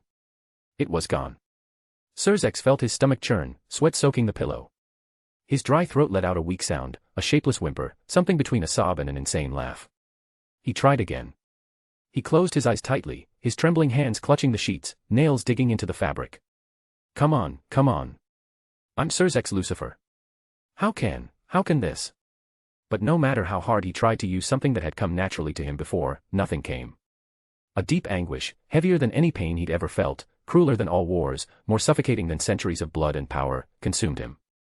Sirzechs began to tremble. He had lost half his demonic power, his power of destruction, and what made him a man. The humiliation boiled within him. Like a worm crawling through his flesh. Then, the door burst open. Oni-sama. Rias Gremory's distressed voice cut through the air. She rushed in, her long crimson hair swaying behind her, eyes wide and teary. Behind her, a woman and a man entered. The woman was around 23 years old. With extreme beauty, her silky brown hair fell to her shoulders, dazzling purple eyes like pools of liquid tourmaline, her face was breathtakingly beautiful. A frown, a smile, a glance was enough to enchant every human soul with her seductive beauty. Her body was even more captivating, enough to turn one's spirit and soul upside down. She had an incredible figure, a bit slimmer would be too thin, a bit rounder would be too plump. Both her features and her figure could be considered divine. She wore a simple yet provocative dress, made of light scarlet fabric that clung to her voluptuous curves like a second skin, the subtle neckline highlighting her ample bosom and a side slit revealing a creamy, toned thigh. Even in such a sterile environment, her luminous skin seemed to defy the room's pallor, exuding a jasmine fragrance that made the air thick with magnetism. As for the man, he had the appearance of a handsome middle-aged man, with long red hair tied loosely in a ponytail with a black band. He had bright blue eyes and a short red beard with protrusions resembling fangs or horns. They were Venelana Gremory and Sirzechs Gremory, respectively. Both wore worried expressions. Rias crossed the room in 3 long strides. "Oni-sama. You," she stopped abruptly upon seeing the scene. Sirzechs, curled up in the bed. Sweating. Trembling. The bandages stained with fresh blood. This was not the majestic, serene, and kind figure she had known her entire life. Venelana approached, covering her mouth with one hand, her eyes wide, happy that her son had awakened but unsure of what to say seeing him in that state. The patriarch clenched his fists, his expression rigid. He, the head of House Gremory, known for his calm and diplomacy, for the first time, didn't know what to say. Rias, her throat tight, tried to approach, extending a trembling hand. "Oni-sama, it's me." "Rias. You. Don't come near me." Sirzechs' shout was torn, almost a plea more than an order. The room plunged into a heavy silence, where only the irregular sound of Sirzechs' breathing could be heard, mixed with the erratic beeping of the heart monitor. The Mao's face held a calm, morbid expression, but not the noble serenity he usually displayed in meetings and battles. It was a dull emptiness, as if the soul behind those eyes was watching everything from outside his own body. The blood-stained bandages betrayed the tension. Venelana couldn't take it anymore. In a sudden impulse, the woman crossed the distance separating her from her son and enveloped him in a tight embrace, ignoring the torn 4 tubes and the fragility of that body. "My baby, my boy, my Sirzechs." Her voice broke, her arms tightening around him as if she could shield her son from all the horrors of the world. Sirzechs didn't react immediately. He only felt the familiar warmth and scent of his mother. Something distant and almost forgotten amidst that chaos. Then, with a slow gesture, one of his pale hands rested on hers. But his expression remained the same. Expressionless. Dull. Sirzechs watched everything from a short distance, his jaw clenched. The patriarch was far from his usual composure. His blue eyes had red veins, and his clenched fists trembled. He couldn't bear to see this. What had that damned man done to his son? Sirzechs' voice sounded hoarse, deep, and laced with venom. Who did this to you, Sirzechs? Was it, that human? The word came out as if it were filth in his mouth. That worm, that bastard, was it he who tortured you? Most of these wounds you have worn from the battle, so I can only assume that, right? With each sentence, Sirzechs seemed to lose part of his noble statesman's composure and edge closer to an animal ready to attack. Venelana, reluctantly, released the embrace, quickly wiping her eyes to maintain some dignity. And, for the first time since waking, Sirzechs reacted. His body trembled slightly. He averted his gaze. And then nodded, very faintly.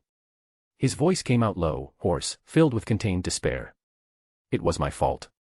The sentence fell like a shard of glass into everyone's chest. Sirzechs continued, his tone expressionless, like someone who had already lost everything.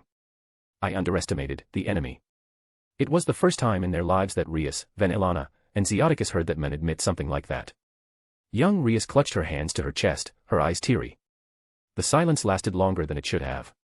Then Sirzechs raised his gaze slightly, looking at his sister. And Grafia? The question seemed to drain the air from the room. Venelana and Sirzechs exchanged tense glances, but it was Rias who answered, her voice hesitant.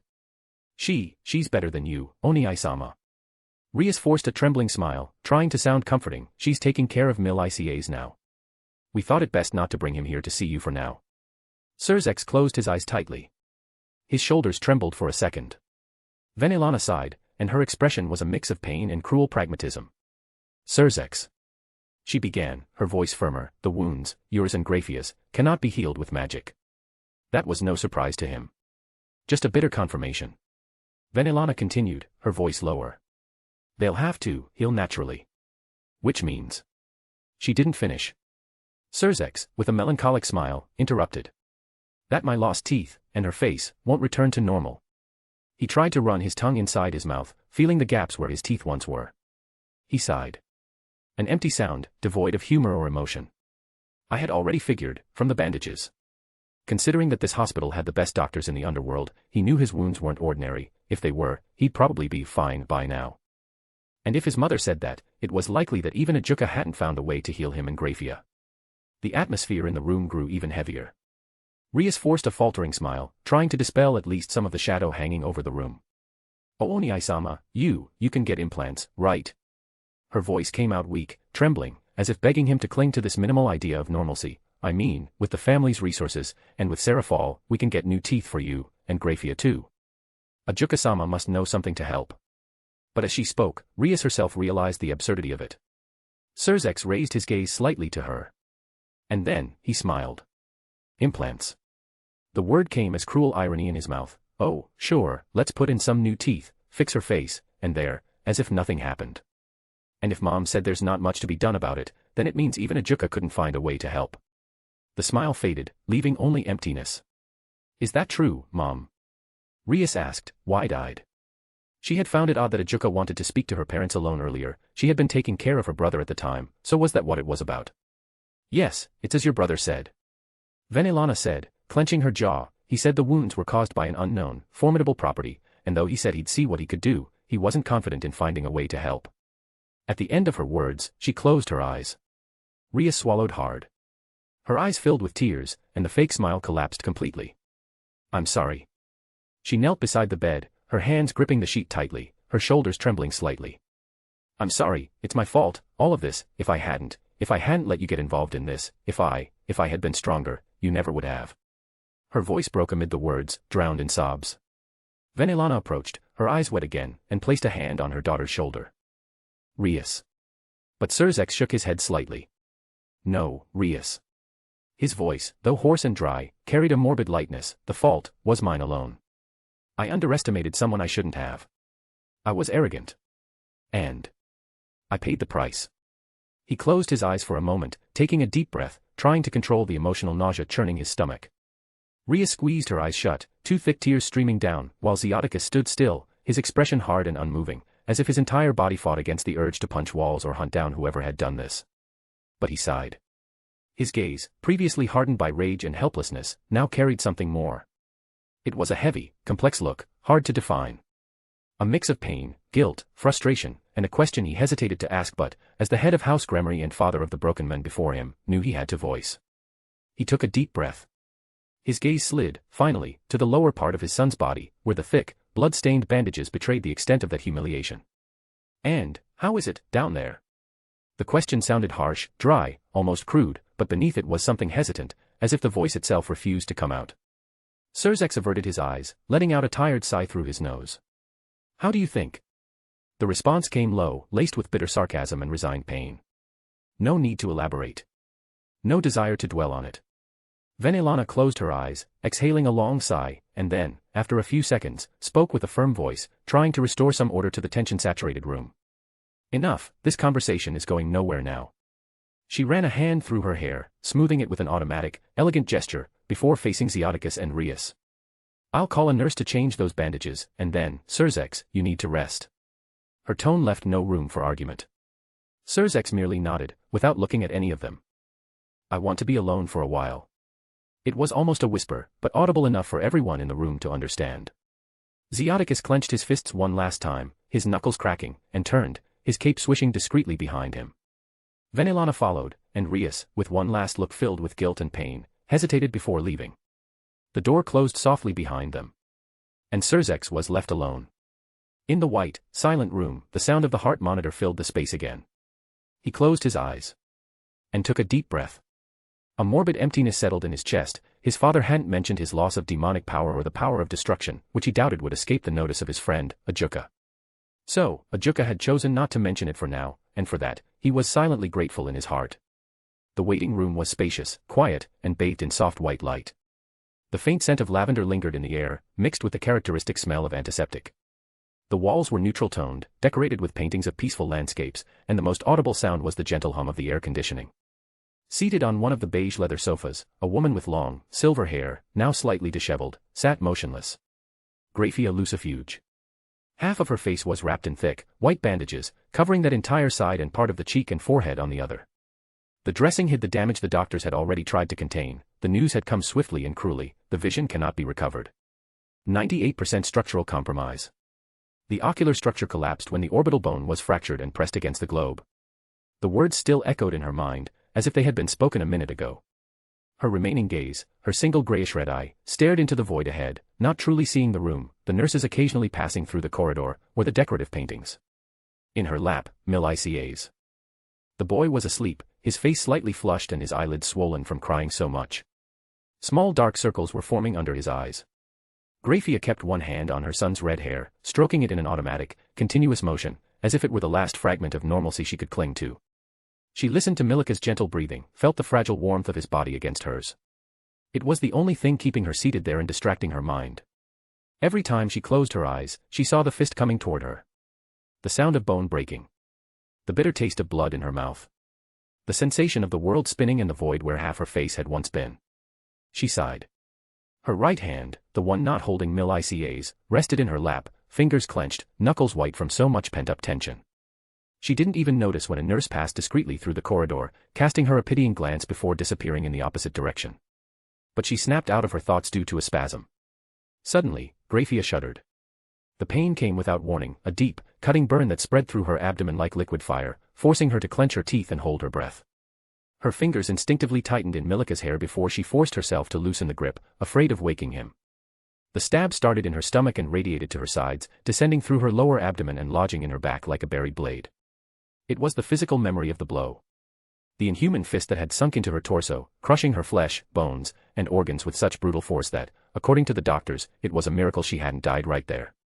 Multiple fractures of the lower ribs, partial crushing of the liver and spleen, laceration of the left kidney, perforation of the duodenum, severe compromise of the gallbladder, partial rupture of the small intestine, and collapse of part of the pancreas.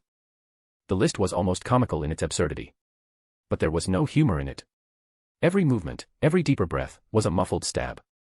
Even with the best potions, elixirs, and demonic treatments the underworld had to offer, the prognosis was the same as Sirzechs. Only time. Grafia took a deep breath, forcing herself to maintain control. How was she still there, sitting, and not confined to a recovery bed? The answer was simple: she needed to care for her son. She didn't want him to see her in that pathetic state, nor his father. That's why she insisted until she got the doctor's permission to spend the day in the waiting room with him and only return to her bed at night to rest. And, as always, she had to be stubborn to get what she wanted. That stubbornness came from wounded pride. Because, despite the physical pain, every throbbing stab that made her body tremble beneath the hospital gown, she knew that nothing, absolutely nothing, hurt more than having lost half her demonic power. Especially for someone like her, or her husband, who had surely suffered the same fate at the hands of that true demon. It was that humiliation that drove her not to give in. She knew he wanted to see her plunged into despair, but Grafia was stubborn by nature. And she wouldn't surrender so easily. Author's note. Hey, everyone. Waving hand. First of all, I wanted to let you know that this chapter is a bit longer than usual. In fact, it combines 2 chapters into one, totaling around 4,000 words. I did this on purpose because I wanted to explain the whole situation at once, without splitting it into parts and risking making the reading experience tiresome or dragged out. I hope this made the reading smoother and that you enjoyed the pacing and the reveals. While I'm here, I'd love to hear your thoughts. How are you liking the story so far? Any feedback or suggestions are more than welcome. In the next chapter, we'll have the meeting in the heavens and the beginning of the yokai arc. I'm thinking of making it a big one, around 6,000 words, but I could also split it and post 2 chapters in a row. What do you prefer? Thanks so much for following along. Red Heart Folded Hands. Chapter 56, The Angel. In the beginning, God created the heavens and the earth. Thus begins Genesis, the origin of faith, hope, and the idea that heaven would be a golden throne above the clouds where God would sit, surrounded by eternal hymns, archangels with trumpets, streets paved with gold, and a throne enveloped in unattainable glory, the idea of an eternal paradise where only the worthy would enter. But what the faithful never knew was that heaven, true and silent, was far simpler and, for that very reason, far more real. There was no gold. There were no endless choirs singing glory. There wasn't even a visible throne. Heaven was white. The ground was made of white stones, smooth as porcelain and aligned with near impossible precision. Long paths wound between buildings of pale stone, each with elegant columns and curved roofs that seemed to defy gravity. The buildings didn't merely rest on clouds, many floated, lightly elevated, like leaves resting on water. Above, the sky was an infinite white. There was no sun, moon, or stars. Only a soft radiance that didn't blind but enveloped everything with an almost maternal presence, as if the light itself had been created not to disturb. At the main entrance, a great gate guarded access to heaven, surrounded by an impenetrable magical barrier. Imposing, made of gleaming silver metal and engraved with letters that mortals could not pronounce. Heaven was divided into 7 different places, 7 heavens, each with its own purpose and nature. The first heaven was where the lower-ranking angels lived and trained. The atmosphere there was active, with observation towers, well-maintained barracks, and a constant air of readiness. It was, essentially, the front line of heaven, located near the gate to the celestial kingdom. The second heaven was different from all the others. Shrouded in darkness, it was where angels went to gaze at the stars.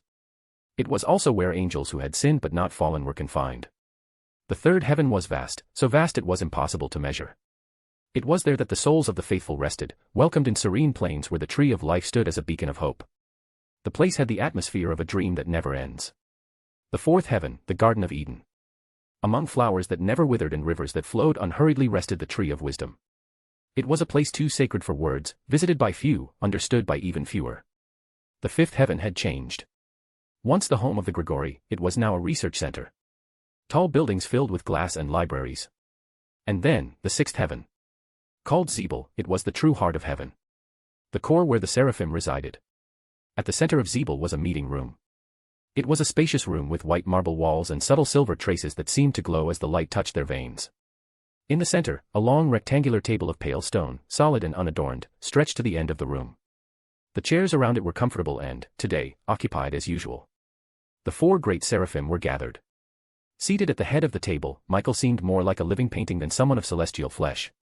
His long golden hair cascaded gently over his shoulders, rippling as if made of resting sunbeams.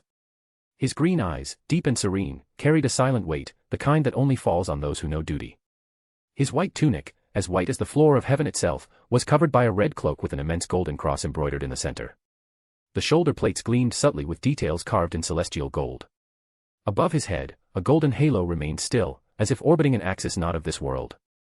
To his left, the contrast was almost comical, if not sacred. Uriel leaned back in his chair with a careless posture, one leg crossed over the other. His blonde hair was shorter, tousled as if he'd just gotten up after a fight or a show. His red eyes, with an inner golden glow, weren't fixed on the others but on the ceiling, as if searching for stars that didn't exist there. His black leather jacket with silver studs was open, revealing a t-shirt with some indecipherable inscription in angelic script. Subtle chains hung from his waist, some connected to a rough, dark iron cross. His tight, ripped-at-the-knees pants completed the look of someone who seemed to have wandered into the wrong place, yet belonged there more than anyone. On the other hand, Raphael remained composed. His blonde hair was well-groomed, long enough to touch his shoulders but always tied back with a small dark ribbon. His eyes, hidden behind thick glasses, never stopped analyzing. His attire was that of a man from another era, a brown wool suit, a vest with golden buttons, and a simply tied dark tie. The sleeves of his shirt were rolled up, revealing crossed arms and prominent veins. Books were stacked on his section of the table, alongside documents and a pen made of stellar silver.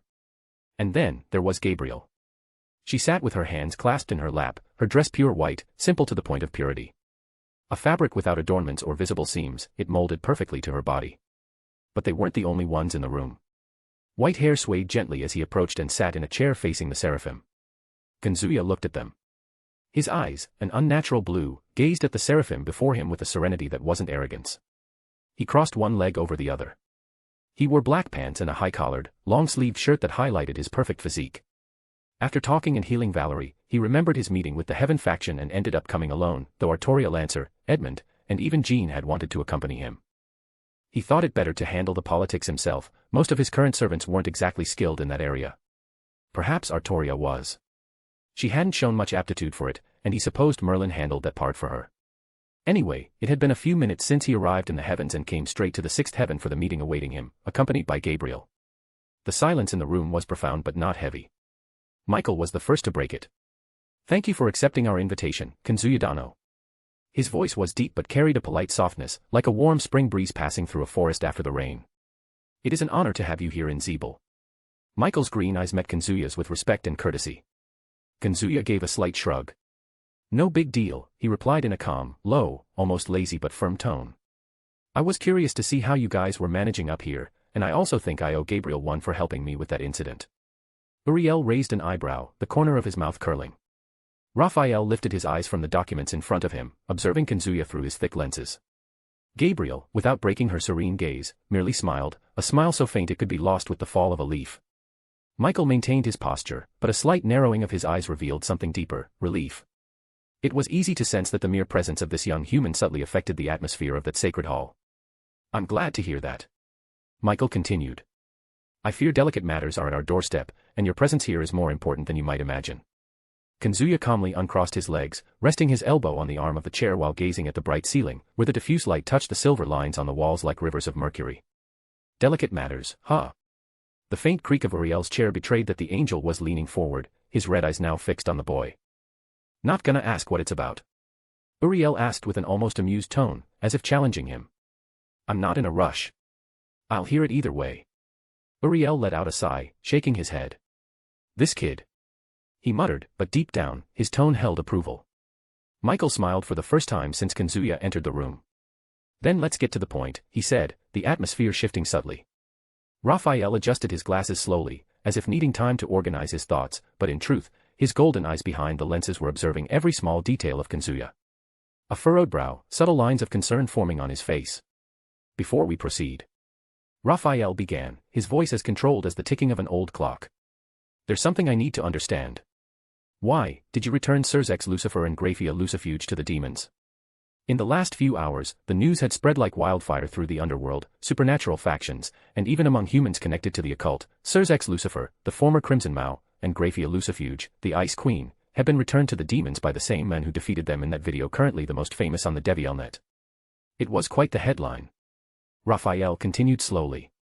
Considering your current position, and the policy you've been conducting to protect humanity from large-scale threats, eliminating a risk factor as significant as Sirzechs Lucifer and even Graphia would have been the most logical decision. He said this directly, like someone dealing with numbers, with no intent to offend but also no intention of being kind. Or do you disagree? Before Kazuya could even react, Gabriel made a slight pout, puffing out her cheeks in an almost childish way. But Kazu-chan isn't like that, she protested in a soft, sweet tone, driven more by affection than reason. Raphael's being cruel now, so cold, so stern. HMPF. Uriel burst out laughing, throwing his body back in his chair, the deep sound echoing in the marble hall. I gotta admit, this time I agree with Raphael, he said, pointing a thumb at himself, a smirk forming on his face. If it were me, I'd have finished that arrogant guy off. Maybe even made a statue of the moment. Gabriel puffed out her cheeks even more, crossing her arms and turning her face away in a sulky, pure, and spontaneous gesture that hardly matched the solemnity of the room. Michael let out a soft sigh, raising his hand as if trying to calm two younger siblings arguing at the dinner table. Please, he said in a patient, almost embarrassed tone. Let's keep the meeting on track. His serene gaze turned to Kazuya, silently inviting him to speak. Kazuya, who until then had been observing the scene with that same smile, closed his eyes for a brief moment. When he opened them again, the supernatural blue light in his irises seemed even deeper, as if holding a sea of things no one else in the room could ever reach. Well, Raphael-san, I do agree with your logic, but Sirzechs. He began with a slight smile. He's not a threat anymore. His fingers touched his chin, his elbow resting on the arm of the chair. And even if he were, he'd just be a weakling I could crush like an insect whenever I wanted. His voice held no pride, no arrogance. It was a simple, dry statement, the kind of certainty that needed no reinforcement or validation. The hall fell silent. Uriel let out a low whistle, Raphael narrowed his eyes, and Gabriel relaxed her shoulders, a faint smile returning to her lips. Michael, with a slight nod, acknowledged it. No one argued because they had already seen it happen in that video. Kazuya sighed softly, leaning back in his chair as the faint sound of his high-collared shirt's fabric slid against the celestial leather. His blue eyes turned to Michael again, with the calm of someone who had already predicted the direction of the conversation before even stepping foot there. All right, he said in a lazy but attentive tone. Now that we're done reviewing my strategic decisions, can you tell me, then, why I was really called here? Uriel flashed a crooked smile, throwing his hands behind his head as if he'd been expecting that question. Michael, however, didn't answer immediately. He glanced at his siblings around him, exchanging looks with each. A silent nod from Gabriel. A serious tilt of the head from Raphael. A casual, go for it, in Uriel's gaze. Only then did the Archangel turn his attention back to Kazuya. Because, we want to officially unite heaven with Chaldea, he said with the solemnity of someone aware of the weight of those words.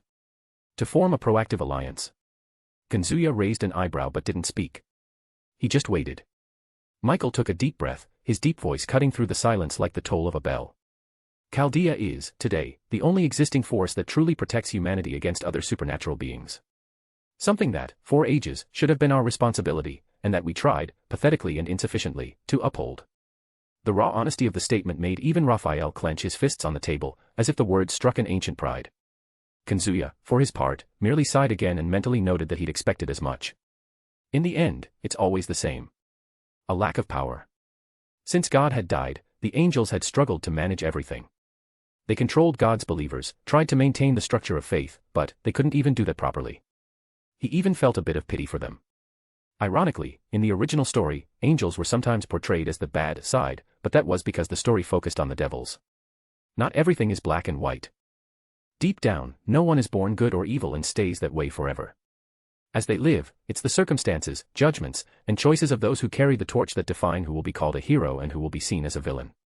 From another perspective, perhaps they were just travelers crossing the same path, but someone needed an enemy to justify their own journey. He could be a villain in the eyes of the demons now, for example, but to his servants or the humans aware of the supernatural who knew his organization's purpose, they were heroes. Real life was far more complex than childish notions of hero or villain, good or evil. But instead of voicing this, he merely rested his chin on his hand, his eyes half closed. "Well, I accept the alliance," he said plainly. Gabriel immediately smiled, clapping her hands lightly as if celebrating something very important. But before anyone could say anything, Kazuya raised his hand. "But first, I want to know something." "Why now?" "Heaven had countless chances to help humanity before." Uriel grinned widely, clearly amused by Kazuya's raw honesty, but Michael closed his eyes for a moment. When he spoke again, his voice carried a bitter, melancholic tone. "Kazuya, you know about the sacred gears, don't you?" Kazuya nodded slightly, his eyes never leaving Michael's. "Of course I do." Michael opened his eyes, and the depth in them was that of ages carried on his shoulders. "Then, you know they were created by our Father so humans could stand a chance in this world and that they're directly tied to the world's miracle system, but that wasn't all. Our Father created us to protect humans too." Gabriel lowered her eyes, her expression almost sad. Raphael remained still, but tension was visible in his shoulders. Even Uriel, for the first time, seemed more serious. "But, after he died..." Michael took a deep breath. "Things got complicated. The heavens were left without leadership. The system without administration. And we tried to take on the responsibility. We tried to keep things running. We tried to protect humans, but we failed." There was frustration in that voice. "None of us are like him," Michael said, almost in a whisper. "That's why, though we had many opportunities to do the right thing and help humanity against other supernatural beings, we couldn't. Though you may think this is an excuse for our incompetence, I ask that you at least try to understand our perspective. It wasn't because we didn't want to, but because we couldn't. Our hands were tied, and now, though our situation hasn't changed much, at least there's someone strong enough to take on our work, and naturally, we must help." Kazuya let out a soft sigh, crossing his arms behind his head and leaning further back in his chair. His blue eyes returned to the sunless white ceiling, thoughtful. "I get it," he murmured, before a half-smile crept onto the corner of his lips. "And here I thought you guys were trying to recruit me or something." Uriel let out a short laugh, the deep sound echoing in the hall. "Ha," he exclaimed, rolling his eyes and shaking his head. "Seriously? You think we'd try to pull the same nonsense Sirzechs did?" Uriel leaned back in his chair, hands behind his head. "That'd basically be the angelic version of a dumb demon plan. And, let's be honest, Kazuya-dano, even I've got too many brain cells to fall for that." The Archangel let out a theatrical sigh, as if exhausted just imagining it. "The last thing we want," Uriel continued with a smirk, "is to try to control someone who clearly values their freedom more than anything. We're not as stupid as those self-important heretics in the underworld." Kazuya chuckled lightly, closing his eyes for a moment. "You nailed it, Uriel-san," he said, not hiding his satisfied tone. "My freedom is indeed one of the things I value most in this world. I wouldn't trade it for anything. Not for heaven, not for hell, not for the throne of Asgard or anywhere else." Michael gave a subtle but genuine smile. A lighter glint appeared in his green eyes. "It's good to see someone so strong, being human," he said, his voice carrying a mix of admiration and melancholy. "Someone who chooses their own steps and embraces the free will our Father gave us. Few do that these days because of everything, only those living in ignorance." Those words made Gabriel lower her eyes, her expression softly sad, her hands trembling in her lap. She said nothing, but the sadness was palpable. Raphael adjusted his glasses, breaking the mood with his usual coldness. "In that case," he began, looking directly at Kazuya, "is the alliance proposal still on the table? Even after hearing that, deep down, we're doing this because you took on the role that should have been ours from the start? Even knowing that, for now, we can only support you because we couldn't do better?" The question hung in the air. But Kazuya didn't hesitate. He smiled that calm smile. Of course it's still on. Kazuya replied, his voice low and firm. I'm not foolish enough to reject allies just because they took a while to wake up. You know who you are, and you know what you did wrong. That's already more than most do. If you want to fight by my side, come along. But there's one rule, never try to put a leash on me. I belong to no one. And as you know, Chaldea's goal is to protect humanity, so you'll have to keep that in mind and deal with the church under your jurisdiction. If any of them go against it, the alliance is over. Uriel burst into another laugh. Knew I'd like this kid from the first time I saw that video. He muttered, satisfied. Gabriel, this time, smiled faintly, her gaze a bit calmer. Michael gave a slight nod. Understood, he said, his voice carrying the ceremonial tone he always used to seal important agreements. Heaven and Chaldea. Together, then. Raphael merely nodded, his fingers lightly tapping the table, as if already beginning to formulate plans in his mind. And so, in that moment, another alliance had been forged. A/N, hello, everyone. First of all, thank you for reading up to this point. This chapter ended up with 4,000 words, which basically counts as 2 normal chapters, so I hope you enjoyed the extra content. I wanted to take a moment to comment on a few things, since in the original High School DxD novel there isn't a clear visual or personality description for the Archangels Uriel and Raphael. I ended up creating my own versions of them for this story, trying to stay consistent with the setting of Heaven and the original lore's ideas. If at some point the official author decides to describe them in detail, we'll compare later and see who wins the bet. Grinning face with sweat. Oh, and about that comment Kazuya made about angels always being kind of villains in the franchise. I wanted to work with that idea in a more neutral way here. The truth is, this perception comes mostly from the demon's point of view within DxD's story. When you stop to think about it, Heaven lost God in the middle of the war, and the angels, who had always been completely dependent on his guidance, suddenly had to fend for themselves in a world at war and without their creator. That would justify some of their more extreme or radical attitudes, which doesn't mean they're evil, but rather that they acted according to the situation they were in. So I tried to convey a bit of that perspective here. Anyway, I hope you enjoyed the chapter and this approach. In the next one, we'll have the conclusion of this Heaven faction part, and after that there'll be a time skip leading to the start of the Yokai faction arc over Sparkles. If you'd like, leave suggestions in the comments about what you'd like to see during that time skip or in the Yokai arc.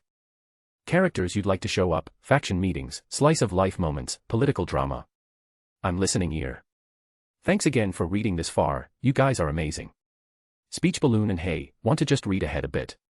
Books for $2.99, you can read up to 7 chapters ahead, perfect for avoiding spoilers or just binging.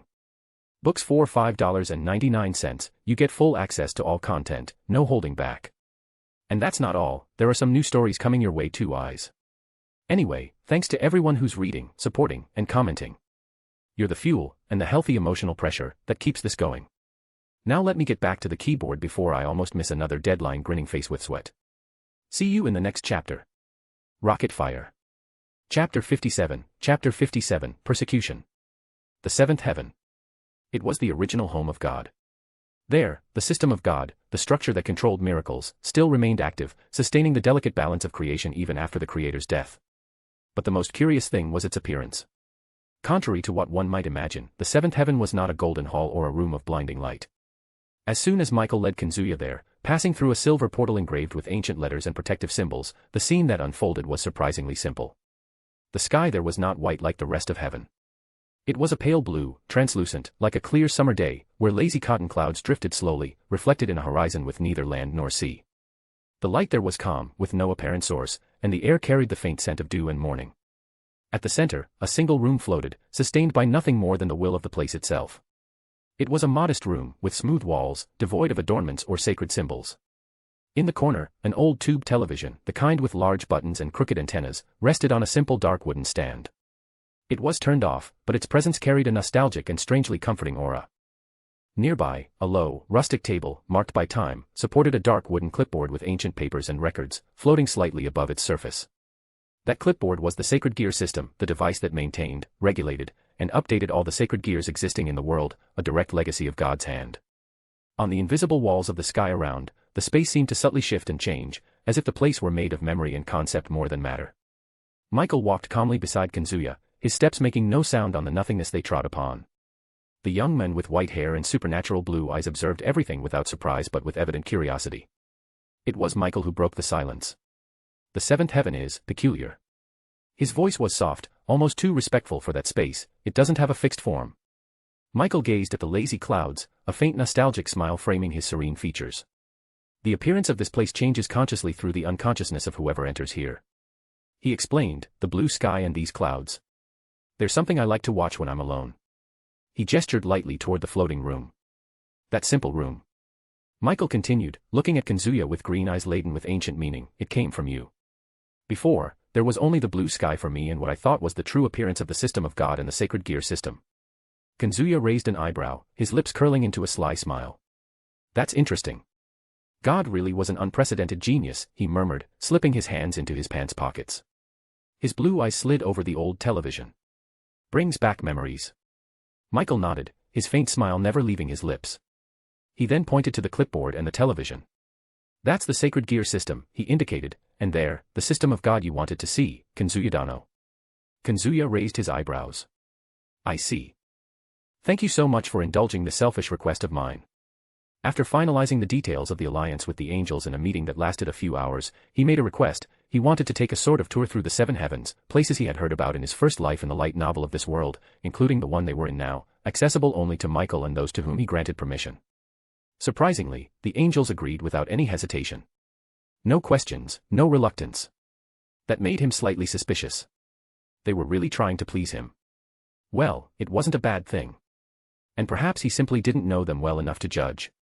Maybe, they were genuinely good. Or maybe they were only being so receptive because he was a human and one of the 10 strongest beings in the world.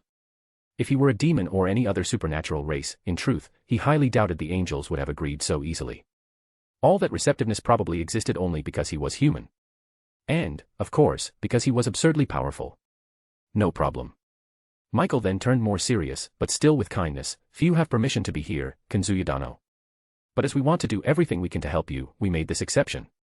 But you seemed quite intrigued about starting here. What did you want to see in the seventh heaven? Well, nothing too special. Kazuya said, approaching the table and picking up the clipboard while examining it. I just wanted to take a look at God's creations. Unbothered by the boy's boldness, Michael smiled openly for the first time since the conversation began.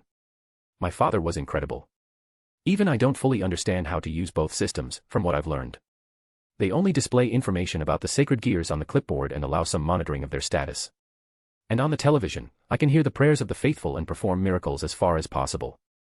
The two are interconnected, so I can use the clipboard to execute miracles while watching the television. Kazuya let the clipboard rest back on the table. The object floated slightly before settling with a soft click, as if the space around it had adjusted its weight. His blue eyes, shining like the reflection of light on water, turned to the old television. It was a ridiculously outdated model, with a slightly convex screen, misaligned antennas pointing in opposite directions like crooked horns, and a panel of mechanical buttons showing the wear of time. It didn't match the image he had of the seventh heaven at all, but, curiously, it felt right. May I? He asked, not waiting for an answer. Michael merely nodded, with that same calm, almost paternal smile. Kazuya knelt before the device, as if it were a sacred object or at least curious enough to treat with some respect. He ran his fingers over the dusty wooden surface, feeling the rough texture and the marks of time. With a faint click of the buttons, the screen came to life. For a moment, only static filled the display. Gray and black waves danced in a hypnotic pattern. But then, images began to appear. Disconnected scenes of ancient churches, kneeling faithful, a sunlit field where children played, a storm raging over a turbulent ocean. And then, voices. Faint at first, like whispers in an empty room, but soon clearer. Ancient and modern words, desperate pleas, and calm prayers. Please, heal my mother. May he return home safely. Protect us from demons. Forgive my sins. Thank you, for another day.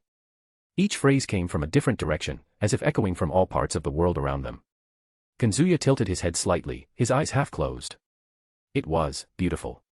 So, that's how it works. He murmured, half to himself. Michael, standing behind him, crossed his arms. As I said, the television is the interface where prayers arrive. When God was alive, he listened to them here.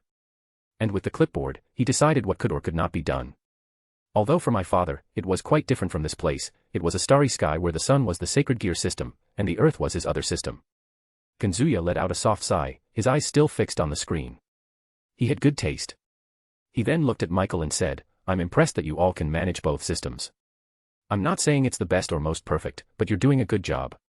Michael smiled, but this time it was a sad smile. Yes. We do what we can. For a moment, Kazuya remained silent. He watched the endless sequence of images and sounds alternating on the old screen. There was no distinction of race, faith, or nationality. They were just people. In their best and worst moments, all seeking something greater, even if only out of habit. This wasn't in the novel, he commented, his voice low. Michael raised an eyebrow, intrigued. Novel. Kazuya shook his head, chuckling softly. Nothing. He then stood up, brushing imaginary dust off his pants, and turned back to the television. It's funny. I came here just out of curiosity. But seeing this now, I kind of understand your struggles even more. Michael said nothing, only following with his gaze. Finally, Kazuya turned and walked toward the exit of the floating room, his steps lighter than when he arrived. Come on, Michael. We still have 6 heavens to see. If I stay here too long, I'll end up wanting to steal the television. Michael laughed, a rare and sincere sound, and followed behind him. The silver portal opened once more, and the lazy clouds resumed their movement. As they crossed the silver portal, the scenery around them changed again. The 7th heaven was left behind, and soon they stood before a colossal structure that rose like a monument to the impossible, the gate of the 6th heaven, where they had been earlier for the meeting. This one, in particular, had no flashy adornments or sacred carvings in gold. Its grandeur came from monumental simplicity, 2 enormous white marble doors, smooth as glass, without marks or inscriptions, with a dense and oppressive aura that seemed to distort the very space around them. Kazuya stopped before those doors, his blue eyes taking in every detail. The 7th heaven, he noticed, had no specific location. Michael and, he assumed, the other archangels could access it whenever they wished. He looked at the gate. From what he remembered of the novel's descriptions, only beings of divine level could cross it by force, without invitation or permission. Obviously, he had been granted permission to enter before the meeting that took place inside, and even if he hadn't, he could break that gate with a single punch. At that moment, a gentle and enveloping presence approached. Gabriel. She smiled upon seeing Kazuya. Now it's my turn to accompany you, Kazu-chan. Kazuya grinned. I'll hold you to it if they're not interesting. Gabriel giggled softly, covering her lips with the tips of her fingers. Michael stepped forward, turning to Kazuya. I'll leave you here. I need to attend to some matters in the 3rd heaven. You're always welcome to return whenever you wish, Kazuya-dano. All right. Thanks, Michael. The older archangel vanished in particles of light. Gabriel then delicately extended her hand toward Kazuya in an innocent gesture and said, Come on, Kazu-chan. Kazuya took a step forward, his eyes half closed against the brightness, and took her hand resignedly. From the little he knew of the little angel in front of him, he was sure she wouldn't give up on holding his hand to pull him along and show him the place. Let's go. Gabriel smiled excitedly and pulled Kazuya to show him the rest of the heavens. The sky in Kyoto that morning was a pale blue, tinged with soft golden hues as the rising sun painted the clouds with its first strokes of light. The distant sound of bells echoed through the ancient city, mingling with the subtle scent of incense that drifted through the narrow stone streets. The wooden houses, with their simple and elegant facades, recalled a time that seemed forgotten by the rest of the world. Small paper lanterns still swayed at the doors of some shops, even with the arrival of day, and the steam escaping from a nearby tea stall mingled with the cold morning air. Following a stone path lined with cherry trees, which, even out of season, maintained an austere beauty, stood a temple. Its red torii, weathered by time and rain, drew considerable attention. The Kofukuji temple remained serene amidst the city beginning to awaken. The stone steps, worn by centuries of prayers and cautious footsteps, led to an open courtyard where sacred fabric flags fluttered gently. At the center, a great ancient tree stood like a sentinel, its long branches protecting the offerings left at the base of its thick, gnarled trunk. A young monk swept the fallen leaves with slow, rhythmic movements, while a young visitor, perhaps a student, judging by her impeccable uniform, silently observed the scene, as if time there flowed differently. On the other side of the temple, beyond the low walls covered in ancient moss, stretched a forest. The tall trees, with their wide trunks and interwoven branches, filtered the sunlight into thin beams, creating dancing patterns on the leaf-covered ground. The sound of insects and the distant song of birds formed a soft, natural symphony. But at that moment, this serene scene was interrupted by hurried footsteps and panting breaths. There. She ran this way. The hoarse voice of one of the men echoed among the trees. Before them, a small figure ran lightly between roots and bushes, her golden blonde hair swaying like threads of light in the wind. Tied in a high ponytail, the strands gleamed like gold under the few beams of sunlight that escaped through the treetops. The little girl, who appeared no older than 11 or 12, had equally radiant golden eyes, so bright they seemed to reflect the sky itself. Her 9 foxtails, golden and shimmering, moved behind her like ethereal flames, scattering golden particles with every leap and turn. Her traditional Miko attire, an immaculate white and red garment, contrasted with the rustic forest environment. The haori she wore had wide sleeves adorned with a large red pentagram star, perfectly embroidered, surrounded by 5 smaller ones between its points. On her feet, she wore high Geta sandals, which clacked against roots and stones, accompanied by the soft rustle of her white tabi socks. Despite her small stature, about 142 centimeters, and delicate frame, her fox ears, erect and alert, caught every sound in the forest, and her tail swayed as if dancing with the wind. "Damn, she's fast," complained the other men, panting. The 2 pursuers, dressed in ordinary traveler's clothes but with visibly hostile expressions, struggled to advance through the trees. The girl glanced quickly over her shoulder, her golden eyes flashing. "I have to find my Oka-san," she murmured, her childish voice carrying a high-pitched, worried tone. The men quickly chased after her. The dry leaves crunched under the girl's high Geta, and the sound of her steps mingled with the panting of the men pursuing her. As agile and light as she was, fatigue began to weigh on her small body, and the distance between her and the 2 pursuers shrank with each moment. "Hey, no use running, little girl," mocked one of the men, his crooked smile distorting a face already cruel by nature. His eyes, an unnatural shade of amber yellow, made it clear he wasn't an ordinary human. The other, more robust, wielded a curved blade and panted with a predatory gleam in his eyes. Though disguised as simple travelers, their presence carried the suffocating weight of the supernatural. The little girl clenched her teeth, her chest heaving as she ran. Why? Why was I so stupid? Her mind echoed the words with a childish bitterness that mixed fear and regret.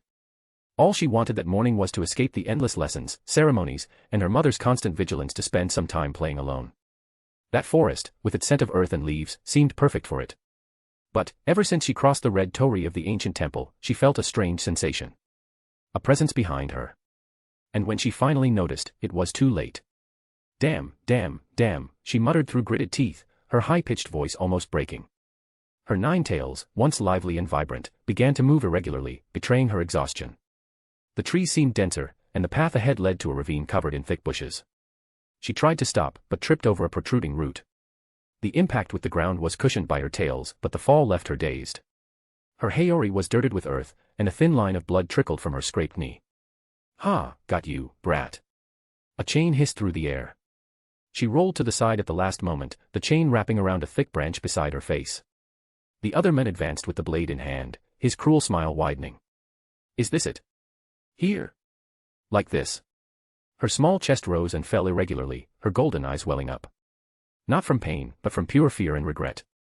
If only I had listened to Oka-san. She remembered her mother's gentle smile, the calm sound of her voice calling her name on summer mornings. The sweet scent of incense and the warmth of her hands when she stroked her ears. And now. All she felt was the strong smell of earth and blood mixed with the foul breath of her 2 attackers. Her small hands gripped the hem of her haori, and for the first time, the cruel certainty of the adult and supernatural world reached her. She was just a child. And at that moment, she was alone. "This is the end, little girl," hissed the man with the blade, raising his arm. The little girl squeezed her eyes shut, bracing for the blow. But then, something changed. The wind blew differently. The sweet scent of plum blossoms intensified, mingling with the metallic tang of the blade and the sour smell of the men's sweat. The birds fell silent, and even the leaves, previously rustling, seemed suspended in the air. Then, a soft, sweet, and drawn-out voice sounded, as if each word was savored before being spoken. Era, what an interesting sight I've stumbled upon here, 2 brutes cornering such an adorable little girl, what an indecent scene, fufufu." The men turned, alarmed, and the little girl slowly opened her eyes, panting, sensing the intoxicating scent spreading through the clearing. Before them, standing on a low branch of a tree, was a woman of exotic and captivating appearance. Her skin was pale with a slight purplish, almost silvery hue. Her hair was short and purple, reaching only her neck, with bangs sweeping across her forehead. Her eyes were bright purple, with red makeup painted just above them.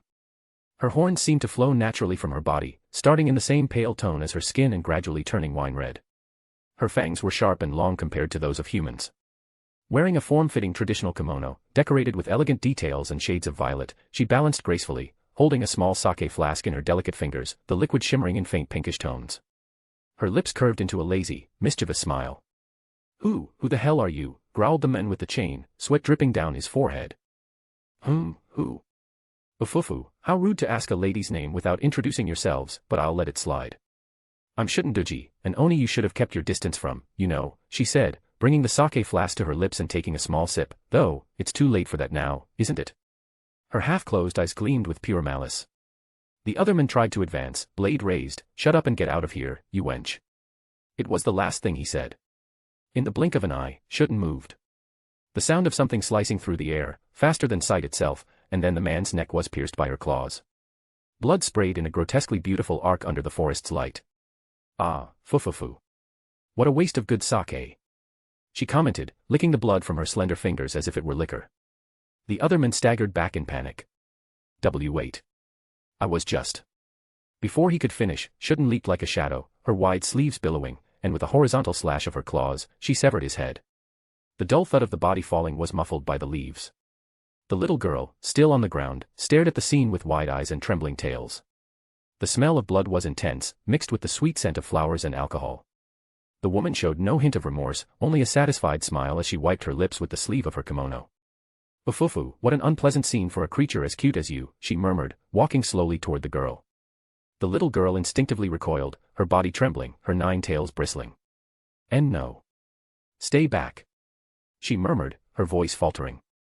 Shuten crouched before her, her crimson eyes glowing like embers in the forest's green twilight. Ah, no need to be afraid, little one. I won't hurt you. She said in that sweet, drawn-out voice, as if trying to soothe a child, but the malicious undertone made it hard to tell if it was affection or mockery. She extended her blood-stained hand, and the little girl hesitated, but upon sensing the familiar scent of plums and the supernatural warmth of that presence, her instincts recognized something. It wasn't kindness. But it was safety. The girl extended her small, trembling hand, and Shuten smiled with satisfaction. What a good girl. Fufufu, come, I'll take you back to your Okasan before more vermin show up. As the little girl slowly rose, still shaken by the brutality with which the Oni had dispatched the 2 men, the place remained silent. A/N, author's note. Yo, everyone. This chapter was meant to be more of an interlude between the previous arc and the next one. Officially, it marks the end of the arc involving the demons, Asia, and Chaldea's debut in the story, which, by the way, I had a lot of fun writing. But heads up, what's coming next is about to crank the chaos up again. The next arc will dive into the yokai faction, but before you think it's just going to be another parade of Japanese folklore monsters, know this, the humans who attacked Kuoh are hiding a pretty heavy plot twist. Yep, I've been holding onto that card since their first appearance. I think it'll make a great transition arc before things get even crazier later on. And while we're at it, I want to hear from you guys. Do you want more lemon scenes sprinkled throughout the story, or should I keep the focus mostly on the plot and save the spicy stuff for the right moments? Let me know what you think. Also, Yasaka for the harem. I'm honestly really tempted. Imagine the duo of Tamamo no Mae and Yasaka. Personally, I think it'd work incredibly well. Anyway, I hope you all enjoy what's coming next. Thanks so much for sticking with me. By the way, this chapter has around 4,000 words, so it basically counts as 2 regular chapters. You're welcome. Smirking face. Speech balloon and hey, want to just read ahead a bit. Books for $2.99, you can read up to 7 chapters ahead, perfect for avoiding spoilers or just binging. Books for $5.99, you get full access to all content, no holding back. And that's not all, there are some new stories coming your way too, eyes. Anyway, thanks to everyone who's reading, supporting, and commenting. You're the fuel, and the healthy emotional pressure, that keeps this going. Now let me get back to the keyboard before I almost miss another deadline grinning face with sweat. See you in the next chapter. Rocket Fire. Chapter 58, 3 Great Monsters of Japan. Yokai. The overarching term to describe the supernatural beings that populated the legends of Japan and China, demons, monsters, and spirits that lurked in the shadows of the human world. Historically, they were known as troublemakers, pranksters, and devourers of the unwary. They were capricious creatures, sometimes playful, other times violent and cruel. Since before the Edo period, countless legends spoke of yokai terrorizing villages, challenging samurai, and deceiving traveling monks. But within this dark and fascinating world, there were organized factions, led by the so-called Daiokai, the great yokai lords, wielders of immeasurable power. Among them, 3 names have endured through the ages as the 3 great monsters of Japan.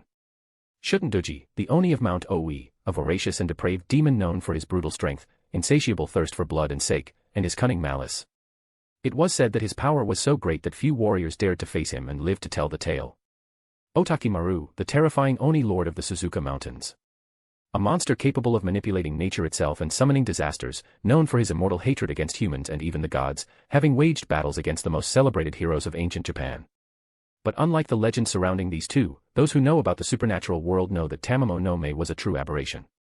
A 9-tailed fox who, disguised as a celestial courtesan, conspired to subjugate the emperor himself. Her power was so absolute that she could have devastated all of Japan if left unchecked. After her defeat, Tamamo was sealed in the Uji Treasure House, a sacred facility managed by the 5 principal clans. These clans were ancient families, formed by mystics and Shinto priests, who served the gods directly. For generations, they confronted supernatural creatures to protect the country, though their attitude was quite extreme. They were atypical believers who considered other religions heretical.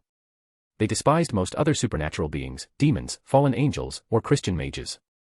Even within their own clans, those who possessed sacred gears were viewed with suspicion, as these artifacts were of Christian origin. Their aversion should have attracted someone to teach them a lesson, but they had a certain strength to back them up.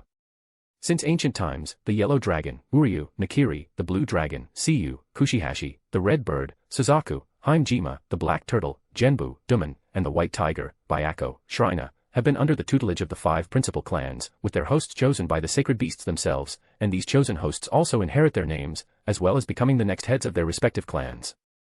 They are known to possess such immense power that even the Daiyukai could not oppose the 5 principal clans due to their existence. For example, Uryu Nakiri is known to be so powerful that not even the balance breakers of Longinus possessors can defeat him. It goes without saying that the relationship between the clans and the yokai remained fragile. The 5 principal clans considered yokai natural enemies. Wars, hunts, and executions became frequent. Despite the existence of a peace pact sealed after the Meiji era, the resentment on both sides never faded. Many hostile yokai were summarily executed, and the most powerful were forced to retreat into the shadows. At this moment, the Yasaka Shrine, located at the eastern end of Shijodori in Kyoto, was a place where the ancient and the modern coexisted almost miraculously. There, the neon lights and bustling streets of the Gion district met the discreet grandeur of the red torii gates, eternally standing, guarding centuries of history. The shrine was an elegant complex, composed of several traditional lacquered wooden buildings, including its ornate gates, the main prayer hall, and a sacred stage where ritual dances and ancient ceremonies were still performed during festivals. The clear blue sky, dotted here and there with sparse clouds, contrasted with the dark wooden roofs and the vibrant red torii gates that seemed to glow under the strong sun. Paper lanterns swayed gently in the warm breeze, and the metallic sound of sacred bells resonated lazily with the wind. The heat created ripples in the air above the light-colored stones of Shijodori Avenue, which ended precisely at the imposing shrine gate. In a more secluded corner, walking toward the main building, were 2 small silhouettes. They were Shutendoji and the little fox she had discovered to be Kuoh, the daughter of the leader of the Western Yokai faction, whom her master had asked to arrange a meeting with. What was she doing in that forest earlier? Well, by chance, she saw a little fox being followed by 2 men who seemed very wicked, and finding it amusing, she followed them. Her master would probably be angry with her for getting distracted like this, but she didn't care, she'd love his naughty punishments anyway. And it's not like it wasn't a good thing, right? She saved the life of the faction leader's daughter, she must have earned some points for that. Speaking of which, she looked at Kuoh and teased. You know. I keep wondering, what were you doing alone in that forest, Running away from home. Or maybe, playing at getting lost. The little fox scowled, not responding. The tips of her tails even trembled a bit. Ufufu. No need to get so serious, kid. I actually think it's cute, you know. A little girl running around on her own reminds me of my days on Mount Oi. Except back there, if someone did that, well, they'd be devoured before sunset. Kuoh stopped. She took a deep breath. She began, her voice low and hesitant, I just wanted to go out for a bit. But they followed me. Shuten tilted her head, her smile as wide as ever. Oh. So you admit you were foolish. Ufufu, good girl. I love honest kids. It's been a while since I've seen someone admit their own stupidity like that. Kuoh frowned, her cheeks flushing slightly with anger, and she looked away, muttering. Even so, she didn't quicken her pace or try to move away. As cruel and mocking as she was, Shutendoji had saved her life that morning. And deep down, she knew there could be more of those men lurking around Kyoto, it was better to endure the insufferable woman's company than risk encountering something worse. Wait. Who had this woman said she was? Kuno's heart nearly stopped. Shutendoji. The living legend that every yokai child in Kyoto heard stories about before bed, or rather, stories that kept them from sleeping afterward. One of the 3 great monsters of Japan who terrorized humans and weak yokai. And she was walking right beside her. Kuoh felt her tails bristle. A chill ran down her spine. The fear she had felt earlier, which she thought had dissipated, came rushing back, as if her stomach suddenly sank. I can't believe it. She thought, biting her lip. She said that. I heard it, and only now. Why hadn't she realized earlier who she was? She should have paid more attention to that. It was as if, until that moment, her brain had refused to process the gravity of the situation, too busy fleeing, breathing, not crying, and not thinking about things. But now, walking side by side, smelling that faint scent of sake that never seemed to leave the woman, it finally hit her. Kuoh clenched her fists, trying to control her panic. Why, you said you shouldn't, Ryougi? Yep, that's right. You must have heard me introduce myself to those two pieces of trash. But aren't you supposed to be dead? Indeed. I owe my return to my master. You fufu. You're not going to eat me, are you? Fufu, relax, relax. If I wanted to eat you, I would have done it back in the forest, don't you think? You even smell nice, but I prefer meat with a bit more spice, you know. Besides, you're Yasaka's daughter, aren't you? Fufu, my master would be pretty annoyed with me if I chewed on your cute little face. Kuoh swallowed hard. Shouldn't burst out laughing at the sight of the girl's pale face, raising the sake bottle she pulled from who knows where, taking an elegant sip before shrugging. And, without haste, she resumed walking ahead, leaving Kuoh a couple of steps behind, not looking at her, but with that sly, corner-of-the-mouth smirk that said she'd had quite a bit of fun. Kuoh let out a long, relieved sigh and followed her. The two had just crossed one of the stone corridors lined with red lanterns when, suddenly, a group of yokai appeared out of nowhere. There were three of them, a tengu with dark wings, a kappa with a surly expression, and a silver-haired tanuki, all wearing light summer kimonos, their eyes widening the moment they spotted Kuoh. Kuoh-sama, the tengu practically shouted, landing in front of them with a flap of wings, thank the heavens. Are you okay? Are you hurt? What happened? Your mother is frantic, we sent teams all over the city. Kuoh choked on her words, trying to think quickly of what to say, but before she could. The three yokai's gazes turned to Ryougi. And they immediately misunderstood. Kuoh-sama, come here. We'll save you from this kidnapper, shouted the tanuki, stepping forward, while the kappa began conjuring water with his hands. Kuoh paled. Wait. No. No, no, no. She jumped in front of them, arms spread as wide as she could, her voice coming out almost in a hysterical scream, stop, you idiots. You'll die. The three froze in place. Kuoh was panting, eyes wide, tails bristling. She didn't kidnap me. She saved me. Got it, the little fox shouted, her voice nearly cracking from sheer desperation. She saved me from those guys in the forest who were chasing me. If you touch her, you'll end up in pieces on the ground. The three yokai exchanged tense glances, and with sidelong looks, they cast another glance at Ryougi, who just watched the scene with a wide, mischievous smile, as if she were enjoying herself more with every second. She tilted her head, the sake bottle dangling in her fingers. Fufu, so impetuous, these little creatures of today. She murmured, her eyes half closed and gleaming, but I must admit. I liked your courage, little fox. Kuoh swallowed hard. Okay, now stop this scene. Take me to my mom. And if you say anything about this, I. She hesitated, searching for words, until she just bared her tiny claws, I'll scratch you. The tengu cleared his throat, sheathing his weapon. Understood, Kuoh-sama, please forgive us. The tanuki bowed his head, the kappa dissipating the water. Shouldn't just shrugged, utterly unconcerned. Fufu, well, looks like I'm unpopular around here, huh, she commented, before taking another sip of sake. Kuoh huffed, her eyes narrowing. You know exactly why. But deep down, she just wanted to crawl into a hole. The group quickly organized to take her back to the main shrine building, with Kuoh, embarrassed, ordering that no one do anything against the Oni. Shouldn't, of course, just followed nonchalantly, amused by everyone else's discomfort. The journey back was quick. The escort yokai walked hurriedly, casting furtive glances at Ryougi with every step, as if fearing that at any moment, the Oni might flash a too-wide smile and start tearing them apart on a whim. They crossed the final torii gate and passed through a stone corridor lined with paper lanterns, where the air shimmered with magical energy. And a mist appeared, enveloping the group as they walked. Kyoto. As they crossed the thick mist, the world changed. The sky took on a deeper shade of blue, almost purple, and the urban sounds of Kyoto vanished, replaced by the cawing of yokai crows and the rustling of leaves. Small spirits floated through the air like golden fireflies. Kyoto was a replica of Kyoto, where the yokai kept their own rules and territory, hidden from mortal eyes. There, ancient mansions sprawled across the hills, dark-watered lakes reflected the eternal moon of that surreal sky, and Shinto temples hid forgotten secrets. Kuoh shrank a little closer to the escort accompanying her, while Shuten just looked around with disinterest. Without delay, the group headed toward the largest building of all, the main mansion, an immense structure of noble wood and curved roofs, adorned with talismans and banners bearing the symbol of the nine-tailed fox. At the main entrance, two yokai sentinels, both blue-skinned oni, looked at Shuten with suspicion, their eyes narrowing as they caught the strong scent of sake and the dark oni energy emanating from her. But without orders to intervene, they merely stepped aside. Kuoh bolted up the stairs as if her life depended on it. Yasaka was waiting at the top. The leader of the Western yokai faction wore an impeccable white and gold kimono. In her human form, she appeared as a young woman with a voluptuous figure and very long blonde hair, with matching eyes. She was a woman with delicate facial features, her eyebrows cut short and rounded, a traditional symbol of nobility. Her hair was tied in a loose ponytail that cascaded down to her legs, ending in a spiral, with bandages stretched to keep it in place.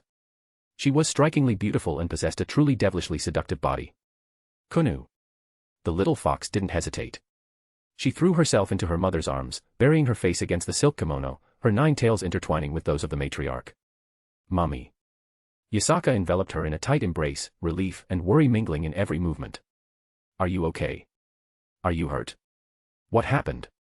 Her voice carried the gentle authority only leaders who were also mothers could muster. Kuoh shook her head, clinging to her. I am fine, sorry, Mommy, I went out to play and ended up being chased by 2 men, but she saved me. Yasaka frowned but kept her tone calm. She. Only then did her attention fall on Shuten. The oni had stopped a few steps below, leaning lazily against one of the pillars, swinging her sake bottle as if watching a mediocre play. Her usual smile on her lips, her half-closed eyes observing the scene. Yasaka's eyes studied her up and down. She stared at Shuten for a few seconds. You could feel the strong oni aura, and it made anyone uneasy. But instead of being curt, Yasaka took a deep breath and smiled, still holding her daughter. Thank you for saving my Kuoh. No matter who you are, I am grateful. The guards exchanged surprised glances. Shuten blinked, as if she hadn't expected that. Then she laughed. Ufufu. You guys used to be a lot more jumpy, I thought you'd attack me or something. This is unexpected. I guess I see why you took over their leadership. Yasaka kept her smile. I'm a mother before anything else. And you saved my girl. That's enough. Kuoh looked at her mother, relieved, and hugged her waist tighter. Her name's Shuten, Mommy. Yes, the one from the stories told to this day. The atmosphere grew heavy. Even those who didn't know much about the supernatural world knew that name. The guards paled, but Yasaka remained calm. She wasn't foolish, she knew who Shuten was and knew that antagonizing someone like her could be worse. It's an honor to meet one of the 3 great monsters of Japan. Welcome, Shuten. Would you like to come in? We can talk. I have tea, and, from the smell, I think you prefer sake. Shuten let out a light laugh and straightened up. Ufufu. I like you. Let's go. Yasaka motioned for the guards to relax, along with the group that brought Shuten and Kuoh, and led the 2 inside. The 3 proceeded to a more suitable location. The soft light filtered through the slats of the lanterns and fell over the main hall, where Yasaka led Shuten to a veranda overlooking the inner garden. There, the sound of leaves and the trickling of small water fountains mingled with the faint scent of incense. After a few minutes, a maid appeared silently, carrying a tray with a steaming teapot and 2 hand-painted porcelain cups. Yasaka served tea for herself and, without ceremony, grabbed a sake bottle for Shuten, who accepted it with a satisfied smile. Much better. Murmured the oni, taking a leisurely sip. Kuoh sat beside her mother, her tail still twitching slightly, nervous by instinct. Shuten seemed less threatening now, but she was still strange. The kind of person you didn't take your eyes off for a second. Yasaka gently stroked her daughter's hair. Kuoh. She said, in a gentle tone, Sweetie, why don't you go play in the garden for a bit? The Lady Shuten and I have some matters to discuss. Adult stuff. Kuno's eyes widened, a bit reluctant, but she knew arguing was pointless. And, to be honest, part of her didn't want to sit through adult talk either. Okay, but if she tries anything, scream, okay, Mommy. Yasaka chuckled softly and made a peace sign. I promise. The little fox stood, cast one more suspicious glance at Shuten, who just looked at her sideways and winked lightly, and headed to the garden, where small spirits floated among the trees. Yasaka poured more tea for herself and rested her hands in her lap. Well, now that we're alone. She looked at Shuten and said, Thank you again for saving my daughter. Shuten smiled, swinging her sake bottle. No need to thank me. I just got curious about what was going on and followed those 2 goons chasing Kuno-chan and ended up in this situation. Either way, it was a good thing for me. Otherwise, I'd have to deal with politics to meet you, Yasaka-dano. Yasaka picked up her teacup and looked at the oni with surprise. You wanted to see me? Yes. Shuten expression took on a slightly more mischievous edge. My Anata wants to meet you in a week, a political business meeting. Your husband. Yasaka looked at her with a strange expression. Yes, the director and leader of Chaldea, the official human faction. Shunduji, it's thanks to him that I'm in this world. What? Yasaka was shocked, her teacup nearly stopping halfway to her lips before she set it back on the table, her eyes fixed on Shunduji, trying to process what she'd just heard. One of the three great monsters of Japan was alive. And not only that, she was now on the side of humans. How was that not shocking? Especially since Chaldea was currently at the center of the world's news, everyone had heard of this mysterious and secretive organization that appeared out of nowhere and its leader, Ryougi Kazuya, who was called many nicknames, but undeniably the strongest of humanity. Director of Chaldea. The human faction, she repeated, slowly, as if each word were more absurd than the last. Shunduji just gave a lazy smile and said, Ufufu, exactly. My Anata is wonderful, you know. Charming, strong, and a bit cruel, just the way I like. Yasaka blinked, trying to maintain a serene expression, but it was impossible. She took a deep breath and asked, So, can you tell me what your husband wants with this meeting? He didn't make it clear to me, or did he? Shunduji put a finger to her chin and said, Well, he's not looking for any kind of conflict, just wants to talk. That said, I'll be staying around here for the next week. So, I'm counting on you, Yasaka-dano. At the end of her words, she gave a slight, mischievous smile. Yasaka felt her heart freeze, she had a terrible feeling about this. Stay here. Yes. No problem, right, Yasaka-dano? No. I suppose not, as long as you don't cause trouble. She felt that agreeing to the Oni's request standing before her wasn't a good idea. But it was better not to anger one of the three great monsters of Japan, wasn't it? Someone she wasn't even sure she could defeat in a fight. A/N, author's note. Yo. This is the author speaking. First of all, thank you for reading this far. This chapter was more of an official introduction to the next story arc, the yokai arc. I also took the chance to move a few pieces on the board for what's coming next. And yes, if you notice the length, it's the equivalent of 2 regular chapters, so congrats to those who powered through it in one go. Oh, and about the other servants. Just a reminder, it hasn't even been a full day since Kazuya gave that order, so chill, each of them is still moving behind the scenes. Everything in due time. Speaking of what's next. I'm almost done polishing the Karna vs Indra battle, and honestly, it's turning out insane. Get ready, because this fight's going to leave a mark on both the battlefield and your hearts. Speech balloon and hey, want to just read ahead a bit. Books for $2.99, you can read up to 7 chapters ahead, perfect for avoiding spoilers or just binging. Books for $5.99, you get full access to all content, no holding back. And that's not all, there are some new stories coming your way too, eyes. Anyway, thanks to everyone who's reading, supporting, and commenting. You're the fuel, and the healthy emotional pressure, that keeps this going. Now let me get back to the keyboard before I almost miss another deadline grinning face with sweat. See you in the next chapter. Rocket Fire. Chapter 59, Interlude, Karna vs Indra. The salty breeze blew gently, carrying with it the scent of the sea and the lazy sound of waves crashing on the sand. A red and white parasol swayed slowly, shielding the tall, relaxed figure occupying the beach chair as if it were a throne. The man had short, brownish-green hair, with a few rebellious strands falling over his forehead where a red diamond-shaped mark stood out. His lilac eyes, even behind round dark sunglasses, exuded a natural arrogance, as if they were above everything and everyone in that world.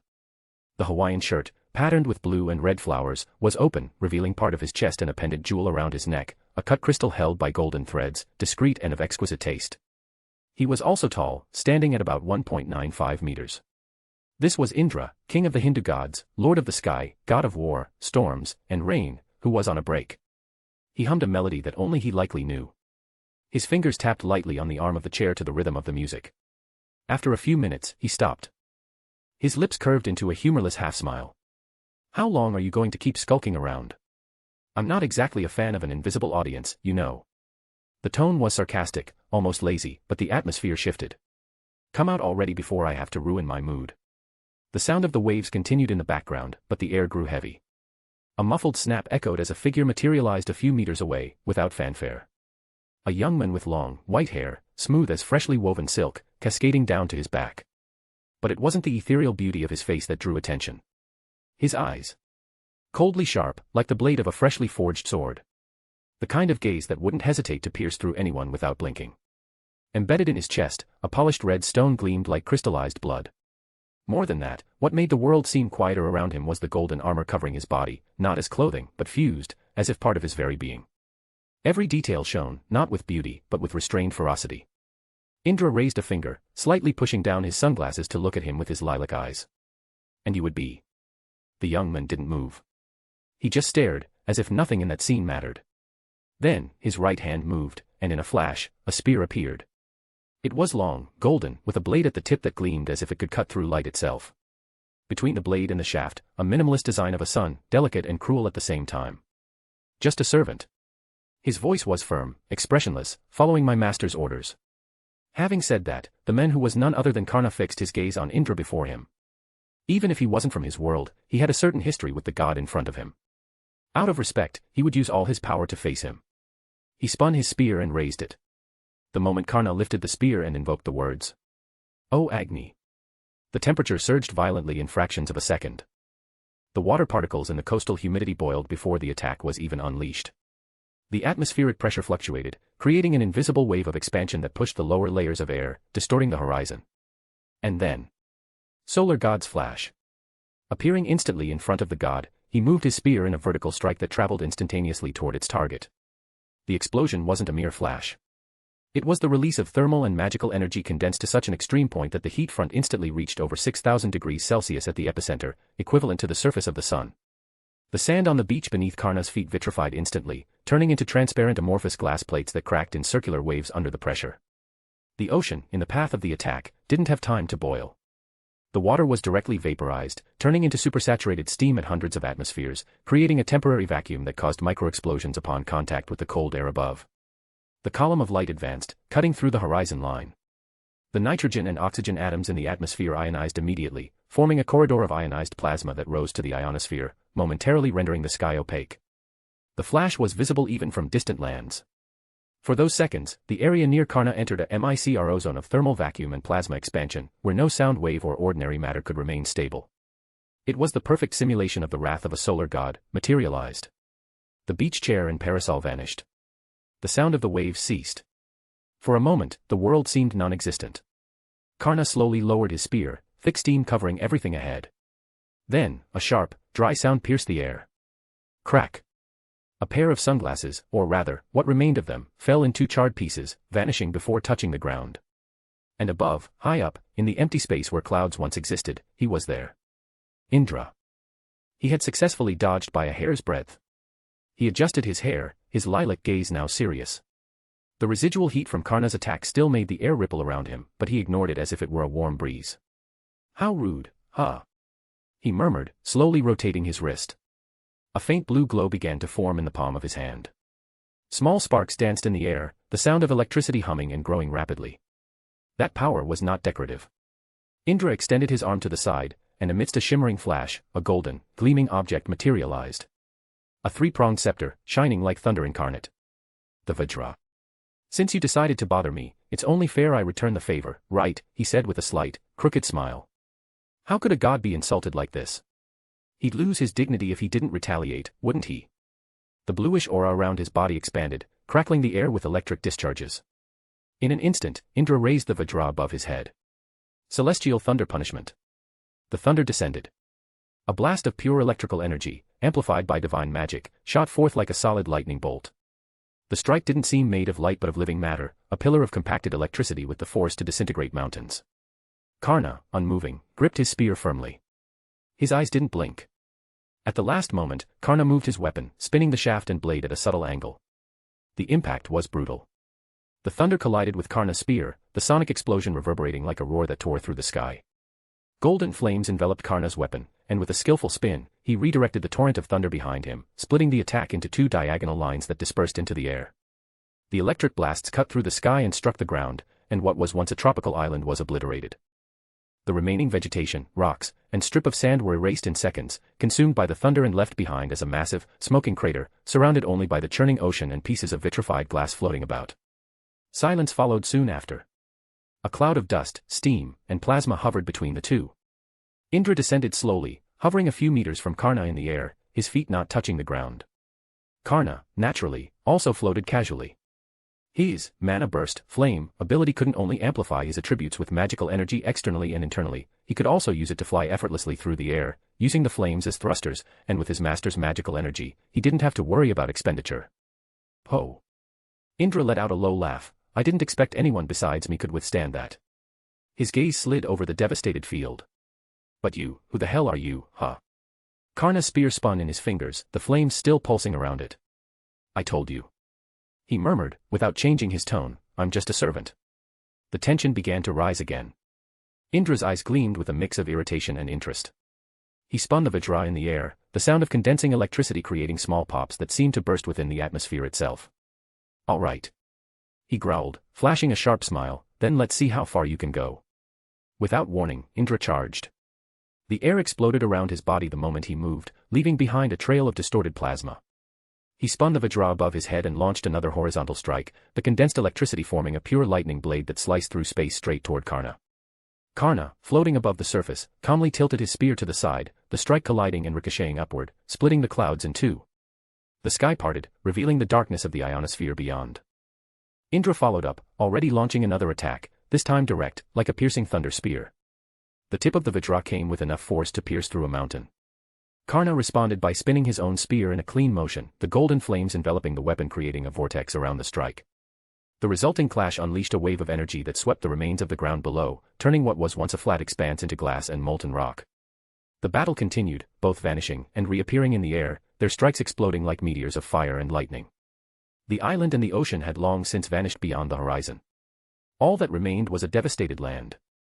Each collision of their weapons sent blasts of energy far off, opening smoking craters where they struck, sending columns of steam and incandescent rock skyward. Hundreds of kilometers away, the waves, unable to survive the heat and discharges, dissolved into steam before reaching the battle zone. Karna dodged unhurriedly, using his flames as thrusters, leaving golden trails with each movement. Indra, with his natural speed and mastery over the winds, appeared at impossible angles, firing blasts and cutting beams, the clouds around them consumed and reformed every second. TSK. Indra growled, launching another strike. Karna spun in the air, dodging by inches, counterattacking with his spear in a lateral arc, a torrent of fire accompanying the strike. The golden flash swept everything in front, carving a flaming canyon into the remaining crust of the island, which disappeared seconds later in a plasma explosion. The sound of thunder mixed with roars of fire echoed ceaselessly. The two descended and ascended, crisscrossing the sky at absurd speeds, the battlefield increasingly becoming a formless, devastated land of glass, ashes, and smoking craters. Their weapons clashed once more. The impact of that final strike created a flash that streaked across the horizon from end to end, vaporizing the last clouds and expanding the destruction beyond the visible line, giving the impression that the world itself was beginning to crumble there. Both floated, surrounded by the destruction they caused, but neither seemed willing to stop. The air was incandescent. Indra stopped, hovering above the destruction, spinning the Vajra in his fingers. A faint smile crossed his lips. All right, time to end this. The air grew heavy, not from heat, but from electrical pressure. Sparks sliced through the sky, tendrils of bluish energy racing through the rarefied air. The thunder to come wasn't ordinary, it was pure lightning, condensed and pushed beyond any natural limit. A discharge with destructive potential enough to erase a country from the map. The sound vanished. Indra raised the Vajra. The weapon glowed violently, and then the entire sky changed hue. A sphere of pale blue plasma condensed above his head, spinning slowly, with concentric rings of electrical energy around it, as if a small electric sun were about to be born. He pointed the Vajra at Karna. Vajravati at Pata. The word cut through the silence. And then, the lightning descended. It wasn't a beam of light. It wasn't an ordinary electric current. It was a river of electromagnetic plasma, with enough charge to generate a discharge of tens of billions of volts and a current greater than the combined total of all storms ever recorded on the planet. Scientifically, the discharge would cause the instant expansion of atmospheric gases around it, generating a shockwave over 20,000 times the power of the Hiroshima bomb. Temperatures at the epicenter would exceed 30,000 degrees Celsius in fractions of a second, and the ionized air currents would reach the ground like a bolt piercing the Earth's crust until it evaporated groundwater and caused the ground to rupture. The flash was instantaneous, and Karna was hit full on. The energy devoured his figure, enveloping his body as if trying to pulverize it. But in the midst of the flash, the silhouette remained motionless. The gold gleamed amidst the electric currents. Kavacha and Kundala, O sun, become armor. This was his defensive noble phantasm, a divine set of golden armor and a single golden earring, given to Karna by his mother, Kunti, as proof of his divine heritage. Though he gave up the armor in life, he has it when summoned as a servant, as it was born integrated into his body. It acts as a powerful crystallized defensive concept that even gods with their authorities find difficult to destroy. As light itself taking form, it grants protection against all types of attacks, including conceptual ones. While his armor is active, it reduces all damage dealt to him to 1/10, rendering attacks from opponents of his level useless, as they only leave scratches that are quickly healed by his connection to his master. His defense is so absurd that when Karna is struck by a spear, for example, if it were to pierce him directly, it would only penetrate slightly. However, it offers no protection against attacks that directly damage his internal organs without interacting with his armor. As it is extremely powerful and always active, it significantly increases his maintenance cost, which was no issue for his current self, who had a master with infinite magical energy. Karna continued staring at Indra, the tip of his spear pointed downward, his gaze unwavering. The flash ceased. The remaining clouds had vanished forever. Indra gasped slightly, his arm still extended, beads of sweat evaporating on his skin. In the center of the devastation, Karna raised his face. He took a slight step forward, as if he had walked through a warm breeze. The gold of his armor intact, the flames still enveloping his body, the air around him vibrating with heat and energy. Indra gave a lopsided smile. That's absurd. That was one of my best attacks, you know. And you withstood it. A man like you serving someone is a waste. Karna stared at him directly. My actions don't exist to be seen. Nor to be recognized. The flames around his body intensified, as if responding to their owner's spirit. As long as I can stand, as long as my body holds, I will fulfill what was asked of me. Indra spun the Vajra in his fingers, smirking. You're really a good dog, huh? A good, stubborn war dog. For a moment, Karna closed his eyes. Perhaps. He opened them again, his gaze sharp as a divine blade. But even a dog, if ordered, will bite a god's throat. Indra's eyes widened slightly, then he grinned broadly, his tone amused. Ha! Now that's more like it. He spun the Vajra above his head, and serpent-like lightning bolts sliced through the devastated sky. All right. I'll take this seriously. Come on. Karna raised his spear, the flames responding with a roar that distorted the air around him. I expect no mercy. And so, the two charged again. Indra rushed forward, the Vajra slicing through the air at absurd speed, but this time, Karna moved first. A slight spin of his heels, and his body surged forward, the golden spear leaving an incandescent trail behind. The first strike was swift. A sharp snap. The spear's tip grazed Indra's side, opening a deep cut on his left shoulder. Blood splattered in the air. Indra stepped back, but Karna was already on him. No time to spare. The second strike came from below, a diagonal cut, tearing into the side of the Hindu sky god's torso. Indra gritted his teeth, his expression hardening. Karna gave no quarter, moving his spear with mastery to confront the god. The spear spun, and the shaft struck Indra's jaw with force, sending him reeling to the side. Before his body hit the air again, Karna was already behind, striking with the back of the blade. A snap. Indra's arm was forced back with the impact, and another piercing strike hit the side of his abdomen, piercing divine skin and drawing more blood. Indra gasped, retreating again, trying to create distance. Damn it. What was happening? He wasn't even getting a chance to fight. Since when did a monster like this exist in this world? He didn't want to use it, but it seemed he had no choice.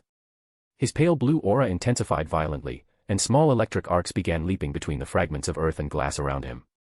Karna narrowed his eyes slightly. Indra rose, and in that instant, his body fragmented into pure electricity. In a near-silent flash, the sky god vanished, and the thunder came half a second later, bursting like a sonic explosion. A flash cut through the distance and reappeared above Karna, the Vajra already descending in a vertical strike. Karna moved quickly. The spear rose in a clean motion, blocking the impact.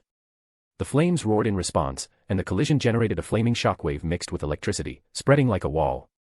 But Indra was no longer there. Another flash. To the right. Another flash. To the left. Another behind. Indra appeared and disappeared with the speed of genuine lightning, the sound of each strike coming only after the blows. Each movement created electric afterimages of himself, residual images made of pure light, serving as decoys to confuse even the most trained eye. A strike grazed Karna's shoulder. Another passed close to the side of his head.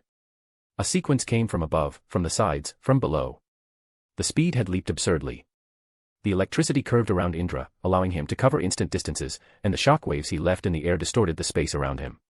With each movement, fragments of earth and ionized air rose like debris floating in zero gravity. This ability was called Blue Lightning, a manifestation of his authority over lightning, so advanced that when used, he moved in 4 dimensions. By controlling the ability to accelerate and decelerate, he had mastery over the speed of travel, essentially allowing him to manipulate time, deceiving opponents by switching between acceleration and deceleration. It was this ability he had used earlier to dodge Karna's first attack, but it gave him a massive headache afterward, and his body became overloaded because he was literally moving infinitely close to the speed of light at that moment. Karna stopped moving. He stood still in the center of the electric storm. His eyes narrowed slightly. And, for the first time in that battle, a faint smile crossed his lips. In an instant, the flames of mana burst flame around his body surged even higher, forming a flaming halo behind his back, and his figure began to move faster, keeping up with Indra's new speed. The spear and Vajra clashed in the air, now in sequences so rapid that the sounds of the impacts blended with thunder and explosions. Each strike left flaming and electric trails, golden and blue streaks tearing through the sky. The earth beneath them sank further with each blow. Indra advanced with feline movements, the electricity acting as a thruster, allowing him to slow falls, leap against the air, change direction mid-charge, or even create illusory electric clones that vanished in sparks upon contact. At times, Karna was surrounded by multiple Indras, afterimages, but without hesitation, his spear pierced each one, cutting through the air as if slicing light itself. Flames and lightning exploded in every corner of the devastated sky. Until Karna blocked another lightning-fast strike and spun his spear with a faint smile. He decided his opponent was worthy of him using one of his noble phantasms. Indra charged again, the Vajra raised, lightning tearing through non-existent clouds, his speed doubled, tripled, the flashes multiplying around Karna. But at that moment, the hero of the Mahabharata stopped. The flames no longer enveloped him in aggressive whirlwinds. They hovered behind his body, as if revering the moment. Weapons are crude, Karna's voice was calm, clear, and cut through the silent war zone. A true hero kills with a glance. Brahmastra, O Brahma, cover the earth. This was a noble phantasm granted to Karna by Parshurama, the sixth avatar of Vishnu. It takes the form of a bow when summoned as an archer, but appears in other forms in other classes, such as his spear, and he can even use his intimidating gaze with his right eye, usually covered, to fire it as a beam. When invoking Brahma, it pursues its opponent over a great distance, striking unerringly regardless of range. From Karna's right eye, a red beam erupted, not as ordinary light, but as a flaming arrow. A blood-red flash tore through space. The heat of the world seemed to be sucked into that single point. Indra's eyes widened, his body moving on instinct, lightning condensing around his skin, but he knew. The red beam covered the distance between them in an instant. Indra roared, his aura expanding violently.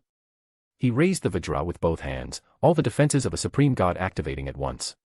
Blue, purple, and white lightning enveloped his body, creating walls of condensed energy, layers of plasma, divine force fields, and even dimensional manipulation to deflect the impact. The lightning barrier shone like a star. The Brahmastra collided. The shockwave swept through the sky and sea, and for a moment, the planet seemed on the verge of shattering. Indra's barrier held for 2 seconds. On the third, cracks appeared in the electric wall. On the fourth, the Brahmastra pierced through the defenses. Thunder and fire collided directly. Indra screamed, his body hurled backward like a flaming meteor, crossing kilometers of sky and crashing into the remains of the incinerated earth, opening a crater dozens of kilometers wide. The explosion lit up the entire horizon, vaporizing the surrounding surface, creating plasma columns that rose to the stratosphere. The flash was visible from space. And then, silence. The flames ceased. Karna's right eye returned to normal. He didn't speak. He merely spun his spear and rested it on his shoulder, floating above the sea of vitrified ashes.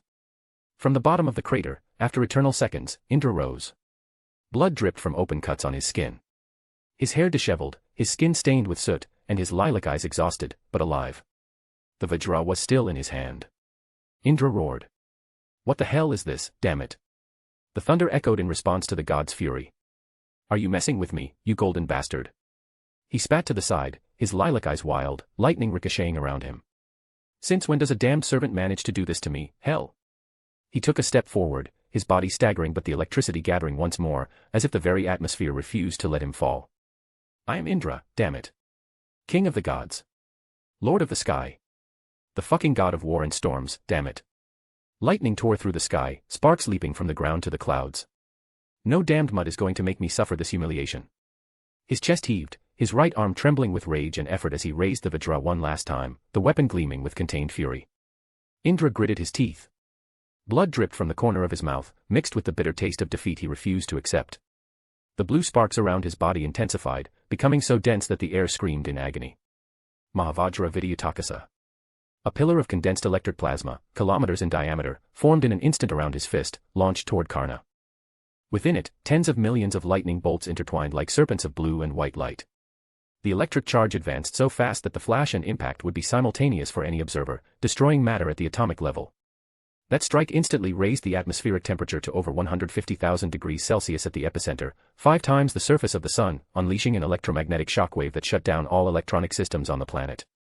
It tore through the ionosphere, leaving Earth unprotected from cosmic radiation.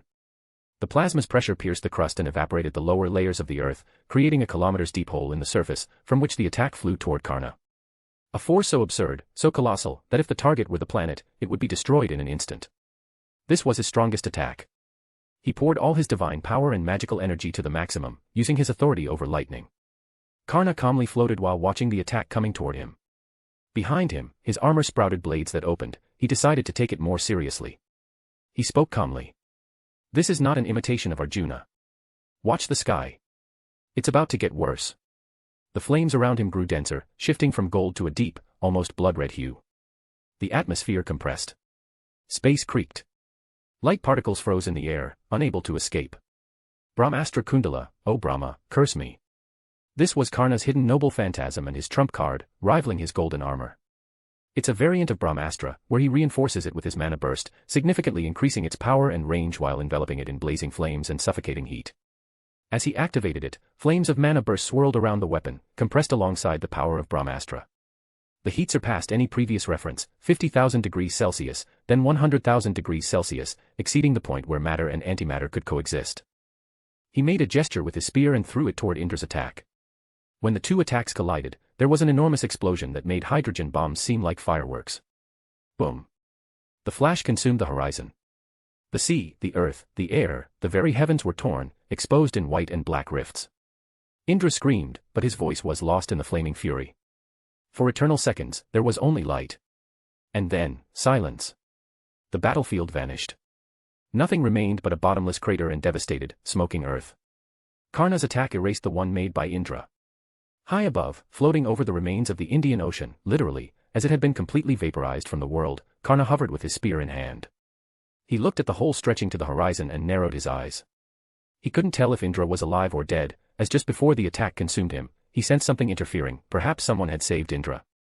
Well, his master had said it was only to defeat the sky god to show the world that Chaldea's strength was no joke. So, his task was done. Karna took one last silent look at the destruction, then shook his head and vanished in a golden glow. It was time to return to his master to report the success of his mission. A/N, sorry for the delay, everyone. I finally finished the chapter of the fight between Karna and Indra. I hope you liked it. I marked it as an interlude in the chapter because I thought it would be cool. I hope you enjoyed it. Altogether this chapter is worth 3 normal chapters. It has 6k words. And for those of you who thought Karna took too long to finish Indra, you have to remember that he is one of the 10 strongest beings in the world. It would take all the current mouse combined to be able to match the guy. Some abilities he used were ones I created to give him some lore. Since in DxD there weren't many abilities for him, remember that the 10 strongest beings in the DxD world can basically destroy the world, something that any average servant in the Nasuverse could also do if Alea and Gaia weren't there to get in the way. And about someone interfering in the fight and Karna not caring. The mission was not to kill Indra but to defeat him, and Karna completed it splendidly. As for who could have interfered, there are 2 plausible possibilities for him to have been rescued from the attack, but he's going to be traumatized. Speech balloon and hey, want to just read ahead a bit. Books for $2.99, you can read up to 7 chapters ahead, perfect for avoiding spoilers or just binging. Books for $5.99, you get full access to all content, no holding back. Chapter 60, Prologue, Complications. The entire world was thrown into chaos by the sudden disappearance of an entire piece of the planet. The vast Indian Ocean, once a deep and serene mantle of endless waters, simply vanished. Kilometers of open sea were replaced by a terrifying void, a colossal crater of parched earth, flaming cracks slicing through the ground like scars of the apocalypse itself. The news spread faster than any previous catastrophe. Coastal cities, once thriving with maritime trade, plunged into chaos. People ran through the streets in panic, eyes wide, shouting about angry gods and forgotten prophecies, recited with fervor by tongues that no longer knew why they feared. The global network collapsed under the weight of images broadcast by military helicopters. Where the ocean's blue once lay, now only the arid, sickly color of despair remained. Governments fell silent. Scientists got lost in disjointed theories. Religions resurged with force, proclaiming the end of times. But what stood out most wasn't the fear. It was the silence. A strange, unsettling silence. A silence that, little by little, gave shape to something even more disturbing, forgetfulness. One day, the entire world was talking about the event. The next, almost no one seemed to care. It was obvious that this was the work of Chaldea, the mysterious organization that, until then unknown, emerged into the public eye just hours after the event that paralyzed the planet. The strongest of humanity had brought his organization into the public light. And he did so in his own way, hypnotizing presidents of various nations and forcing the official recognition of Chaldea as a global organization. Now, in the eyes of the world, Chaldea was formally listed as a United Nations agency, an organization of international prestige. All that ordinary people knew was that it was a place where the greatest scientists in the world worked for the future of humanity. And as for the ocean catastrophe, well, Chaldea, during an interview when it was announced, gave a vague explanation. A meteor struck that region. A speech delivered with a slight touch of hypnotic magic, which also made everyone ignore any other consequences of the disappearance, like the deafening sound of lightning in that area that traveled thousands of kilometers or the heat that dried up the water in neighboring cities. It was enough. The global panic vanished like the sea that was gone. But that was with ordinary people. The supernatural factions were still in an uproar. After all, one of the 10 strongest beings in the world, the legendary Hindu god, Indra, had been defeated.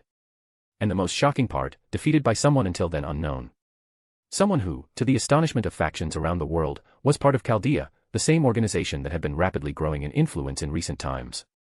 Indra survived the confrontation but was gravely injured. According to some leaked reports, he only escaped death thanks to the quick intervention of his subordinates. The truth is that the battle between the two was the real reason behind the disappearance of the Indian Ocean. But how did the factions discover that the men who defeated Indra was part of Chaldea? Simple, investigation, and the fact that it was never kept a secret. In fact, it was as if the human faction itself wanted the world to know. As if they were sending a clear and direct message, we're not here to play. And the rest of the factions understood the message loud and clear. With 2 of the 10 strongest beings in the world among its members, Chaldea ceased to be just a promise and became a powerhouse. Few now had the courage to challenge its rules. The world was starting to change more and more. The room was shrouded in darkness, illuminated only by the bluish and greenish lights of the countless monitors lined up in front of him. The constant hum of server fans filled the space, mingling with the faint clinking of ice melting in a glass. Kazuya brought the mug to his lips, the strong aroma of freshly brewed coffee mixing with the cold smell of electronics. His snow-white hair, rebellious and slightly disheveled, hid part of his eyes, those same supernatural blue eyes. On the screen in front of him, real-time graphs, satellite feeds, and files from supernatural factions scrolled endlessly, displaying reports that would drive anyone insane just trying to keep up. He didn't seem bothered. In fact, he seemed bored. It had been 2 days since he visited the Angel faction and formed an alliance with them. After a fun outing with Gabriel, he returned home and discovered that Karna had returned from his mission. After hearing the report from his favorite lancer, don't let Ereshkigal or Artoria know that, he decided to take a step forward and bring Chaldea into the public eye, invading the residences of presidents and hypnotizing them to give full support to his organization. After doing so, he leaked the information that it was one of his subordinates who defeated Indra, further consolidating Chaldea's strength. He dealt with the politics that came with Chaldea's new position and gained possession of the city of Kuoh from the Japanese government, not caring that this would cause problems with the Japanese gods faction and the demon faction. Moreover, during the last 2 days, he was also busy handling matters related to his alliance with the angels and even the fallen angels. Azazel handed him half of his research on the sacred gears he was studying, and in return, he showed the balance breaker of his Longinus. During that meeting, he ended up fighting Vali again and winning easily as before, and he also met some rather interesting people. As for the angel faction, Gabriel visited him again yesterday and handed him Ascalon, which was in Heaven's possession, on her brother's orders. He obviously didn't refuse. Dealing with politics and everything else wasn't the only thing he did during those 2 days. He obviously used his daily roles in the Fate Gacha, and got nothing interesting, just items useless in his eyes, ranging from Tamamo no Maze Bra to several others. His bad luck had returned in full force. He trained with Artoria Lancer and even Karna to get stronger in using his abilities and spent some chill time with his servants. Salter, Jalter, Ishtar, Ereshkigal, Scotty, and Skathak hadn't returned yet and were carrying out his orders. And now here he was, in his observatory, watching everything happening around the world. A sigh escaped his lips. He lightly tapped one of the keyboard keys. "Good morning, Master," said a soft, almost playful voice. Next to the keyboard, a 3-dimensional projection took shape. Perfectly aligned red hair, golden eyes like those of a beast on the prowl. A faint smile that never revealed the true intention behind each word. It was Minerva, his personal AI. Visually, she was a faithful replica of Makima from the Chainsaw Man manga, and deliberately so. "Good morning, Minerva. Any urgent reports?" "No, none, Master. The factions seem to have calmed down a bit, but some are taking measures to avoid further involvement with humans." Kazuya let out a sigh, running his fingertips over his face before placing the empty mug back on the table. That's good. But I don't think this situation will last long. Many factions are dissatisfied with powerless primates having a powerful faction. I foresee many of them will ally in the near future to create an alliance on par with Chaldea, which is inevitably becoming a growing giant. As expected of you, Master. That's what my constant observations indicate. Minerva said with a slight smile, crossing her arms. Oh. They're already showing signs of it. That was sooner than I expected. Kazuya wasn't surprised. Can you tell me which alliances are taking shape? The Aztec gods are joining forces with the Mayan gods and even the Brazilian gods. Quetzalcoatl and Huitzilopochtli met with Tupa in Mexico and discussed the alliance. Apparently, it was easy because they didn't have any deep disagreements compared to the three major biblical factions. They'll probably announce it officially in the coming days, but in the discussion, they included a non-aggression pact with humans, not wanting to become a target of your organization, Master. On the other hand, the Greeks are trying to contact Asgard. Zeus scheduled a meeting with Odin but hasn't succeeded so far. The Egyptians don't have much connection with humans other than the pharaohs or their descendants, but they're even considering allying with another faction that doesn't go against their interests. The Japanese gods have contacted the 5 main clans and are plotting something. Meanwhile, the Chinese have withdrawn and aren't planning to do anything. The old Satan faction has started moving in the underworld, already allied with another faction I haven't identified yet. And finally, the Hindu faction seems to have gone silent after you defeated Indra. Shiva seemed somewhat interested in meeting you. Minerva made a very human gesture for an AI and cracked a joke. In short, all the factions are still freaking out over everything. They'll keep freaking out. It's what factions do. Kazuya muttered, emotionless, as his eyes returned to the screen. And what about Shuten and the yokai faction? Minerva's smile widened. Shuten and Yasaka are currently at a hot spring, drinking and chatting. The two seem to have gotten close. That's not surprising. Kazuya's lips twitched. I figured that might happen, considering Shuten Duchi's status as one of Japan's 3 great monsters. I think she'd get along with the leader of this world's yokai. Yasaka must have been through some tough times. My dear Oni isn't easy to deal with. I feel sorry for her. And Salter and Jalter. They got into trouble with a human magical organization and lost sight of their mission. Now they're searching for this world's heroic faction. I don't think it was a good idea to let those two go off alone. I can't even imagine what Ishtar, Iresh, and Scotty are up to. Oh. Those 3 ended up getting involved with Nyx and Erebus while trying to kidnap the boy you requested. After a confrontation caused by Ishtar, the target escaped. Now they're tracking him down. Kazuya let out a sigh upon hearing Minerva's words. He grabbed another mug, poured more coffee, and asked, and Shirsho. Still investigating. Minerva gave a small chuckle, crossing her legs elegantly, even though she was just a hologram. Although he could ask his servants directly through their mental master-servant link, he preferred hearing the reports from his beloved technological creation. Putting that aside, he opened his unique ability. It was time to roll again. Plim. St. Quartz, 9 out of 100, daily recharge. Would you like to perform a summon? Yes/no. After clicking yes, Kazuya stared at the floating window with the most deadpan expression possible. Plim. You received Gilgamesh's socks. The silence in the room grew heavy. He simply brought his hand to his forehead, covering his eyes for a brief moment. A long, resigned sigh escaped his lips. I should have known. Kazuya grabbed the coffee mug, downed the rest in one go, and placed it back on the table with a dull thud. The summon window remained floating in the air, mocking him with the pixelated image of a pair of luxurious golden socks, adorned with small lion patterns embroidered in gold thread. Socks. Gilgamesh's socks. The king of heroes, the most arrogant man in history, and he'd just gotten the guy's damned socks. Again. Kazuya slowly ran his hand over his face. Minerva, watching the scene without understanding the reason for the sigh, tilted her head slightly, her usual subtle smile on her face. Something wrong, Master? No. Just, the world's idiocy. He muttered. Minerva let out a light, innocent chuckle. These monkeys can't compare to you, Master. After saying that, she returned to her work of monitoring all the screens. Though her projection avatar didn't need to be there for that, she still wanted to keep her father company through it.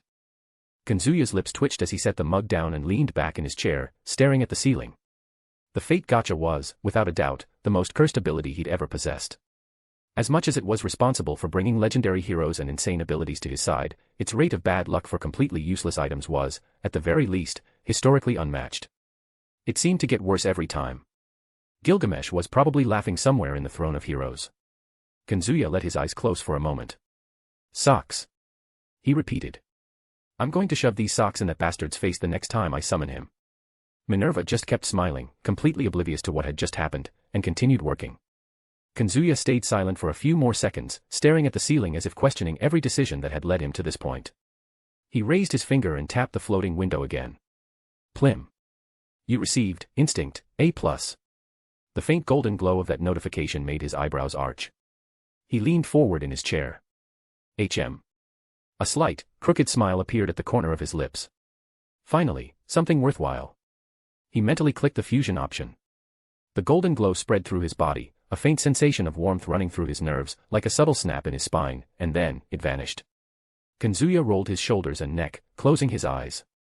As expected, his perception of space and potential threats felt sharper, the world becoming a bit clearer, as if he could predict half a second ahead of every movement. It wasn't a grandiose ability on paper, but for him, who was already on another level, it just made the absurd even more absurd. And yet. He opened another roll. Plim. You received, See Chulin's scarf. Kazuya dropped his head onto the table. His bad luck was back. I must have screwed Odin's mom. He muttered, staring at the pixelated scarf on the screen. I swear. If this keeps up, I'll end up wearing all this junk at once just to see if I can break the stats of this idiot system. Minerva noticed his grumbling. Something happened, Master. Nothing. Kazuya shot back, closing the window with a tap and leaning back again. TCH, at least the instinct was worth it. He grabbed the cold coffee, drank it without flinching, and went back to reviewing the reports. Later today, he'd have to deal with some matters related to his new global position. A/N, author's note. Yo, everyone. The author here. Waving hand. This chapter served as an important transition point, solidifying Chaldea's new status as a global superpower, now officially recognized by the United Nations after that small incident involving the disappearance of the Indian Ocean, and Indra's beatdown, of course oncoming fist. I gave a glimpse of how the supernatural and mortal factions reacted, and as expected, normal humans are being manipulated to forget while the supernatural underworld is boiling behind the scenes. New factions like the Aztec, Mayan, and Brazilian gods, as well as the Japanese, Greek, Egyptian, Hindu gods and even Asgard have begun to move, and some alliances are forming. It's the beginning of a much bigger supernatural political web that will weave itself into the upcoming arcs. As for Kazuya, he keeps dealing with his terrible luck in the fate gacha, RIP for Gilgamesh's sock sparkles, while his servants run wild around the world. Karna's back, Gabriel brought him a gift, Salter and Jalter went MIA during a mission, and Ishtar's crew managed to pick a fight with Greek primordial gods, in other words, everything's perfectly normal. The next 2 chapters will be a bit calmer, with character interactions between Kazuya, his servants, local factions, and a little more of the day-to-day life in Kuoh now under Chaldea's control. There'll be a mix of comedy, slice of life, and important political conversations to set the stage for the next arc. With Shunduji and Yasaka finally stepping into the spotlight, more trouble brewing in Japan, and a few heavy names joining the game. So, what did you all think about these new alliances taking shape? Which faction do you think will be the first to screw things up? I'd love to hear your guesses. Speech Balloon and Hey, want to just read ahead a bit? Books for $2.99, you can read up to 5 chapters ahead, perfect for avoiding spoilers or just binging. Books for $5.99, you get full access to all content, no holding back. Thank you so much for reading this far, and stay tuned, the stage is only just beginning to heat up fire. See you in the next chapter. Chapter 61, A Man's Kindness. The time passed without him noticing. The screens continued displaying information about the movements of factions that he himself observed or that Minerva summarized for him. None of them came close to truly bothering him. Since he had prepared countermeasures for many situations that might arise in the future, including the alliance of factions. He could guess that many of them formed an alliance out of fear that Chaldea might make a move against them, so it was more for safety than anything else. But other alliances aimed to antagonize his faction without a doubt, the Old Satan faction was one of them, and even the Chaos Brigade, which Ophis commanded only in name. Speaking of which, he still hadn't had the chance to meet Ophis. He thought she would come after him the moment she learned of his strength. I mean, the fanfics he read in his first life always portrayed it that way, which was kind of illogical, to be honest. But in a world where the power of breasts existed, logic didn't exist, so those authors didn't exaggerate too much, right? Though that doesn't make much difference now. He was more concerned with Ryzavim Levon Lucifer, who had hidden even from his information network. Ryzavim was the only biological son of the original Lucifer and Lilith, who otherwise used the Book of Lucifer to asexually produce the first generation of demons. Some time after the Great War, which resulted in the death of all 4 original Great Satans, he had a son named Razvan. Ryzavim became one of the main members of the Old Satan faction but had no interest in taking his father's position. He was one of the 3 super demons in the underworld, alongside Sirzechs Unleashed and Ajuka Astaroth, from the anti-Satan faction. During the Civil War, Ryougi and Ryougi hid instead of participating, resulting in the victory of the anti-Satan faction. At some point before the series began, he suggested that his son abuse his grandson, Vali, if he feared him, awakening Vali's hatred for both him and his father, and forcing Vali to flee. Later, he killed Ryougi for fearing Vali's retaliation. Since then, Ryougi lived in boredom until Euclid mentioned Ophis, the Holy Grail, the Other World, and the Apocalyptic Beast. All of this sparked his desire to spread absolute chaos. In his twisted mind, the vision was clear: revive the legendary 666, the Beast of the Apocalypse, and with it, crush and destroy the Great Red itself, the one who ruled the skies of the dimensional void. But that would only be the beginning. From there, he would lead an army of evil dragons, deformed creatures thirsting for destruction, marching mercilessly beyond the limits of this world. He would invade the other world, a parallel plane of existence, and there would be no mercy. Gods, monsters, heroes, and any being that dared to exist would be annihilated under his tyrannical rule. In his ideal utopia, there would be no room for divinities or traditions. He would be remembered as the great disaster that crossed worlds, the evil being from unknown lands, bringing with him an unprecedented calamity. And on the throne raised over the ashes of 2 worlds, he would proclaim himself the one and only Great Mao, surpassing even the name of Lucifer etched in history. That was the delusion that drove him, and the mere idea of realizing it made his body tremble with pleasure. He was the exact opposite of himself, who believed, with every fiber of his being, that humanity deserved to survive, not as servants of capricious supernatural beings or as fodder for the selfish ambitions of those who were myths in the eyes of normal humans, but as the true heir of its own destiny. If the heavens decreed the destruction of men, he would cut through the heavens. If dragons threatened the balance, he would slay them. If another world tried to subjugate this one, he would lift it upon his own shoulders and face the impossible. For him, no divinity or monster was worthy of deciding humanity's future. And even if he was labeled a traitor or insane by men, nothing would sway him from his path. He would be the shield and the spear, the last defender at the end of the world, and he would etch into the stars the name of the one who dared to protect humanity until his last breath. At first, he thought he had received all that power for free. But over time, he realized it wasn't quite like that. He gave himself a purpose, and for the first time since arriving in this world, he felt he truly had a direction and no longer felt lost. Saving people, saving humanity. Just as he had done in his past life, as Ritsuka Fujimaru. That was how his first life would truly make sense. That all the path up to that point would be worth it. Besides, he wasn't a human supremacist. He never was. Nor was he xenophobic toward other races. If he were, he would have already taken drastic measures to eradicate all supernatural species from this world, something he could do if he wanted. But that kind of action would destroy the most important foundation of everything he had built, the respect of his servants. And that was something he would never put at risk. It would be a betrayal of Chaldea's ideals. It would be completely out of line with his alignment as the last master of humanity. He only wanted humans to have a peaceful life in this world. Was that too much to ask? Though it was easy to say he only wanted peace for humans, he knew there was a certain hypocrisy in that. After all, since arriving in this world, he had already made many questionable decisions. Some, frankly stupid.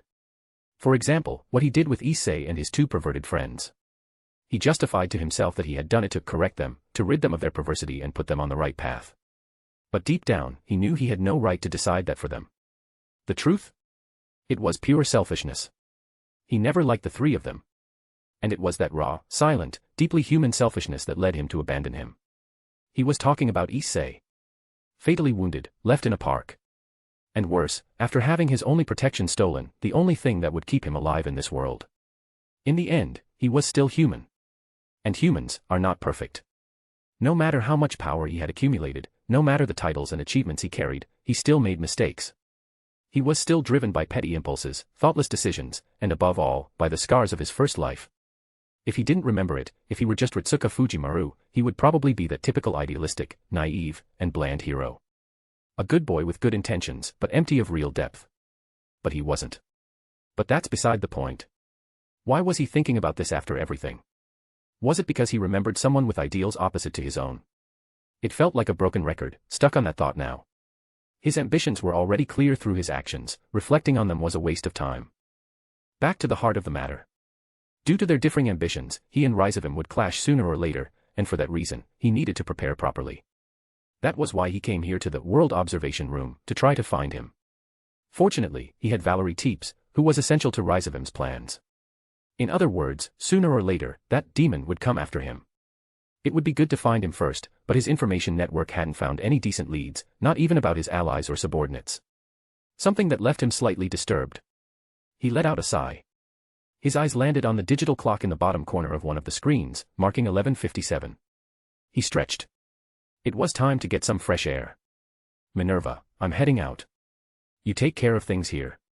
The AI blinked at him, her usual sharp smile in place. Of course, Master. If something explodes, I'll let you know. If it explodes, let it. He muttered, grabbing the black coat slung over the back of the chair and putting it on with a swift motion, then lightly cracking his neck, feeling the joints respond with small, satisfying pops. He turned to the automatic door, which opened silently, and before leaving, gave one last glance at the projection. Arriving at the elevator, Kazuya pressed the button, and the doors opened with a discreet ding. He stepped inside, leaning against the brushed metal wall. The elevator began to ascend. The digital display marked the progress, and Kazuya closed his eyes for a moment, taking a deep breath. The elevator stopped with a soft click. The doors opened, revealing a long corridor, softly lit by noonlight lamps. Kazuya stepped out of the elevator silently and walked down the corridor as the elevator doors disappeared behind the staircase. Upon reaching the room, he found Karna standing by the window. The servant was dressed in his simple white garments. His eyes were turned to the sky, serene as always. Taking a sunbath now? Kazuya commented, his voice tinged with slight irony. Karna didn't turn, but the faintest hint of a smile appeared on his lips. According to Edmund, it's what men do when they have too much time and too many thoughts. Makes sense. He probably read that in some 19th century French book. Karna turned slowly, his arms still crossed behind his back. His eyes gleamed slightly as they settled on Kazuya, but there was no surprise in them, only that usual calm. You look tired, Master. He said, as direct as ever. Kazuya shrugged. Sleep is for the weak. Or for the living. Almost the same thing. Kazuya let out a sigh and approached Karna, standing beside him, looking out toward his garden visible through the window. Sorry. Karna looked at the young man, confused. Apologizing for what, Master? Well, I think I've been a terrible friend for not asking how you were feeling with that whole mission I entrusted to you. Kazuya said, his tone calm, almost regretful. You and Indra have a history, don't you? Even if the Indra of this world isn't the same as the one from your legend. When you came back with the report, I was so focused on the next steps, on what to do next, that I forgot to ask, how do you feel about all this? About having defeated the father of your greatest rival. As he spoke, he couldn't help but think of the living legend beside him. Son of Kunti, a human princess, and Surya, the god of the sun, Karna was born before his mother even married King Pandu, patriarch of the Kuru lineage. Kunti possessed a sacred mantra that allowed her to conceive children with gods. Before using this gift to bear Pandu's royal sons, she tested it by invoking Surya, and from him came Karna, already blessed with divine power and clad in golden armor that made his body invulnerable, undeniable proof of his divine origin. But even with such grace, Kunti rejected him. The existence of that son, illegitimate in the eyes of society, didn't fit the role of a future queen. And so, Karna was abandoned, left on the margins of the world before he could even understand what the world was. Unaware of who his parents were, Karna grew up among the humble. The boy with a stern demeanor and rough behavior was soon labeled a burden, an inconvenience. But he never hated anyone for it. He didn't hate his mother or his fate. Despite everything, Karna grew up as a virtuous young man, steadfast in his convictions. Perhaps because he was born with such power, he believed he needed to prove the worth of his existence more than anyone else. Living justly was his way of compensating for those who had no power. A self-imposed burden, but one carried with dignity. As a young man, he attended a conference of the Kuru, where the 5 Pandava brothers, Kunti's legitimate sons, displayed their martial skills. Arjuna, the third brother, was particularly talented with the bow and arrow. Amid so much praise, Karna stood up, challenging Arjuna as an equal. But his humble origins weighed against him. Karna was ridiculed for not being of noble blood. To challenge Arjuna, they said, one had to be at least a Kshatriya, and Karna was merely the son of a charioteer, a Vaishya or even a Shudra. Laughter and scorn surrounded him. Until Duryodhana, prince of the Kaurava, raised his hand in his defense. Fascinated by Karna's strength, he made him a king on the spot, defying the caste system in the name of honor. Karna was saved from disgrace, but only momentarily. Karna's adoptive father, upon learning of the appointment, appeared and revealed his simple origins, which only fueled the Pandavas' mockery. One of them even said, the son of a charioteer should be ashamed. Karna could endure any insult directed at him. But at the one who raised him. No. Even if he was a humble, greedy, or ordinary man, he was the father who gave him love. And for Karna, that was worth more than any divine lineage. That was how the antagonism between Karna and the Pandavas began. And even as he walked through shadows and conflicts, Karna never betrayed those who extended a hand to him. Duryodhana treated him with respect and loyalty. And Karna repaid him with his own life. But what awaited him beyond his journey of pain and virtue was a war. A cruel war. The inevitable confrontation against the 5 Pandava brothers, and more specifically, against the legendary hero Arjuna. The conflict between the Kauravas, to whom Karna swore loyalty, and the Pandavas, led by Arjuna, grew in tension and hatred until it culminated in the Kurukshetra war, a battle that would decide the fate of an entire empire. On the battlefield, only Arjuna could face Karna as an equal. But even Arjuna knew, facing Karna directly was signing his own death sentence. Amid intrigues, old wounds, and fulfilled prophecies, the final clash approached. It was then that Kunti, Karna's true mother, attempted one last, desperate act of redemption. She revealed her secret only to Krishna, the Pandavas' advisor and friend, and together they went to Karna. There, amid tears and regrets, she confessed, she was his mother. That abandoning him was a mistake. That fighting against the Pandavas, his half-brothers, would bring him no glory, only ruin. She begged him to join them, to finally return to the place that was rightfully his. But it was too late. Karna understood and refused her plea, promising he would use all his strength only against Arjuna. He escorted Kunti to the gates, thanked her for calling him her son, at least once, and bid her farewell. Then came the betrayal of the gods. Knowing Karna would never yield, Indra, the god of thunder and Arjuna's father, took the form of a Brahmin and, disguised, asked for Karna's golden armor, which he had carried since birth. Karna, even knowing what it meant, gave him the armor. He never refused a request. And by giving up what made him invulnerable, he sealed his fate.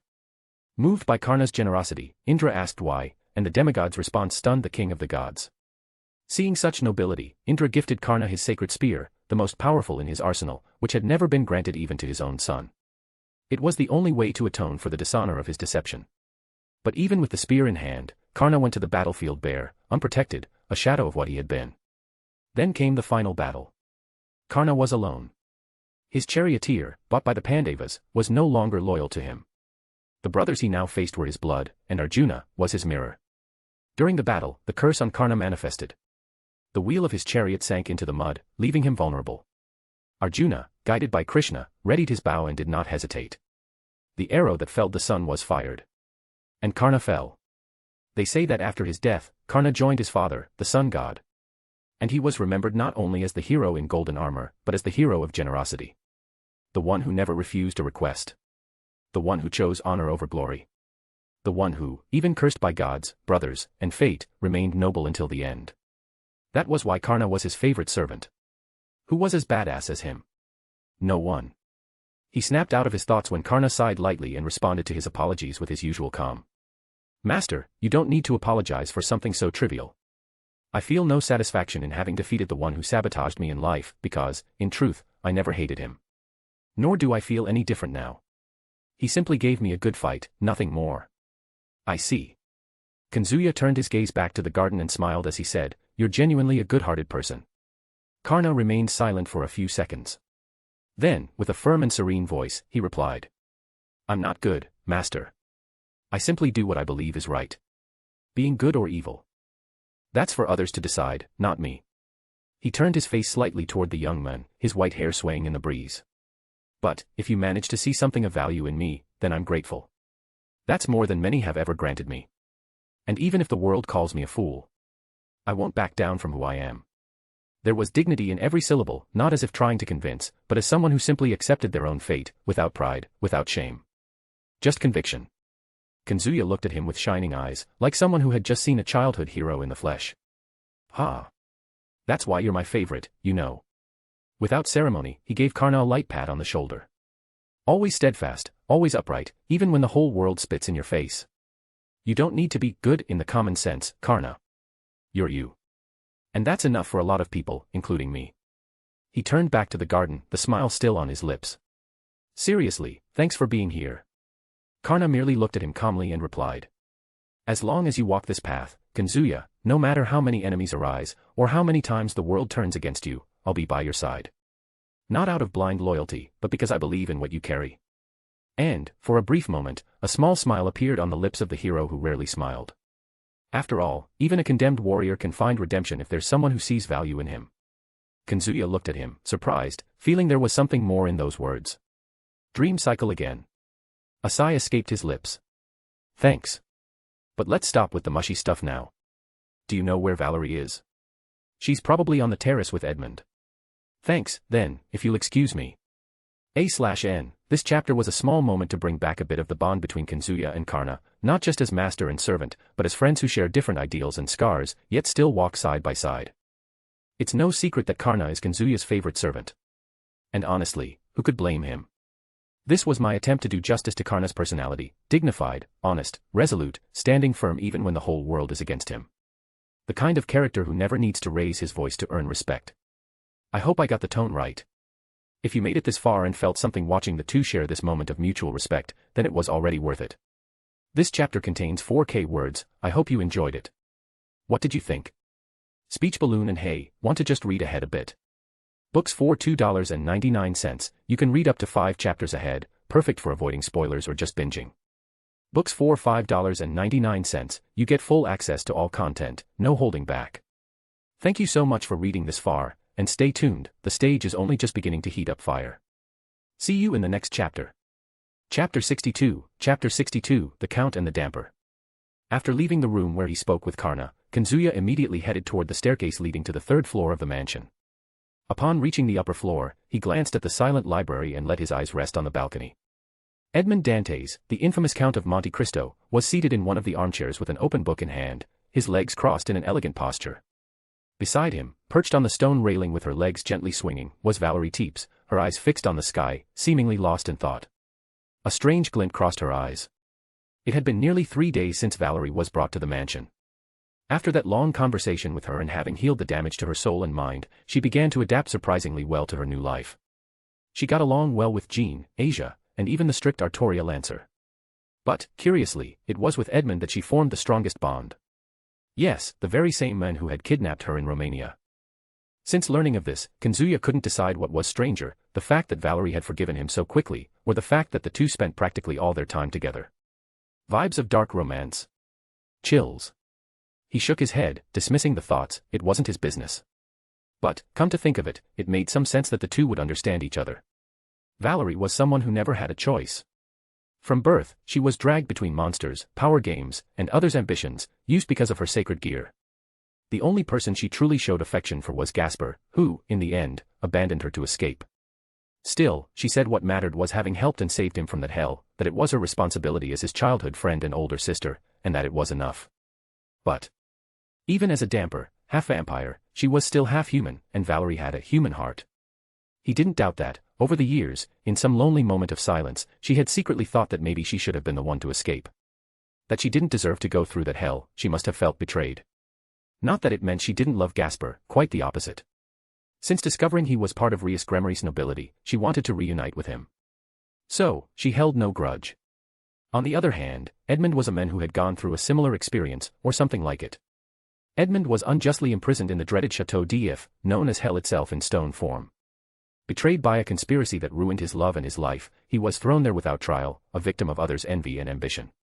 Yet, even in the face of despair, he maintained an iron will. Instead of succumbing to madness, he found calm and a mentor. It was in the depths of that prison that he met Abbé Faria, an erudite cellmate who guided and educated him, shaping his mind into something far beyond a simple sailor. After years, he escaped Chateau d'If. With the Abbé's death, he discovered the location of the legendary treasure of Monte Cristo, hidden on the island of the same name. With that treasure, he was reborn as the enigmatic Count of Monte Cristo and began his slow, meticulous, and relentless revenge. Upon returning to Paris, now as a mysterious and influential figure, Edmund dragged each person responsible for his downfall into the abyss, men who, once insignificant, had become pillars of the French elite. His actions were surgical, his judgment severe. For each, he offered the same hell he had endured. The two were practically mirrors of each other in different ways, while one achieved his revenge, the other remained a mere tool used by her own family. And so, Valerie, perhaps, had grown attached to him for a reason as simple as it was cruel, it was Edmund who pulled her out of that hell. And for someone who spent their entire life chained in nightmares, sometimes, the monster who breaks your cage seems more trustworthy than all the heroes in the world. And Edmund grew attached because she reminded him of his old self, or, more specifically, what he might have been if he had given up on everything. Well, either way, it was good to see the two getting along. Letting out a sigh, he pushed open the glass door leading to the main balcony. The air there was fresh and pleasant, carrying the distant scent of flowers from the garden below. That's when he saw them. Kazuya paused for a moment at the door, observing the scene in silence. Looks like I interrupted the book club's focus. Edmund didn't look up from his book. He merely turned a page slowly and replied, the world is always full of interruptions, mon ami. I'm used to it. Valerie turned at the sound of Kazuya's voice. A faint smile appeared on her lips, sweet and serene. Oh. It's you, Kazuya. Hello. Come to keep us company. He shrugged, approaching. Let's say that. But I actually came looking for you, Valerie. She looked at him curiously, while Edmund slowly closed his book with a sharp snap and leaned back in his chair, watching the two with that impassive, impenetrable gaze that always seemed to hide something more. Kazuya stopped beside Valerie, his eyes fixed on the horizon. We need to talk. And it's a pretty important matter. I held off until now to give you time to adjust to your new life. Valerie didn't respond immediately, but her eyes grew more serious. She nodded slightly. Understood. Whenever you're ready. Now's perfect. He replied, in a calmer tone than usual. But let's take it easy. I don't want to turn this nice breeze into a war meeting, not yet. Valerie smiled, understanding his humor. Edmund, on the side, sighed and spoke, do you need me to give you two some space, master? No, Edmund. You can stay and listen if you want. Kazuya merely shook his head, crossing his arms. Edmund tilted his chin slightly, as if considering the offer for a brief moment. Then, with a calm gesture, he placed the bookmark between the pages and closed the book with a soft sound. Très bien. I'll stay, then. After all, what's a good tragedy without witnesses, he commented in that characteristic tone, somewhere between cynical and poetic, before leaning back a bit more in his chair, his eyes now fixed on Kazuya. Valerie looked in his direction and asked, so, what's this about, Kazuya? Well, it's about your stay here. As I mentioned earlier, I didn't bring it up before because I thought it was too soon and wanted to give you some time to breathe. I'm all ears.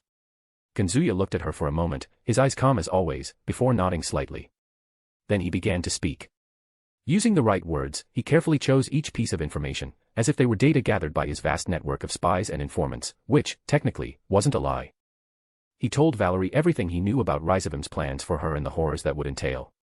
What he didn't say, and never would, unless absolutely necessary, was that this information came from a deeper place, his knowledge of this world's future. A secret he kept locked under 7 keys. Something even his servants didn't know and would only find out if they saw it in the dream cycles, and he had to tell them everything. His telling her now served a clear purpose, he wanted to recruit her as one of his subordinates in this world. And she needed to know what she was escaping, to understand why she should accept. When he finished, the balcony fell into an almost suffocating silence.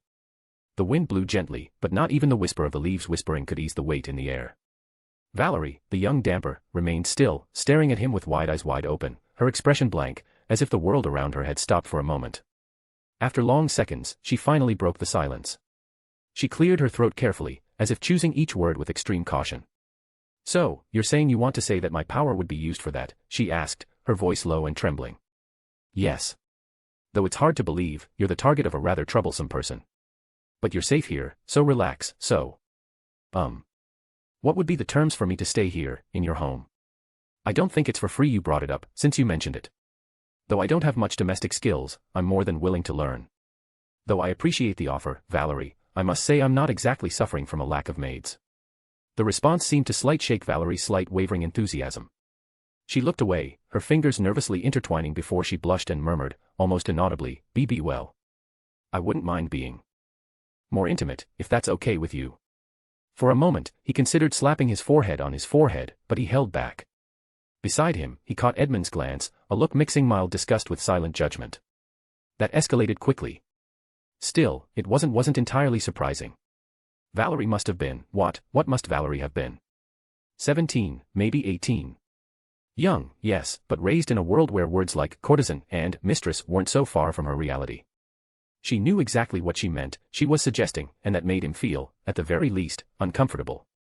Clearing his throat, he cleared his throat and replied with kindness, "I'm flattered, really. But you don't need to go that far. In fact, I already had an offer in mind for you." Valerie coughed delicately, a strong flush coloring her pale face. She shrank back a bit, as if she wished she could vanish into her own coat. Oh, forget I said anything, then. Kazuya decided to ignore that awkward part of his conversation and suggest his plan. "I want you to officially join my organization, Chaldea. Or you can choose it to stay as just a guest until all the trouble with Ryzevim passes. Above all, what I want most is to protect you. If you want is a safe place, Valerie. I have no issue you staying here, with letting her stay in this house. You can live in peace, without needing to worry about. No, she interrupted, in a sudden outburst. The intensity in her voice caught him off guard. Valerie took a deep breath. You're basically asking me to fight by your side, right? Or just be someone protected by you. But you. I don't want to keep being. I'm tired of being. I'm tired of depending on others or being used by others. I'll fight by your side. I don't want that to happen again. Something like that. And, if it also lets me see Gasper, then it'll be even better. That's good. As for seeing Valerie, in about 3 weeks from Gasper, I'll take you to see him. Until then, I'll have someone train you. Sound good? Yes. I'll work hard to get stronger and help you, Kazuya. This is also my way of thanking you for getting me out of that place. It wasn't me who did it. It was Edmund. I didn't do anything beyond what was asked of me. Edmund sighed and said. Valerie looked at the Count and gave an ironic smile. That was his reply every time she'd thanked him these past few days. She replied, that's the same thing I got for him when I thanked her. Don't worry, he's just being shy. Really? I didn't know he was shy. I thought he was just more. What's that word again? Emo. Yeah, he's emo sometimes too. You two know I'm right here, right? I'm not forgetting these insults.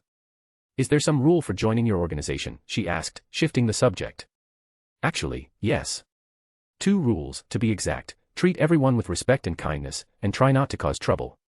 But if someone disrespects you or start causing problems, forget that rule. And finally, our goal is to make a better place for humans in this world, but we're not human supremacists or xenophobic. So, the rule's simple, stay loyal to that goal, but don't be obsessed with it. Kazuya said calmly. That's it. Valerie tilted her head. She didn't have a bad view of humans, she'd lived most of her life with vampires, after all. Yes. Kazuya nodded and said, Valerie, I know you haven't had much contact with humans. I'm not saying humans are perfect, there are plenty who only cause harm. If you run into them, feel free to obviously kill them or do whatever you want with them. We at Chaldea, we don't cover for them just because they're human. Got it. So, should I call you Master too, then? Valerie asked with a wry smile. No, Valerie, just call me Kazuya or... Director. Kazuya shook his head, his lips twitching, sensing this damper might be a headache. Valerie let out a stifled giggle at his expression, and for a moment, the tension in the air faded like mist in the sunlight. Director, huh? Sounds like a villain's name from one of those animes you watch in your free time. She murmured, her eyes teasing his. I've been called worse, Kazuya replied casually, shrugging. And, technically, they're not entirely wrong. Valerie raised an eyebrow. He looked away, crossing his arms, gazing at the horizon with a faint sigh. I'm not exactly the hero of this story, he said, in a tone that sounded more serious than he meant. But if I can make sure you're never used again, that no other girl goes through what you did, that's enough for me. There was silence for a few seconds. This time, it was Edmund who spoke.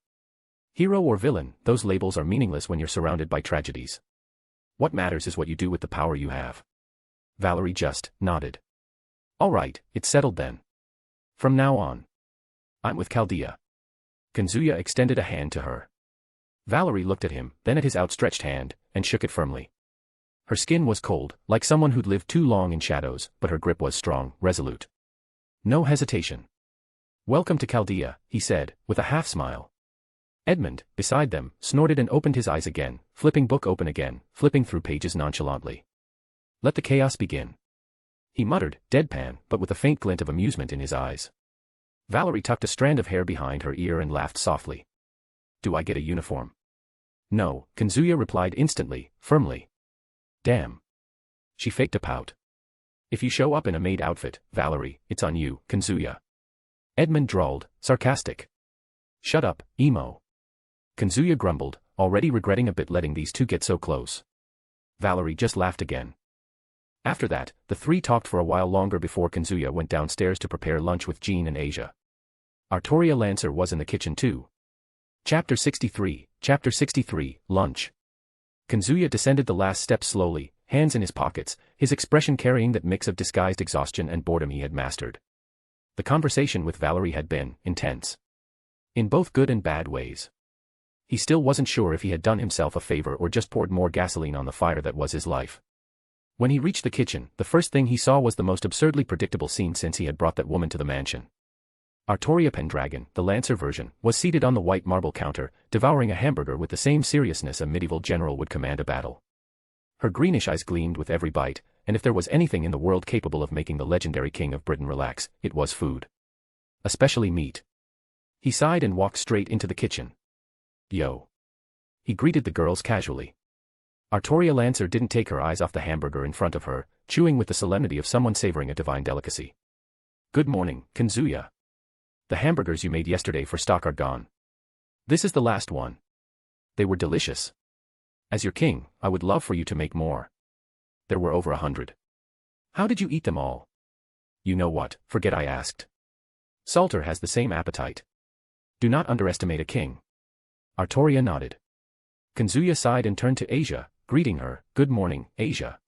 How's everything around here?" Asia smiled upon seeing him. "Gee, good morning, Kazuya. Miss Artoria has been eating since she woke up, and Jean-san is trying to cook something, but..."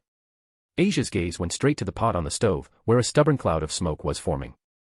The little nun gave a nervous chuckle. "It's not going very well." "What do you mean, not going very well?" Kazuya muttered, raising an eyebrow. Jean Dark was a few meters away, standing by the stove, trying to focus on a pot as suspicious smoke rose from it. She bit her lower lip, furrowing her brow in worry, trying not to panic. She was so focused she didn't even notice him. She was adorable. "Jean," Kazuya said, approaching and peeking at the contents of the pot. The Maid of Orleans jumped slightly, as if caught committing a crime. "Ah. Master, when did you get here?" "Just now." Kazuya gave an ironic smile and asked, "What exactly are you trying to make there?" It's a stew. I think." She scratched her cheek, smiling nervously. "I wanted to try making something French, but it's harder than it looks." Kazuya examined the mixture in the pot. It looked like a cross between cement mortar and a medieval soup used to punish traitors. Well, no one could blame her. Jean could cook a little, but she had only been a simple farmer's daughter before being sent by God to war. She had pretended to be a man in the army and spent years serving France in battle, losing her domestic skills because of it. Besides, different eras meant different foods. Back then, meals were quite different from what we know today. During the 15th century, when Jeanne d'Arc walked the fields of medieval France, food reflected the limitations and beliefs of an era marked by war, faith, and scarcity. Peasants, responsible for feeding the country, lived on a simple and repetitive diet. Bread was the staple food, but nothing like the soft, white loaves of modern bakeries. They were dark, coarse, and made from barley or rye, as refined wheat flour was a luxury reserved for nobles and the court. Meals were accompanied by easy-to-grow vegetables like turnips, onions, and cabbage, almost always cooked in thick broths, without the variety of spices known today. Spices, when available, came from distant lands, brought by merchants on perilous journeys, and were worth more than gold. Cinnamon, nutmeg, and black pepper were used sparingly, more as a status symbol than to enhance flavor. For common folk, the only options were local herbs like rosemary, thyme, and parsley, gathered from fields or gardens. Meat was rare. When available, it came mainly from pigs, which were easy to raise and provided both meat and lard, the latter essential in cooking. Domestic poultry like chickens and ducks supplemented the diet, but in tough times, even dogs and cats could end up in the pot. River and lake fish were more accessible, their importance growing during the frequent fasting periods imposed by the church, when meat consumption was forbidden. Desserts, as we understand them today, were practically non-existent. Honey replaced refined sugar, still a rare commodity, and dried or cooked fruit sweetened dishes on special occasions. Fresh cheeses were common in rural areas, made from cow or goat milk. Water, often unsafe, was avoided. Thus, wine and weak beer, almost like fermented water, were daily drinks, even for children. Not for pleasure, but for safety. Compared to that, the modern world is a culinary paradise. Thanks to globalization and advances in the food industry, anyone, in any season, can enjoy foods once reserved for royal tables. Tropical fruits, fresh standardized cuts of meat, imported rice, oriental spices, and elaborate desserts are within reach of nearly everyone. Moreover, control over food preservation, refrigeration, transportation methods, and product standardization have made contemporary cuisine a rich experience of options and combinations. What once would have been a feast fit for a count, spiced meat, soft bread, sweet wine, and fruit tarts, can now be found in an ordinary restaurant or even a frozen supermarket meal. So, it was no surprise that Jean wasn't a great cook. Different eras, different foods, different cooking methods. When summoned, she learned everything needed about the era she was in, but she didn't become a modern person capable of cooking well. Even in Chaldea, Amiya and Tamamo Cat handled the cooking.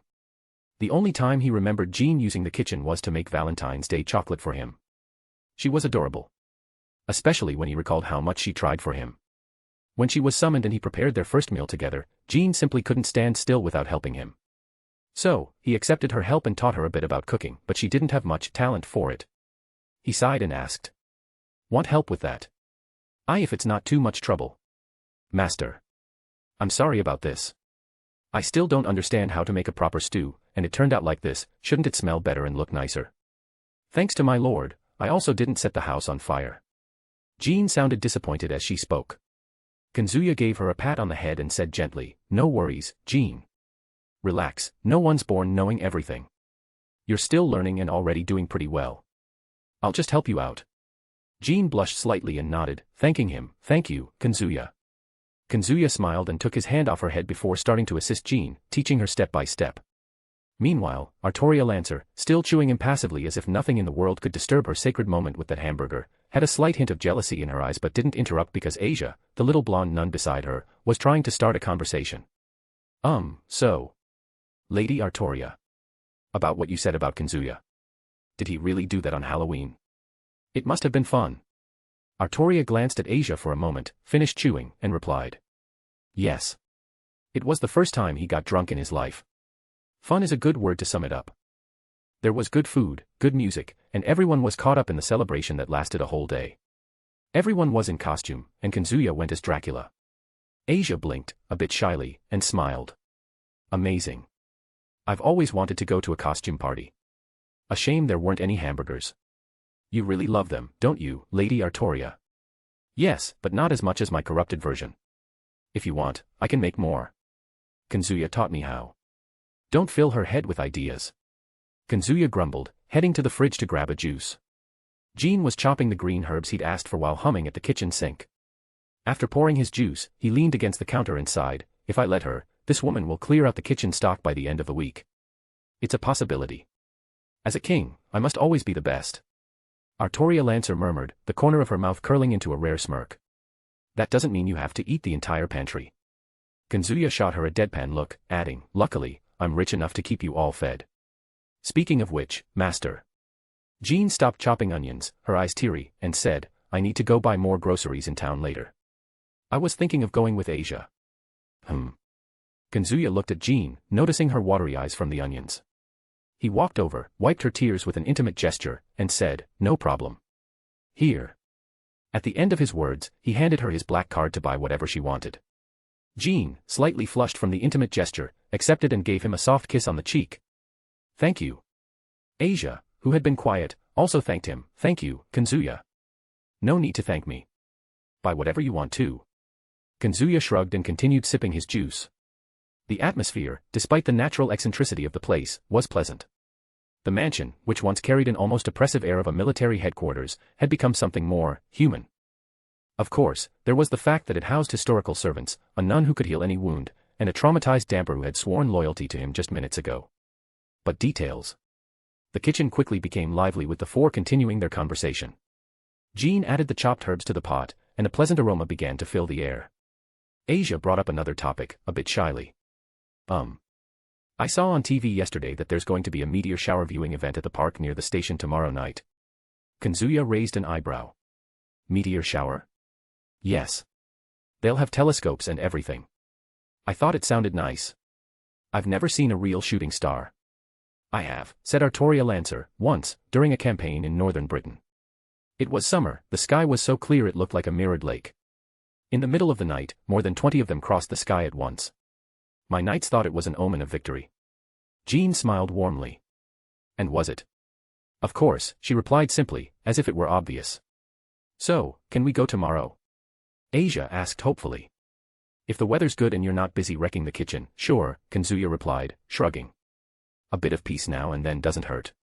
Should we bring food? Jean suggested. Like a nighttime picnic. I've never been to a picnic, Asia said shyly. Artoria Lancer crossed her arms, thoughtful. If there's hamburgers. Kazuya sighed. It won't just be hamburgers. But I'll make some. You're all starting to adapt pretty well to modern life. Artoria Lancer gave a faint smile. With you around, master, we can get used to any era. Jean nodded, wiping her hands on her apron. And it's fun, even the little things. Like going to the market, watching TV, or learning to use the microwave without blowing anything up. You almost blew up the microwave. Kazuya frowned. It was just a spark, she defended, blushing. Jean-san. If I'm not mistaken, you put aluminum foil in the mug cake, right? Asia asked quietly, already knowing the answer. I thought it would help it bake faster. Even I didn't do that one. You're a real genius. Kazuya muttered, but he was smiling. Master.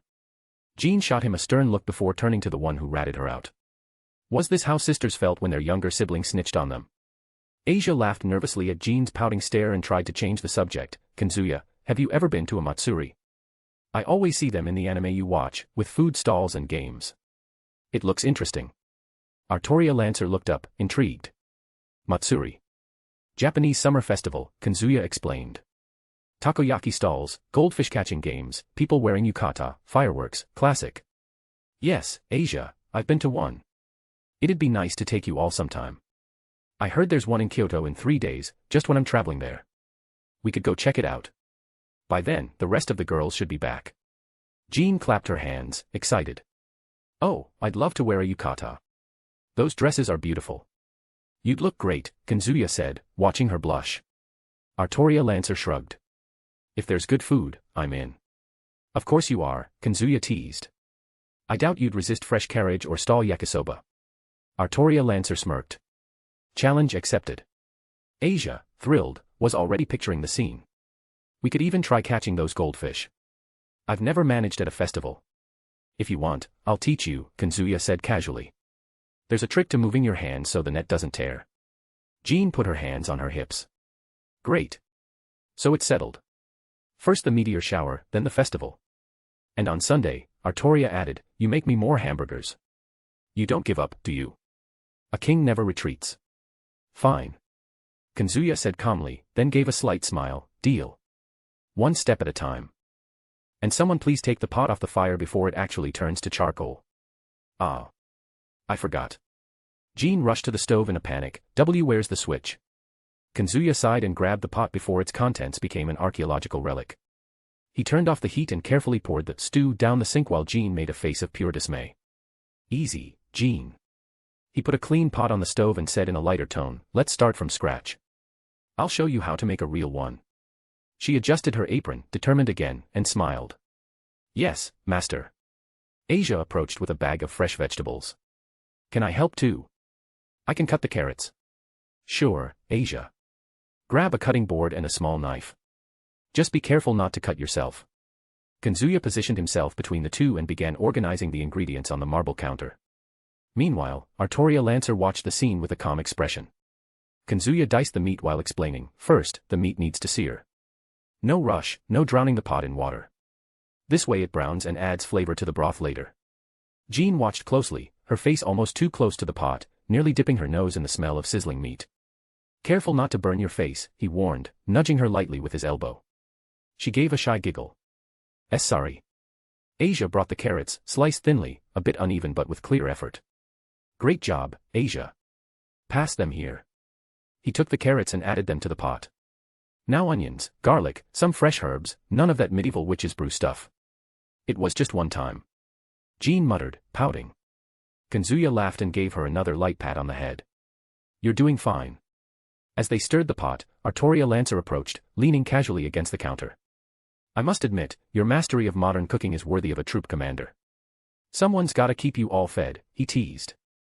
And good food is an effective weapon to maintain loyalty, she shot back, taking another bite of her hamburger. Tell me about it. Jean murmured softly, her cheeks pink. Asia tried not to giggle. In a few minutes, the aroma of seared meat, herbs, and vegetables filled the kitchen, a far cry from the suspicious smoke from before. Jean stared at the pot as if it were magic. Now, Kazuya grabbed a bottle of white wine and poured a splash. The scent rose immediately, drawing sighs from the girls. This is the trick. The alcohol evaporates, leaving just the flavor. Got it. Jean mentally noted each step. Done. Let it simmer slowly now. Meanwhile, anyone want to make a salad or? Asia raised her hand. I'll do it. I know how to cut tomatoes. Great. He smiled. Artoria Lancer crossed her arms and gave a rare smirk. For a moment, she recalled the time they all spent together in Chaldea. Kazuya leaned against the counter and glanced at her. Prefer this or the days when all you could hear were ghosts and my complaints? I prefer the smell of hamburgers, she replied without hesitation, her eyes teasing. He let out a short laugh. And so, the kitchen remained busy with the sound of pots, the sizzle of meat, the chopping of knives, and light conversation. Jean softly hummed an old French melody, Asia focused on the salad with the concentration of someone building a house of cards, and Artoria just watched, as always, but this time with a softer gaze. Soon after, the stew was ready, and this time, for real. The entire kitchen was filled with the comforting aroma of tender meat simmering with vegetables and herbs. Jean looked at the pot as if it were a sacred relic, while Asia smiled, pleased with the colorful salad she had prepared. Kazuya gave one last stir, tasted the broth with a wooden spoon, and nodded. Perfect. Jean, grab the plates. Asia, help with the glasses and cutlery. Let's eat on the veranda today. Yes, master. Jean replied, excited. Sure. Asia rushed to the cabinet. While the two began setting everything up, Kazuya let the stew rest before serving. He pushed his hair back, took a deep breath, and muttered to himself, what kind of general am I if I don't feed my troops? He let a faint smile slip before turning to Artoria, who was still impassively chewing her hamburger. Artoria, do me a favor. If it's not about sharing this, go ahead, she replied without taking her eyes off the burger. Go call Karna to eat. Artoria sighed and glanced at him. What's in it for me? Kazuya thought for a moment, opened the fridge, and pulled out a tray of raw hamburgers. He held up one of the patties. Do this, and I'll make you 3 more later. Artoria's eyes gleamed like a sword being unsheathed on the battlefield. Deal. She stood, adjusted her blue cape, and left the kitchen with determined steps. Asia, balancing a tray of glasses and cutlery, giggled softly. Lady Artoria really takes food seriously, doesn't she? You have no idea. Kazuya then turned to Asia. Go call Edmund and Valerie on the veranda. They're probably in their usual spot. Yes. Asia hurried off, smiling. Jean returned with the plates and began helping set the table on the terrace under the shade of a large tree, where a gentle breeze carried the scent of garden flowers. Minutes later, everyone was gathered. Karna arrived with his calm, silent demeanor, Artoria resumed her second hamburger, Edmund showed up with a book in hand and a half-sarcastic smile, and Valerie just gave Kazuya a subtle nod, still exuding that fatalistic damper aura. The food was served, and conversation started slowly, revolving around trivialities and memories of Chaldea. Karna, as usual, didn't say much but listened to everything. Edmund, ever the joker, recounted exaggerated tales, and Asia laughed at it all. Valerie didn't touch much of the stew, preferring wine and bread, while Artoria and Jean practically competed to see who could go back for seconds the most. Kazuya just watched it all with a certain satisfaction, leaning back in his chair, sipping cold juice. It was strange how an environment that should be chaotic felt right. The hours passed without them noticing. As the sun began to set, the meal came to an end. Jean and Asia, volunteering, started collecting the plates and pots. Let us handle it, master. You can rest a bit, Jean said with a soft smile. If you drop anything, it'll be on me, he joked but nodded. With Asia's help, they took everything back to the kitchen, where Kazuya soon appeared, putting away the remaining drinks and wiping down the counter. Thanks for today, Kazuya, Jean said, stopping beside him while Asia dried the glasses. You guys did a good job. He glanced at her. Best stew you've made yet. Jean smiled, a bit embarrassed but visibly happy with the compliment. Well, we're going to town now to buy the groceries, as we planned. Cool. Take Asia and don't forget the card. Yes, sir, she said, playfully saluting. Asia laughed and slung her bag over her shoulder. Take care, Kazuya said, tossing the dish towel over his shoulder and leaning against the sink. The two left through the back door, chatting excitedly, leaving the kitchen quiet for the first time that day. Kazuya looked around. Clean pots, spotless counter, the lingering aroma of food in the air. He let out a long sigh and picked up his juice again. Alone. As strange as it was, he kind of liked that domestic chaos. But the silence had its value too. He sat at the table, propped his feet on another chair, and stayed there, listening to the distant chirping of birds in the garden and smelling the damp earth from the early evening. Just a few more days like this. Then. Kyoto. A/N, author's note. Good afternoon, everyone. Raising hands. Here's another chapter for you, with 4,000 words. I'm thinking of releasing the next one later today, I'm almost done with it. Or, if you prefer, I could leave it for tomorrow and make it a bit longer, around 6,000 words. That next chapter will focus on Ishtar, Ereshkigal, and Scotty's group, and you can expect some pretty interesting plot twists there. This chapter has more of a slice of life vibe, to give everyone a breather before the next round of action. Oh, and I'm considering adding a lemon scene between Kazuya and Artoria Lancer before they head off to Kyoto. What do you think? To keep it from being a chapter solely about that, I'll include a dream cycle where the servants get to witness a bit more of the protagonist's past. If you like the idea, let me know in the comments. Also, Scathack will be making her return soon, and as for the new summons you're all waiting for, I'm going to hold off a little longer so I can properly develop the characters already present in the story. That way, everyone gets their chance to shine. Gene Alter and Saber Alter will also be causing some trouble for the heroic faction, and they'll be showing up in the upcoming chapters to do just that. This arc is going to be a bit longer than usual because, besides the yokai, I'll be diving deeper into Kazuya's past, the mystery behind his unique ability, and exploring more of the Fate Gacha system. Thank you all so much for the support and patience. Red Heart, stay tuned, some good stuff is coming your way soon. Speech Balloon and Hey, want to just read ahead a bit? Books for $2.99, you can read up to 5 chapters ahead, perfect for avoiding spoilers or just binging. Books for $5.99, you get full access to all content, no holding back. Chapter 64, The Goddesses and Their Problems. The late afternoon on Greta Island was a spectacle that defied any mortal to look away. In Heraklion, the capital of Crete, the sky, painted in layers of soft gold and deep purple, reflected on the calm sea like a liquid mirror, while the warm breeze carried the scent of tropical flowers and sea salt.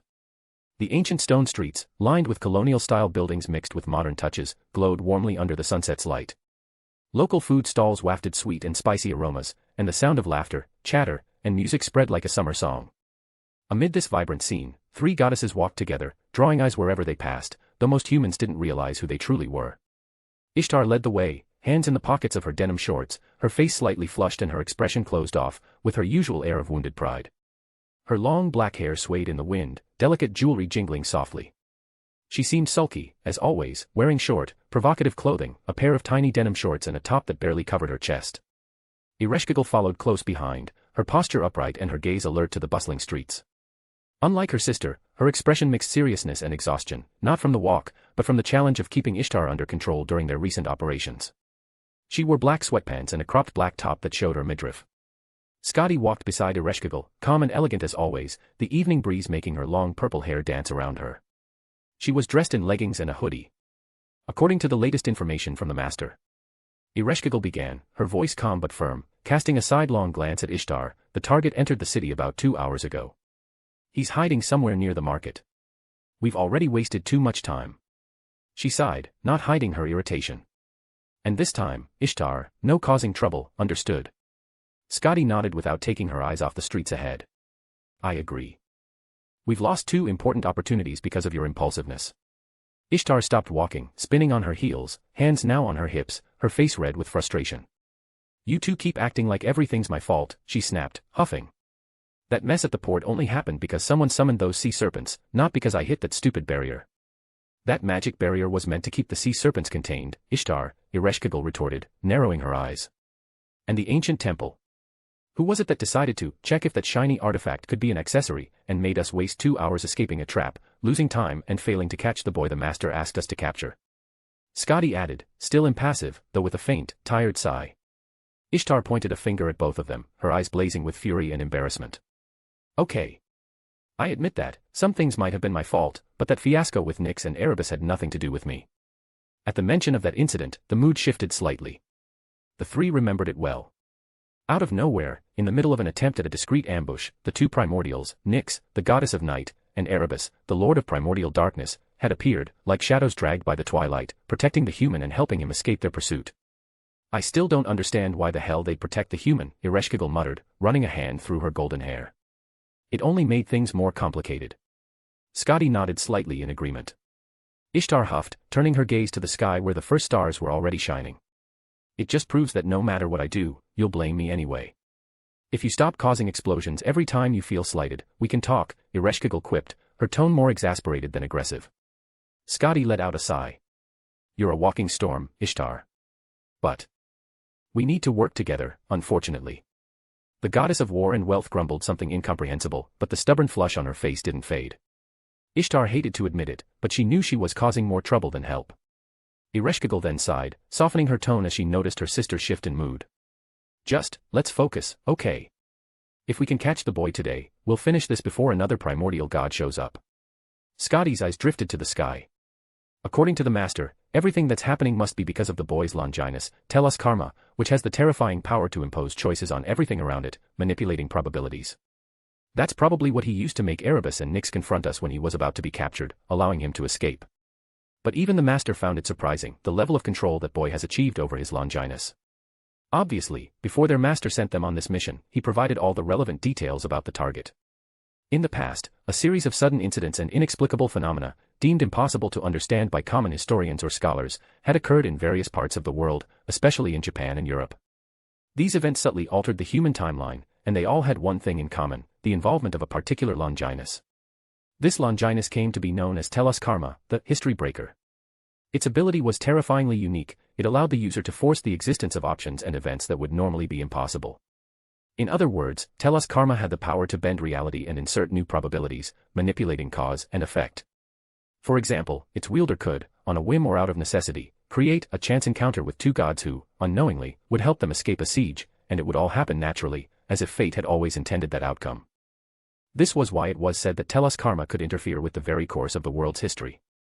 For years ago, the Longinus was in the hands of Momiji Nakiri, a young woman from one of Japan's 5 principal clans and the younger sister of Nakagami Nakiri, the original heir to the legendary Yellow Dragon, hailed as the strongest Uryu in history.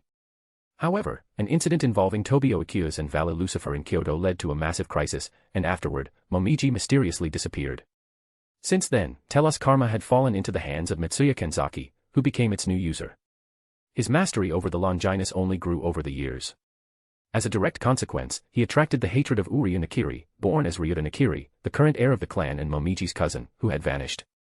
From what their master had discovered, in recent years, Mitsuya Kenzaki had been traveling the world to escape the suffocating influence of Japan's 5 principal clans. During this time, he initially worked with the Egyptian gods, helping Horus contain Seth in Egypt. Then, he moved to China, where he deepened his knowledge of Taoist arts and even faced Sun Wukong in combat. After that, he disappeared for a while, later being spotted in Mexico, where, according to records, he achieved the feat of killing an Aztec god before vanishing completely for the last 2 years. Currently, he was no weaker than one of the 10 strongest beings in the world. He was just one small step, a spark away from reaching that level. Unfortunately, their master only discovered this too late, after the boy had slipped through their fingers. Now, it was clear, he was right to say this mission would be far more complicated than anticipated, and he was right to send the 3 of them for it. Not that they were weak by any means, but someone who could manipulate the world's cause and effect was tricky to deal with. Scotty's comment landed like a stone in the middle of the conversation. For a few seconds, Ereshkigal and Ishtar just stared at the Norse goddess in silence. The warm island breeze blew between them, carrying the scent of ripe fruits and sea salt, but none of them paid attention to it. It was the kind of silence only those who've lived together for a long time could decipher. Ishtar was the first to react. Wait, what do you mean the master told you these things? Usually, when I try to talk to him through our mental connection, he just assumes I caused trouble and goes, "What happened now, Ishtar?" or "What did you do this time?" Ishtar exclaimed, her eyes wide and her expression torn between shock and pure jealousy. "Since when does he tell you these things and not me?" Ereshkigal, who looked like she'd just been hit with a bucket of cold water, turned to Scotty. "Scotty, you knew about this the whole time." Her tone was sharp, not the angry, you messed up kind, but the bittersweet kind of someone realizing they missed an important conversation with someone they care about. Scotty gave a slight smirk, closing her eyes for a moment with a vaguely smug air. "He told me earlier today. I thought he'd told you too as well." Ishtar nearly had a meltdown. "But of course he didn't tell us," she huffed, throwing her hands in the air. Typical Kazuya. Always saying we're too important to him, that he can't hide anything from us, and then pulls this. Ereshkigal crossed her arms and took a deep breath. Of course, he tells Scotty. Not me or you. At least when I talk to him through our mental connection, I'm not treated like a troublemaker like you, sister." She shot a sidelong glance at Scotty, who shrugged, completely serene, before looking at Ishtar with relief. That left the Mesopotamian goddess absolutely livid. "What's with that look? That damn Kazuya is just worried about me, okay? I misspoke earlier, he never said that to me, alright? It's natural for my worshipper to worry about me." Ishtar sounded nervous as she spoke. "Sure. You know how he is," Scotty murmured, interrupting them both. "Sometimes he's an idiot, or maybe it was just a slip-up, who knows? He's always exhausted." Ishtar made a face and looked away. "Idiot. I bet he just forgot.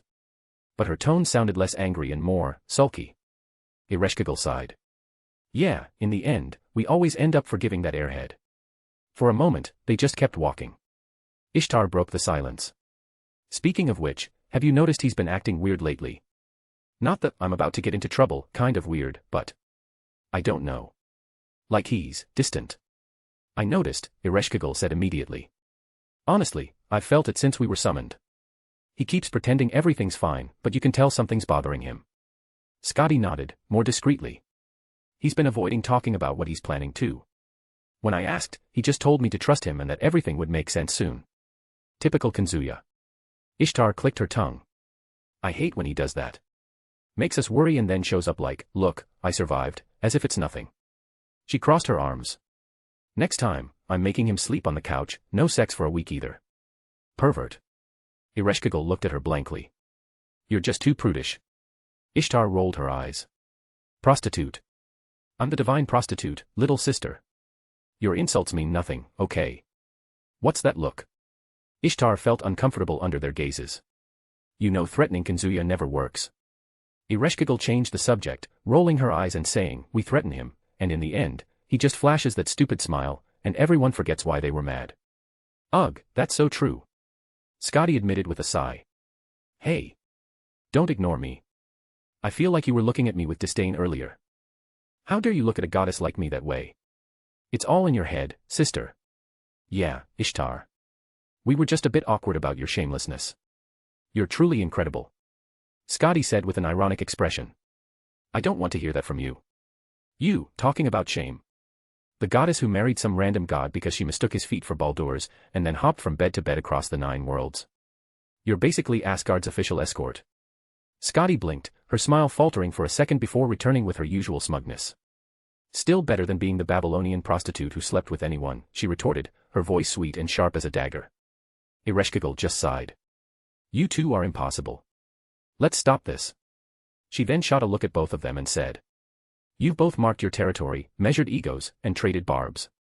Can we focus on what matters, or are you going to start comparing who has more offerings at their shrine? A silence hung for 2 seconds before Ishtar huffed. TCH, fine. You ruin all the fun, Eresh. It's my job, the underworld goddess replied, impassive. Scotty just smirked. I'd win over both of you anyway. Ishtar rolled her eyes and crossed her arms. Let's just get this over with before I change my mind and bury you alive in ice. And so, the topic died there. For now. The three fell silent again, but this time it wasn't awkward. It was the kind of silence shared by those with too many memories, who know they don't need to say everything out loud. Ereshkigal broke the mood after a while. You know what I could go for right now? One of those strawberry shaved ices with condensed milk they sell at the corner near the dessert shop. Ishtar's eyes widened. You read my mind. I've been craving something sweet since this afternoon. Scotty raised an eyebrow. For me, only if it's matcha. Ishtar pointed. Of course you'd pick the most bitter flavor. It's refreshing, Scotty defended. Bitter. Traditional. Ereshkigal sighed, but this time with a small smile. Let's just grab them before another primordial shows up to ruin our night. And so, as if the dramas and troubles of the world were fleeting, as they always had been for goddesses carrying centuries of age, the three headed toward the dessert stall lit by lanterns, grabbing something for each of them before moving on. By the way, Ishtar started, already licking her strawberry shaved ice. When this is all over, I'm demanding Kazuya take me to an onsen. Just me and him. No missions, no you two, no primordials butting in. Got it. Oh, sure, Ereshkigal gave a dry chuckle. You and your weird idea of exclusivity. As if he'd ever say no to any of us. At least I don't act all saintly like you, Ishtar shot back, pointing her little plastic spoon. All sweet and proper in front of him, but I know what you did that one Valentine's Day in Chaldea in our old world, Eresh. The underworld goddess nearly choked on her shaved ice. You promised you'd never mention that. I never promised anything, Ishtar replied, triumphant. Scotty watched the scene with her usual superior half-smile, savoring her matcha shaved ice without interfering, but she couldn't resist. Honestly, you two are so predictable. While you're fighting over who gets to drag Kazuya to a hot spring, I already secured a dinner for 2 with him next week. Silence. You what? Ishtar and Ereshkigal said in unison. Oh, yeah, Scotty gave a smug little smile. He owed me a favor, and I called it in. But, he didn't mention anything to me. Ereshkigal protested. Or to me. Ishtar nearly dropped her shaved ice. You've both been too distracted, busy arguing over who's more important to him, Scotty shrugged. I just went and asked. Ishtar huffed, her face slightly flushed. This isn't over. I'm demanding 2 favors. And a bath. You can't go 10 minutes without thinking about dragging Kazuya into a hot spring, can you? Ereshkigal raised an eyebrow. With that face and that body? Nope. Pervert. Prude. I just have more self-control. Scotty interrupted. I highly doubt that. The last time Kazuya got hurt, who was the one crying and clinging to his shirt? Ereshkigal. The goddess opened her mouth, closed it, crossed her arms, and looked away. I was just worried, that's all. Ishtar teased. Very worried, clinging and saying, don't die, you reckless idiot, if you die, I'll kill you. Though that was a while ago. He's way stronger now and barely gets hurt. Shut up, Ishtar. Their chatter drew the attention of some locals and tourists, but none of them cared. Despite all the tension, jealousy, and teasing, and there was plenty of it, at the end of the day, they were the kind of dysfunctional family only those who survive battles and magical disasters could understand. And as much as each one had plans to steal Kazuya for themselves as soon as possible, they knew it was impossible to live without these silly arguments, traded barbs, and the eternal competition for attention. Deep down, way deep down, none of them truly wanted the others to disappear. Ishtar sighed, smiling as she watched the last golden hues fade from the sky. Okay, enough fighting. After we catch that kid, we each call in our favor with the master. And whoever gets him to the bath first wins. Ereshkigal let out a tired laugh. You're hopeless. I'm irresistible, just accept it. An eternal problem, Scotty murmured, but with a faint, genuine smile. And without further drama, they headed toward the market together, as 3 goddesses, 3 jealous wives, and 3 old friends who, deep down, knew that if it weren't for that idiot human, they might not have put up with each other for so long. The 3 kept walking. The night market of Greta Island was an organized chaos of sounds, smells, and lights.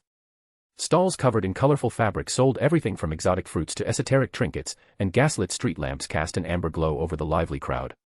Ishtar was distracted, nibbling on the last of her shaved ice, when she spotted their target. Her red eyes gleamed. There, she pointed without thinking. And there he was. A boy. He looked about 17, with pale skin, slightly messy black hair, and eyes so deep blue they seemed to reflect a night sky of their own. Despite wearing an odd outfit, no one seemed to notice, a blue suit that looked straight out of a sci-fi movie, snug on his lean but sturdy frame, with subtle metallic accents in the seams and faint technological runes glowing in pale blue. Black gloves covered his hands. He was casually observing the crowd. Ishtar forgot everything else. That bastard. She growled. Without warning, she surged forward. In a snap, her body glowed with golden light and shot into the sky. Beside her materialized, Mana, her ship, spinning in a radiant arc as she prepared to deliver what, in her mind, would be a swift and elegant strike. Her movement, however, drew even more attention, especially with the explosion of light and someone suddenly flying out of nowhere. Chaos erupted immediately. What the? Oh my god, is it an attack? Run! People screamed, cups of juice and skewers flew through the air, children were grabbed by the arms and pulled away, and the once festive atmosphere turned to pure panic in seconds. Stalls toppled, fruits rolled across the ground, lanterns fell, and amid the general pandemonium, stall owners shouted in despair. My mangoes. My mangoes, damn it. I told you this city was cursed. In the midst of the chaos, the blue-eyed boy, Mitsuya Kenzaki, remained still. Naturally, the 3 goddesses didn't care about the general panic. You're coming with me, you troublemaking kid. Ishtar pointed at him and fired a powerful beam of light. The boy, who had already noticed the attack, didn't panic. His eyes glowed, and at the last second, before the strike could hit, the attack veered off as if an invisible wall had tilted the world. He extended his hand toward the flying goddess and made a gesture, sending Ishtar careening to the side like an out-of-control cannon shot, crashing into a fruit stall's awning. What the? Ereshkigal was already moving. The underworld goddess raised her, Kuoh Kala, the spear of the underworld, and launched 3 spectral projectiles, serpents of funereal energy that zigzagged through the air. The boy turned his head. As if the attacks had decided to change course on their own, the spectral serpents veered upward, crossed each other, and dissipated before reaching him. Causality manipulation again. Ereshkigal gritted her teeth. Scotty appeared beside him in an almost imperceptible movement, her primordial rune activated. A Norse seal glowed beneath her feet, and chains of pure ice erupted around, attempting to seal the space and possibilities. Let's see you dodge this. This time, the boy moved. But not in a hurry.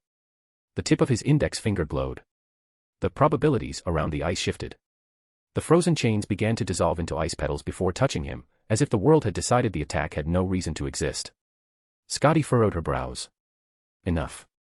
Kanzaki looked at her, sighed, and spoke for the first time. If you keep insisting, I'll have to fight back.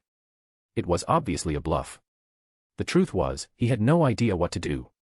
For days, he'd been followed by these three lunatics. And the worst part? He didn't stand a chance against them. Even now, with his balance breaker activated, he could barely buy time. The activation only gave him full control over his Longinus's powers, but it was enough, at best, to stall them for a few minutes, until his magical energy burned out completely. His balance breaker was a subspecies known as Forbidden Tome. Its ability was to create a closed space of 500 meters around him, where he could impose choices and alter the course of events with almost no restrictions. He could, for example, conjure an impenetrable barrier to block an attack or force an enemy's strikes to veer off at the last moment. He could also manipulate the invisible space around targets and use it as a weapon to land impossible blows. It wasn't exactly about imposing options on the world. It was more like directly manipulating the relationship of cause and effect within that domain. And there was a second effect, the most dangerous and desperate. He could trade all his magical energy for one impossible possibility once a day. That's what he'd done before. He used this ability to make the slim chance of Nyx and Erebus appearing to defend him a reality. It was only possible because they were in Greek territory, where the influence of the gods still lingered. Even so, the manifestation would only last an hour before the two stopped fulfilling that possibility and returned to normal, but it had been enough time to escape on that occasion. But it wasn't an unlimited miracle. He couldn't revive the dead or manipulate causality to become invincible. Even though he could summon impossibilities, everything was limited by his magical energy, physical stamina, and sanity. Creating too much would lead to collapse. In the end, he wasn't a god. All he could do now was try to create a possibility to escape. His attention was drawn to the woman he'd sent flying earlier. Ishtar emerged from the side, disheveled and furious, with pieces of fruit stuck in her hair. Now you'll see. Enough, Ishtar, Ereshkigal snapped. We need to take him alive. He threw me into a mango stall. I have divine dignity to uphold. Kanzaki raised his hands, placating. I don't want to fight. Just, stop following me. Scotty narrowed her eyes. Surrender. Our master wants to keep you from getting hurt. But if you keep this up, we won't have a choice. Mitsuya gave a crooked smile. Sorry, lady. I don't trust your words. You must be working for that guy, right? I never thought he'd have monsters like you as subordinates, never. Before he could finish, Ishtar was already in the air again. This time you won't escape. Mana spun in the sky, unleashing a sequence of golden energy projectiles. Mitsuya raised his hand, and the causality around him warped. The beams of light that should have hit him curved, passing by and exploding into poles and debris. Ishtar huffed. I hate that damn power. He darted forward, sliding to the side and looking for an opening to escape down an alley, but Ereshkigal was already there. Spectral serpents emerged, and again causality was twisted, but he felt the strain growing. His balance breaker was pushing its limit. Damn it. Scotty, ever observant, narrowed her eyes, analyzing the pattern. She raised her hand. Primordial runes lit up around her. Ishtar, out of patience, shouted. Get out of the way. And charged, not giving him time. The boy tried to manipulate probability again, and succeeded, dodging the first punch. But a second blast of light came from behind, and he only managed to partially block it. The impact threw him against a house's wall. Arg.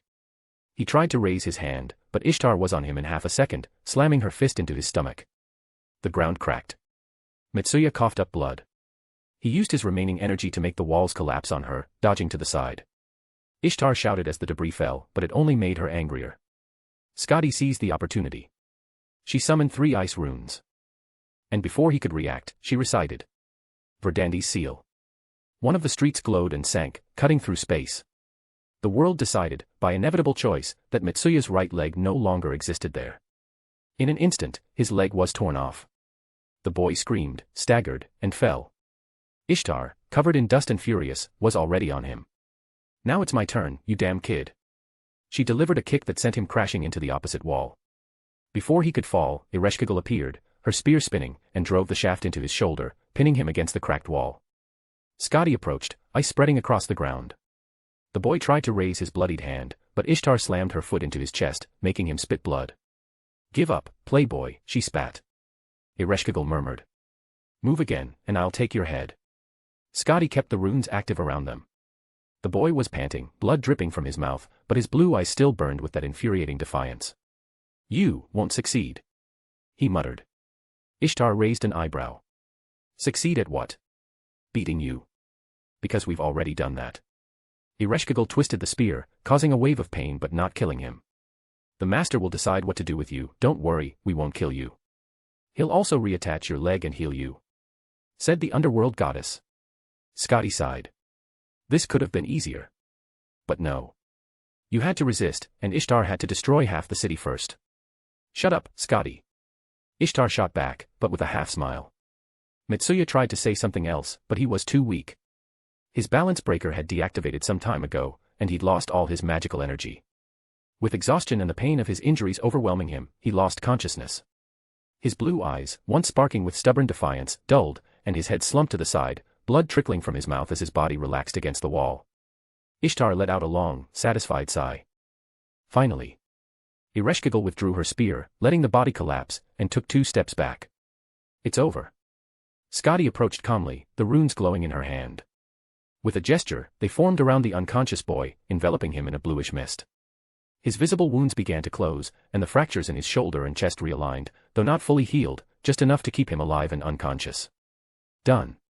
I don't want him dying before we reach the master, Scotty said, pleased with her work. Ishtar crouched beside the unconscious body and poked his cheek with a finger. He's still breathing, so it's all good. Now, who's carrying him? The 3 exchanged glances for a moment. Ishtar stood up and stretched her shoulders. I already did most of the work. And I got thrown into mango, apple, and pineapple stalls. It's not fair for me to carry him. Ereshkigal raised an eyebrow. You caused all the chaos and still want to skip this part. Ishtar pointed to her fruit.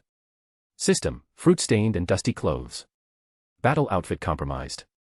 Divine dignity damaged. Special circumstances. Scotty rolled her eyes.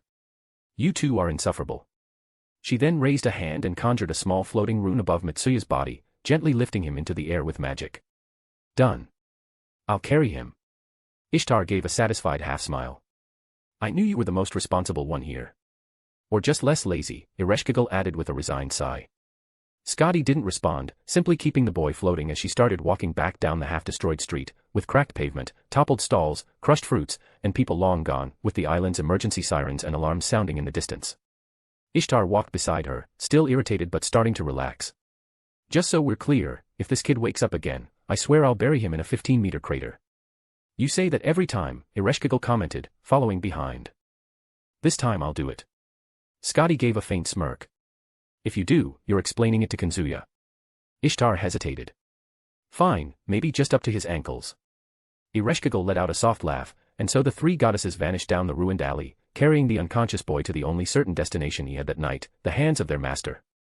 A/N, author's note. Good afternoon or good evening to you all, depending on what time you're reading this. Just dropping by quickly to let you know that this chapter turned out a bit longer than usual, a total of 6,000 words. I hope the read was worth it. And while I'm here, I wanted to comment on Mitsuya Kenzaki. Technically, he's kind of an OC, original character. In the original light novel, he doesn't have the abilities I showed here. The balance breaker he used is also something I created, completely different from the canonical concept in the series. In the light novel, his balance breaker isn't anything like this, and what he showed here was entirely something I made up to fit my storyline.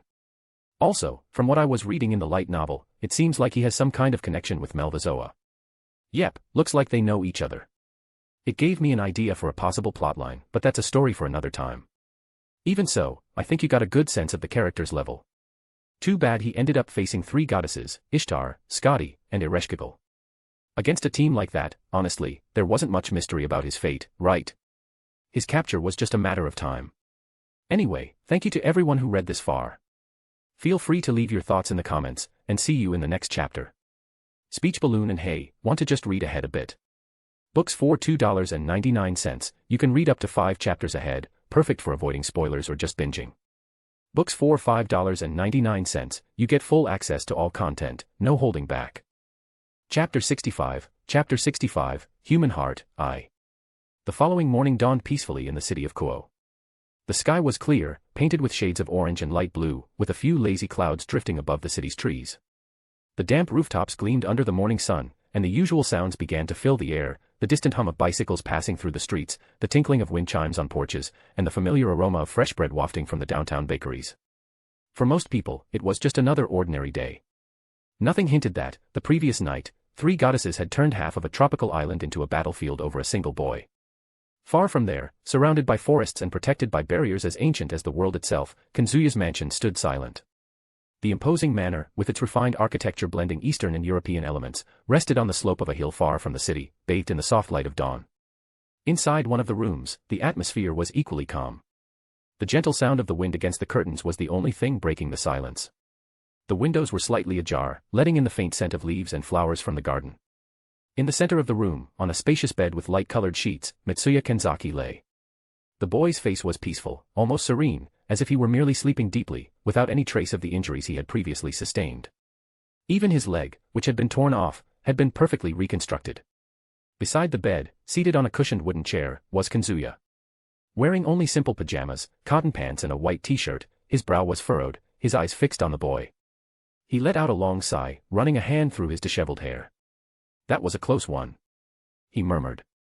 Somehow, when Ishtar, Ereshkigal, and Scotty appeared carrying a boy missing a leg and gravely injured, it wasn't exactly a surprise to him. The 3 had a slight tendency to go overboard from time to time, or rather, almost always. Ishtar, in particular, was the most impulsive and prone to getting into trouble. Scotty wasn't far behind when it came to battles or challenges. Ereshkigal, on the other hand, was the most balanced of the trio. Still, she almost invariably ended up being dragged into absurd and complicated situations by her sister, like this one. He had long lost count of how many times this had happened in his life as the last master of humanity in Chaldea. Fortunately, he managed to handle the situation and heal the boy. Of course, this was due to his magecraft skill being of the highest possible level. This personal ability was so extraordinary that he possessed knowledge of all the magical crests from his former world. At some point in a mage's life, they would forge their own magical circuits, storing many, if not all, of the spells they had learned in their lifetime, and then pass them on to their successor. As this process repeated with each new generation, the older a lineage, the greater the number of magical circuits forming the magical crest and the greater the amount of knowledge stored within it. Implanting a magical crest carried a high risk of failure that could result in death. Transplanting a magical crest was much like transplanting an internal organ and could only be done on someone compatible. It took several weeks to fully integrate, so it required time to learn all the magic contained within it. The problem was that even among close relatives, the chances of rejection were high. Thankfully, he didn't have to worry about that due to his personal ability. He used the knowledge contained in the magical crest of the Scepter family, which had been exterminated by the Mages Association in his former world. The Mages Association had 3 official branches: the Clock Tower, the Atlas Academy, and the Wandering Sea. He also learned about the Holy Church, an international religious organization seemingly inspired by the real Roman Catholic Church, and a group of individuals known as the Dead Apostle Ancestors. While there were exceptions, many were malevolent entities that had achieved some form of immortality, making it difficult for the Mages Association and the Holy Church to deal with them.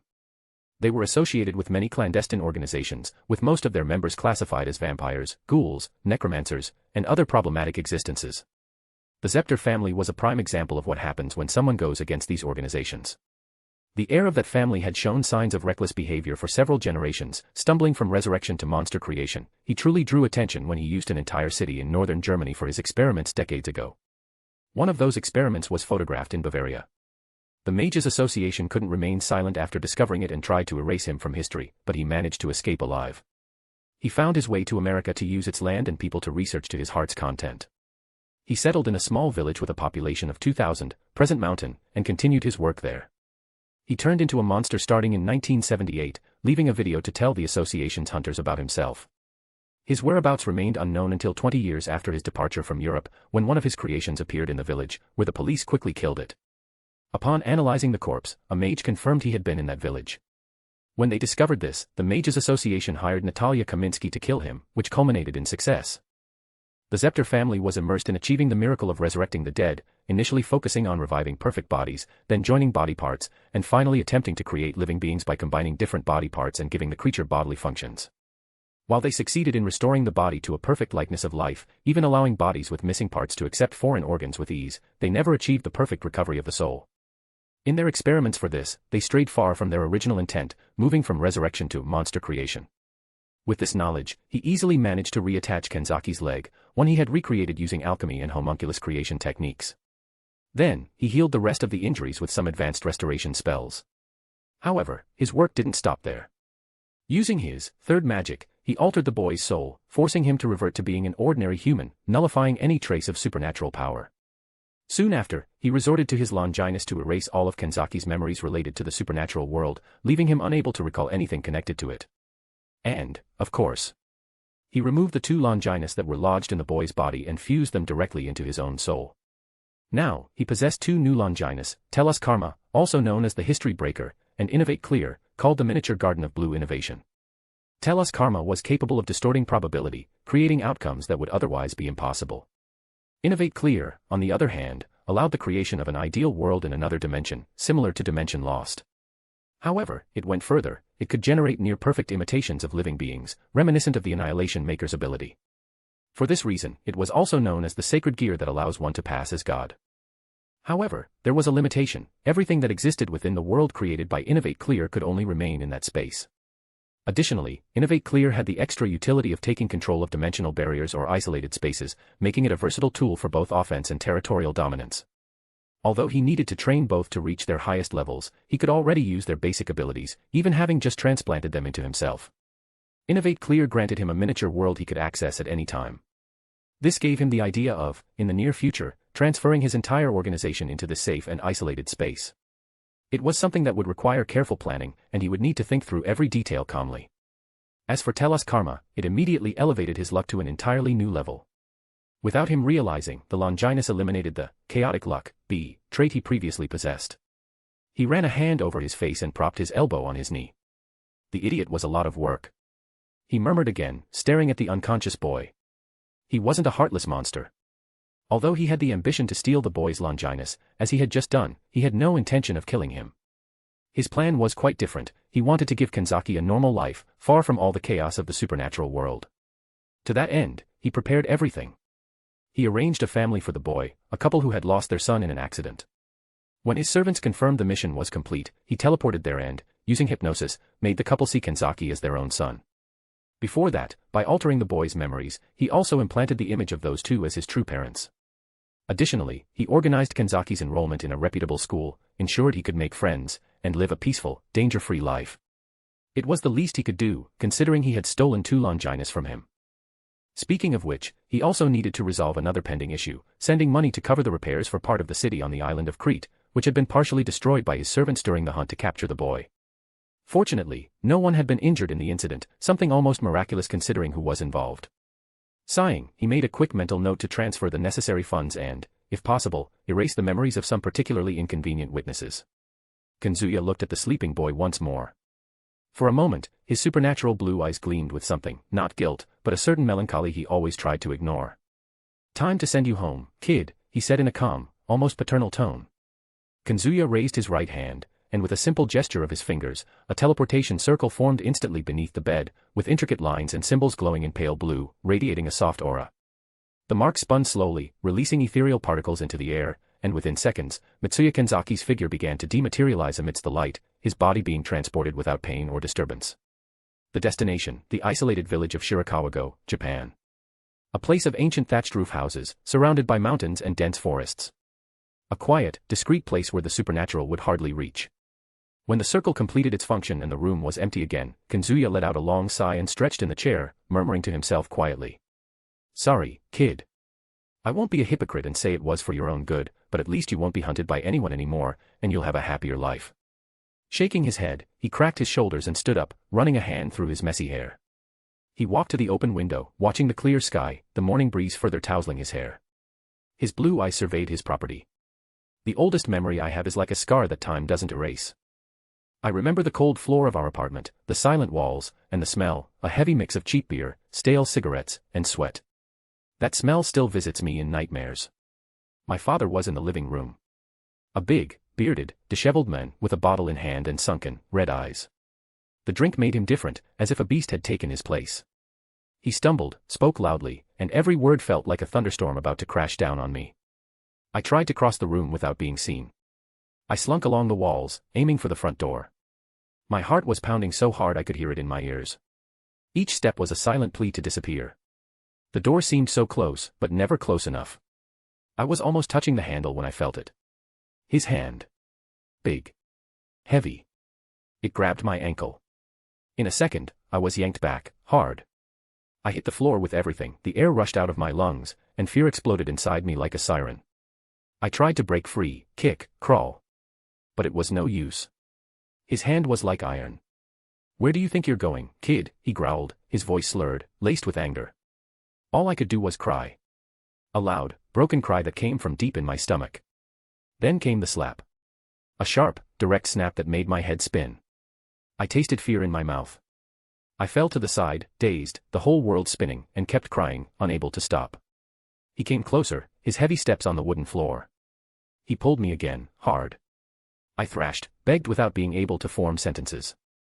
The sobs came in waves, and every attempt to speak was swallowed by the crying.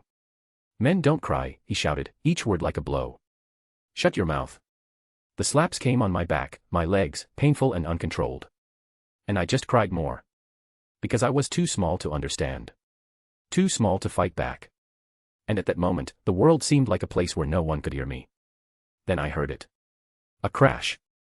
The front door burst open violently, as if the outside world had, for a second, decided enough was enough. A voice shouted. "Let him go.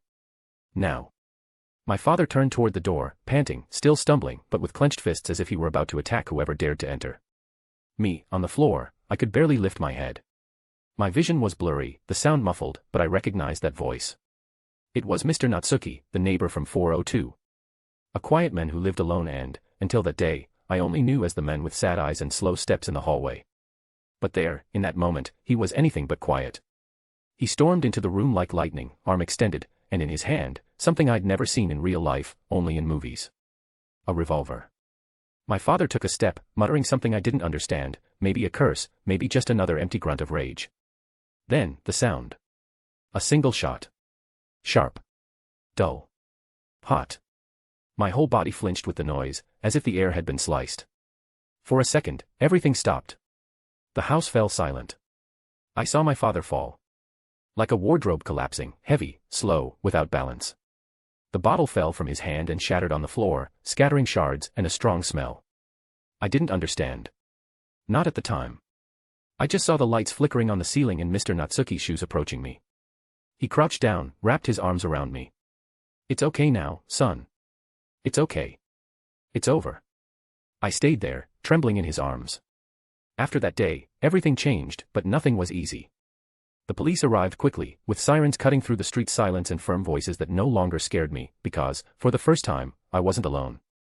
They asked questions, looked at my dirty and swollen face, and told me I was safe now. But the truth is, at that moment, I just wanted my mother. I didn't know where she was or when she would come for me. She arrived a few hours later. She came running, her eyes red from crying, her voice trembling. I clung to her as if she were the last piece of the world I knew. She hugged me tightly, whispering that she was there, that everything would be okay.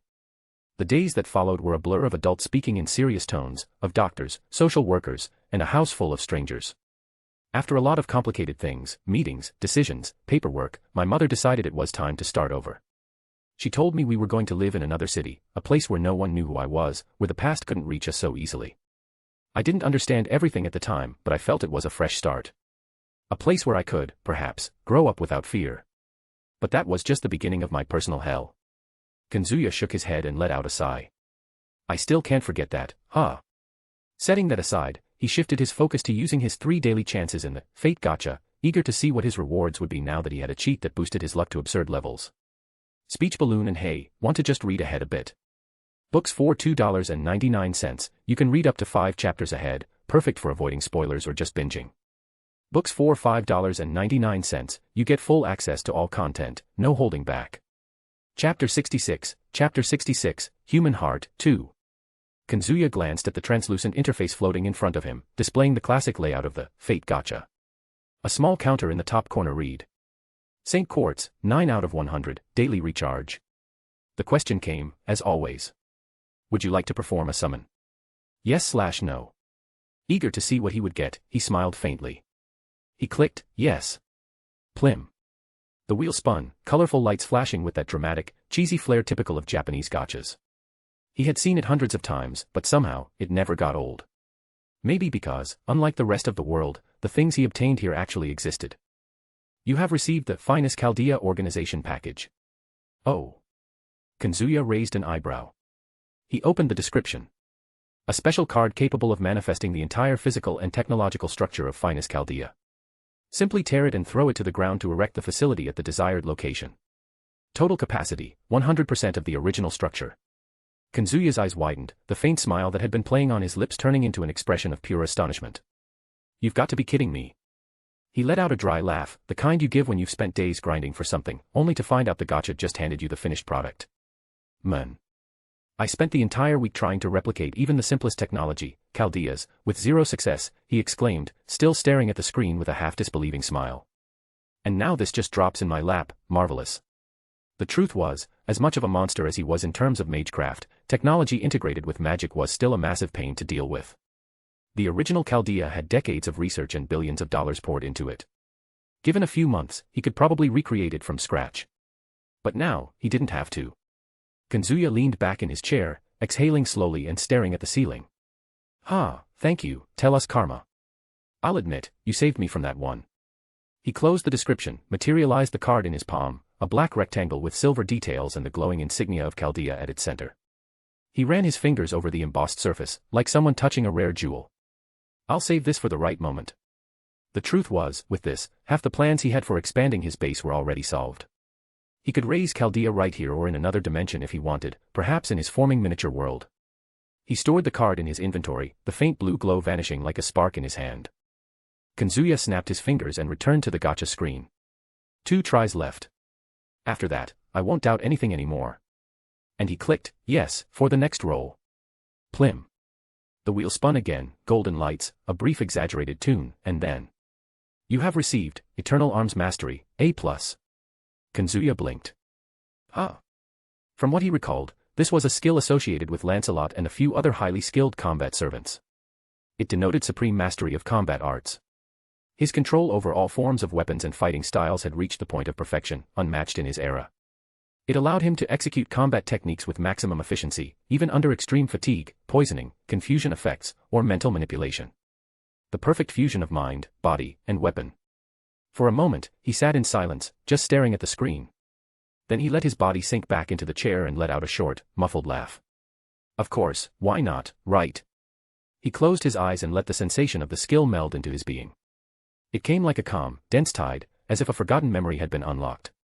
Sword movements, spear techniques, archery, even unarmed combat, all bloomed in his mind as if he had always known them. Every strike, every stance, every way to breathe during a deadly confrontation, all perfect. His body felt light. As if any weight or tension in his muscles had simply vanished.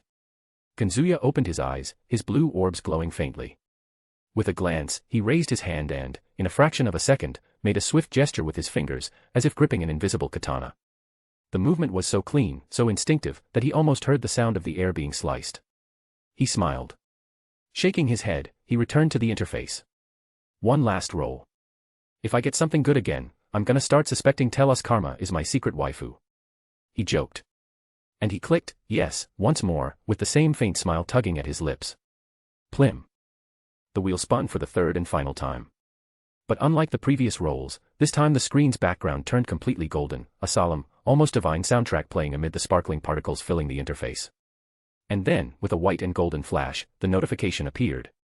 You have received, Servant Experience Card, Caster Class, Solomon. Kazuya froze. Eyes wide. The smile faded. He just stared at the notification. As if the world had stopped for a moment. You've got to be kidding me.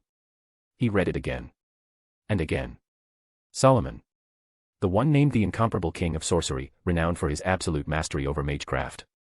Son of David and Bathsheba, he lived approximately between 1011 BC and 900 BC, ruling as the third king of ancient Israel and leading his country into an era of great prosperity. As a statesman, he made exemplary political decisions, but his fame extended far beyond that. Solomon also left behind countless legends as a mage. It is said that, one night while sleeping in his bed, he was visited by God in a dream. The Creator said, "You are qualified. Speak your desires, and I shall grant them." Unlike any other man, Solomon did not ask for gold, power, or conquests, he sought only wisdom. His response pleased God, proving that Solomon possessed the qualifications to achieve true wisdom. Upon waking, he found 10 rings on his hands, the proof of divine recognition. These rings became known as the legendary Ring of Solomon, the source of the magic that commanded angels and demons. Solomon was renowned for subjugating 72 demon gods, turning them into his familiars. He left behind a manuscript later called the Lemegeton, or Goetia, which described the rituals and methods to control such entities. He was also the first to build the Temple of Israel. During his reign, he performed only one miracle, considered an act of wisdom. He believed that the people knowing the king received divine protection just once was enough. Repeating miracles could frighten, deceive, or corrupt humanity. That single feat recorded the technique of phenomenon operation, a magic that could be performed by any ordinary man, something that, until then, belonged only to the gods and their chosen ones. Even without using his abilities, Solomon's reputation as the king of magecraft crossed borders, becoming recognized by all neighboring countries.